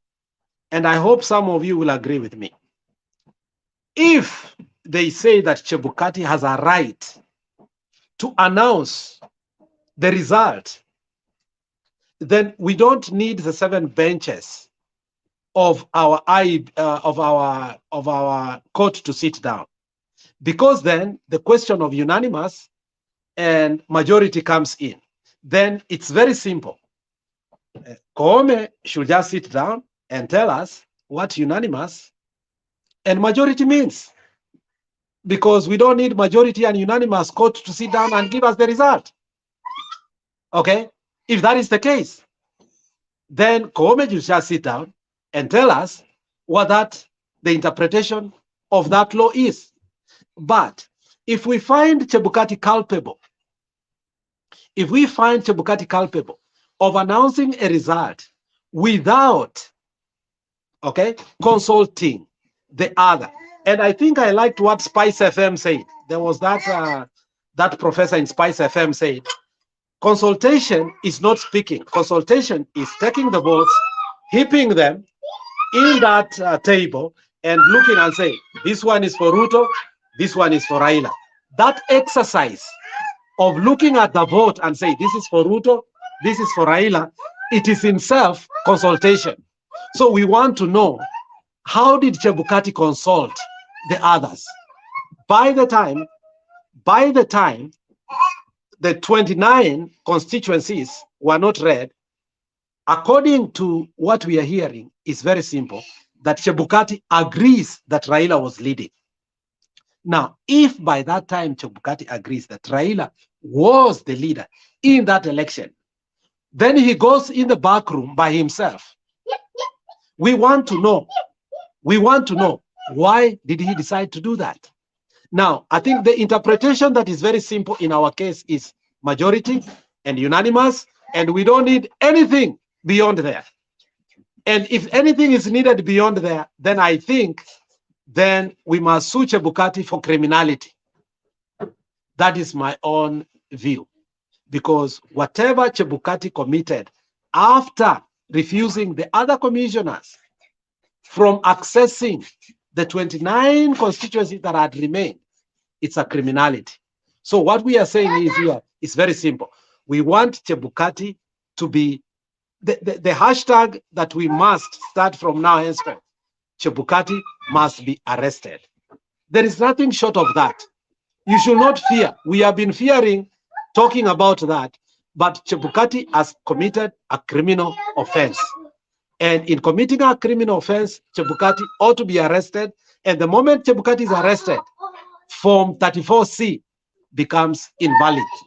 And Baba should be declared the president. And on that, I am with Stone PK. Thank you very much. Thank you. Alex, Thank you. how do we arrest somebody who's in Uganda? But anyway, at this point, I'm gonna leave it to Stone PK. Take it over. Nimekuambia it's Baraza. Actually, I think you should say something, but Baraza. I have a question for Alex. Maybe before you go to Stone. Ben and Maggie. Kusema ngoja kidogo. Kidogo tu. So Baraza, Ben, and then Maggie, I guess after nani amesema, and then Stone utajua wewe, you'll know where to come in, mali utasemea zako, unless ulikuwa taka nikae mpaka umalize yako, but ukini allow, I will have to get out now, if you allow me. Permission granted, bro. Thank you, Alex. What I would like, I agree with you what you are saying about Chebukati. But sometimes due diligence will require that there be a complainant. So let's say we have some Umutata fellow to bring up a complaint and report something. That should actually trigger, according to me, what you are saying. Some OB somewhere. I don't know what the others think. Maybe Bob will. And I think we were speaking this earlier with my friend Bob, and he brought us something that I had to go investigate about. Unfortunately, this case can be complicated, as Jose, you said earlier on. I think I listened to your submission. The problem we are having is, if we let the commissioners also file their own case, and then we also file our own case, whether we enjoin them, we still are going to find a position where the Iebc commissioners are going to be interrogated. And I think Papa brought an issue which I kind of fear, whereby they will be treated as hostile what? Papa, what did you say? Hostile witness. And I want you to explain more to that, because we must also renegade our team, not to allow ourselves to be enjoined, because the other team may decide to treat the 4 commissioners as hostile witnesses, which may work against us. So, Papa, maybe you may say something small about that, and then we'll go back to you. Yeah. I just on that issue of the commissioners. It is best that Azimio do not attach themselves in any way to the commissioners, because Azimio will be going against the Iebc for the irregularities. They'll actually be suing Iebc and also praying to overturn their decision. Therefore, the commissioners who are part of the commission cannot in any way be enjoined in the Azimio petition, because once they are enjoined, then the affidavits will be sworn affidavits will be required from them, and the opposing side can seek leave of the court to bring the commissioners for cross-examination as hostile witnesses, because they have actually what do you call it? They were part and parcel of Iebc. Therefore, it is in our best interest to stay away from those commissioners. And also, something I wanted to add to what Alex had said, just for 30 seconds. If you go to the portal, some of the Form 34 A's that are there, what do you call it? You are from Android devices, meaning a cam scanner. A cam scanner is found in, it's an application that is found in what do you call it, Android devices.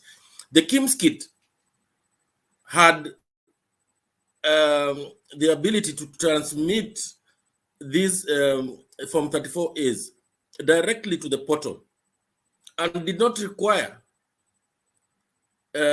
anybody to scan, any application to scan them. They were coded in such a way that through the security features, they would access the portal. But you can see that some pardon? The QR code. You can see some of them uploaded using a cam scanner. So a cam scanner is an application in the Android mobile gadgets. That already tells you that that was not a credible portal. That Chebukati kept on telling us that everything is on the portal. There is no server. There must be a server. Thank you.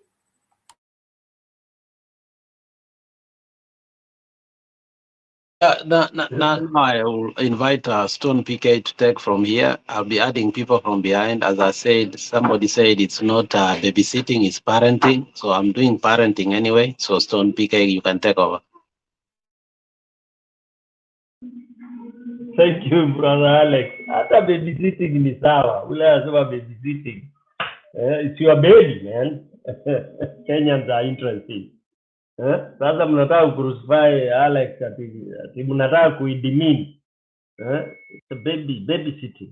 Viongozi wa kesho ndio tunang'ang'ania saa hii waweze kukuta Kenya mzuri, and we have to babysit them well and make them understand. Thank you very much, Alex, and may I say jambo to all the panelists, and I look forward to bringing on board Baraza. Karibu sana Douglas, but then let's have Baraza. After Baraza, we go to Ben, then Maggie, and then Douglas. Karibu, Baraza. Thanks, Stone PK. First, I just wanted to echo what Kueso has said. There seems to be a misinterpretation about what a server is and what a portal is. I was watching someone that, as Kueso is calling them, the analysts and the ABC on NTV. last week after the results were announced, and he was defending the chairman's decision and saying the server was open, Kenyans could go inside and check. It was not a server, it's a portal.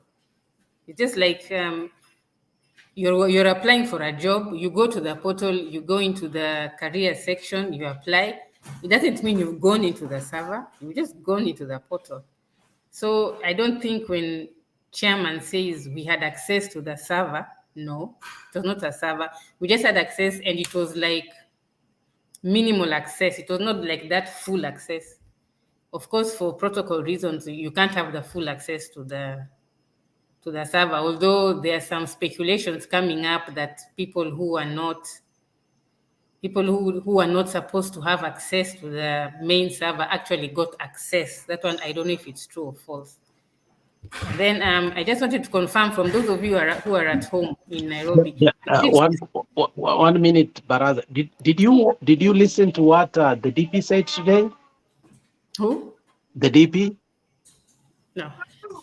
Yeah, the DP, actually, you are reinstating what the DP was trying to reinforce that the portal is the server and it was open. No, I'm just letting you know what the DP was saying today. Anybody who listened to the DP, that's what he was saying, that the portal was open. Yeah, the portal was open to everybody, and that is the server. And I started wondering, did IEBC have a server, or it was using the portal as the server? I started questioning the same thing, because when the DP says that the portal was the server and it was open to everybody, that's dangerous, because whatever the DP is saying, it means that's what Chebukati is doing. Thank you. Yeah, you're right, because a server is like, it's like the pillar, it's like the backbone. I mean, you can't allow just any Tom, Dick, and Harry, all and sundry, into the main server. Are you sick? You can't allow everybody. I mean, the server is something they're just like very designated officials of IEBC and maybe the technical team, wherever you hear that server is in France, it's everywhere. They're the ones who can have access, very technical team, and very few designated officials who can. I mean, how can you let 14 million Kenyans have access to the main server? Are you sick? I mean, what are you asking for? You're asking for trouble. So it's a portal, it's not a server. But when you mislead Kenyans like that, then it gets into their head, like these Azimio guys are making noise and walikuwa na access kwa server. Si server ni portal. Then I was coming back to the second question, that we are hearing that the other two, Gulie and his counterpart, the other two who are with the chairman, have also issued affidavits stepping back from what happened. Is it true or false? Well, that will be subject to confirmation, for the reason that you see, if they are acting together, they would have a common approach. You can't have a situation whereby they are disagreeing on the same thing and going to issue separate affidavits. It might not make sense. No, what we are hearing here is like they have also that they didn't sign. What we have heard is that they didn't sign. No, that they have also like stepped back. Wamejitoa na Chebukati pia. Well, it was said that they absconded, that they used the medical reason to absent themselves. And as I said earlier, one of them was too vocal. So his silence is deafening. And you all know who was very, very vocal when it came to the commissioners. And for medical reasons that he gave, so far, it's deafening to honestly take the point that, okay, that is, but from what we are hearing is that they did not have their signatures appended. So the only appended signature that accompanied that 4C was Chebukati. Thank you. Okay, that's all from me. Maybe Ben can take it up now. Thank you, Lynn Baraza. Yeah, let's have Ben. Okay. Thank you guys for the platform. Thank you, Stone, for giving me the chance to contribute. I've been following this conversation for a while, maybe for the entire week. And I want to make some things clear. Maybe you can help me make them clear. That you people are complaining that Ruto is welcoming new parties in his government, but you never complained when Uhuru welcomed Raila in the outgoing government. By the name of handshake, Uhuru killed the opposition, but you never complained about it. You are so comfortable about it, and you embraced it. But when Ruto is welcoming new members, the UDM members, into the Kenya Kwanza coalition, you people are saying that Ruto is trying to kill the opposition. Whereas Uhuru killed the opposition by welcoming Raila in his government, but you never complained about it. Ruto is trying to kill the government, Mr. Ben, not the opposition. for your information, Mr. Ben, for 2010 Can I first finish, constitution. then you are going to... No, we want to correct you. We want to guide you. We don't want you to lie to our panel here. We don't have opposition in Kenya. We have majority and minority, and I hope but the you will minority follow that. acts as the opposition. Yeah, we do have majority and minority. We don't have opposition. You think the minority, I'm saying the minority do act as the opposition. True or false? Ask him a question, if you don't mind. You see, when Ruto was luring whoever to the other side, who are the majority? Now you are trying to imply that the minority is being weakened. It is the other way around. As we speak now, according to who is the majority, who is the minority? The majority. I think go and do some research. No. Let me put it this way.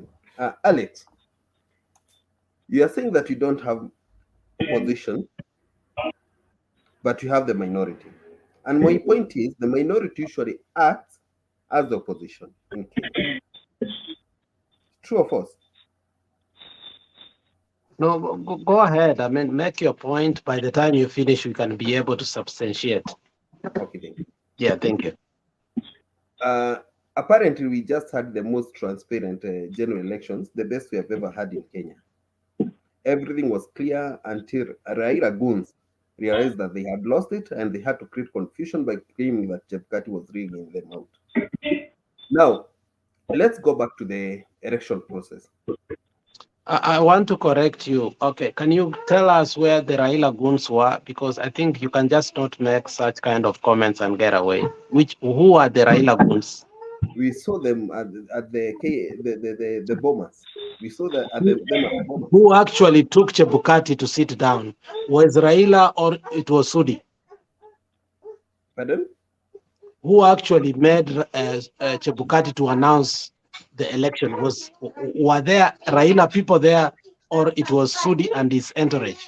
Raila people, Raila goons, the agent, the chief agent, actually attacked the Iebc officials at the bombers. How? How? And it's there. You can just Google. You can just go to YouTube and see what happened.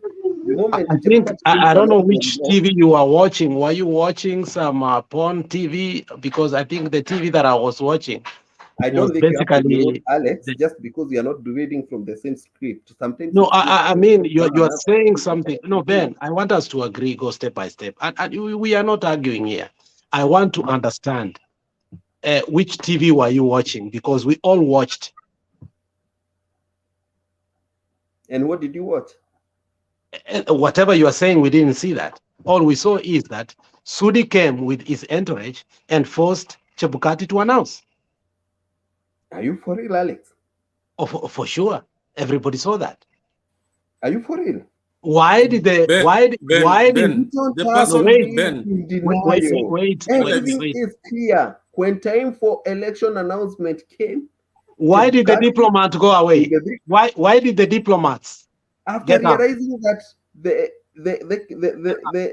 Mr. Ben, we don't deal with such kind of nonsense. If you are here to lie to your people, I mean, you better substantiate your truth from lies.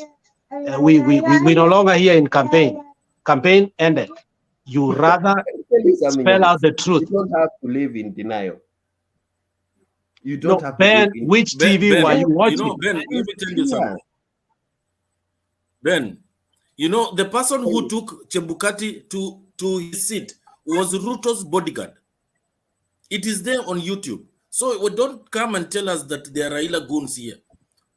Ruto's bodyguard is the one who led Chebukati up to where he sat at first and then stood up to come and announce his result. After was that Chebukati Raila's goon? That came after Chebukati had been attacked. Where was Chebukati attacked? Are you sure you never saw it? Let me get you that video very fast. Very fast.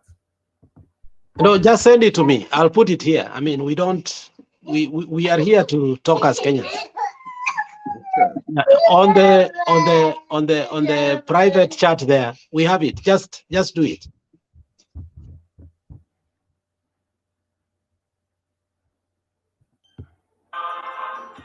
Meanwhile, can we make progress? Okay, Ben, can you mute as you do that? We'll give you permission to proceed. Once Just you are ready to let me know. I just copied you the link. The link is there, the YouTube link. You can just check it on the private chat. Alex, can you project it, or you prepare to do that while Nagy is talking? No, we have to see where it's coming from, because I think these people, when they come here, they want us to play videos that our channel can be kicked off out of YouTube, because they have done it several times in Facebook. So we have to clarify if that video is authentic. So you check while we progress. Ben, Yeah, you go can ahead. mute first. Maggie is not there. If Maggie is not there, then now I can go my free will. Douglas. After Douglas, we go to Ochola. I want to ask Ben if he thinks the 2017 election was free and fair. Sure. Obviously, yes. You know, you can judge the fairness of the free and fairness of an election by the process how the process was carried out. And from where I sit, the election was free and fair. Okay, if you say that the election in 2017 was free and fair, why did the Supreme Court reorder re-election? Because according to the Supreme Court, the process itself was not very clear. But apparently, from what the votes from what Raila gathered, the number of votes that he gathered compared to what he gathered, No. Hold on. Wait, Douglas. No, I just want to ask him just a quick question. I want to get him. No, just allow him to finish from what you asked him. I mean, he needs an opportunity to answer. Okay. What if I do this, Alex? I think you are the moderator here, or is it Stone? What if I finish what I was initially saying, then you ask me questions before interjecting me? Yeah. Now, what we will allow you to do is because we want to have a debate. Because you cannot substantiate first, I want you to withdraw the word goon, and then we will be able to have a conversation. Because just unilaterally saying Raila goons without substantiating, it will be not right.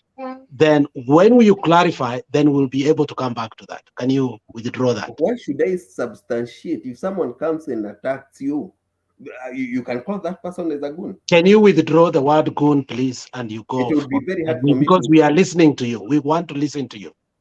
Everybody wants to listen to your submission. Before please. I substantiate, Alex, you asked for a video. Maybe you can just play that video for We everyone. have to clarify where it's coming from, because some of you have come here, given us videos, and the entire show has been cancelled because of a simple video. We have to clarify the authenticity and the origin of the video first, please. We've been there before. We are not fools. So what we are saying is, no, I'm being honest with you. Just withdraw. Just withdraw that word goons. It should be. I will not going. I'm not going to withdraw. Okay, then I think you have to let go. Just Hold leave. No, Hold on. Just leave. Because you don't accept criticism. You only think that It's you are not right. because it's not because we that's the don't. point. That's the point. That's the point. Then we want to have a better conversation. We want to listen to you, A better and we beg you. Is not you, Alex, telling me that I was watching porn. You said that maybe I was watching porn. Probably because we were watching all TV stations. Probably it's because you are bitter you lost. Then can you just, we'll give somebody else to continue, because I think whatever you're saying does not make sense. Douglas, you can continue. Okay. Douglas, Okay. Douglas, continue. Okay, Ben. Listen, why do you think the 2017 general elections was ordered by the Supreme Court to go for a rerun? Some of the reasons that they asked. I want you to give me the basic reason, not some of the reasons, just two basic reasons why it was ordered a rerun. Why? You know, they gave several reasons. And first of all, I think they said that the process was. Can you just give two of the several? Now, because I'm the moderator, I think people really want to progress, and this show is not for only one or two people. Ben is just like other UDA guys. You ask him about 2017, he starts telling you Raila did not gather. You know, he is not able to answer questions. Honestly, we will not make progress. That's my opinion, and I wish I was able to operate, mute, remove, shelf and all this, because we need to progress. There are people who are waiting to really contribute, and it's fair that when you ask A, you answer. Look, that is who they are. Alex, at Mtembei, why we want to run away from it? We entertain a lot of nonsense, garbage, which some of us can't stand. Honestly, you are pleading with him, kwani ni shemeji yetu. They can go to hell, man. I mean, anaulizwa swali 2017, anasema let's two answers. I mean, then he starts saying there were several. These are people who never went to school. These are young boys. They are dropouts of class 8. Honestly, do you really people want to lower our dignities that low? Yeah. Here we are talking substance. These guys are wasting our time. And that's what they have been sent here to do. I am zero tolerance to such nonsense. Douglas, go ahead. Yeah, I really wanted to interrogate that young man, and yeah, but it's too low. It's too low. I know, but I wanted to have that Supreme Court moment when that judge was asking that lawyer, because I was going to catch him very quickly with the answers he was going to tell me, because I wanted him the answer. Yes, please. Can you give me? Okay, I don't know. Can you just give me two specific reasons? First of all, you said the 2017 elections were free and fair. Give me two reasons why the Supreme Court ordered a rerun. Real quick. Don't explain. Give me two reasons. Maraga said that elections, the way the elections were conducted were not in a manner consistent with the dictates of the Constitution. That was the main reason. That's what he Second said. one. So I'm just going to give you that because that's what I can recall. So he said the process itself was not was not aligned to the Constitution. Unlike this time whereby, for example, let me give you an example how these year's elections were being conducted. But he asked you, Ben, he asked you for two reasons. Hold on, Ben. You're not the one leading. Alex, Ben, give me a chance. are you part Don't of the be like Ruto? Ruto. Are you part of the Iebc? Wait, Douglas. Let me tell Ben. Ben, you asked a question, answer. Yeah, you go to Google. He's going to Google. Douglas, move on, man.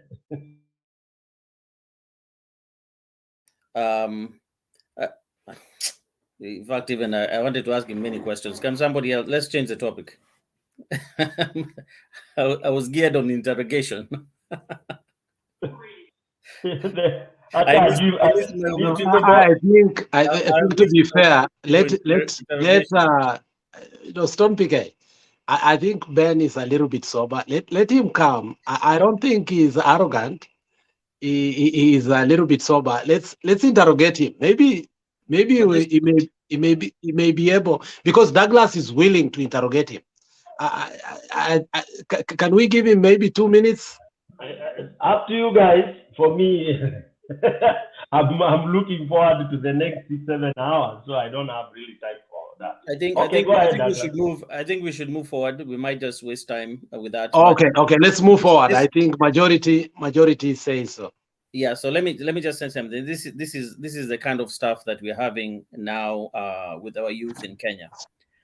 We have youth who've decided that they'll try to make it in life by all means necessary, and they have people they're looking up to as role models in terms of how to do things and how to get ahead in life. And unfortunately, they are looking at these failed politicians who are ruining our country. They are following their processes. They are following by all means necessary kind of success.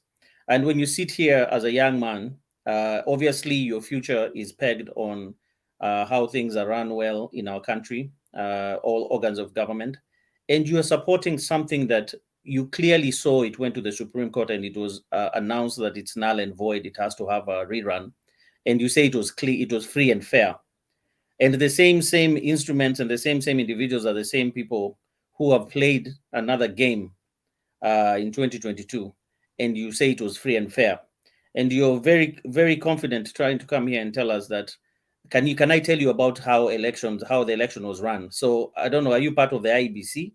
Do you even know what is being presented in court for you to explain how these elections was held? So this is part of the fallacy that some of these youth of Kenya have adopted, and they've decided that is how they're going to make it. It's the hustler nation, and we were talking about this name hustler and why it was used, and there was so many definitions, but we know what a hustler is, and we know that the youth in Kenya are moving towards this kind of lifestyle, this survival lifestyle, and it's actually being propagated by the politicians that you see. They're adopting that mentality, and they're seeing that if you can get away, that's why justice is very important in this country, so that even the young people can actually see that when you do wrong, you actually the law has a long hand and you're actually punished. But it seems they're seeing people walking away, doing things, getting scot-free and doing the wrong things. And I guess that is the way that they've chosen. But it's very, very wrong for him to come to this channel and actually just talk about things that he doesn't understand, or he can't even explain properly what he's trying to substantiate. So that's all I wanted to say.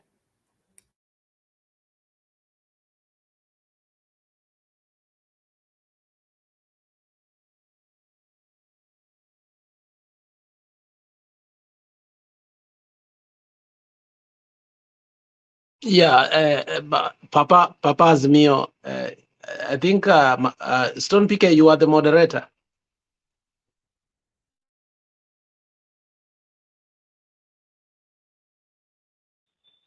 Yes. I was looking at that thing. Okay, Papa, go ahead. Yeah, I just want to echo what Douglas is saying, and I'd said it earlier. You know, the problem we have in Kenya, many people have tried to bring in the tribal angle, but our biggest danger is the youth. You know, the fact that they came to the scene the other day, the fact that they are able to communicate freely on social media, the fact that they're able to walk freely any time of the day, they do not realize that these simple freedoms came because of people who sacrificed themselves until we got these freedoms. They don't understand the fact that this constitution, that the freedoms under the Bill of Rights that they are enjoying, the same person whom they are telling to also go and steal so that he can be president, if he had stolen their future, they wouldn't be having that constitution. The quick rich schemes, the scams in the name of online writing, the scams in the name of mugging people, that is what they're being shown as the way by UDA. And no wonder, the other day you saw people invading government land in Nyeri because they were told that once we get to power, we will give you that land. The other day in Nairobi, the idle youth in the night were mugging people along Mudurwa, Landis, and they were telling people, that kind of society that we cannot afford to give leadership to. Thank you. Thank you so much, Bob, Papa. Eliud Ochola.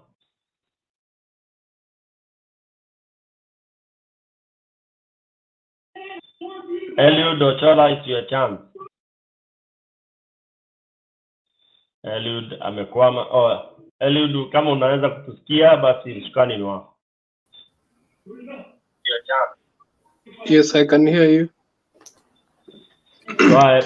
Yes, I can hear you. Just give me a minute. Go to the next person as I gather my thoughts. Sawa sawa. Prezo, karibu sana. Prezo elect Kiprio. Karibu sana ndugu yangu. Asante sana. My young friend hapo huyu anaitwa Ben has just made me interesting. You know, this guys alikuwa nataka kutuonesha vile the beginning of Chebukati coming in akisema ati anaita Senator Ledama Gun. Is that what you're trying to show us? Ati tuoneshe video vile Chebukati alichapa kipara. And then you're calling that man a goon. He was fighting for our rights. A man was about to advertise incorrect results, and you want to call him a goon? Is that what you wanted to show us, Ben? That is exactly what you wanted to show us. I know that is what you wanted to do, and you should stop that nonsense and stop calling a whole senator, honorable person, a goon. Shame on you.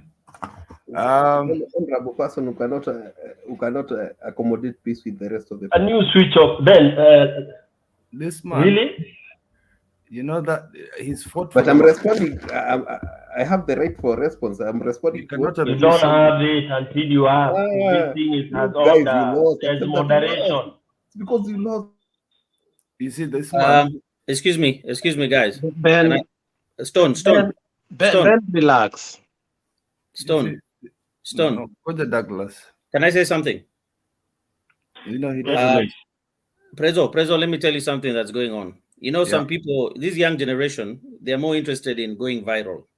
So please take this guy off the channel. He might be recording himself to share with other people how he's going to disrupt this channel. Just get him off. Exactly. For or now, we move out because we don't want to be party to his mission. Yeah, thank you, Alex. Hata kama ndio kutafuta viewers, this is not the way. I'm going to kick him out completely, Alex, if that is okay. He's out completely. That's cool. Mzee Ben, unaniangalia hivyo, pole sana, you're out. Okay, tuendelee kazi. Can I say?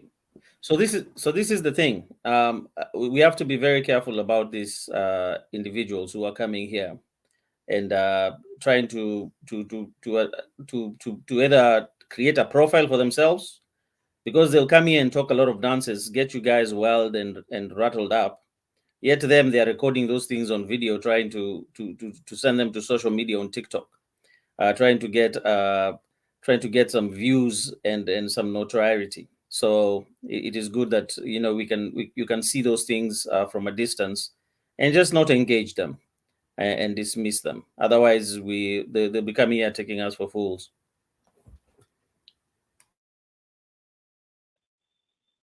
Thank you so much, Douglas. Yeah, I share the same opinion. I'm sure we have enough viewing, and that's not the way to build a viewership. You don't take insults left, right, and center. In fact, Azimio has just been too modest, including our Raila. That's why we are where we are. Yeah, I'm born and bred in a mtaani area whereby we take you as you come. If you come mpole, wewe ni wetu. Ukigeuka tu hivi kinyonga na sisi tunageuka.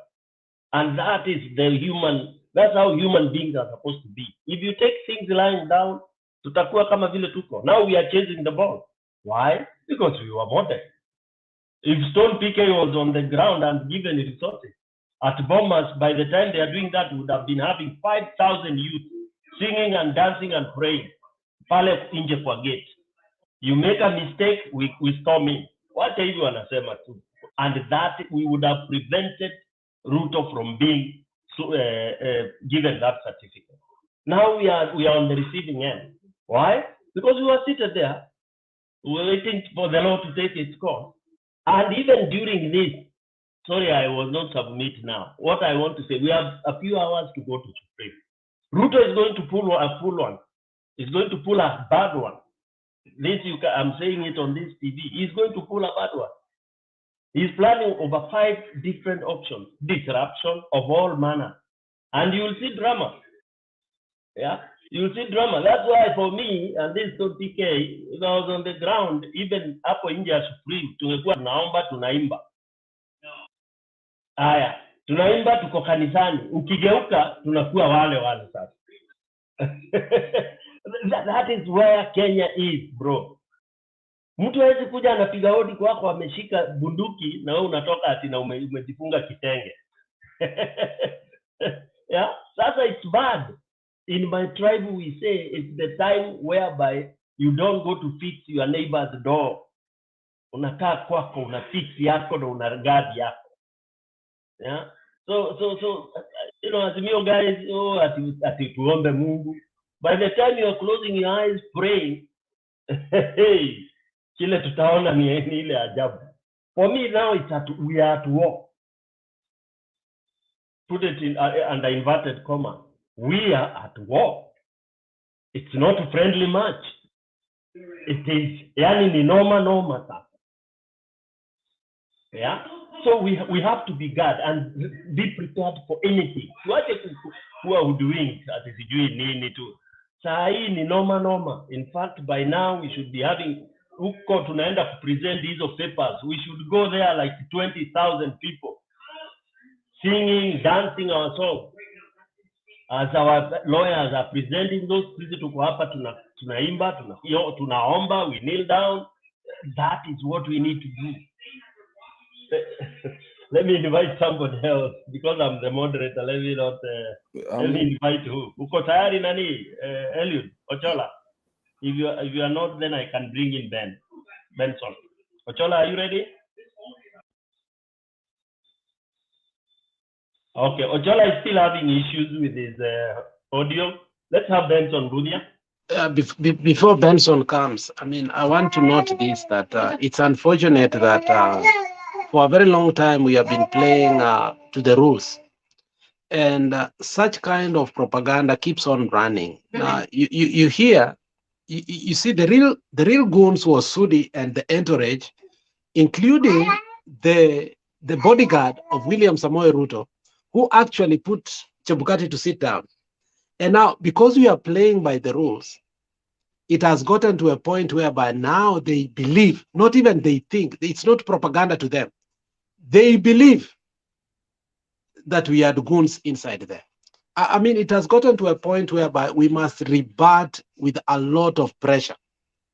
This issue, people thinking that we had goons in there. And we had authentic people who were chased out of Iebc. And you saw that later on, as Skipper said, Ledama came and spoke to us and told us what transpired in there.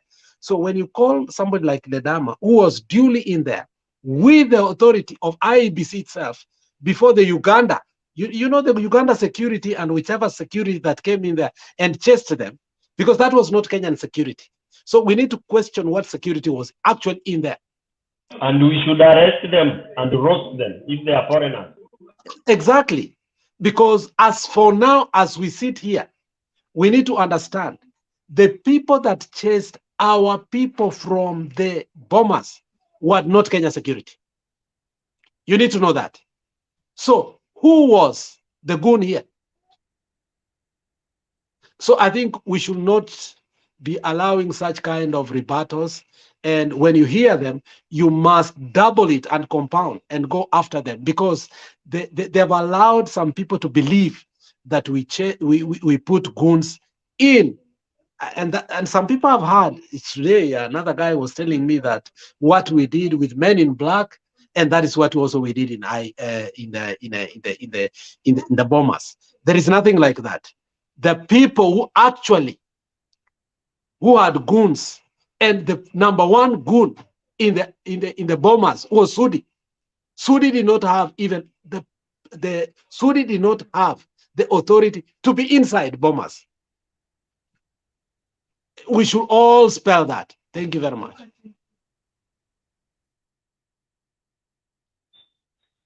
Thank you. Thank you. I don't know. Benson Budia. Could this be the same Ben? Benson Budia is your chance now. Yeah, good morning, gentlemen, and good evening. Today is a big day for Azimio, presenting their case to, the Supreme Court. And my hope is that they have a watertight case, and they have done the homework well. I want to say that there was a bit of a disappointment, of course, with the organization and teams before. So I hope that they have done good work in terms of collecting evidence. I hope they have invested on the technology, and because matters of law relies on real-time evidence. So there will be no innuendos, there will be no stories, it will be actual evidence. And I hope the team have done good job. I also want to say that the next 7 days are very important for the country, so that we maintain peace and also ensure that whatever the outcomes, we are able to know the next course of action, be it a strong opposition or be it reorganizing our teams to play their roles in a better way. Thank you. Asante sana. For me, it's going to be very nerve-wracking. And I think what Chebukati has done to the country, he didn't do us justice. Because the anxiety that is going... You see, sorry, the reason most of us have anxiety is because we watched something stolen from us happening live, and there was nothing we could do. We felt very helpless. And we have to go through this again with ifs and buts, and trying to understand what transpired. And then now we're seeing what do you call it, this man playing other moves that are just unconstitutional, because remember, these people from UDM were mandated by the people that voted them in to follow Azimio's manifesto. So if they want to follow UD or Kenya Kwanza, what these people need to do is to go back to the ballot and get voted in, get a by-election, come in as affiliates of Kenya Kwanza so that we can put our own members of parliament, MCAs and governors that will follow Azimio. Because it looks like they're wasting our time and they're wasting the public's time because the public mandated them. You are elected to do what was in Azimio's principles. The independent people, same to them. You are trusted as an independent MP, not as a Kenya Kwanza MP. You can vote with Kenya Kwanza, you can vote with Azimio. That is fine. But you cannot affiliate yourself, associate yourself with that.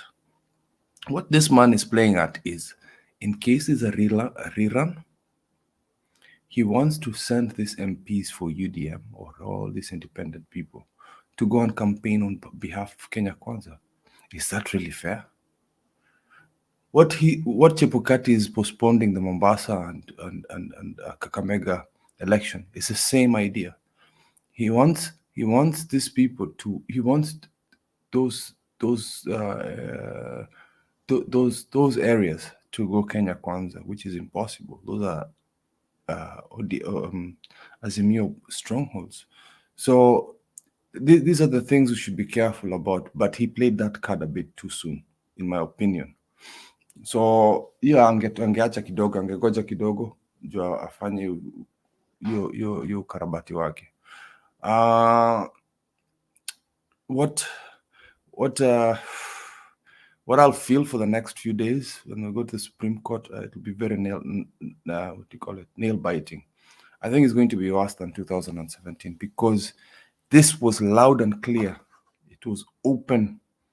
It was done in the open. It was done in broad daylight. Has anybody ever stolen?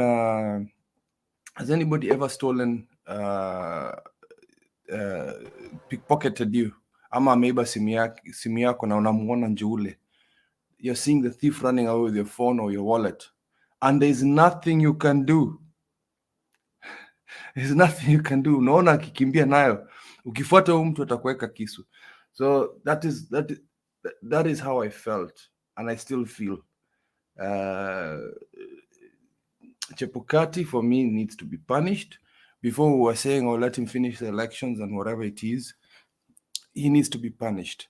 What Hosea said is quite scary, which is a different petition has to be made from a Tom, Dick, or Harry from the public to go and individually prosecute this person. But you see, the problem is, why can't it happen simultaneously? And the rulings in Kenya take a very long time. So we are caught between a hard place and a rock and a hard place in this situation. It's not going to be easy. We have a great case, but unfortunately, we've been put on the spot. I don't want to dampen anybody's aspirations. The Malawi way, the way you're saying, Bob, yes, we could do that. But who's going to vote in a new commissioner if UDM is leaving and this man is buying other MPs? You understand? If these people are not money prostitutes, sorry. Yeah. Anyway, who was next? Mugoi, we are going to wait a bit. Wacha Magi aingie kidogo. Wacha tuweke Magi kidogo. Gender sensitivity. I'll come to you both, Douglas and Papa.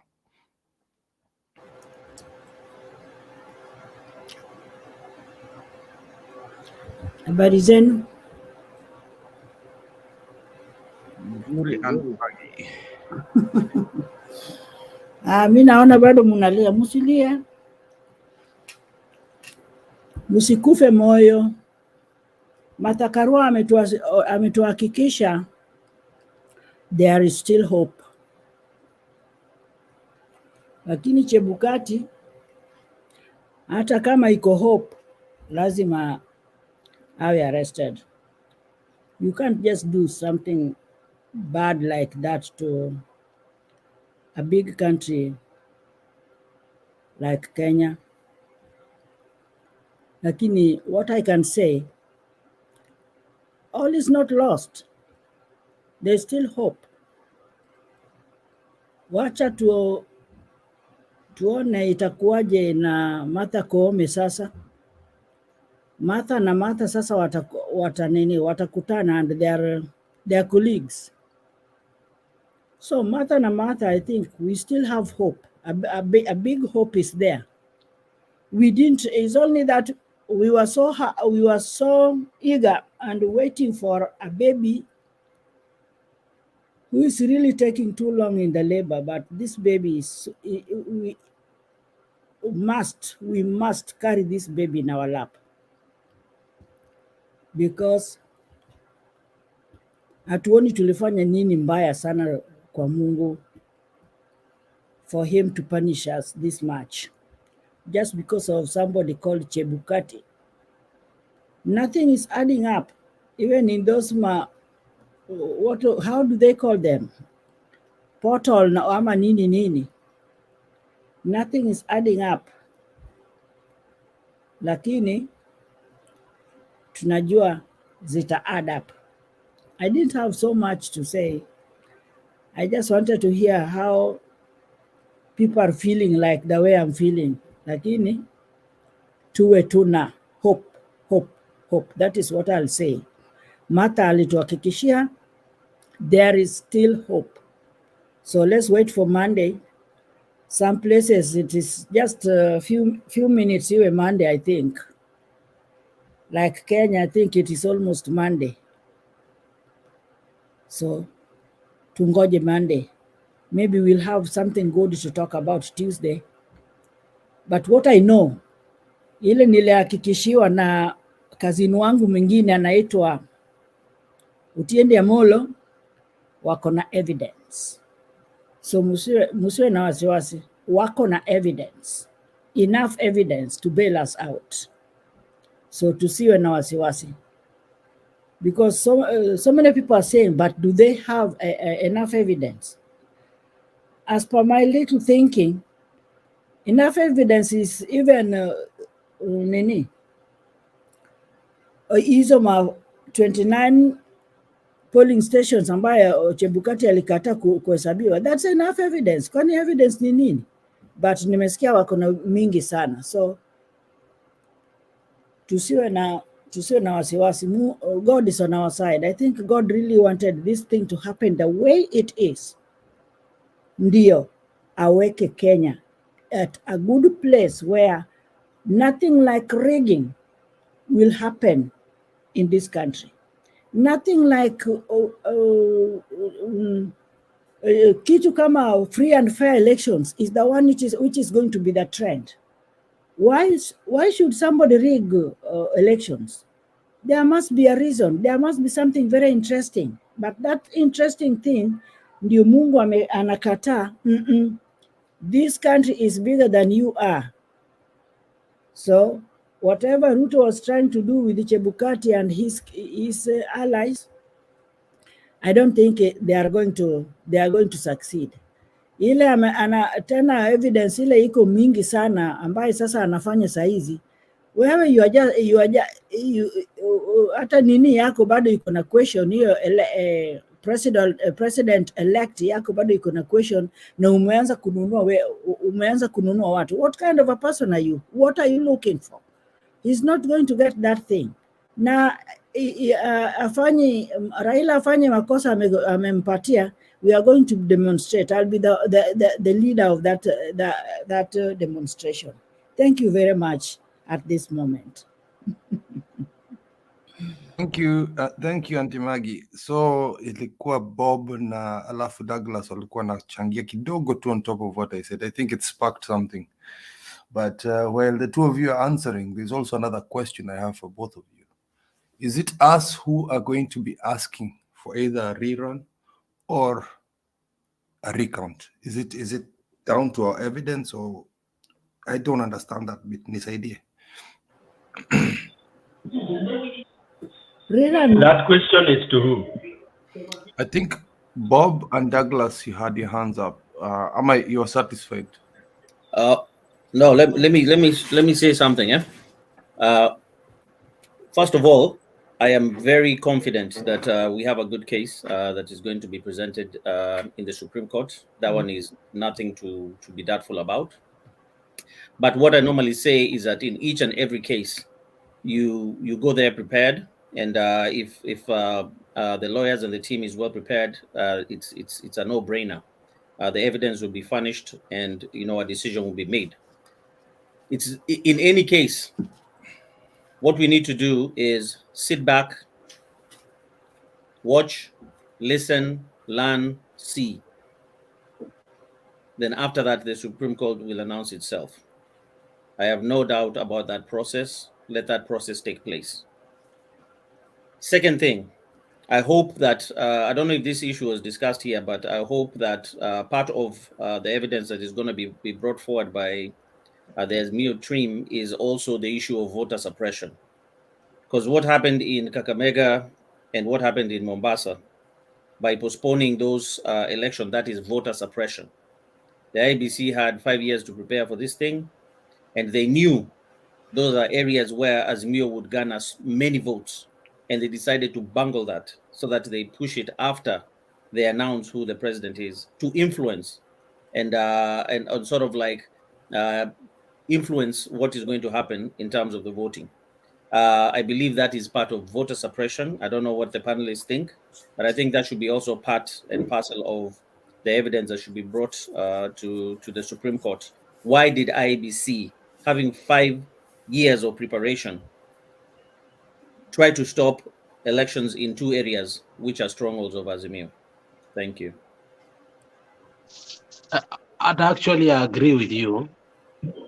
The truth is, I think if we are careful on how we put this petition, part of the things that can put Chebukati on a criminal offense is the fact that the issue of Mombasa and Kakamega is a big issue for us, especially if you can prove that it was a stronghold for an individual, which it is, okay?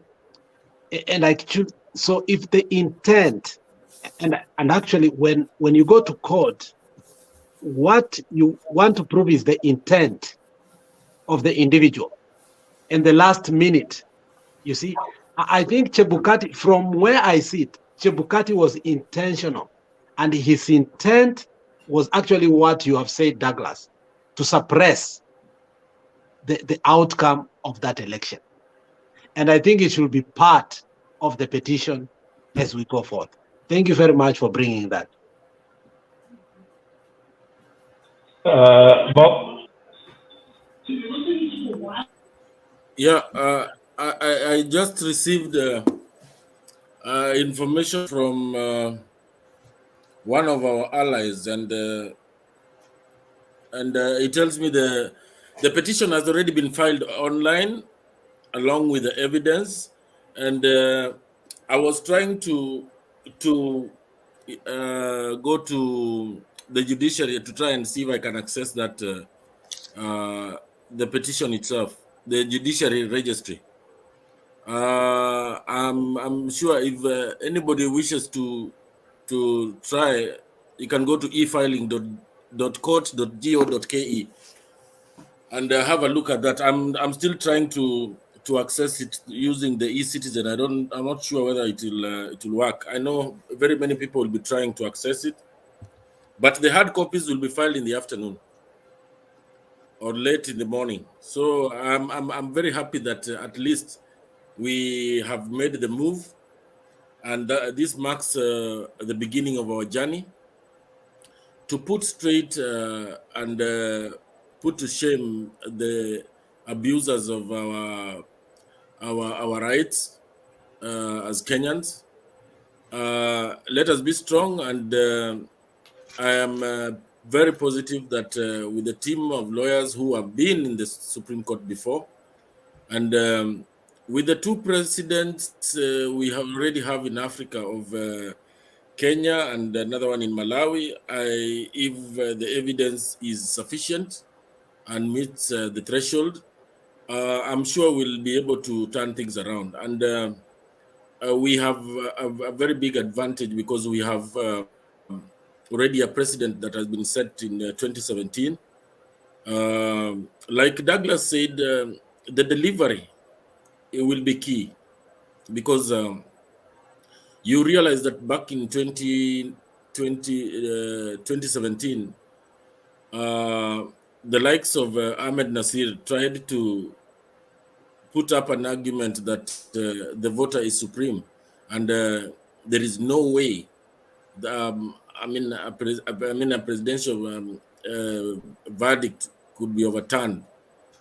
But I was really happy, and I'm sure most Kenyans were, that the processes that lead to that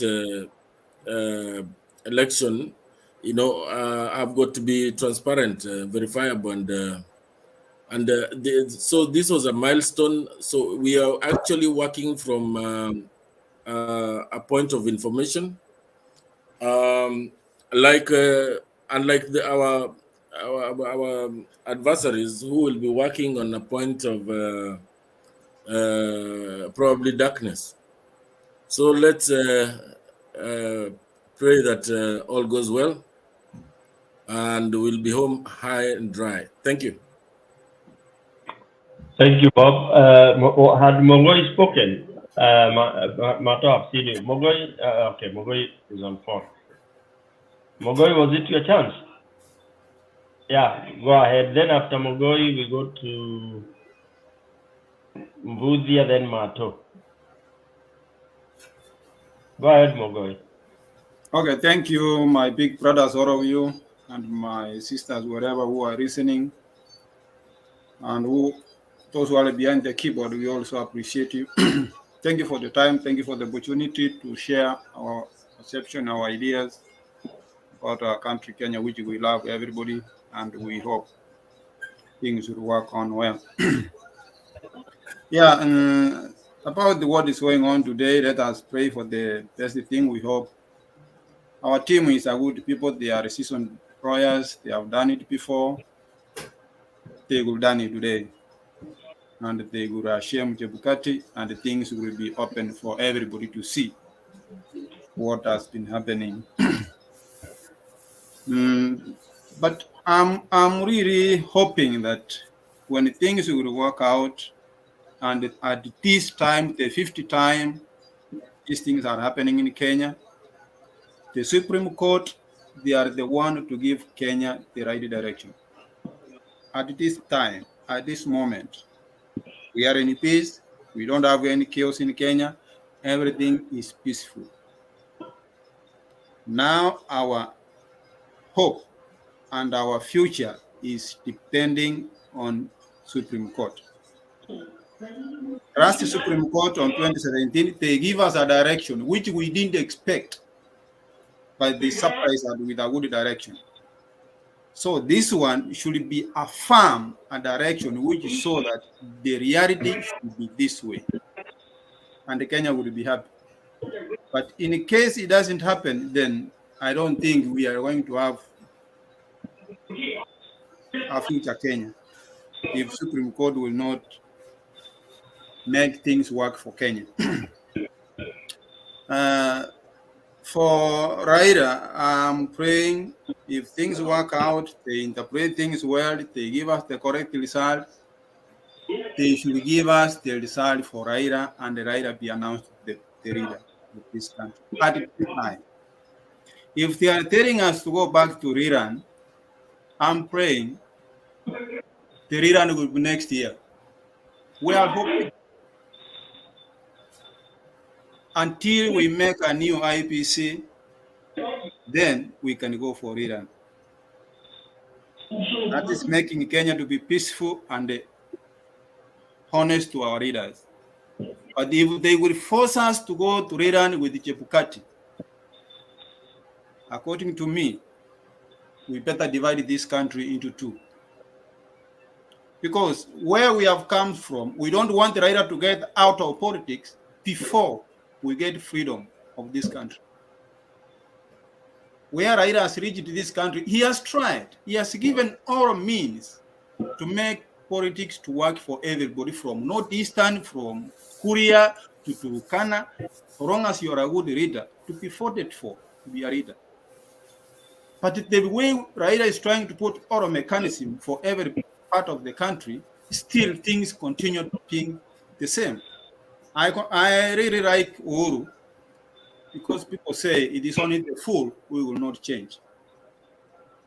If you look at Uhuru this last term, actually he has changed. He has come with a different perception. The way handshake came in, he has tried to diversify and make Kenya to be one. And the people to have one mind, like anybody can be elected to be a leader from any part of the country. That is the spirit we were coming with, and we are hoping for.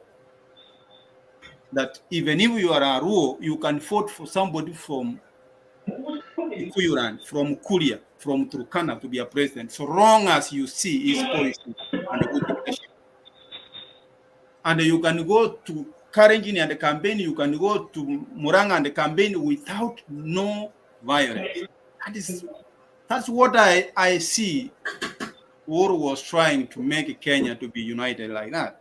But what Ruto is coming with, it is like Kenya is not going to be the same if Ruto is going to be the president. If all goes to hell, we would ask Raila in peace. We are not asking it in violence or in anything.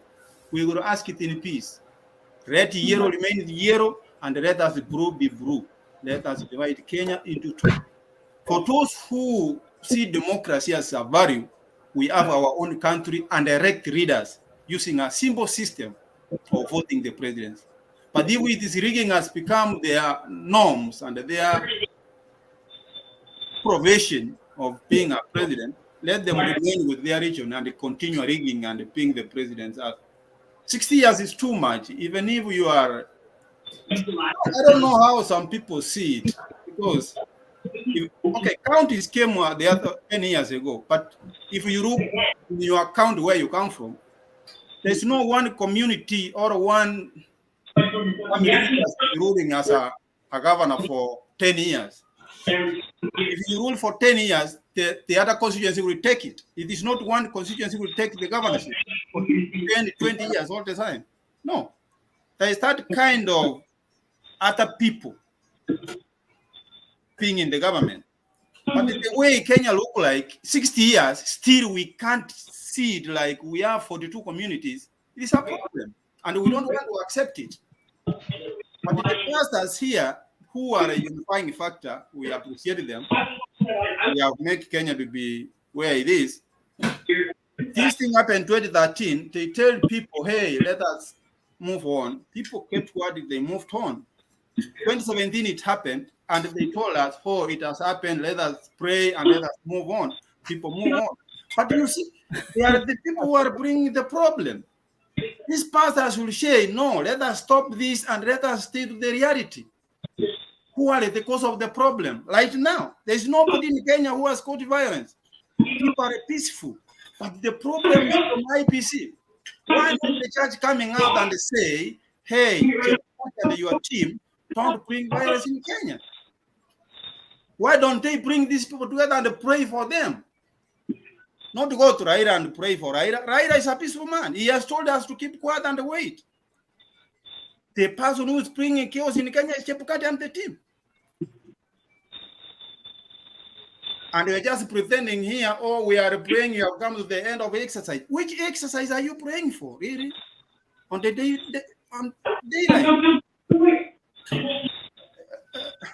As pastors, please let us run from you and let us say what is it. Don't just protect something which is not protectable. If something is wrong, let us say this is wrong. Let us rectify it. We are all human beings. We make mistakes. Chebukati has made a mistake. Everybody can see. Let us point it out. Tell Chebukati, this is the wrong thing you have done. Let us do the right thing. If you can't say it, step back. And let us say, let us find justice. When justice comes, then come in and pray for the country. But taking things here, I don't think it will help our country to move forward. Lastly, let us pray, let us hope, let us pray to our brothers in the country. Let us keep calm. Everything will be okay. And our country will be great when the reader has changed from these two charge sheet autocrats who pretend to be the readers of our country. Thank you, brothers. Thank you very much, Bro Mogoi. After you, we are to have Mato. Mato coming. There's there's only PK, can you give wake up now? Here is in the morning, 5, 6 in the morning. I just feel, oh my God, it doesn't matter I speak broken English or wherever, but I have to speak. Whether you like it or not, I have to speak it. Let me tell you, I grown up in Kikuyu land. My dad used to wake up 5 in the morning to vote when Moi was a president, and he was telling me, I want to remove Moi because we had a dictatorship. Our economy was going bad. And I remember Charity Gill was standing for the president, and my dad was telling us, I'll never ever vote for Kalenjin community. And I'm not a I feel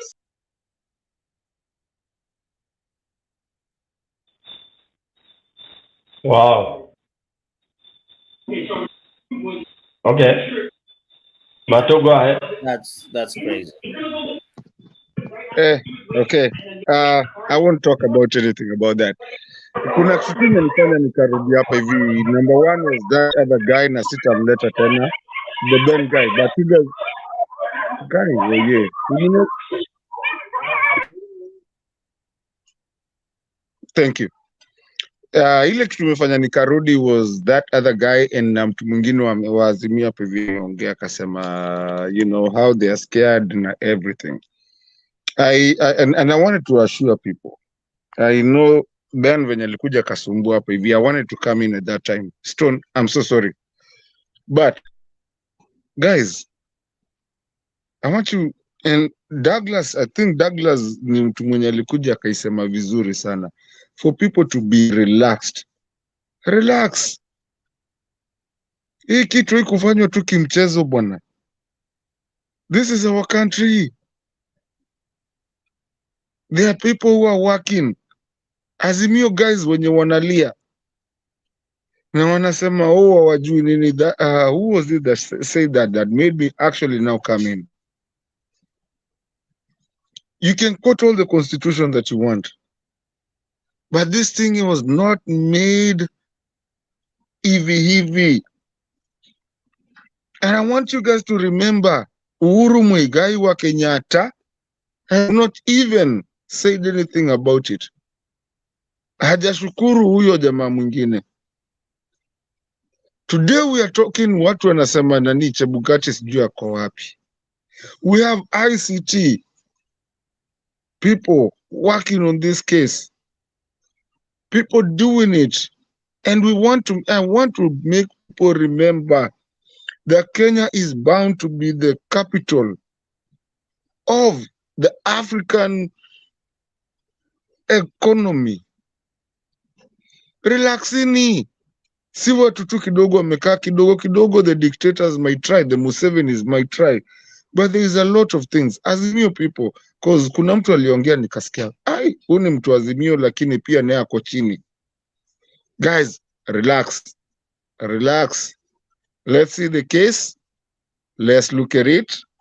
Let's look what is happening. There's a lot of people who come here si watu kidogo sana.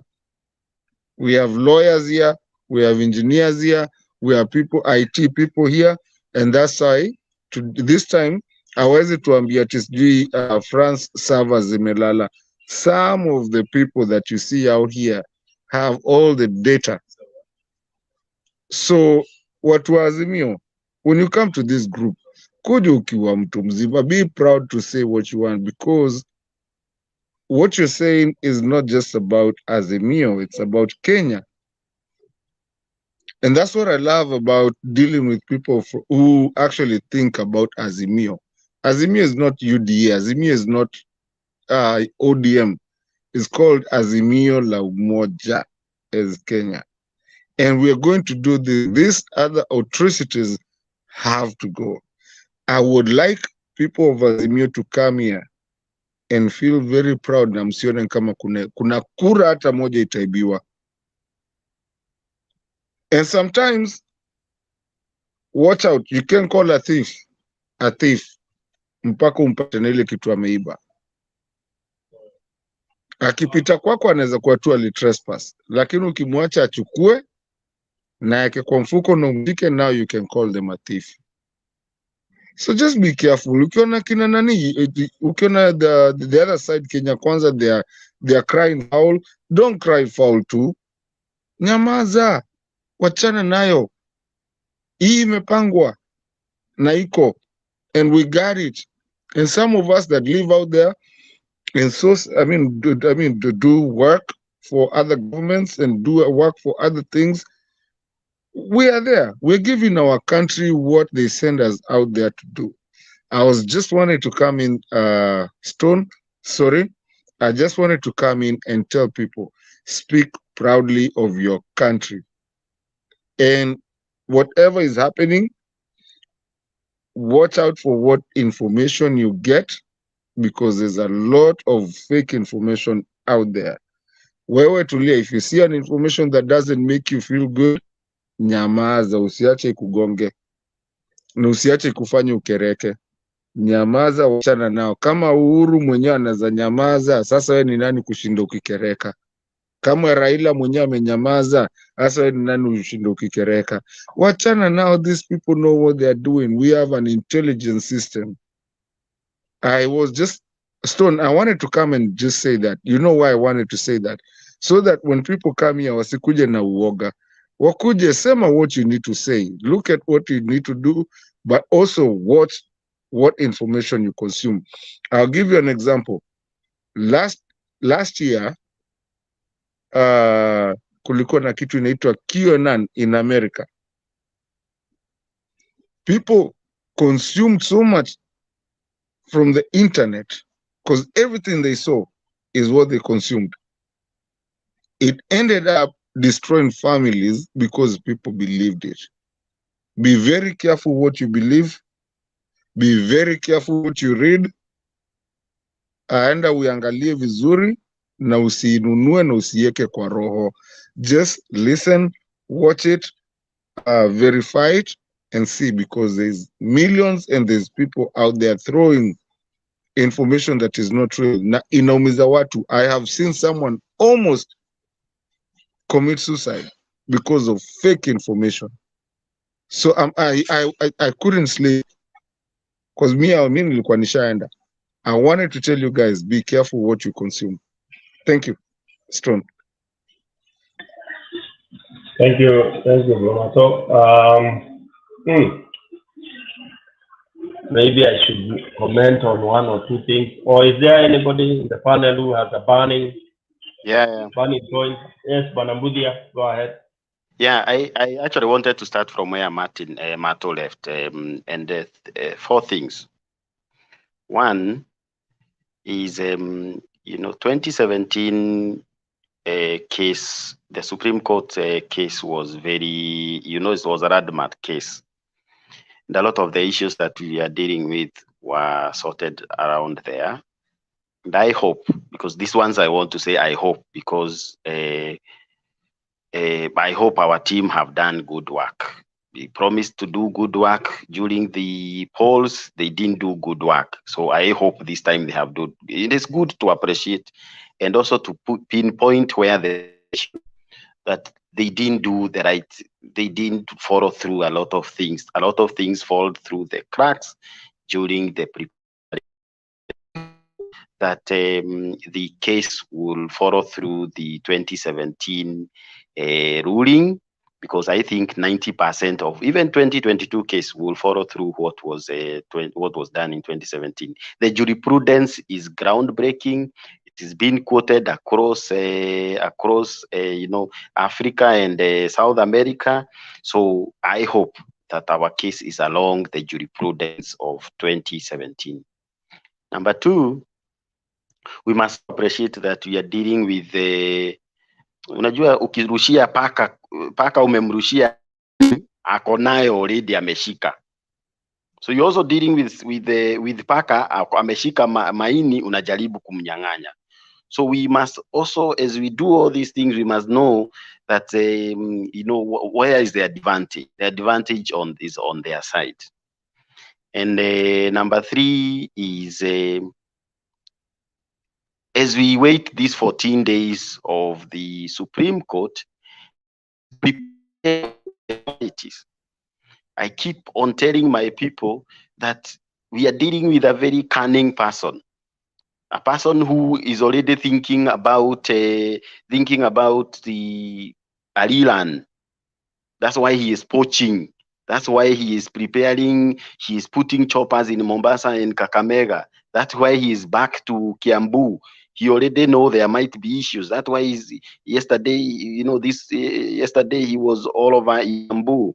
So our team must also be prepared. I think I see a bit of laxity on the teams in terms of preparedness.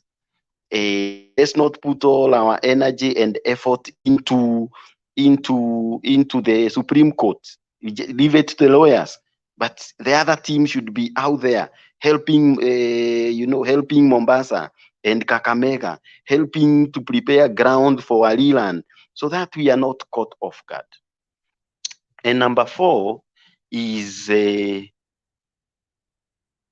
have always been a very strong person, and I will say this because I come from Mount Kenya, and the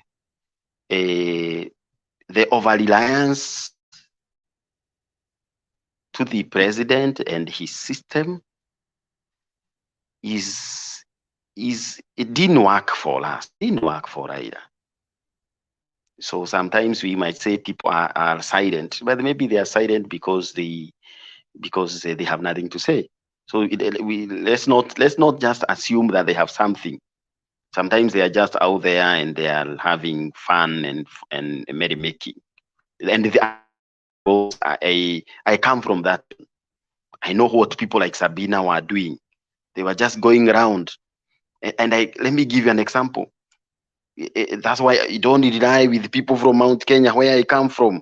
They messed up Baba. Sabina Chege, her PA is the women rep for Muranga. Her former PA for 4 years is now the PA, is now the women rep for Muranga. Her former secretary is an MCA elected. Her former driver, female driver, is also an elected MCA. So if you rely with these people from where I come from, so let's also revive our traditional basket, our traditional networks. The reliance of Musheros. Mushero was overrun by a young man called Itumbi. Let's be honest. They had the system. The young man went under and he overran them. The system with all these things. So I believe it is important for us to activate the old networks, new associations, as we wait for Supreme Court. Because I'm very sure that the Supreme Court will not have a straight answer. It is yes or no. It will be a Radmark ruling. Of course, as a young court, they are trying to create jurisprudence that will be quoted 100 years. So every 5 years, we expect new grounds that will be broken by a young court like that. So they will have new areas. And new areas will not be, this guy will, it will be maybe a recount. It might be maybe a reland. It might be maybe an extension of the current regime for 1 year. It might be disbanding the whole committee, the whole commission, and putting a new commission for the next 6 months. So we must be ready to that extent. And finally, as a man, you can only do so much. As Baba can only do so much. I also urge us and the teams that works around Baba to reflect on their performance Did they over rely with the Baba as a person? Did we put our structures in place? Were there areas that we can actually reflect and say we could have done better? Are there partnerships that we could have maintained that would have helped us better, so that we don't find ourselves into these extreme scenarios? So as we wait for 14 days, it's also to think about 360 degrees. Think about, fundraising as we move forward. Think about what we can do to maintain our MP, because I hear Mutura Jr. He was yesterday seen with akina the guy knew the Sakajas and the Kangatas. You don't know what Mutura is doing with akina Kangata and whatever. So because we need to safeguard what we already have, so that we don't see another hemorrhage. We have lost almost 20 MPs now. UDM had, almost 7 MPs, 2 governors, 2 whatever. We have all these independents that we need to protect. We need to protect some of these people. You don't know where people like Kimunya went. They are silent. You don't know where all these other people are. So it is also good to consolidate what we have as we wait for the Supreme Court. And finally, Uhuru have not won a single case at the Supreme Court the last 4 years. It's good to say things. There seems to be a narrative of, redeeming court judicial processes, trying to redeem itself. So how are they going to redeem themselves? Is it to our favor? We had, if you go back to BBI case, if you go back to NMS case, if you go back to a number of like 4 or 5,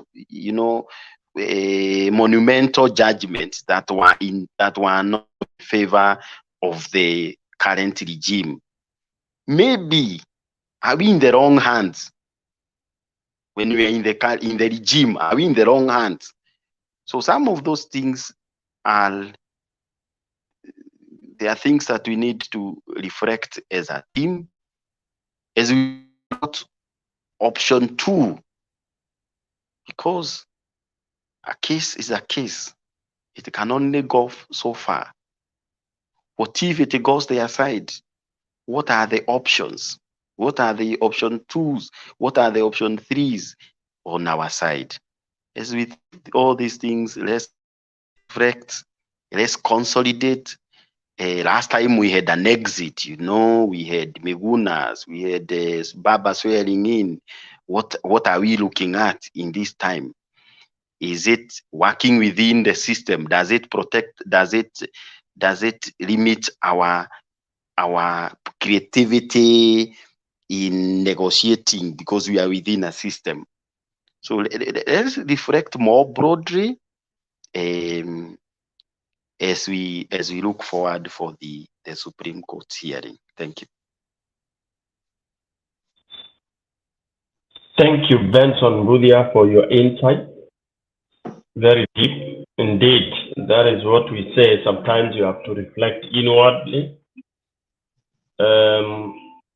I personally share that kind of way to look at things, because sometimes you might think, oh, I'm the best dancer in the village, because when you're always in the field, people are cheering you. Ukiingia kiwanjani, people are cheering.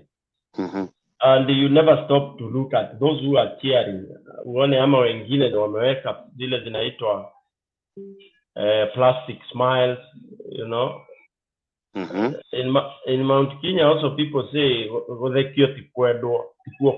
yani kuchekeshwa si ati ni kuonyesha umependwa.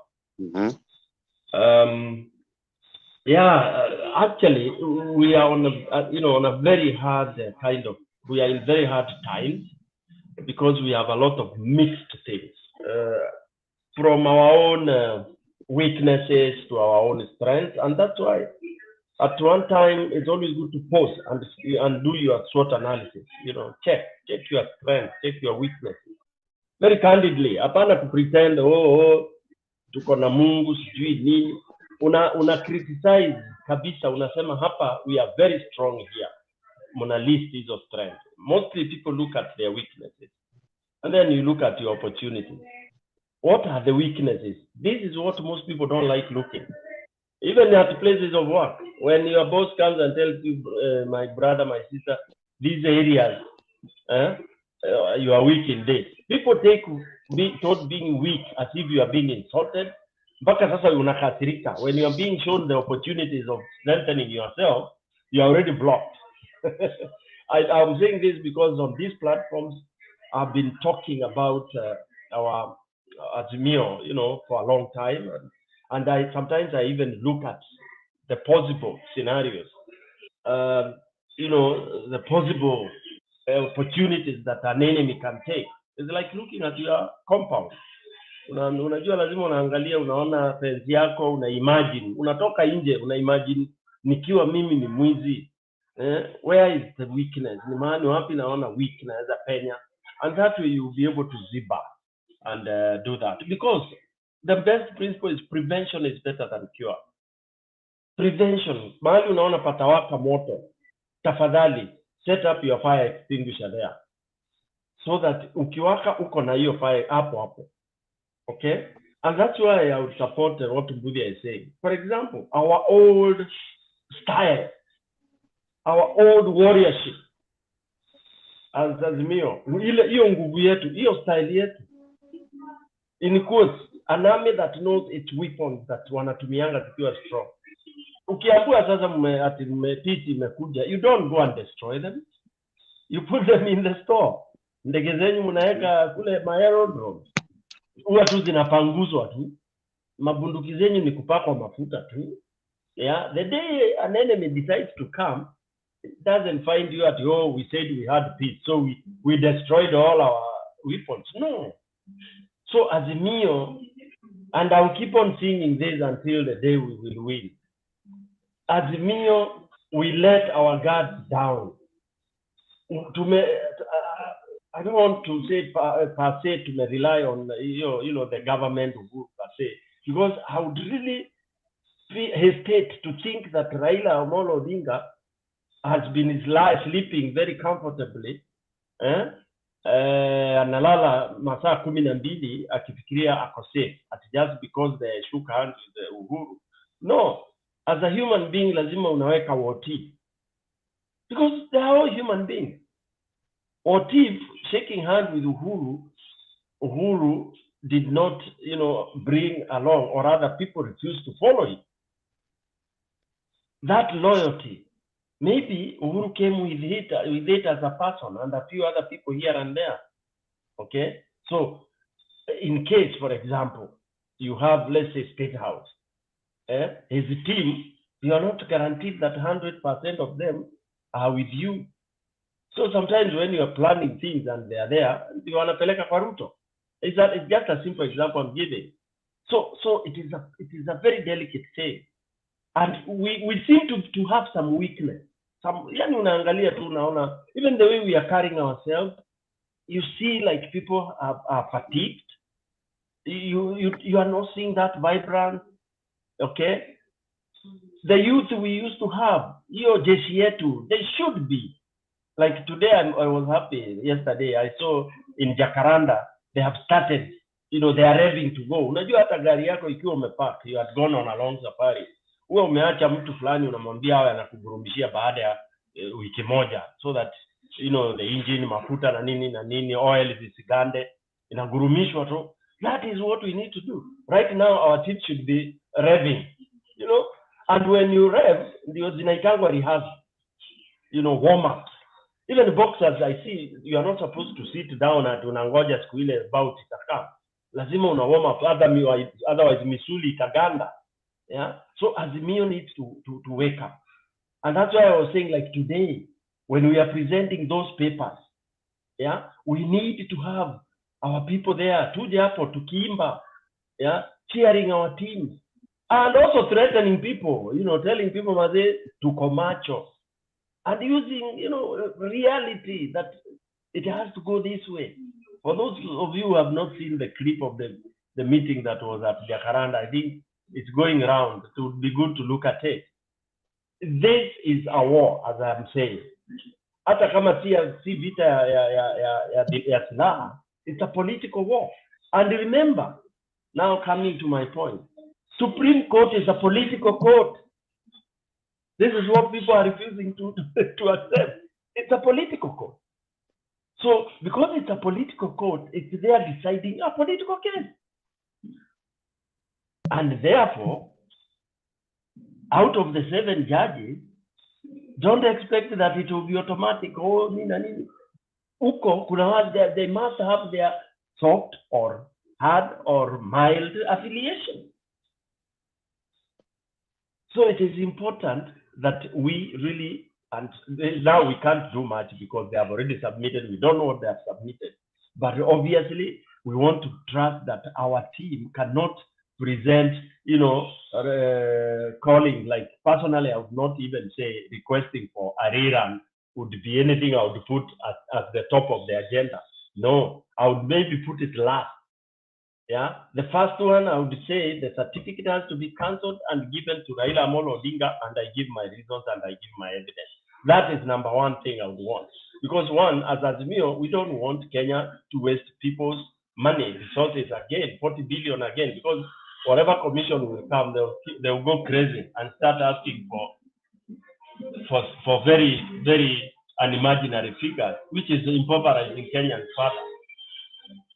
So for me, I would go for that which will not injure the country, and I tend to think the judges should also have that in mind for the sake and the interest of this nation. Okay, because it is balancing the two. Then I also would want to say, for example, when we talk of when we are discussing this showing strength, we should not stop picketing. As I say, let us not be suppressed. As much as we are waiting for the judiciary outcome, we need to be busy. We need to be busy and also putting our war tips. Okay. Lastly, pundits are saying this is the easiest appeal, and I tend to think so. 2017 was very hard. It was very difficult. Even digging out the evidence was not easy. 2022, the evidence is getting, because luckily, I would say God was with us, and also, when the system is slightly in your favor, that's why they were able to unearth or catch things like the Venezuela issues. Although I still blame the government and those who are sent to go to see the printing, I don't think they did a good job. I tend to think even those of Azimio who went, they just went on holiday and shopping, because when they realized that some papers were being printed in Sijui Wapi and others in another country, questions should have been raised.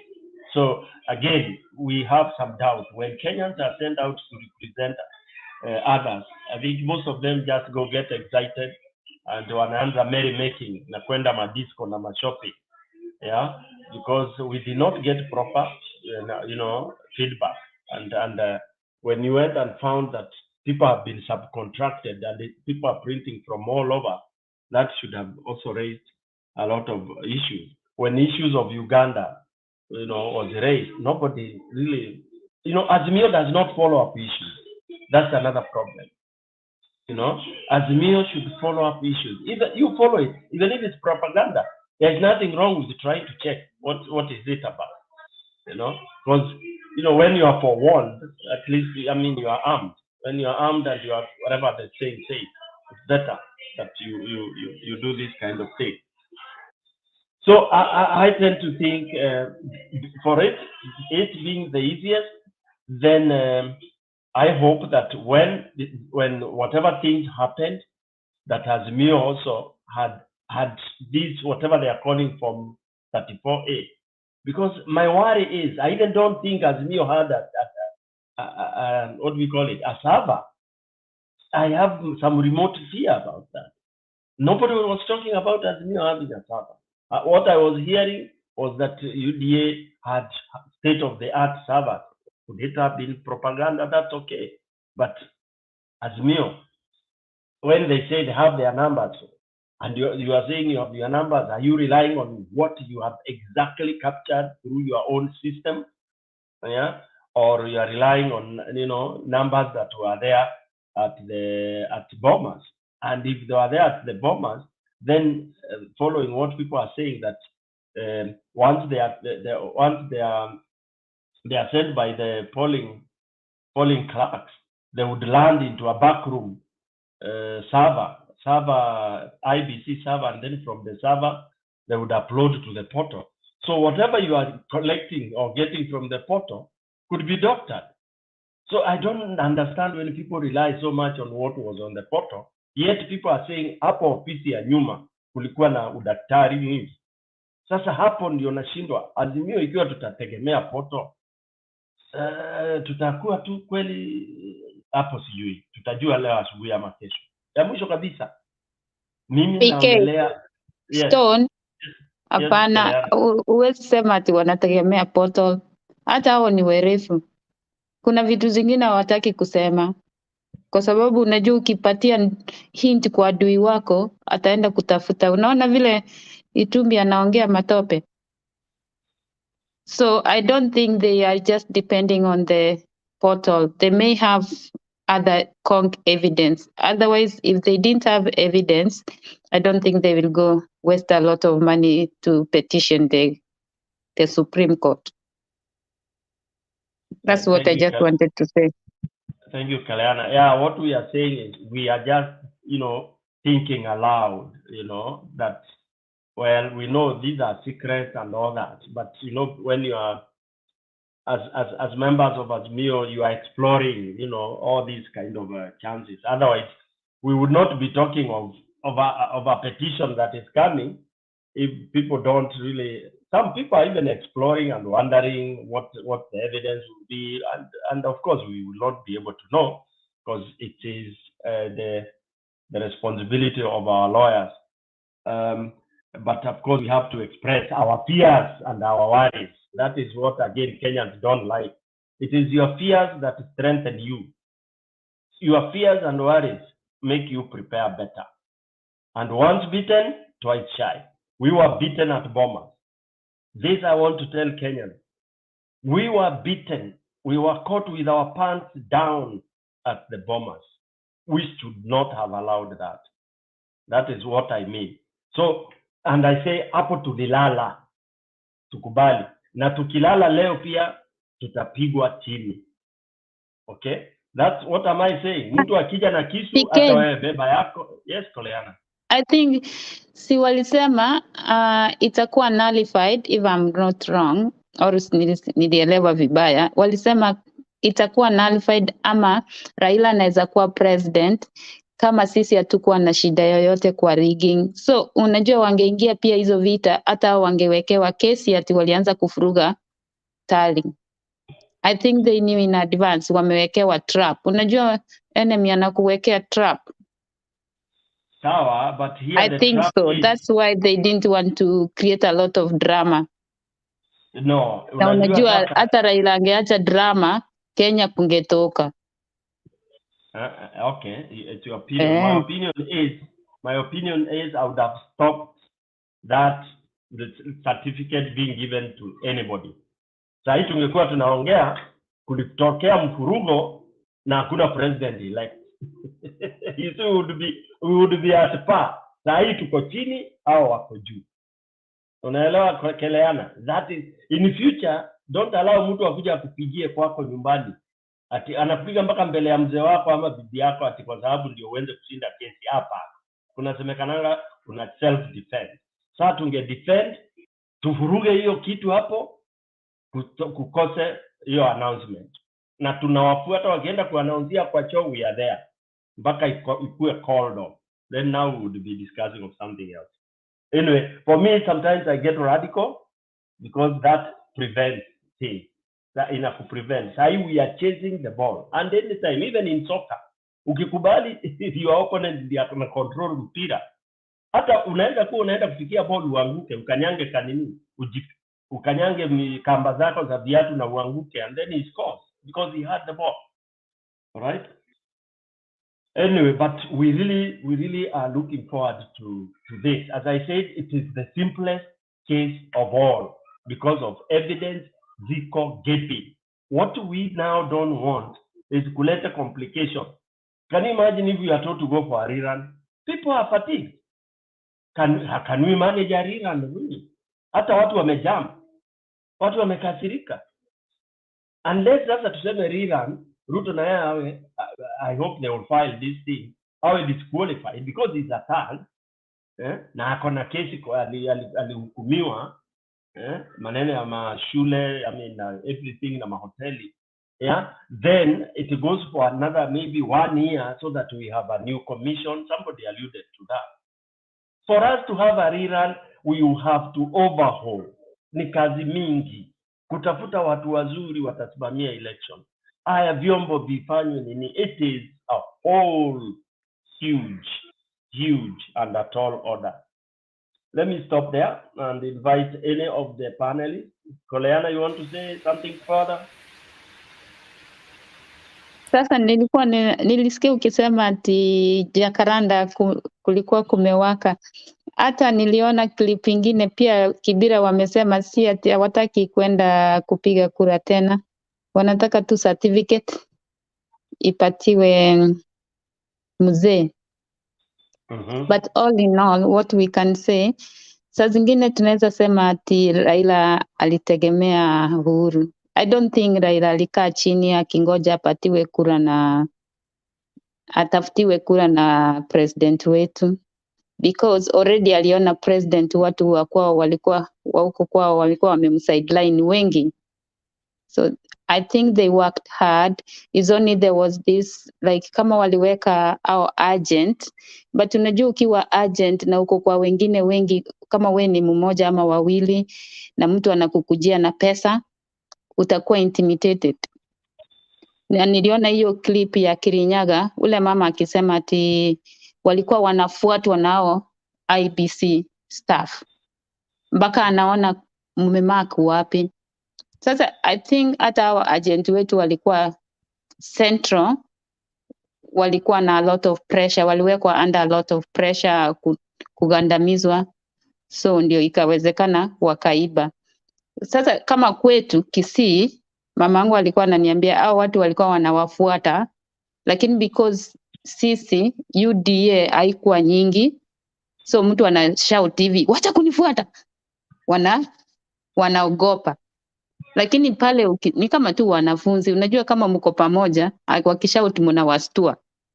Lakini sasa vile Central walikuwa wengi ni UDA, hata ukisema wacha wale wengine wasema wacha fanya vile unaambi, unaona sasa wanakugandamiza. Watu ndio wako. I think Central walipiga kura, lakini ni hiyo tu. Gachagua anaitwa Rigathi Gachagua, I think alikuwa na pesa nyingi, walimwaga pesa. Endelea. So hiyo pia ilituumiza, hata kama kwa sababu nilisikia Raila alikuwa analipa 3,000 kwao, wanaitwaje agent. Na Ruto, I don't know how true it is. Na Ruto alikuja na 10,000. Sasa sinaona watu watakimbilia pesa kwa sababu ya umaskini. I think that one also affected us. Also our lawyers, nilikuwa nafikiri, niliona wakiline up lawyers wetu wa Ruto. Nilifikirianga Ngati alikuwa wakati anashughulikia anaitwa nani? Uhuru. Si ndio? Fred Ngati. Yes. Na leo amehama aje huko? Lawyers ni malaya. Sisi wanakuwa prostitutes. So ndio nikashangaa, nikasema kwani Uhuru ana marafiki? Hata unajua Raila ako na marafiki, akikufa atakufa na hao. Lakini saidi ya president wetu ni kama hao wana manga tu. He has no die hard friends. Wote walikuwa tu wanataka cheo. You cannot have a die hard friend from Mount Kenya, my dear sister. But if you have money, they will follow you. That's the truth. I know. I never fear saying that. So like kama mimi yeah. Nimewahi hata kama najua Raila anaenda kuanguka, bado mimi na familia yetu. But the other side, umepotea.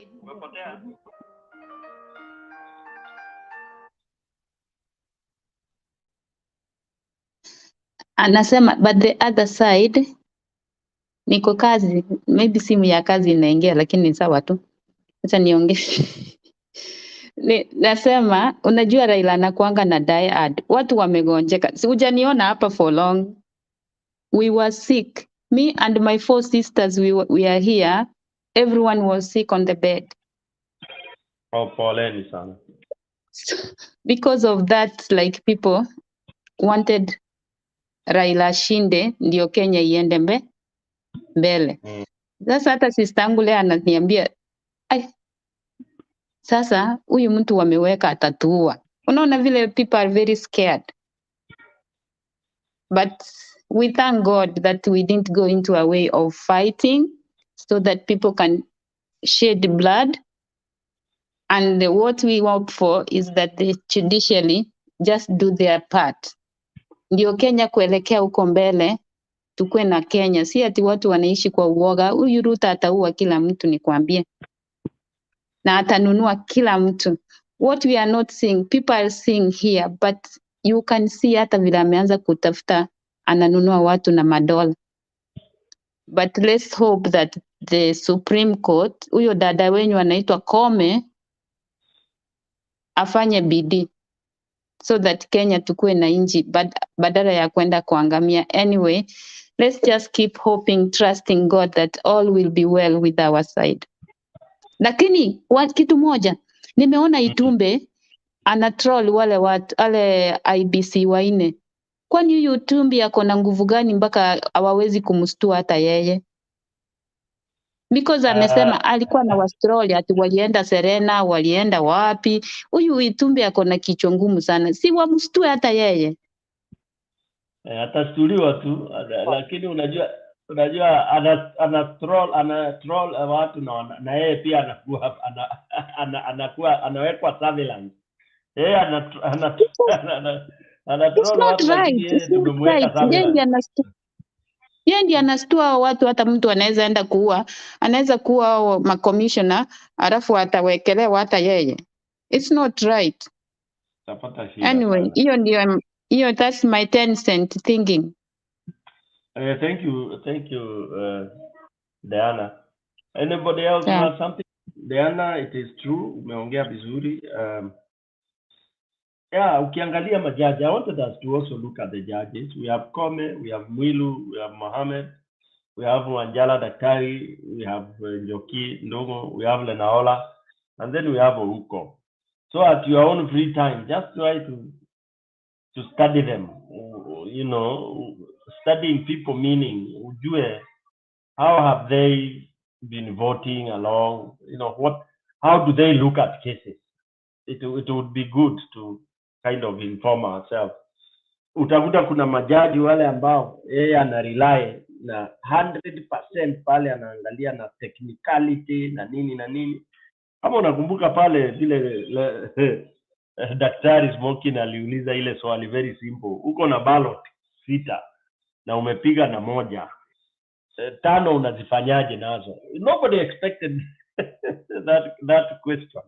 Na hiyo it was one of the very strong point ya kuonyesha kwamba the voting was really bang on, because what do you do with those files? Na ikakuja na ikashika na ikakuwa ni normal. So kuna majaji kati yao ambao watakuwa very keen with some of these kind of mischief. We have the cases of the constituencies that are not counted. Unaulizwa, declare election in a constituency 20 ngapi, 28 hazijanini, ulijua kura za huko ni ngapi? Because of course unaweza announce ukiona kwamba hazitaleta any difference, so you have to prove. Okay, sorry. We have to prove, and by actually knowing and estimating how many votes we would have expected, from there. So I've not really gone deep into analyzing critically or, into details, but I trust that we have, as usual, very strong team. And then also when people talk of Baba relying on Uhuru, I tend to think Azimio or whoever started selling that what do we call it, that narrative, it was not there, because this is not the first time Baba has been contesting. Was contesting. Baba amepiga kampeni zake vilivyo, and we know the numbers he's been pulling and people have been rigging. So it's not good to think and feel like Baba needed so much support from Mr. Uhuru. For me, that I would put it very uko chini, bottom ya Baba's activities. Let me stop there and hear what maybe Bro Douglas you have and or Mogoy. Yeah, wacha niseme kitu. Listen, guys, I told you the case is going to the Supreme Court. Relax. Let the case follow the process. Let the legal process work. We don't even know, it has not even started. So anything that we talk about in terms of what if, that one is just dreams, daydreams. Once the case starts, kesi ikianza, watu wakae kwa TV wasikize vizuri na waone evidence ikitolewa na wasikize kesi vizuri, mjifunze a little bit of law, mtajifunza kidogo a little bit of terms. That is a learning process, and this is good for democracy in Kenya. I'm telling you, this is good for democracy in Kenya. Or if it's not democracy, just the working of the justice system. You have to understand that you cannot do anything, and it doesn't matter who you are, you will be taken to court. And it is through the courts that we shall get a decision and an outcome from that. The evidence will be there. Even you'll see the evidence. So the judges will not be blind not to see the evidence. Because if they decide not to see the evidence, we'll remind them about the evidence that has been shown. And the case will be heard. And a decision will be made. And we'll move on with the decision that has been made. So this thing of trying to predict or saying, oh, Baba, maybe this, that one is over and done with. Right now, we are waiting for the Supreme Court case. Let's follow it. Let's see how it goes. Let's learn through it. And all this is going towards strengthening our democracy and exposing the weaknesses and the corrupt nature of what is going on in our country and the electoral process. This is important, regardless of how you look at it. It is an important thing that Kenyans see this and know and actually understand what went wrong, how it went wrong, how many times it has gone wrong, and how it can be corrected. And I think that is good for our justice system and is good for the country, because that is what the country is waiting for.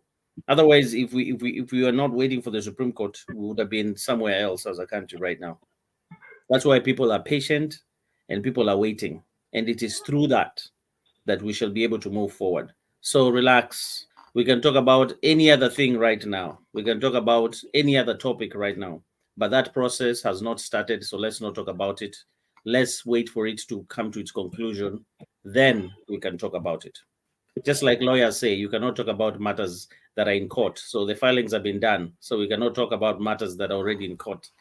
Let's talk about other things that can actually, just help us and broaden our minds in terms of, understanding our country, the challenges we have in our country, the challenges that still continue in our country despite people being educated, people being awakened, despite people being exposed to the wider world and seeing how things work in wider world, but we still want to go back and still practice some of the things that don't move us forward. Those are the things that we should be talking about to try and improve ourselves, because it's always a learning process. I know a lot of money has not been invested in our country in terms of education. That was the first thing, one of the first core things that even when Mzee Jomo Kenyatta took over power, said that he was going to fight and combat. But I guess the politicians realize that by educating the masses and the population, then they will be exposing them and making them smarter, so that now they'll make better decision and actually even be better watchmen of the country. But it seems that that education idea was thrown to the dogs.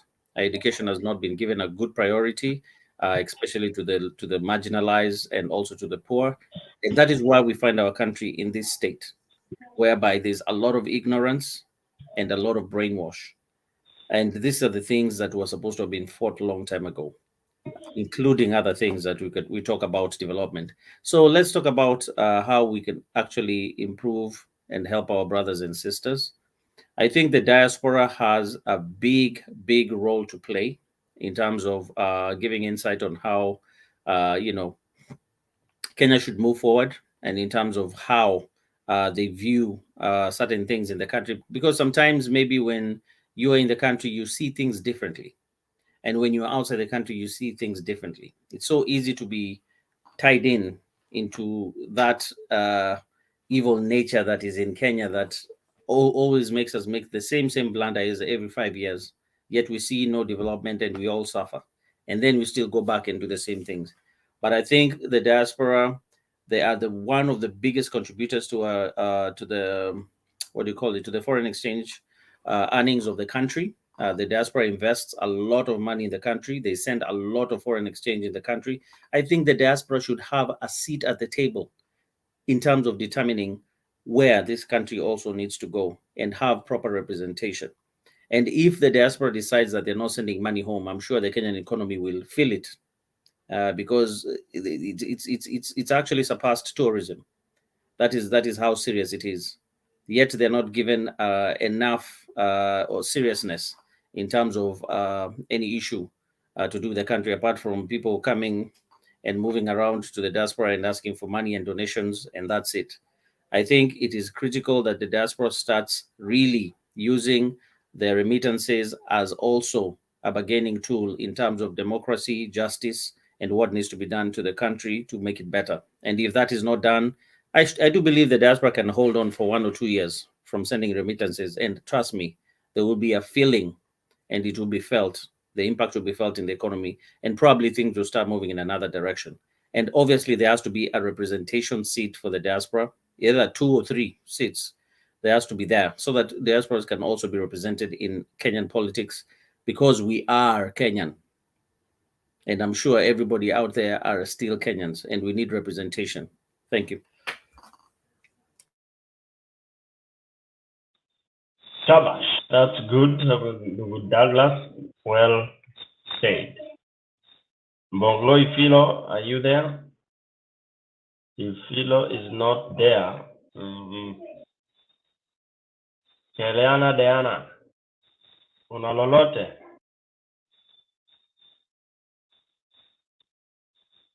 Actually, if I tend to think we could be making our last round.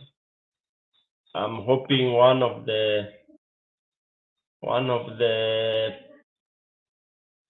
panelists who has the key ako standby, unasikia tukienda kufika ukingoni ndio tuweze kukinga. Okay. Yes, Diana, unmute.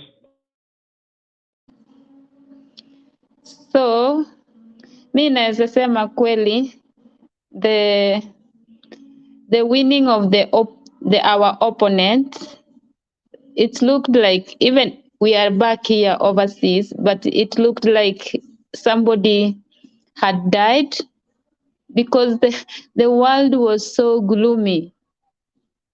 It's like there was a big cloud in the air. So, but as we go along now, we are seeing like we are getting a bit brightened up, maybe because of the Supreme Court. And we hope they are going to do their best and give Kenya justice. Because even Ruto, back in his mind, he knew he didn't win. How you could see during the election day, we were watching, and you could see how Gladys Soloi, I don't know, Gladys Soloi, I can't pronounce that name very well. Oh my goodness. It was just daylight robbery. I don't know what woman she is. She has all the guts to do what she was doing.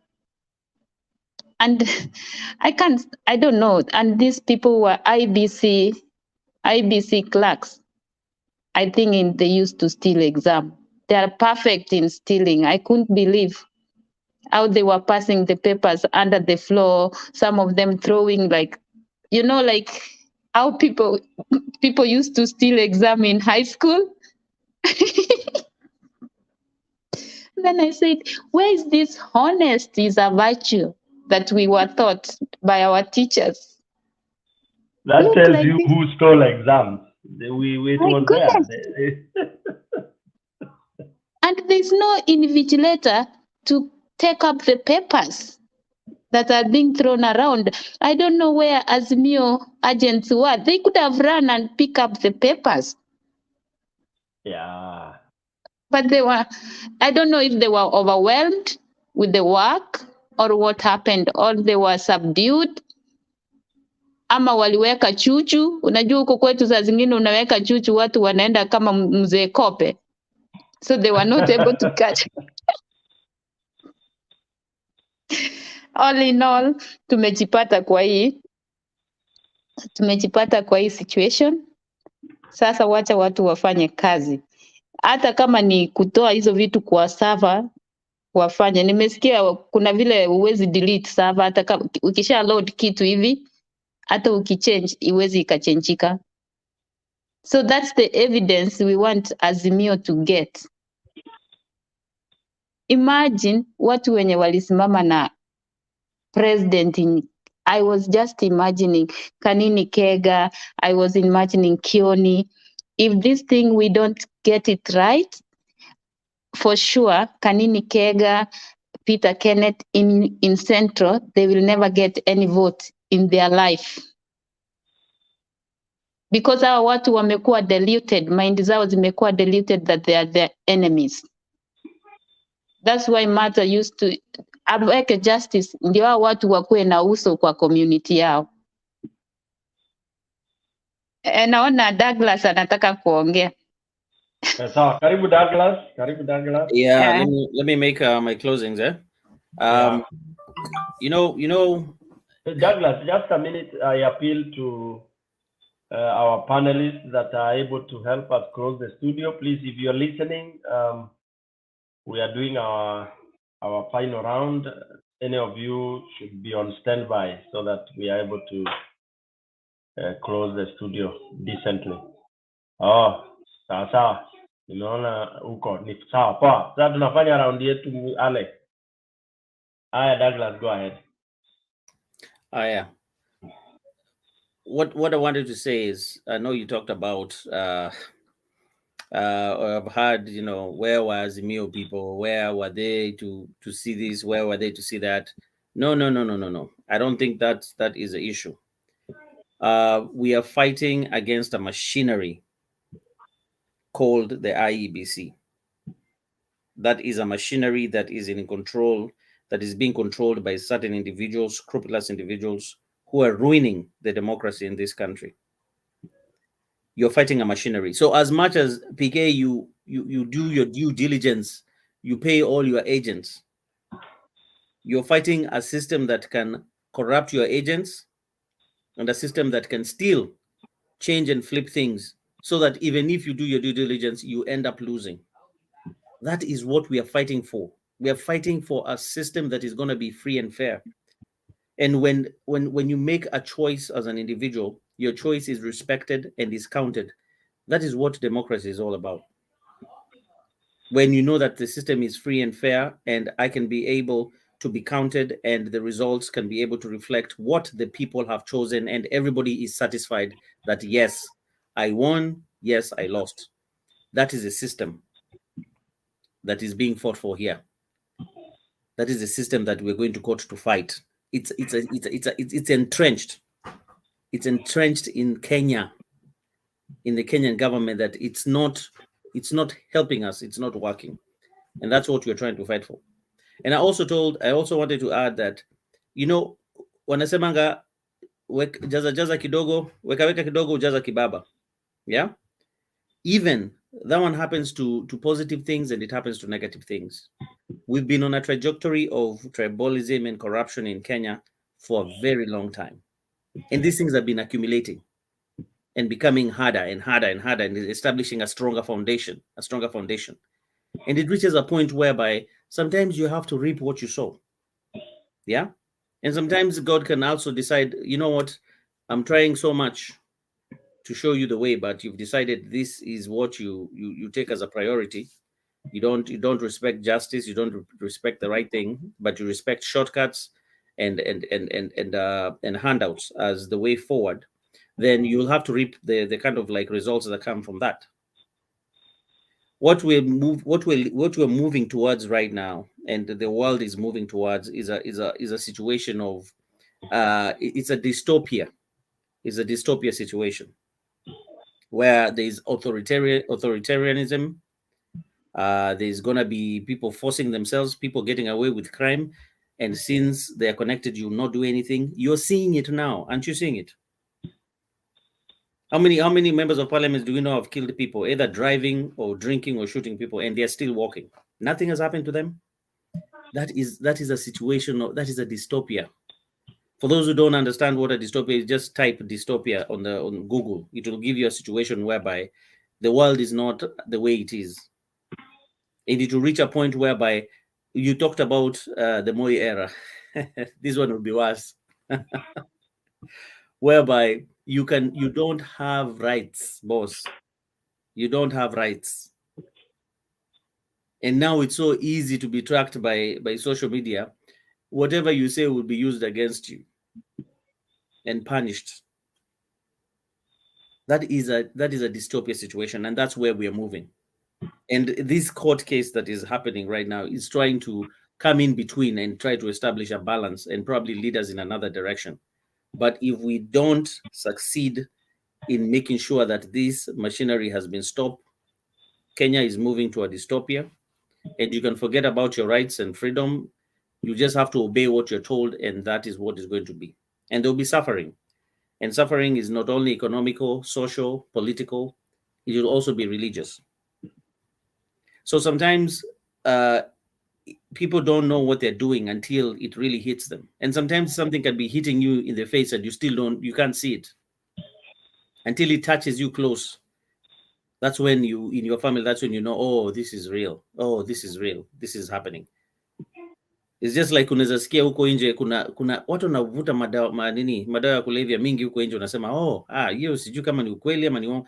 But when it hits your son or your brother and you see the effects, that's when you start believing. And I believe Kenya is already close to hitting there, because you can see what is happening. People are being bought left, right, and center. There's no integrity. People don't care anymore. It's all about, we have to be where the power is. That's all we care about, because we can do anything we want to do and do it with impunity.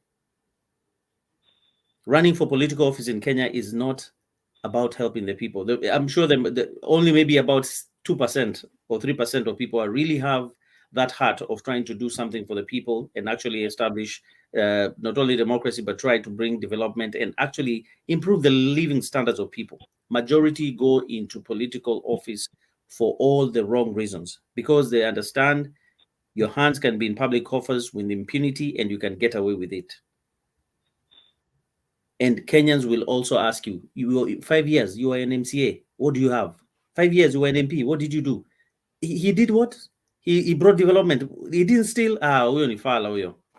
Achana huyo fala bana. Unawezaje kwa hiyo ofisi na ukose kuandika watu wa kwenyu na ukose kuiba? We ni fala wewe, hata hujui vile kunaenda, hauna form. Hiyo ndio attitude ya watoto hata saa hii, these young people like that Ben guy who came to the channel. That is their attitude. It's how do I get somewhere? And I don't care if my leader is a thief. I just want to follow him, because I know if I'm loyal to him, I will benefit one way or the other. But this is what is leading us. to all these problems. These are problems we should have never had. Election stealing and everything. We should have never had these problems. But all that behavior is what is leading us to this. And if that behavior is also in the judiciary, it's over. And now you've lost a country. Now you'll start looking back, but it's gone. You've lost a country. That is all I had to say. Thank you, Bro Douglas. Let me take the opportunity to invite our brother Richie Kiadi. Karibu sana.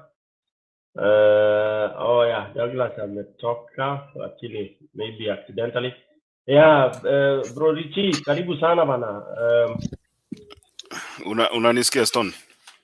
Kabisa, loud and clear. Oh, sawa, acha nikusalimia kwanza. Thank you for holding the studio. Diane, asante sana kwa kuwa pamoja nasi. I think I don't have much to say. I was listening from behind, and you people had a very constructive discussion. We learn a lot from you every time you come here, and we appreciate. But I just want to say that this is the week that we've been waiting for. I think most of us have our hope lying in this week, because we think this is where we will get justice from. I know we did our part as Kenyans to vote. Unfortunately, the unfortunate happened, and therefore we have the opportunity to redeem ourselves again from the fiasco that was an election by the infamous Iebc chairman, Mr. Wafula Chebukati. And so I believe the team is well prepared for the case ahead. I hope for the best. I know we have evidence, and that's why we had to go to the Supreme Court. Otherwise, we'll just let William Ruto be sworn in. So thank you so much. I just want to say that let's keep the faith. Let's keep the going, and I believe at the end of the case, we will be vindicated. I think that is only what we can hope for, because without these, our country is going to the dogs, and that is a fact.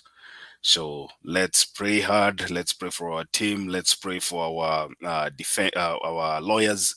Let's pray for our leader, our presidential candidate, because I don't believe there was an election. We still have two presidential candidates that are front runners in the 2022 election, and so we need to really keep the faith, because I know it's going to be tough, and everybody, kila mtu amejipanga, kila mtu ako na lawyers wake, kila mtu ako na evidence yake.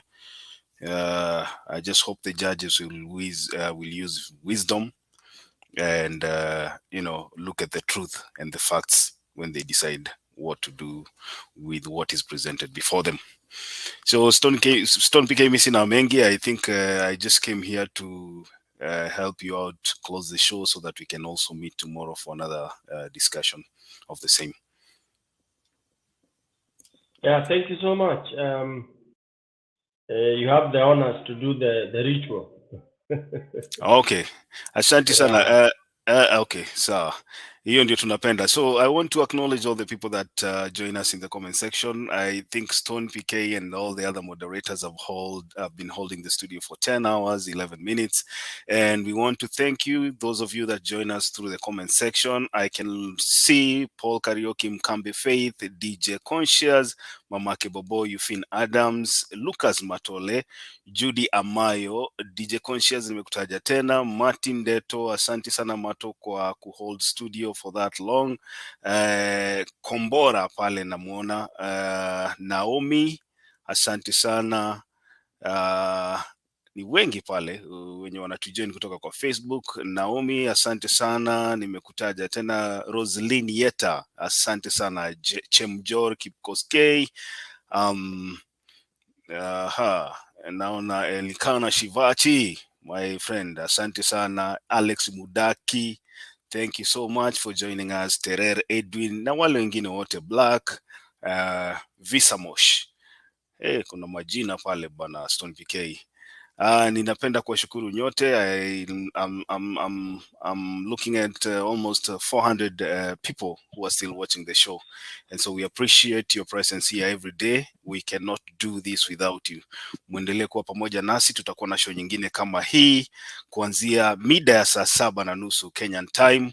Kwa hivyo ukipata nafasi, kutakuwa na link pale kwenye comment section. Just click on that link na utajipata kwa studio. All you need is a working gadget, internet connection, and also Pastor Danny, Father Danny Darius alisema you need a working brain. Without a working brain, hata ukiwa na hizo zingine zote, hakuna kitu utafanya ukiingia studio. So we want to welcome you again. Go to Motembei TV, subscribe and hit the notification button. Ndiyo maana show ikianza utaweza kuwa notified ya kwanza ya kwamba tumeenda live. So asanteni sana. Stone PK, nadhani tutafanya tu kifungu kimoja leo cha wimbo wa taifa kwa Kiswahili. Diane, ninajua uko nje, lakini huwezi kuwa umesahau kukariri kifungu cha kwanza cha wimbo wa taifa kwa Kiswahili. Unaweza? Stanza ya kwanza. Ya kwanza peke yake tu kwa Kiswahili. Okay. Kukariri si kuimba. Kukariri si kuimba? Haya. Kusema, yani kusema tu, usiimbe. Oh my God. Si kukariri ni ngumu. Mimi najua kuimba. Haya, sawa. Kesho tutakupatia nafasi ya kuimba, lakini wacha Stone PK ya tusemee leo. Alafu usikize vile inasemwa. Kesho basi utapata nafasi kama hiyo. Stone PK. Haya, twende kazi. Mungu nguvu yetu, ilete baraka kwetu, haki iwe ngao na mlinzi, na tukae na undugu, amani na uhuru, raha tupate na ustawi. Haya, asante sana Stone PK, asante Diane, we appreciate your presence here. Stone PK, asante kwa kushikilia studio kwa hizo siku zote. We really appreciate your input and we hope moving forward you'll still continue to be a resource to this forum. Asanteni sana, I wish you all the best. Tukutane hapa saa 7:30 Kenyan time. Na wale wote mko kwa studio, asante sana, we wish you all the best. Thank you. Yes, please.